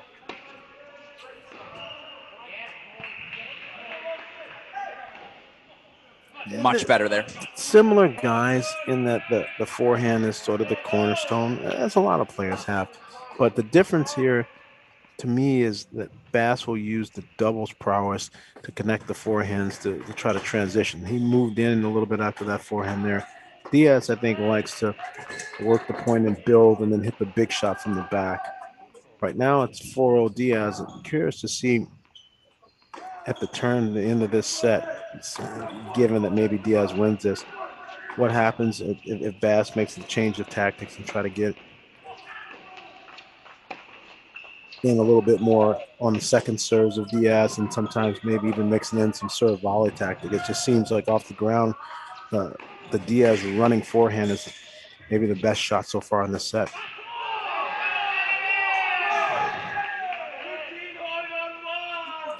So deuce point coming up here. And if you're Finn Bass, even if you're not going to win this set, just to get yourself some rhythm, find something clicking here. Called wide and confirmed. Chair umpire on that sideline. So 1-4, still a double break here on 4. Let's go to 5 now, and this might be the matchup. Talk about swing matches. Shinsuke Mitsui was undefeated as a freshman in dual matches until yesterday. Mitsui now believes 8-1 in his dual match career. Moves him to 18-5 overall in singles in his freshman season. He's taken on an undefeated Juan Pablo Mizuchi, the transfer from University of Central Florida. Fit like a hand in a glove and offered the clinch yesterday for these Baylor Bears in their 4-3 victory over Kentucky. Mizuchi up to the number 5 spot today, as again, no Martin Prada for Tennessee in singles. That forces everyone up a spot for the Bears. Making a switch. No Marko Milutinovic, the freshman, out at the number 4 singles spot for the Bears today. That means Mizuchi here moves up to 5. I'll tell you who his replacement was at 6 momentarily, but here, now 3 more game point chances for Mitsui. And actually, with all due respect, we're going to go to 6 now because we've got 2 break point chances there for the aforementioned Baylor Bear filling in. And by the way, Tennessee 0-1-1 at the 6 singles spot. Yesterday, Mark Wallner took a straight set loss. Day before, Pat Harper was a set and a breakdown. So today they go with the freshman Connor Gannon. And if you haven't seen the freshman play, big serve, big forehand, that's the side he dictates with. In 3-1 thus far at that number 6 singles position. He's taken on Baylor's Tadeusz Paralek. Paralek coming over from TCU. Still 3 years left of eligibility. It's a big serve forehand combo there from Gannon. So he holds 4-3-2. Let's go back to 5 now. Mitsui up 40 love there on Juan Pablo Mizuchi, who you certainly probably lean towards, right, given his experience. I just think this is a tight one. This is hard to call. I love the different contrasts. So Mizuchi is hitting shape and moving the ball around. He goes with lefty spin and height, and then he creates width, and then he sneaks. Where I feel like it's a little bit different with Mitsui. He penetrates, takes the ball early, uses his feet, takes time away, and then rushes. So they both are trying to get inside the service box to finish indoors here, but the manner in which they do it is a little different.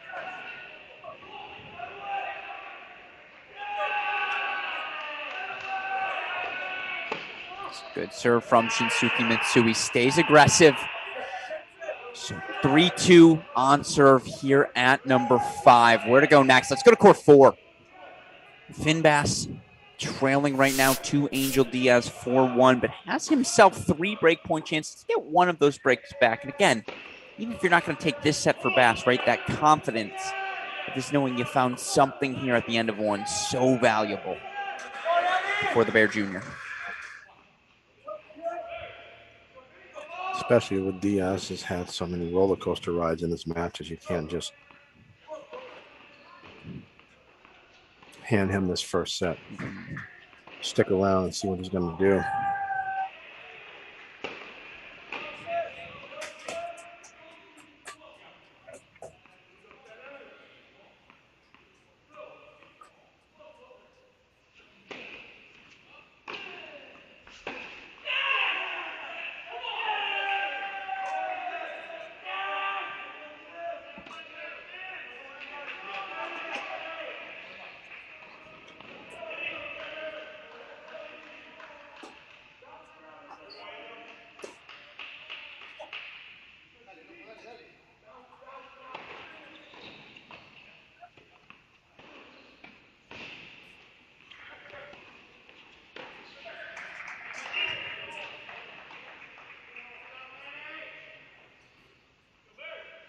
It's a break for Bass. So again, 2-4 as he makes his move here.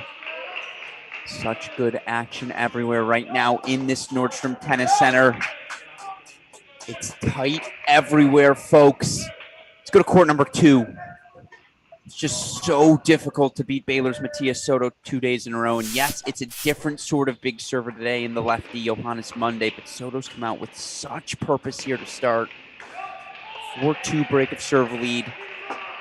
15-all against the lefty, 6'5" Monday, who, by the way, now 9-1 here to start his sophomore campaign. No sophomore slump for the big man. No way.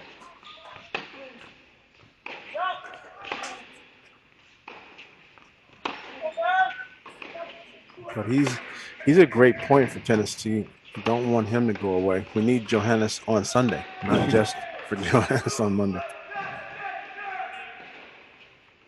We'd like to see, yes. I agree completely. This Monday Soto matchup, just such a fun contrast.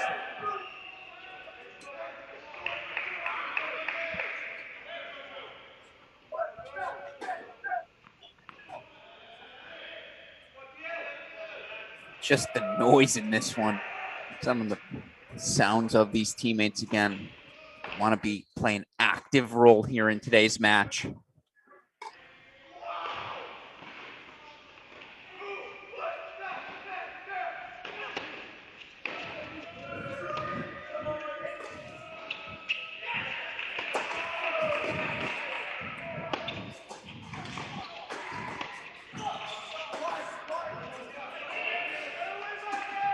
Unforced errors on the backhand is starting to pile up on Monday. He has to be disciplined there until he can earn the opportunities. When his serve and first shot's going, just force another match where he just doesn't even have to play many backhands. So right now, Soto has him in a lateral track meet match.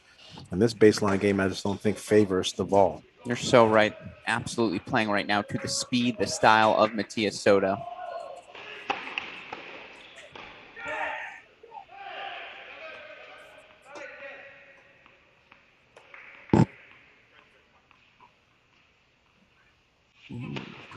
We can actually.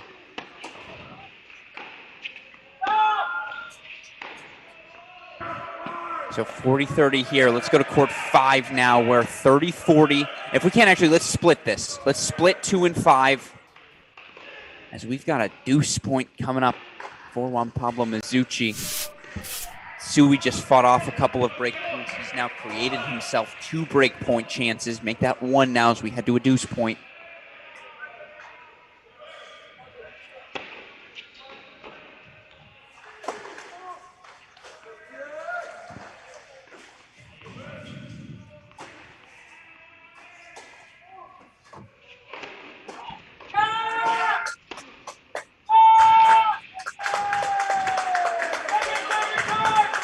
Overhead sails on him.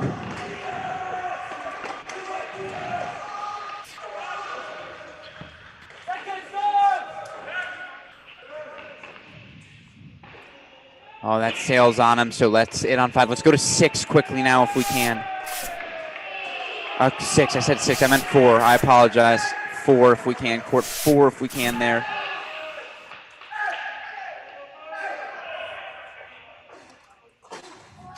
As we see that hold, unclear who would win to there. Let's go to court 2 again if we can. Deuce point coming up there for Matias Soto.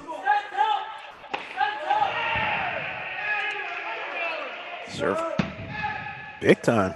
Serve good, and he hits the back Who has fence. the big serve on court number 2? That was a bold play there. I don't get why he hits that serve, that ball at the back fence. Normally that's an anger move, but from Matias Soto, just so amped up Making right now. a statement. I think he's So 5-2 there, by the way. disappointed Was we it didn't Diaz put him break on the. for 5-2 on court number 4? I apologize. Let's go back to court number 6 now. We didn't put Soto on the all-serve team, and I think he's disappointed from yesterday. You didn't put him on your all-serve team. All right, fair. Me, him, and Riley Opelka refer to him as a serve bot. Ooh, that called good? Called good indeed. Goldhoff confirming. So 40-15. Meanwhile, court number 3, Emil Hudd has taken a break of serve lead over Sven Law. Oh, let's go to court 1. Deuce point for Adam Walton. Adrian Boitan trying to get back on serve. Walton's fought off a couple of break point chances here early after that quick start in the break of serve here on 1. Scoreboard started out.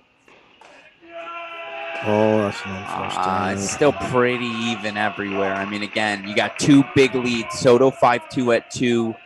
5-2, Angel Diaz at 4. Other than that, Good point, but Very I little don't separation. view Walton as a guy that can go toe-to-toe in a forehand bashing contest with Boitan. I think Walton has to massage him, move him around a little bit, and then rush him. I don't think he can just go toe-to-toe and start trading 17 forehands in a row and out-duel him in that manner. absolutely. We see the break back for Boitan there. Let's go to court number 5 now. Here comes a Baylor Bear push. And as always, 30-all here. Juan Pablo Mizuchi. He's been the sure thing. Not a lock, but a sure thing from his effort, his competitiveness. Gets that return low. 2 break point chances.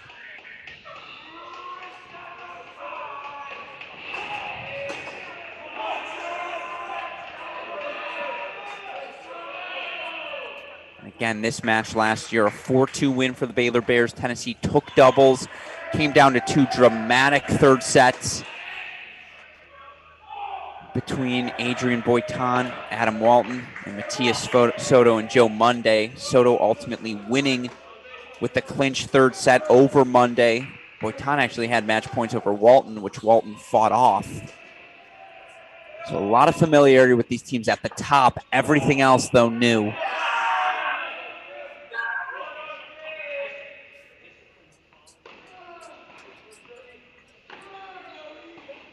It's the freshman Mitsui again coming off of the first dual match loss of his college career.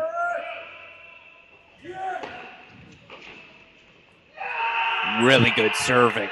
And you hear the freshman roar. 4-3 still on serve here on court number 5. Meanwhile, a couple of 5-3 leads right now for Tennessee. 5-3 on 3. Emil Hudd leading Sven Law. 5-3 on 4. Let's go to court number 2 now, where Matias Soto is serving for a first set for the Baylor Bears. Again, the big serving Monday was down a set and a break yesterday for a quick conference. Head coach Chris Woodruff seemed to right the ship.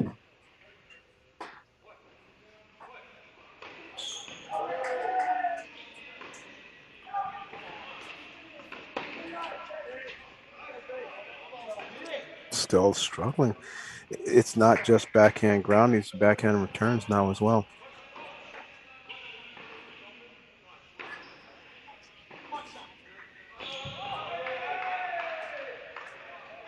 There's a little score confusion on court 4. You saw Coach Mackay run across. Scoreboard was just a bit behind. A little conversation. Coach Mackay, Coach Woodson, totally civil.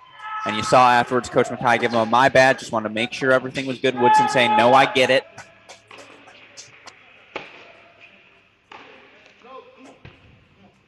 Called wide, confirmed. 15 all.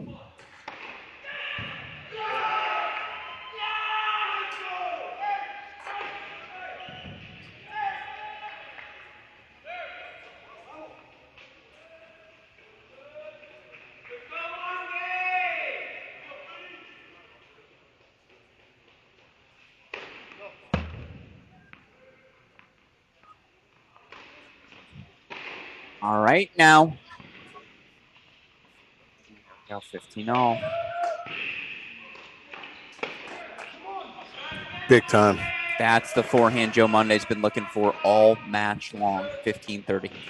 Needed something to feel good about. It's a shot in the arm now. Yes. Let's see what happens the rest of this game. By the way, any comments, obviously feel free to keep firing away in that Crack Rackets YouTube chat. We appreciate it.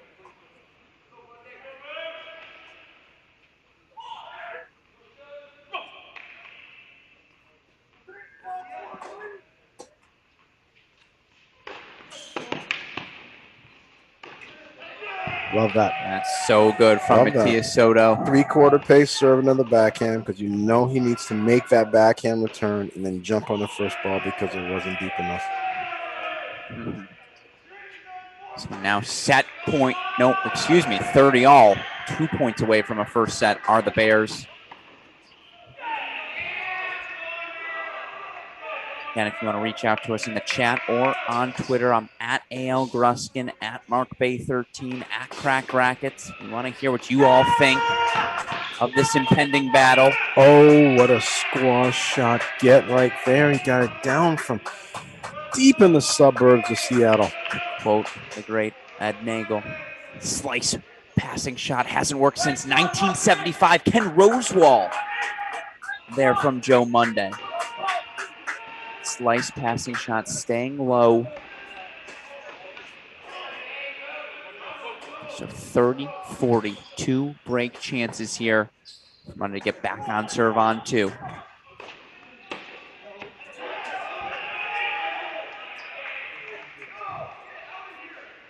Yep.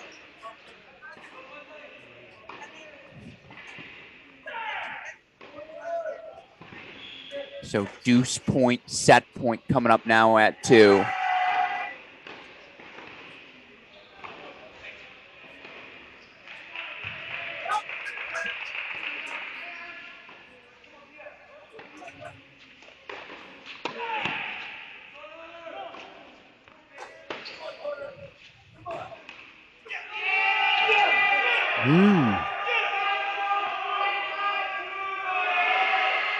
Plot thickens there too. So 5-4 we play on. Meanwhile, let's go over to 5. Another break point chance for Shinsuke Mitsui. Both Mitsui and Mizuchi have had some opportunities here on court number 5.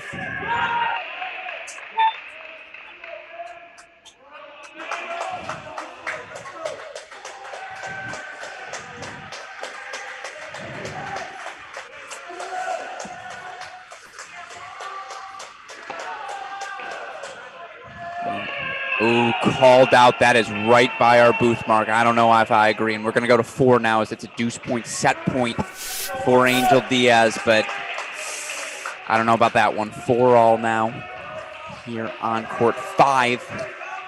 And set points coming up here. And we got a lot of 4 alls, 5-4s. If we can split this actually with court number 3 right now. Emil Hud serving for the set up 5-4, but love 30 for Sven Lon. Again, Matthias Soto just served for a first set on 2, unable to pull that off for the Bears.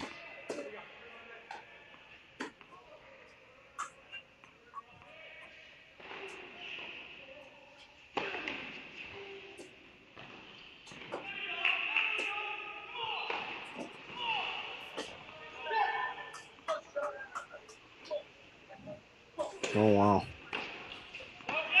Return sails long from Diaz, so he'll still serve forward up 5-4, but Bass stays alive. Let's go full on 3. 15-30 here for Emil Hud. You see volunteer assistant Ben Cott on this side. It is noticeable, quite noticeable in my opinion, that we have head coach Chris Woodruff, associate head coach James Mackay, both on the even sides on the 2-4-6s, while they're leaving volunteer assistant Van Cott on the odds.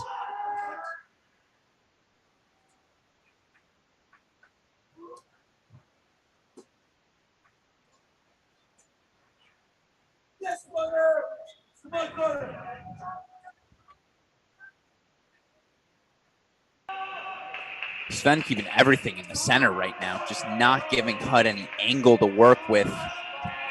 I just don't think anyone. 15-40, and we might not even need to commentate here. We can just let these crowd members say it. What they say, it's break time. I appreciate it. We weren't sure. Yeah, they're helping us out. I just don't think anyone is dominating. It's just so close.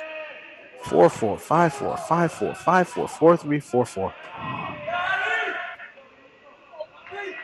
This is our this and Diaz are 2 breaks here. That's 1 break point fought off here for Emil HUD. He's serving to put a first set on the board for either team.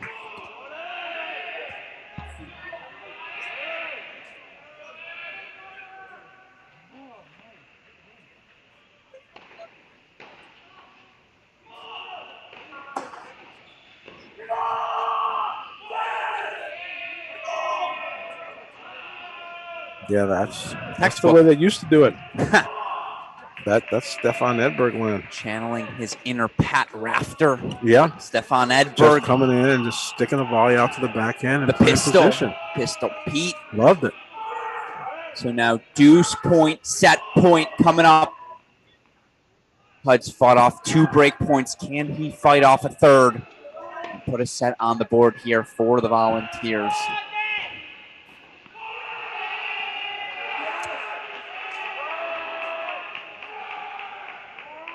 Does it. First set belongs to Tennessee. 6-4 for fourth-year Emil HUD here on court 3. We now go to 4. Angel Diaz serving for the set. 5-4, 30 love is where we pick things up for him. Serving to Finn Bass.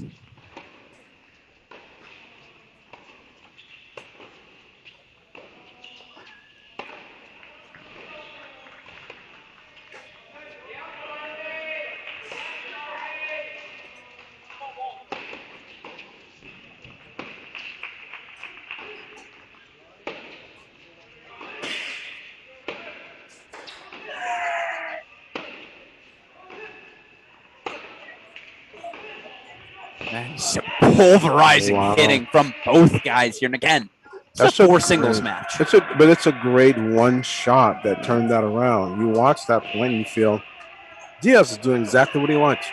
Movement, running, forehands, direction changing, heavy high, rolls followed by rips. And then one big snap, crackle pop from the corner and loses a point.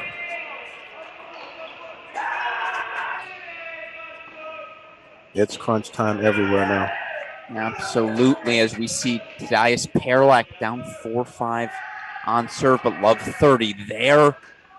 Mizuchi serving at 4-5, but love 15. Soto 5-all, 15-30, but right now 30-15 here. 2 points away is Angel Diaz. And now it's 1 point, set point coming up here for the Baylor Bear.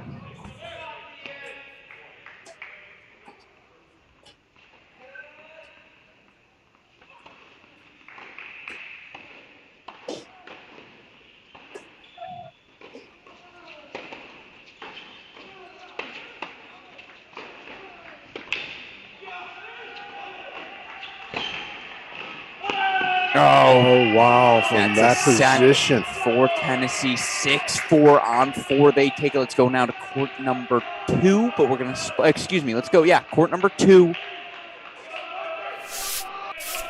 Such athletic energy, though. I mean, he runs all over the place just to make that pass. Absolutely. Actually, I do apologize here. We're going to go to court number 5. And I'm going to ask you to split court number 5 if you can, super producer Daniel Westoff, with court number 6. So we're going to do a 5-6 back of the lineup split here.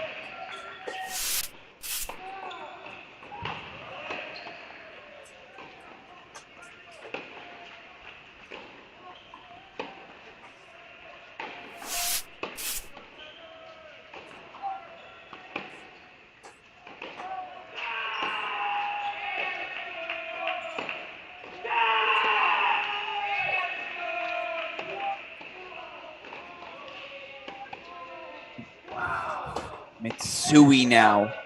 4 break point set point chances here. Let's take the first set against an undefeated so far this year on Pablo Mizuchi.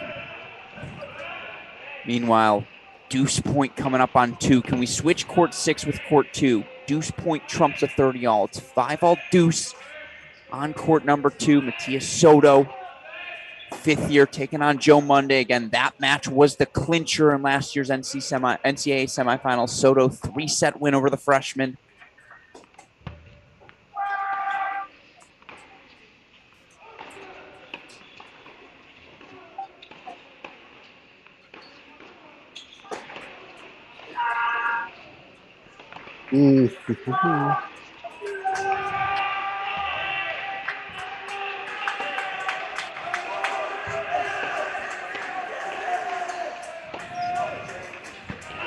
Just hold for Soto. And a set for Mitsui. So 3 first sets. They're halfway home is Tennessee. 6-4 first set at 3. 6-4 first set on 4. 6-4 first set on 5. And now we go to court number 1 where Adrian Boitan's got a set point. Much like yesterday, looking to right the ship here for the Baylor Bears. It's the only, I believe the only first set they won yesterday against Kentucky. And he does just that. Excuse me, they won 2 first sets yesterday against Kentucky. It was Boitan and Finn Bass. Here it's Adrian Boitan. 6-3 over Adam Walton. So you're on the board. But now we go to court number 5. And again, we'll reset as soon as we're done with our first sets. Davis Luna on the chat. Mark my words, Shinsuke Mitsui will be the best player in college tennis by his senior year. To which I say, Davis, you must listen to the show. It's an opinion I've held since seeing the freshman compete first time in college at the Knoxville Showdown back in September. He plays at the speed. Just very, very clear. He has the speed to hang at this level. Will the tennis catch up? I think it will. Really impressive stuff. Meanwhile, again, 5-all here, 30 love. Oh, let's go to court 6. Excuse me, as we're here on 5. Court 6 if we can, Westhoff. Court 6. We had already gone there. That's on me.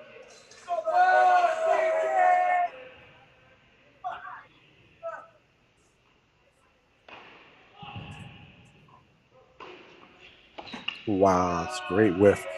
Whenever someone's standing deep in the court, you want to explore the short, wide slice serve in the deuce court. Again, Gannon, just a freshman, one of the many talents on this Tennessee roster, and they will be flipping a page next year, right? When you lose guys like Walton, Harper, the institutional knowledge, but full deck right now. If you have a bunch of little baby ducks and the mama ducks taking them out for a walk, right, and decide to jump in the water, you got to swim like everybody else. It's just like taking these freshmen, throwing them in the deep end and seeing if they can tread. And so far, these freshmen have been outstanding. How about the TCU freshmen today? No, I mean, of course, the TCU freshman you're referring to, Lee Maxted in particular, was so excellent as he earned a straight set victory to help send TCU to the NCAA National Indoor Final. You know, we could have a pretty strong all-freshman team at this tournament. Absolutely. Meanwhile, again, that's a hold for Gannon, 6-5. Let's see, where do we want to go now? Svenla held that one. Let's go to 6. Joe Monday looking to force a breaker.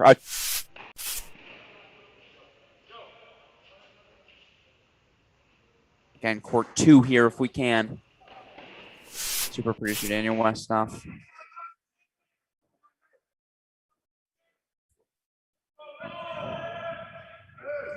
We're on 6 now if we can go to 2 here. Still on that 6 changeover. There we go.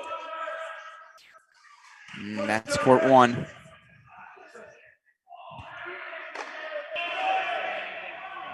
You all get to see how the sausage is made sometimes.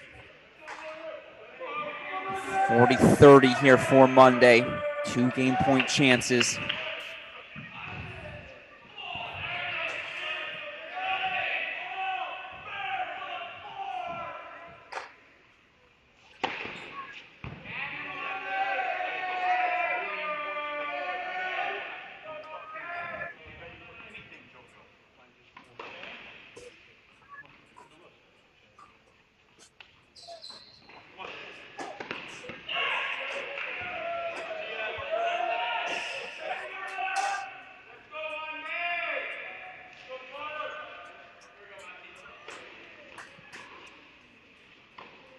breaker coming up here on two. 2 first sets still left in play. Court 6. Court's 5-6 on serve for Tadeusz Paralek. Excuse me, 5-6 on serve. Teddy Paralek serving there.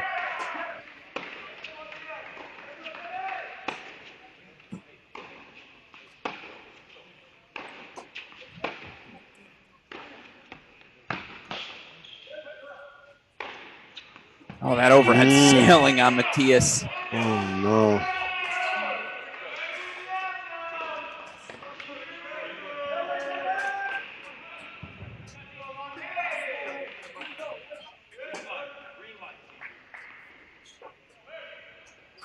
So mini break early here. 1-love.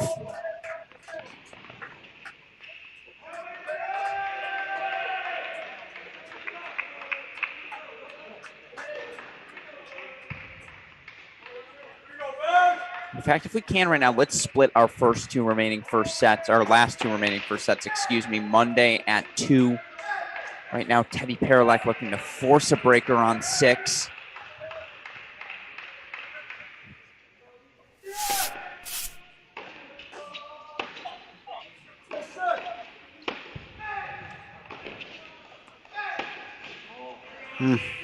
Gives the mini break back, does Monday on 2. Here's what we're going to do. I'm going to focus on 6, Coach. I'm going to ask you to focus on 2. Done.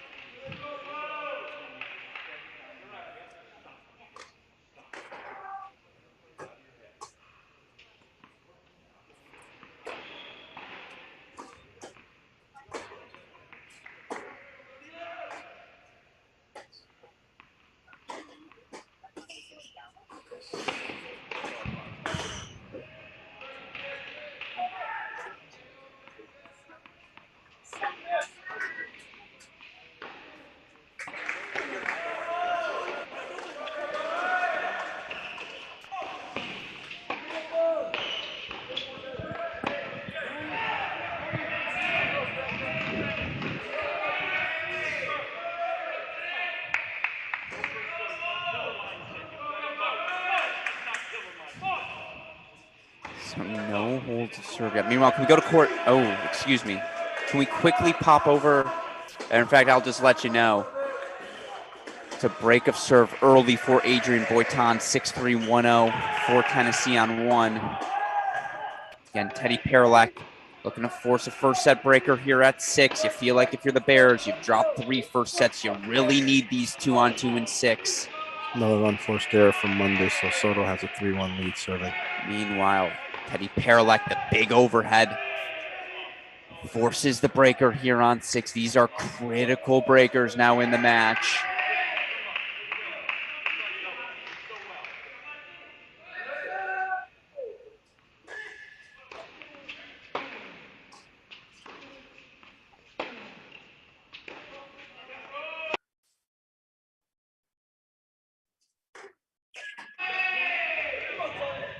All called out, overruled on 2. George Goldhoff was on that baseline, immediately going to talk to the line judge for his player, who was up a mini break at the time. Hates that.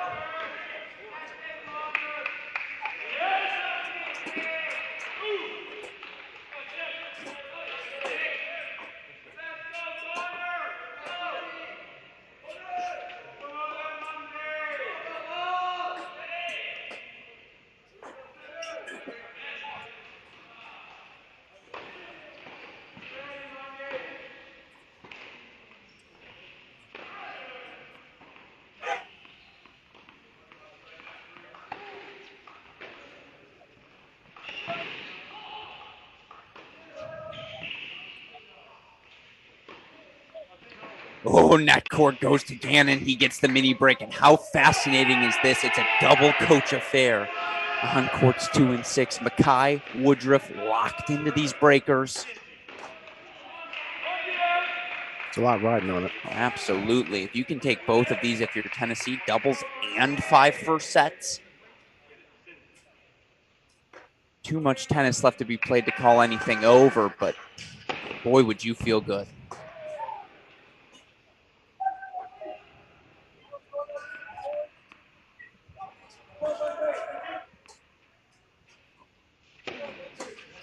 Oh, a Monday double fault gives that whatever happened on the baseline back. So 4-2, Matthias Soto with the mini break lead. Meanwhile, 2-1 here, mini break to Connor Gannon.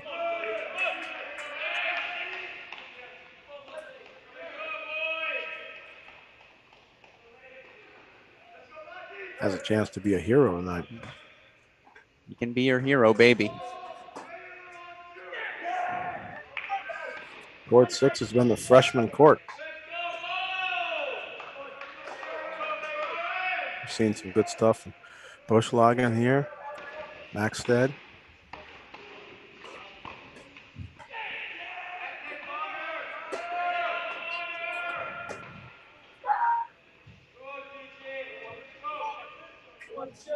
Meanwhile, you may have heard a roar in the background there. Juan Pablo Mazzucci. Down a set and a break. Oh, excuse me, down a set and 4 break points. 2 superstar freshmen, Shinsuke Mitsui.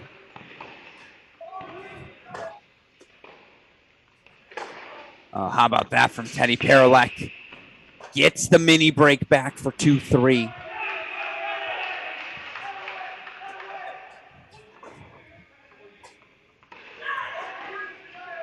So give me an update. What are we seeing in that breaker end 2? It's just a back and forth unforced error show right now. Not a lot of quality tennis, but Soto has the 4 on the scoreboard with 4-3 Soto serving with a mini break. A lot of nervous energy. And nervous shot making. Sure.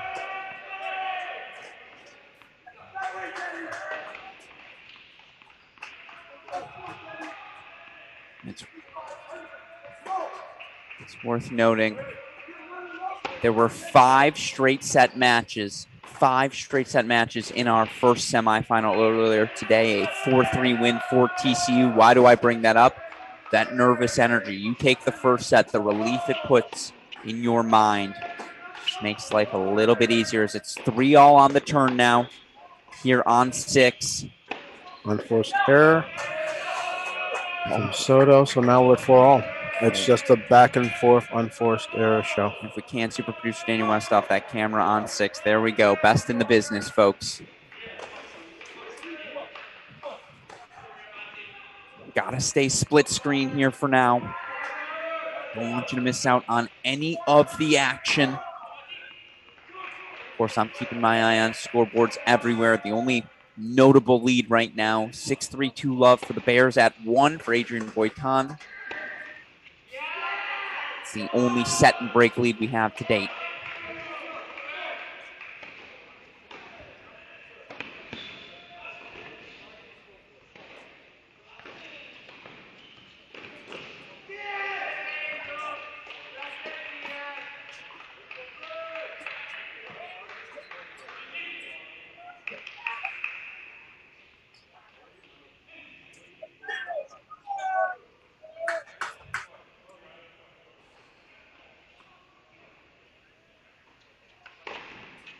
Big serve by Monday, and now sets up double set point. Meanwhile, set and break lead now for Shinsuke Mitsui at 5. So, and if you're Tennessee, you take a set doubles and 4 first sets. Coach Chris Woodruff and James McKay would sign up for that immediately.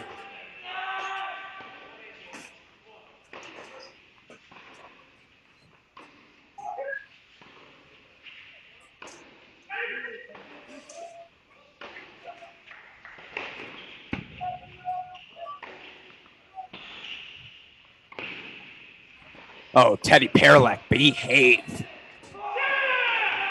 One-handed backhand whipped up the line for a 4-3 lead. Still on serve here in that breaker on 6.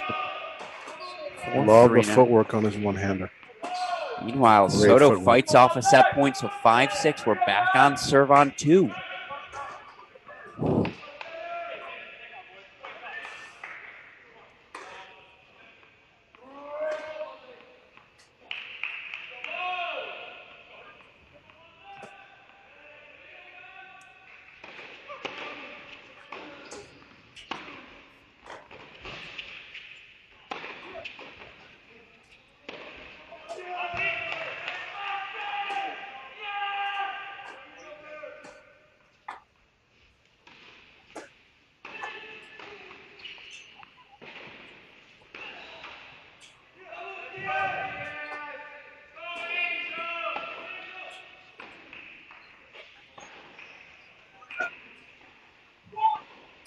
So 6-all as we make the turn on 2.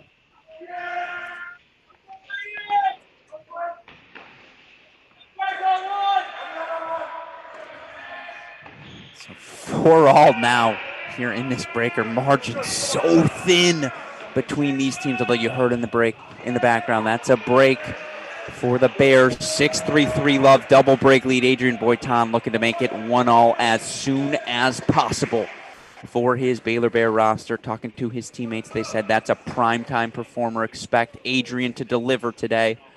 Those were the wise words of former teammate Spencer Furman.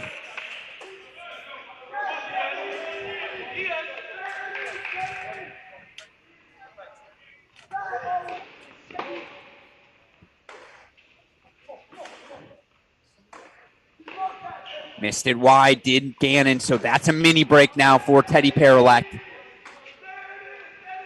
Paralek now 5-4, 2 points on his racket to serve for this set.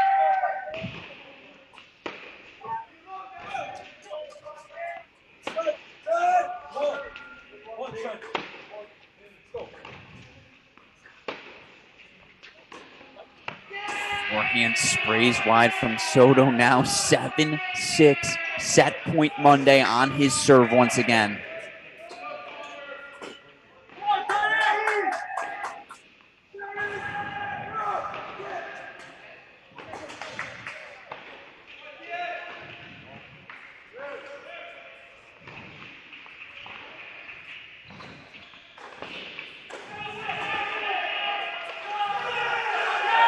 Oh, no. Oh,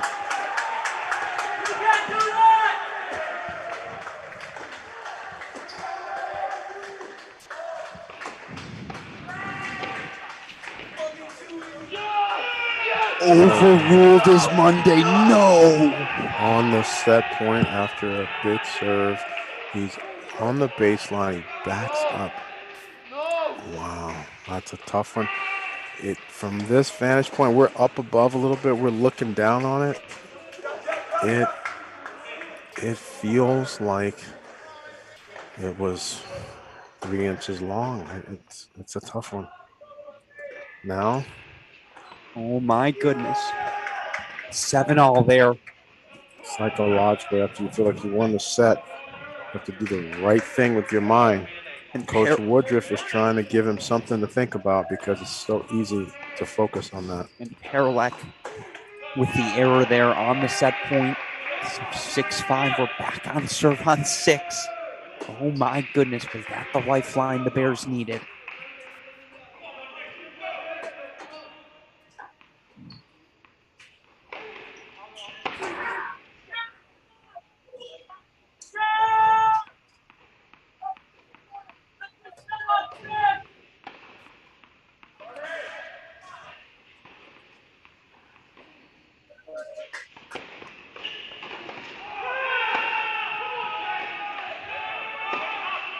And Teddy Paralek gets the set on 6, so we go full screen now on 2.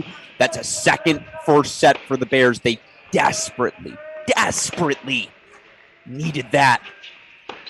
Trying to build some momentum here. Meanwhile, break points for Angel Diaz to take a 6-4, 3-2 lead for the Vols on 4.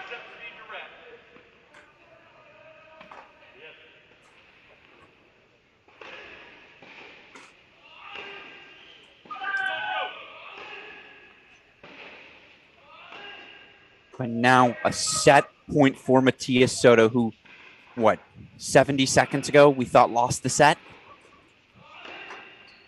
Oh, my goodness. Yeah, I agree with you. Alex, this is one of those things. This is crunch time, folks.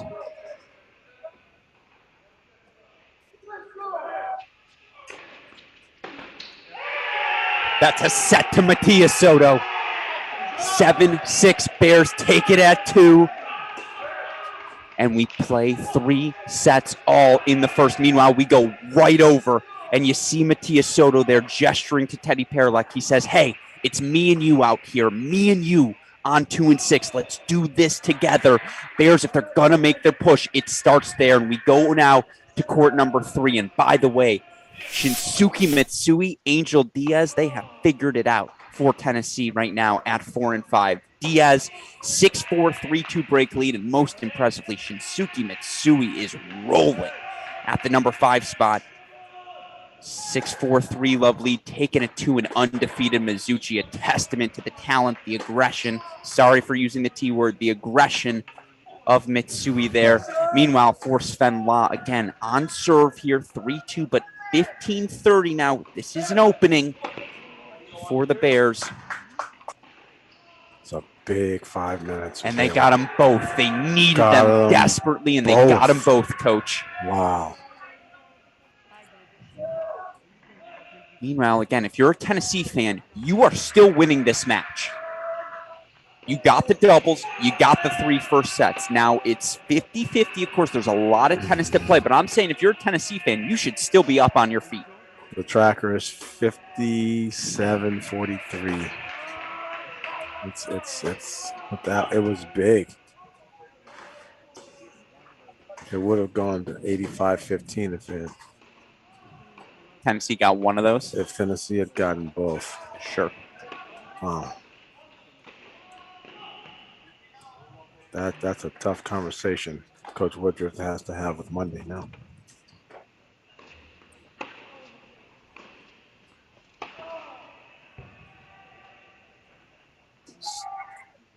Here from Sven La, though, break point chances here on 3.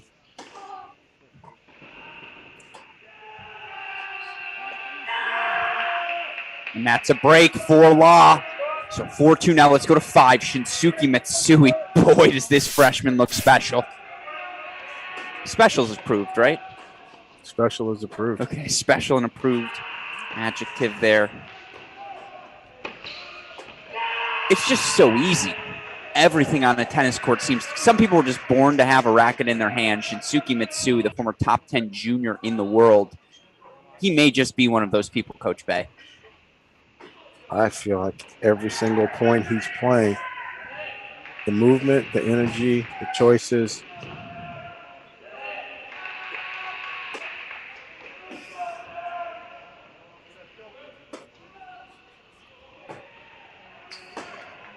He's just not taking any points off, which I love. I love it. It's not a lot that you're getting free from him.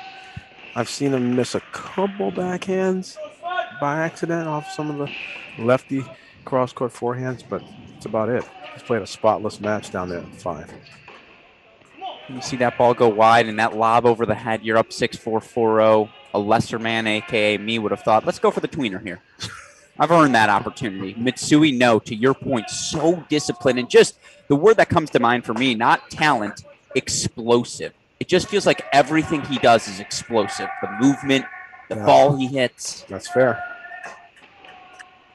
This freshman's going to be a fun treat to us college tennis fans over the next 4 years, assuming he stays all 4.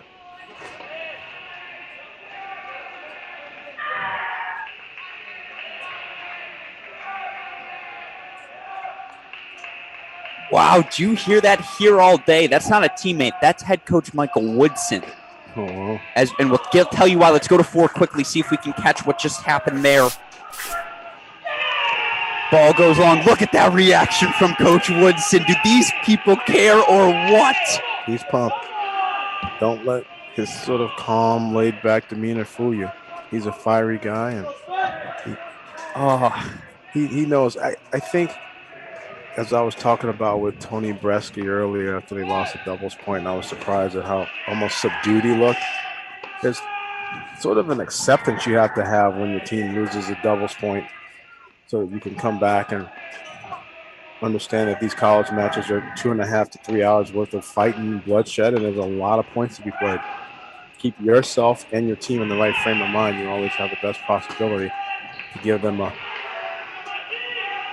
competitive fighting chance. Absolutely. And again, we're back on serve here. Meanwhile, Sven La held for 5-2, looking to force a third on 3. Let's go to court number 1. haven't spent much time here. It's because it's been our most straightforward match. Adrien Boitan looking every bit like the player we expected he might be, coming off of a massive May last season that's end the career of Will Blumberg in the NCAA quarterfinals. Big hitting junior. 6'3", 4'1", 30-15 lead. Again, the only sure things right now, Boitan and Mitsui. Massive leads for each on 1 and 5.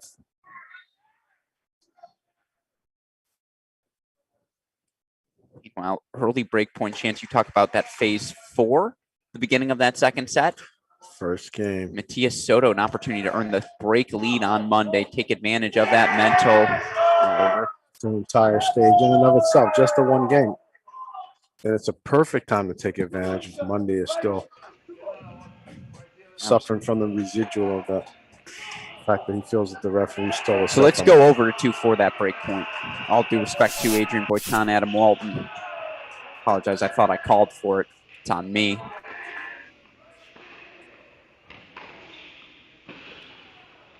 There's a let coming up here, so let's pop over to 5. Deuce point here for Shinsuke Mitsui, and it feels like a de facto match point. Mizuchi just overruled on an ace down the tee from Mitsui. He gets this at 6-3-5 love.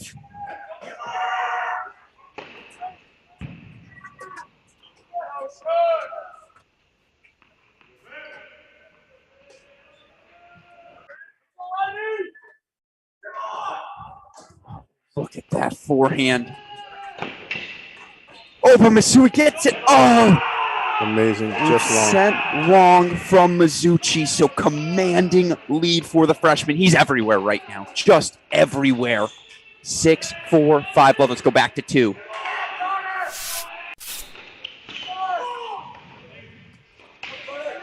One break point fought off for Johannes Monday. Soto still a deuce point coming up, and he's going to go back to the deuce side here now. Cut off that lefty slice wide serve that Monday loved so much on that ad.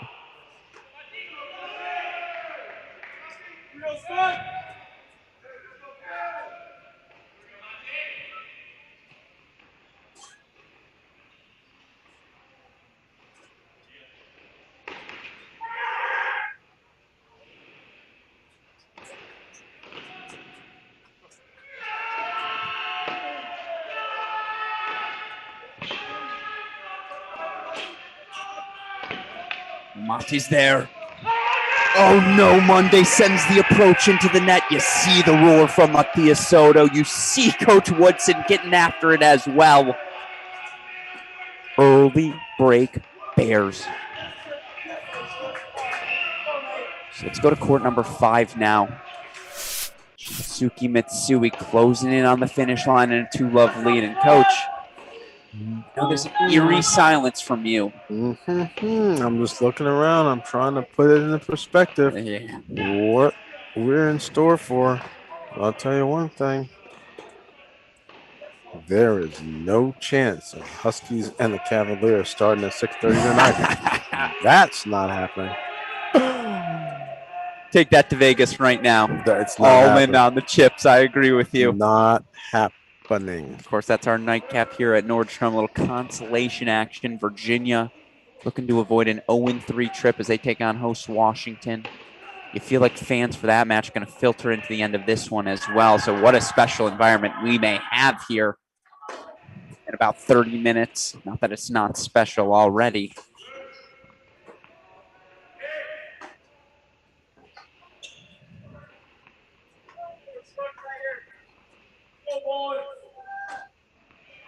If we can, let's go over to 6 right now. Court number 6, Teddy Paralak, a chance to take a 7-6 and a break 2-love lead here on Tennessee freshman Connor Gannon. This is precisely what Coach Woodson was hoping for when he pulled his own freshman, Marko Milutinovic.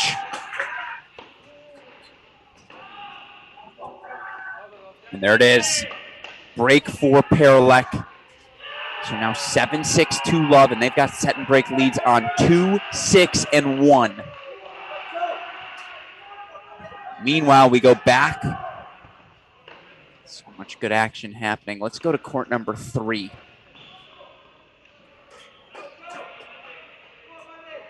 Sven Law again, court number 3 here.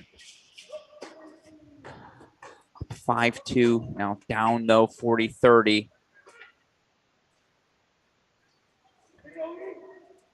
Milhud looking to stay around in this second set.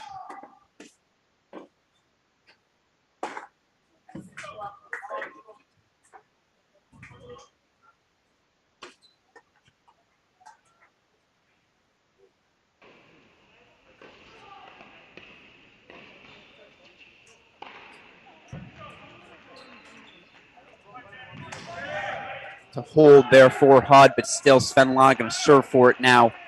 Force a third set up 5-3. Meanwhile, I mean, everywhere you look, feels like they're swinging up the pendulum.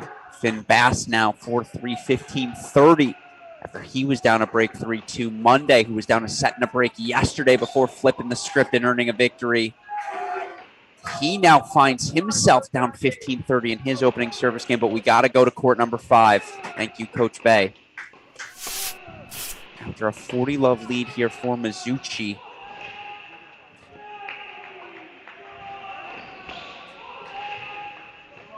I mean, that's just ridiculous from the freshman, Mitsui. Match points coming up, Coach. By the way, Adrian Boitan serving for it at 1 for the Bears as well.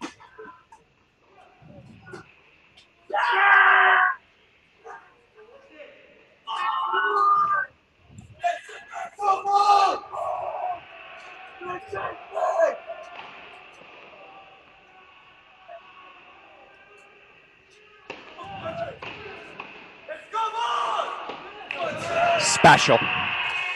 It's a standing victory. Let's go to 1. The level was still good. The points were highly contested. It was not the sort of what the landslide blowout of our last semifinals, last set looked like, right? That was a hard fought 6-0, very close, very competitive. Still in UTR, they say 7 games makes a match competitive. That was competitive. Absolutely. And if you're Juan Pablo Mizuchi, you are scratching your head. First loss for him as a Baylor Bear in this dual match season. But again, the freshman Shinsuke Mitsui, we learn someone best as they go through adversity. Mitsui lost yesterday from a setup, his first loss in a dual match at Tennessee. To come up with that performance, Coach, special. That's the only word I can think of. Big performance at a great time, taking down a great player who didn't know anything about taking a loss, didn't even know what that felt like.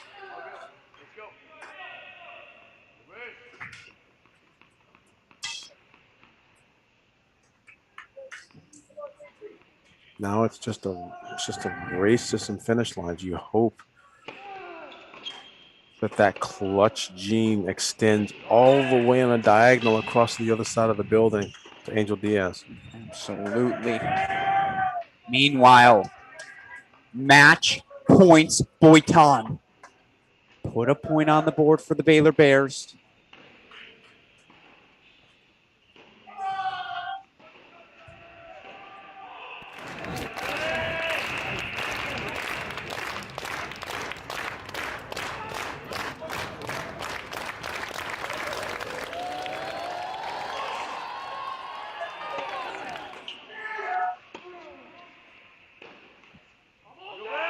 Adrian Boitan yelling all day for his teammates. Adam Walton at the end even just giving a little look like, yep, you took it to me. That's too good, Adrian. Tough day at the office. Let's go to 3. I thought Walton beat himself a little bit. He for sure was intimidated by some of Boitan's power, but I think that he just made some unforced errors trying to force there, and there's no need to in this situation. The last thing you want to do is lose quickly the way he did. Now he's got to put on his cheerleading uniform, try to get his teammates through. And now here it's Sven Law trying to force a 3-set, and the Bears going to need at least 1 3-set win. They're up on 2 of the 3 courts on our even side matches. We're on serve 6-4 all for Angel Diaz, who just got that break back from the, or excuse me, just held back. Ended the run there of Finn Bass. I believe set point coming up here for Sven Law. Now scoreboard's a bit behind here. 40-30 for the Baylor Bear to force a third. After losing in straight sets yesterday, what poetry it would be if it's the seniors Mati Soto, Sven Law delivering the goods today.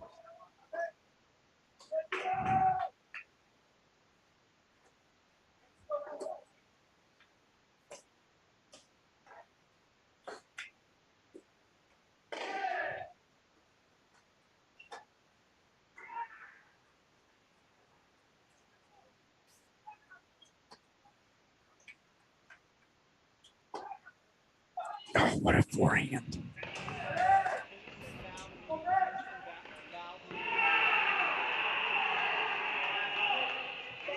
Oh, Sven.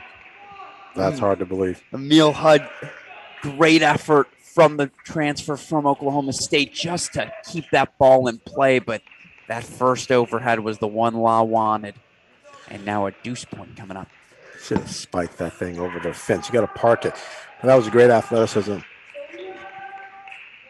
Heck of a job by Hud putting the backhand lob back up in the air.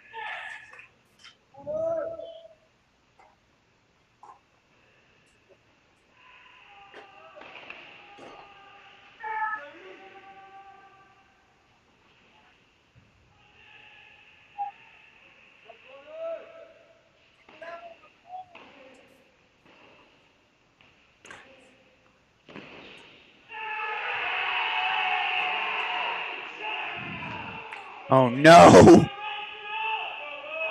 Not yet, says Emil Hud. I ain't done yet. Gets the break. His partner, Shinsuke Mitsui, you can hear going nuts next to him. We play on. Second set here on 3. Meanwhile, let's go to 2. Or excuse me, let's go to court 4. I apologize. Let's go to court 4. Monday just overruled again on 2, but now we go to 4, where Angel Diaz has himself 2 break point chances. With a 6-3, 5-4, 6-4, 5-4 lead. He has been in control since the start here on court number 4.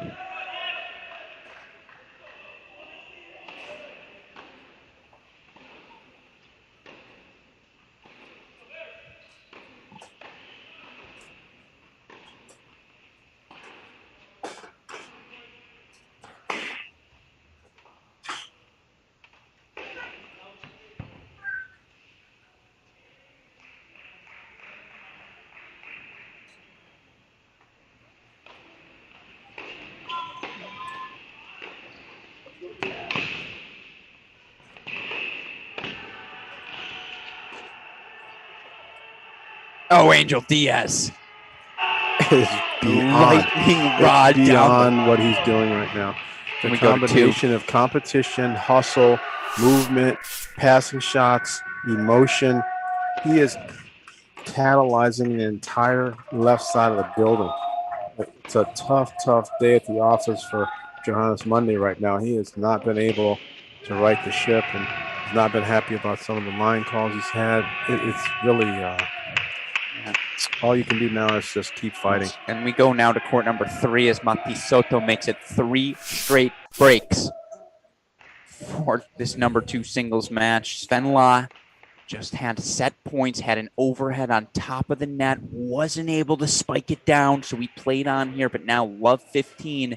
And look, again, yes, 2-1 Tennessee, certainly, but if you're a Baylor Bear fan, you realize you are going to need at least 1 3-set win to get the job done. On the flip side, if you're Tennessee, you could be out of here in 13 minutes. Protect your leads, protect your serve. That's the name of the game. You could be out of here in 13 minutes, or this could go on for quite some time.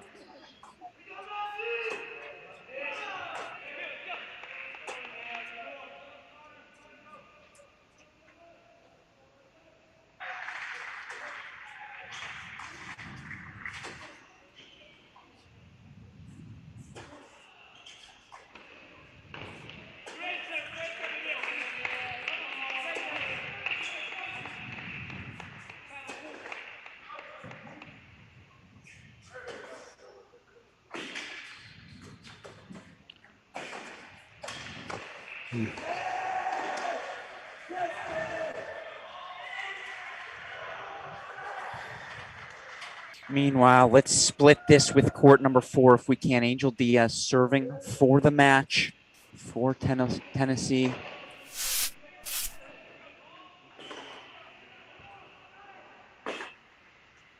Now 30 love there. He's 2 points away. Meanwhile, the entire Baylor team now on the sideline here for Sven Law, trying to will him to a third set. And by the way, that court number 3, that was where our third set in TCU Ohio State was. So maybe there's just a juju over there, Coach.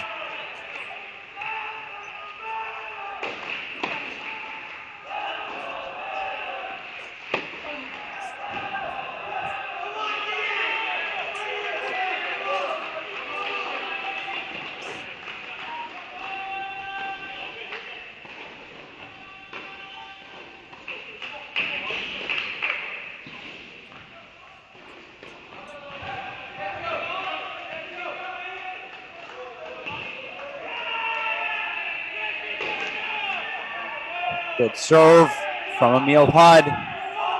We go full on 4. Can we go full on 4 here for this match point? And court 4. Well, he was a question mark in the lineup, but no longer. Angel Diaz came back from a 4-month deficit in the third yesterday to clinch for these Volunteers. He has today delivered at a decisive third point. 6-4, 6-4 over Finn Bass. He outplayed him from the start as we go back to court number 3. Great win by Diaz. Outstanding. I have so much respect for the energy and the movement. Movement is not that easy, especially third day of this tournament, late in the evening hours that we're getting into now. This is where the fun starts. Well, yeah, this is where the desire and the hustle and wanting it bad is what it's all about.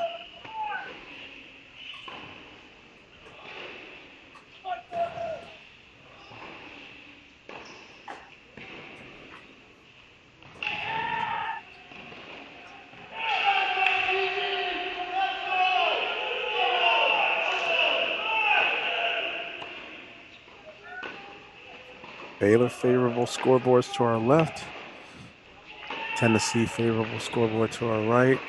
This is all Tennessee only needs here. One more. Tennessee just needs Emil Hud to close this match out, as you mentioned. This match either going to be done at 6:20 or 7:20. We're either 13 or an hour 13 away, folks. Simply comes down to what happens here between Hud and Law. That's why we're locking in here. But again, those of you just joining us, Tennessee was down breaks at one point on all 3 courts in doubles. They steal the doubles point from the Baylor Bears, and they have ridden that energy into singles. Freshman Shinsuke Mitsui continuing to establish himself as perhaps the best freshman in the country. 4-0 victory for him over an undefeated Juan Pablo Mizuchi at 5. Angel Diaz ahead from the start. He gets a 4-4 win at 4. Now Adrian Boitan going to Adrian Boitan. He continues to assert his case as the best player in college tennis. Boitan, straight set victory over Adam Walton. That's how we got to where we are now. 3-1 Baylor, 3-1 Tennessee, winner of this match. A date with TCU in tomorrow's finals as the Horned Frogs.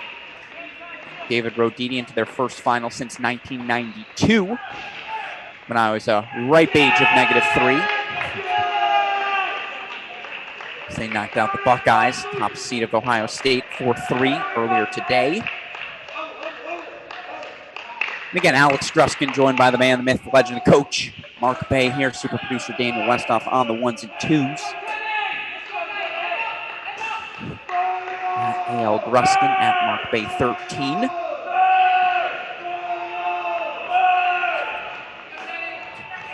That's a nice +1 forehand from Sven Law. Tricky there. Great depth on the HUD return. 40-15 now.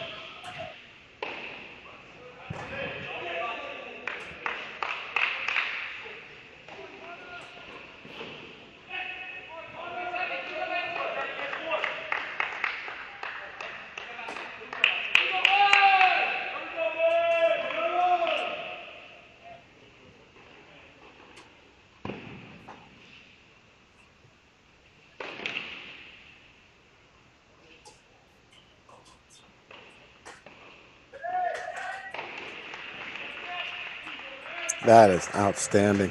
You don't see that enough. I've seen it only a couple times today. Just taking the two-hand return from the center, crushing it line into the backhand, and using that as an approach shot route. It's a great play. So now 40-30 here, and again, Sven Law, brutal day at the office for him yesterday. Francois Musatelli of Kentucky taking it to him as the transfer. Decisive 6-2, 6-1 victory over Law. But you see the Sven Law hold here for 6-5, so we're still on serve in the second set. Let's go over to court number 6 now. Connor Gannon down a set. 2 Baylors today is Perlek. Perlek was up a break early here in the second. Gannon has since gotten that break back. That set a little tricky now in his 2-3 service game. 30 all here.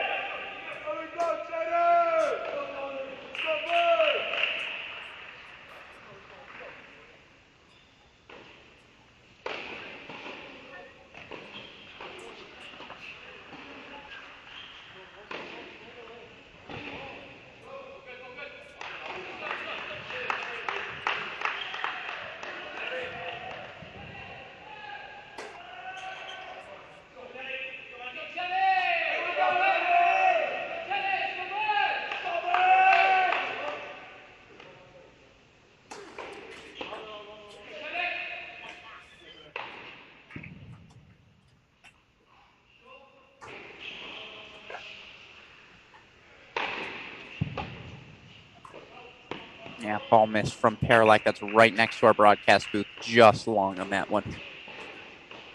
So 40-30, 2 game points coming up here. Meanwhile, Emil Hudd beginning his 5-6 service game. Baylor Bears need a set from Sven Law there. He loses that second set. What's happening here on 6 is irrelevant. We'll go there momentarily.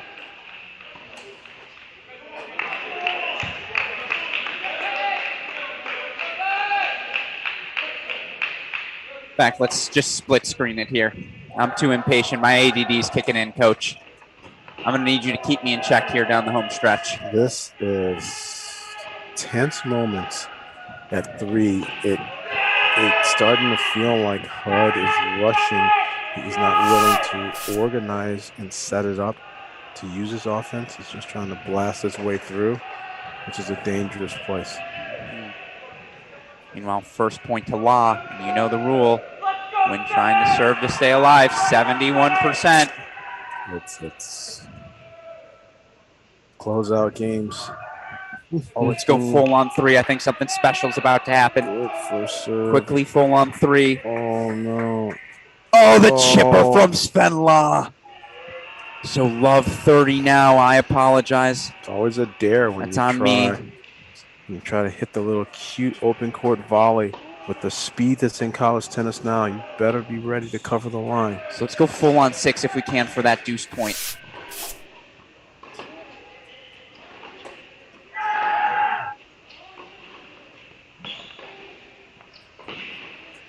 Oh, Perlek's there. Oh, he's there again. Oh, my goodness. Oh, no. We've seen some incredible defense. Let's go back to 3. Outstanding defense all day. Amazing gets from horribly bad court positions and balances, and somehow out of the airs and overheads have been missed in those situations. And there's nothing that looks easier on a broadcast than an overhead, right? You think it's so controlled, but of course the nerves, the time you have, just all the thinking you do out there on court as you're waiting. I've learned anything in my time covering the sports that shot not nearly as easy as it looks. 30 all here for Emil Hudd as he looks to force a breaker. And again, if you're a Tennessee fan, by the way, maybe the match will start at 6:30 because if you're a Tennessee fan and Hudd takes this breaker, you're going back to the National Indoor Final. That's a big first serve there, and that's a good step.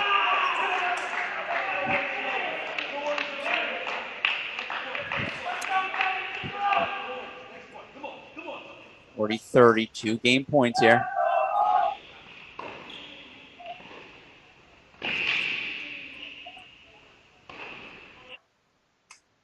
Oh, the left court ace Oh my goodness. So we head to a breaker here on 4-3. Just how they drew it up on the chalkboard.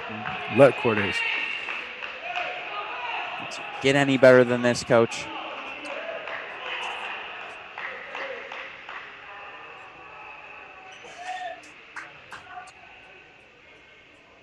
No, this is exactly what we thought was going to happen. These SEC battles have yet to disappoint us all weekend.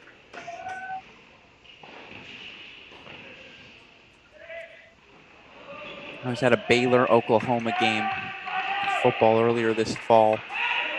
Baylor ends up winning that game. What do they chant at Oklahoma as they're leaving the field? SEC, SEC. Certainly some Baylor Bear fans probably thinking that now as they watch this stream. But again, if you're Tennessee, you're like, yeah, call us SEC, baby. We're up 3-1. Fouls inching closer again. That first national indoor final, 2011.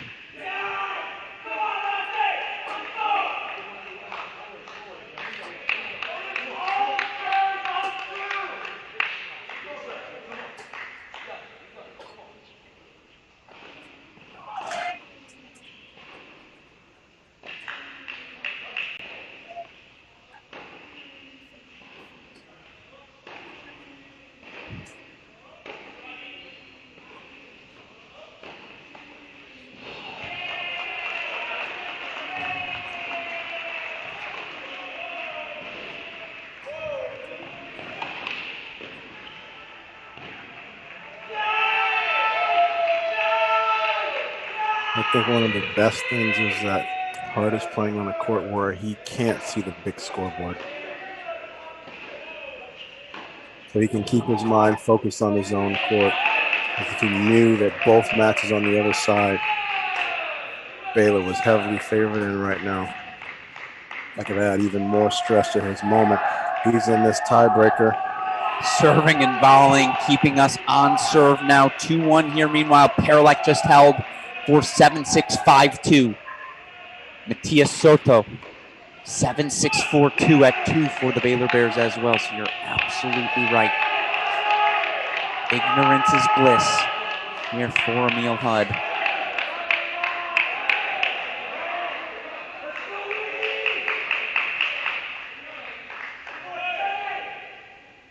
One, two on serve.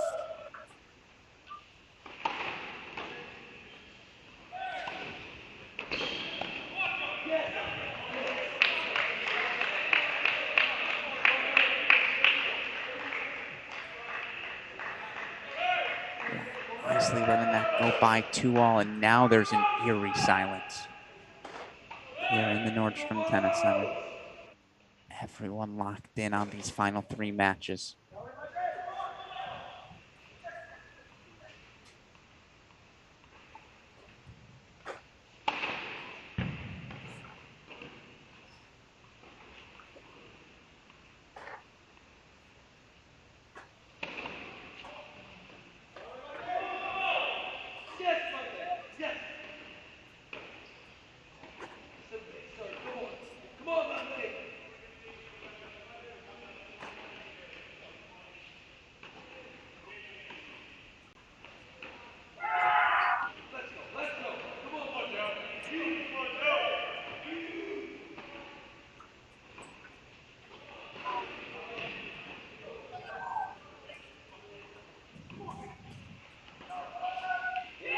That's an interesting choice. He decides to go like old school chip and charge from the middle of the court. Doesn't really put La in a bad position. La lights him up with a heck of a passing shot up the line, and he just doesn't have the goods on the backhand volley. It's a dare to come in with something like that. You would probably prefer to try that out to the backhand and not to the forehand. He's he is a net appearance, the guy. That is his focus. He wants to come forward. I just think your job is to make the passing shot player uncomfortable, and that wasn't uncomfortable enough for Sven La in that moment.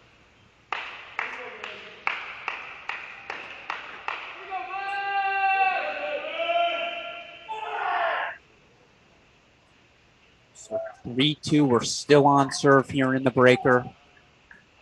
Meanwhile, again, Baylor leading on our other two courts. A date with TCU, awaiting the winner of this one. Okay, so Good volley, 3-all as we make the turn. Into the backhand, first volley into the backhand. And as we wait, let's go to court 6. I like that combination a little bit better than the chip to the forehand. Meanwhile, I would point out Florida, 4-2 winners over Georgia in our match at the Seattle Tennis Club. Ben Shelton with the clinch. For those of you curious, how's the SEC all pairing out? Tennessee, the top dogs right now, but the Gators bouncing back after a first match loss for a 2-1 weekend. A lot of matches clinched on Ben Shelton's court this weekend.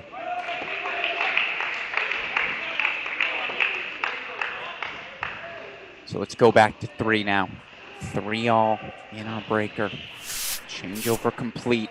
Don't worry, you're not going to miss any of this action, folks. We're locked in here on our Cracked Racquets Red Zone coverage. Alex Gruskin, Mark Bay, super producer Daniel Westoff.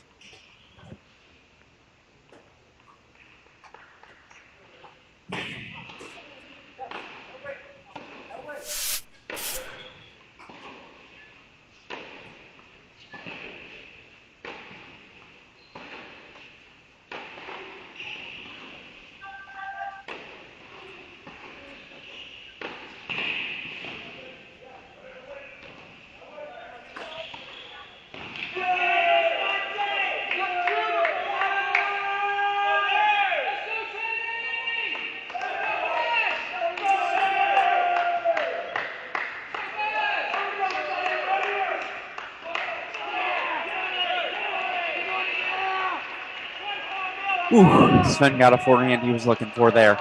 It's like his heart was racing. He got too close to it, overplayed the speed. It was a little out of control there.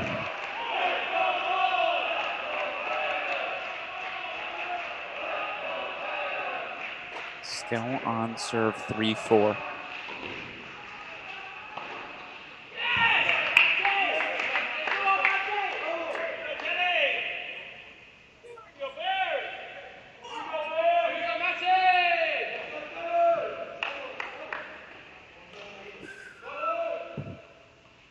Far sideline confirms called wide.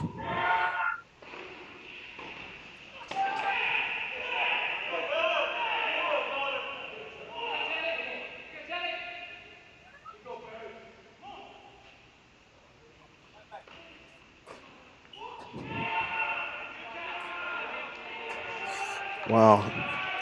Overplayed the backhand return. 4-all, we're still on serve here. Trying to be aggressive, but to me, you're just trying to go deep up the middle on that. 4-all. And if we can, split screen right now with court number 6. The only reason I'm doing that, folks, match point for Teddy Paralak now. 5-2 deuce for Connor Gannon. Match point Paralak. Although break point for Monday, so again, things still happening on these other courts, folks. Of course, all eyes right now for Sven Loff. He can't extend this match. We're done. Tennessee's going to the final. So great 2 points there, but he was able to get a free point serving at 3-4 with a backhand miss return.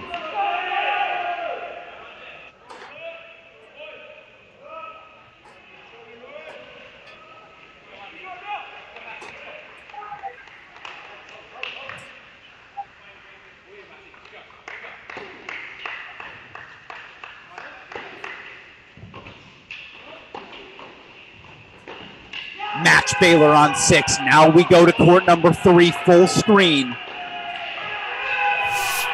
So it's 3-2 Tennessee overall. It's Teddy Paralak validating that decision, and Teddy sprints over to court number 3. It's just deep in the court. It wasn't a great approach shot, but each player now just transferring the pressure to each other.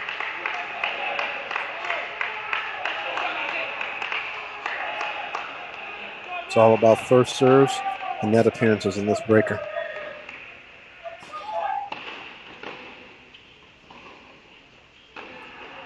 Soto holds for 7-6, 5-3. Could be a moot point. Oh, but match point, Emil Hud. Clinched a 4-3 win earlier this season for Tennessee, and they knocked off Wake Forest at home. What does Sven Law, the fifth-year senior, have for him? Match point coming up.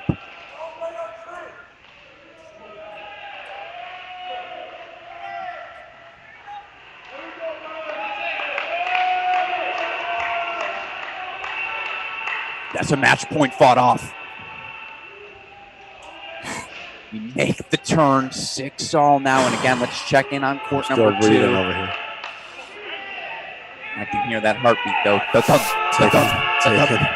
Taking some deep breaths over here. So we go to court 2 now in the meantime. Let's see what Mati Soto's up to. 7-6-5-3. He just held that deuce. Huge roar from George Goldhoff, who is now moved over to court number 3. Coach Woodson said, I got Mati. Don't you worry about it. All right, they're back on 3. Let's go there now. Can't afford to miss a second, folks.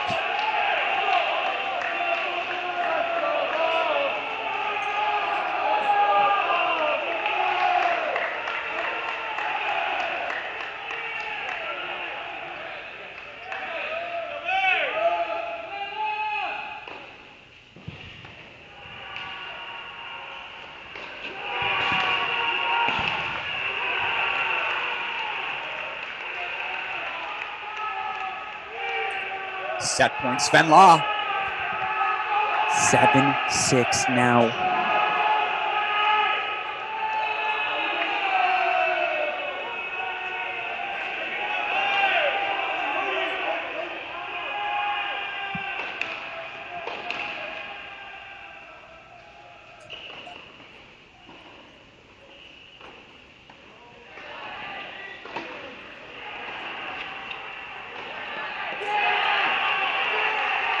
Oh, Emil Hud! There's no way.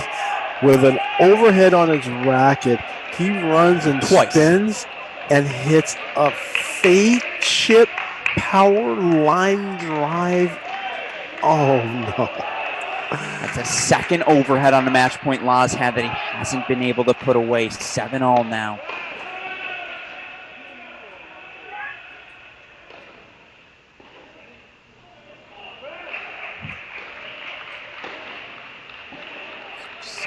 Again, still on serve here in the breaker.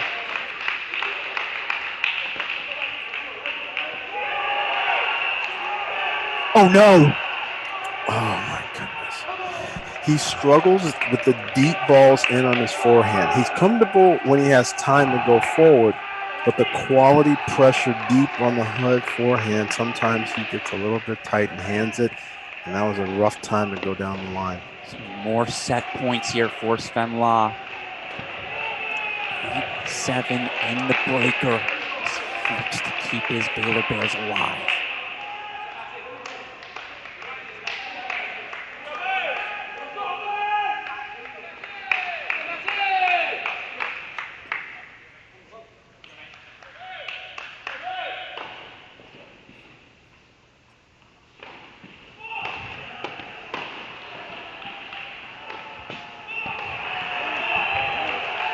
I absolutely love that.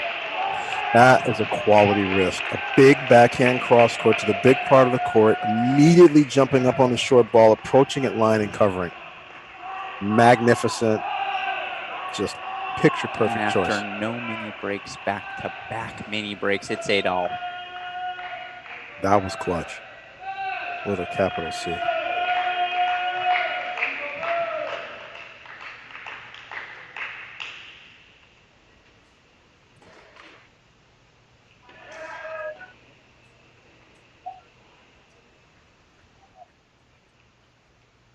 It also sends a message when you can play smart and courageous in a moment like that.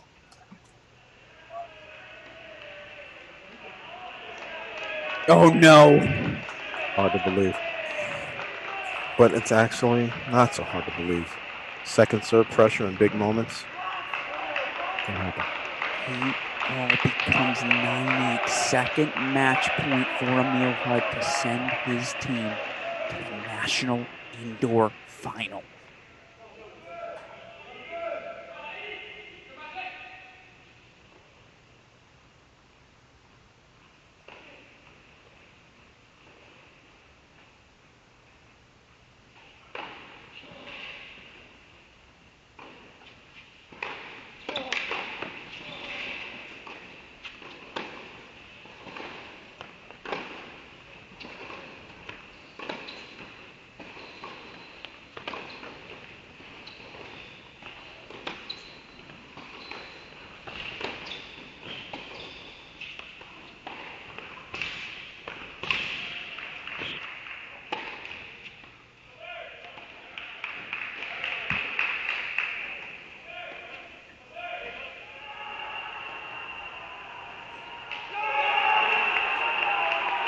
come on now.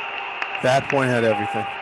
Every possible thing, all the different shot making, placement, choice, dialogue you could have at a point with shanks and transitions and overheads again. How is that possibly end up that way? All I can say is that Emil Hud, with his game style, needs to be coming forward on match points. He shouldn't be waiting out Sven Law to see if Sven's gonna miss or give it to him. He still has to keep figuring out a way on the neutral balls to play and win. Meanwhile, But that was a great can we point. quickly pop over, check in on two? Matias Soto, 7-6-5, 430. Love 2 points away from making it 3-all, giving us the 4-3 decision one way or another that we deserve.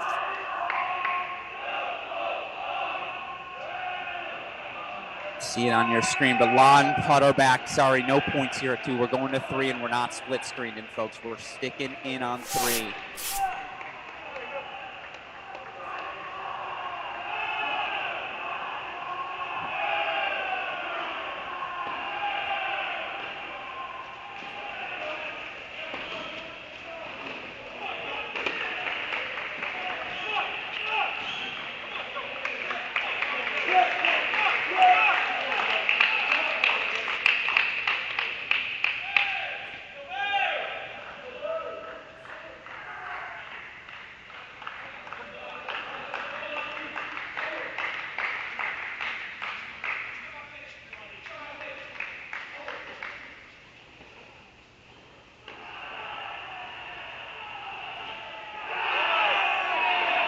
Good move there.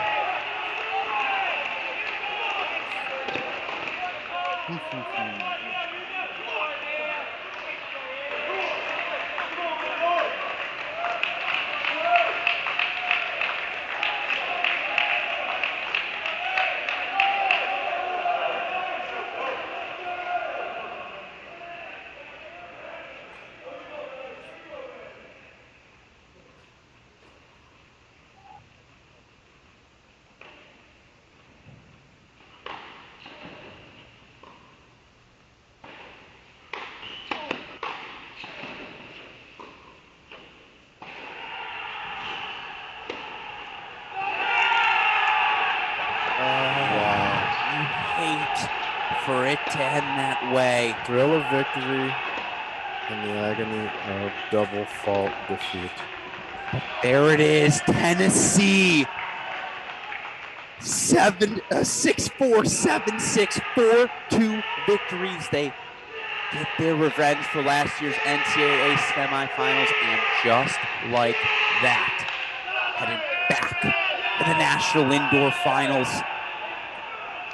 Oh, what a match. What a match here at the Nordstrom Tennis Center. Again, Volunteers ultimately earning the clinch there. And what an effort up and down the board. I'm still shaking. I have no words, Coach Bay. No words for you. What I like is that Hud got out of trying to play retriever and got back close to the baseline, hit that amazing backhand down the line there at 9-all to give himself the opportunity, and then spend a lot of playing second serve tennis. You're always playing a little bit of Russian roulette when you have to play a lot of second serve tennis when you're down match points.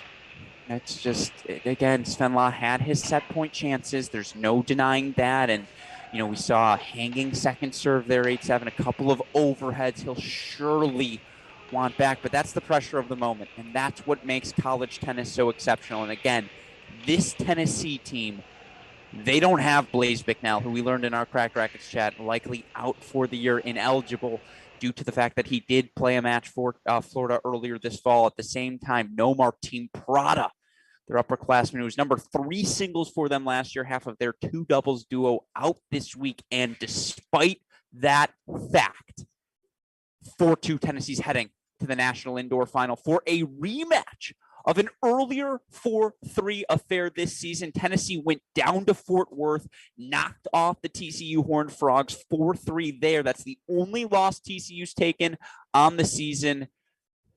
Semifinal day in the book, Coach. Your thoughts on it all? I loved it. I wasn't sure what to expect. I knew it was going to be great, but I just wasn't sure how it was going to unfold. And what a storyline. Baylor definitely had a great look at that doubles point, and it's got to sting them because these matches are so close and level in ability. You have to capitalize with all of those break leads across that line. But then you get into the singles, and okay, Boitan's a really tough guy to beat. He takes care of business. Obviously, Matsui, outstanding today, but you got some contributions from a couple of different unsung heroes, and Diaz was outstanding. It was very critical for Tennessee to find their way to 3 points. And I thought they did a nice job of problem solving their way to it with Matsui and Diaz, and then closing it out with HUD. It was an amazing team victory, missing pieces, just like you said, but quality tennis, particularly coming forward with HUD and Matsui. And then obviously a lot of moving and great hustle by Diaz, a lot of heart, a lot of fire.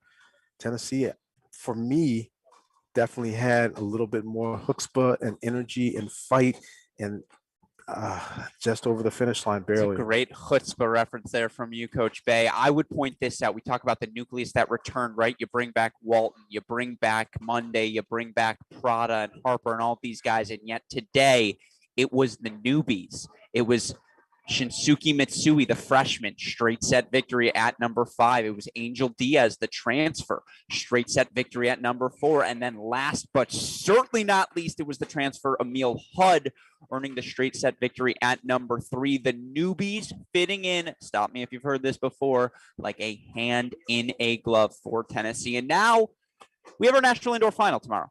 TCU going to take on Tennessee. That match scheduled noon Pacific time, 3 p.m. Eastern. Going to be myself, Mark Bay, super producer Daniel Westoff on the ones and twos once again. Final thoughts before we wrap today's show? Well, your comment about the newbies was big. I think that earlier in the semifinal, we didn't have the newbies come through. Vassal and Van Emberg did not come through. So that is an interesting reverse storyline coming into this. Tennessee and TCU with a rematch on a neutral court. Yeah, I think it'll be a wonderful final, well-deserved. There's been a lot of cuts and nicks and bruises. Who can rejuve themselves? These guys have played late into the night now. They have to come back at 12 tomorrow with the way the schedule is. How is their bodies going to respond? TCU's are obviously at home with their feet up. There's definitely some dynamics in play, but that's why they play the game. The balls go up. It's the 4th match in a grueling 4-day tournament, and may the strong survive and the best obviously shine tomorrow under pressure. It's been a wonderful 3 days. I'm looking forward to closing it off tomorrow. There'll be some more storylines and fun in store, but pressure performance boils down to first serves, handling 3-all points, and in this particular tournament, National Indoors coming forward when it matters. Well, sometimes, again, a wise coach, Peter Smith, former USC head coach, national champion, once said, when college tennis is good, and I apologize, Tim Russell, it's really effing good. His quote, not mine. I'm quoting Peter Smith, and I didn't go full profanity, but I think Coach Smith was on to something there, Mark. It was a really freaking good match here today between the Baylor Bears and the Tennessee Volunteers. Ultimately, though, it's a flipping of the script. Tennessee 4-2 into the National Indoor Final, first since 2011. They're taking on a TCU team that hasn't been there since 1992. All of that action available on our Crack Rackets YouTube channel tomorrow, noon Pacific time, 3 p.m. Eastern. Of course, if you missed anything from today, rest assured we'll recap it all on our mini break podcast feed, available on crackrackets.com or wherever you listen to your podcasts. With all that said, time for us to get some rest. Obviously, we got to recoup before our national final there tomorrow. Now, there are still 2 matches to go here at night. And of course, here at the Nordstrom Tennis Center, hosts Washington, going to take on University of Virginia. Virginia trying to avoid going 0-2. What a shock that would be. Ditto, obviously, for these Washington Huskies, who despite going 0-2, might actually have been one of the revelations of the event so far. Of course, on the flip side, over at the Seattle Tennis Club, South Carolina taking on Kentucky in a significant SEC match. That music playing us off, so it's time to sign off. With all of that said, for the man, the myth, the legend, the coach, Mark Bay, our super producer, Daniel Westoff, best in the business, and all of us here at the Nordstrom Tennis Center, I'm Alex Gruskin. You've been watching our coverage of the 2022 ITA Division I National Men's Team Indoor Championships, presented by Crack Rackets.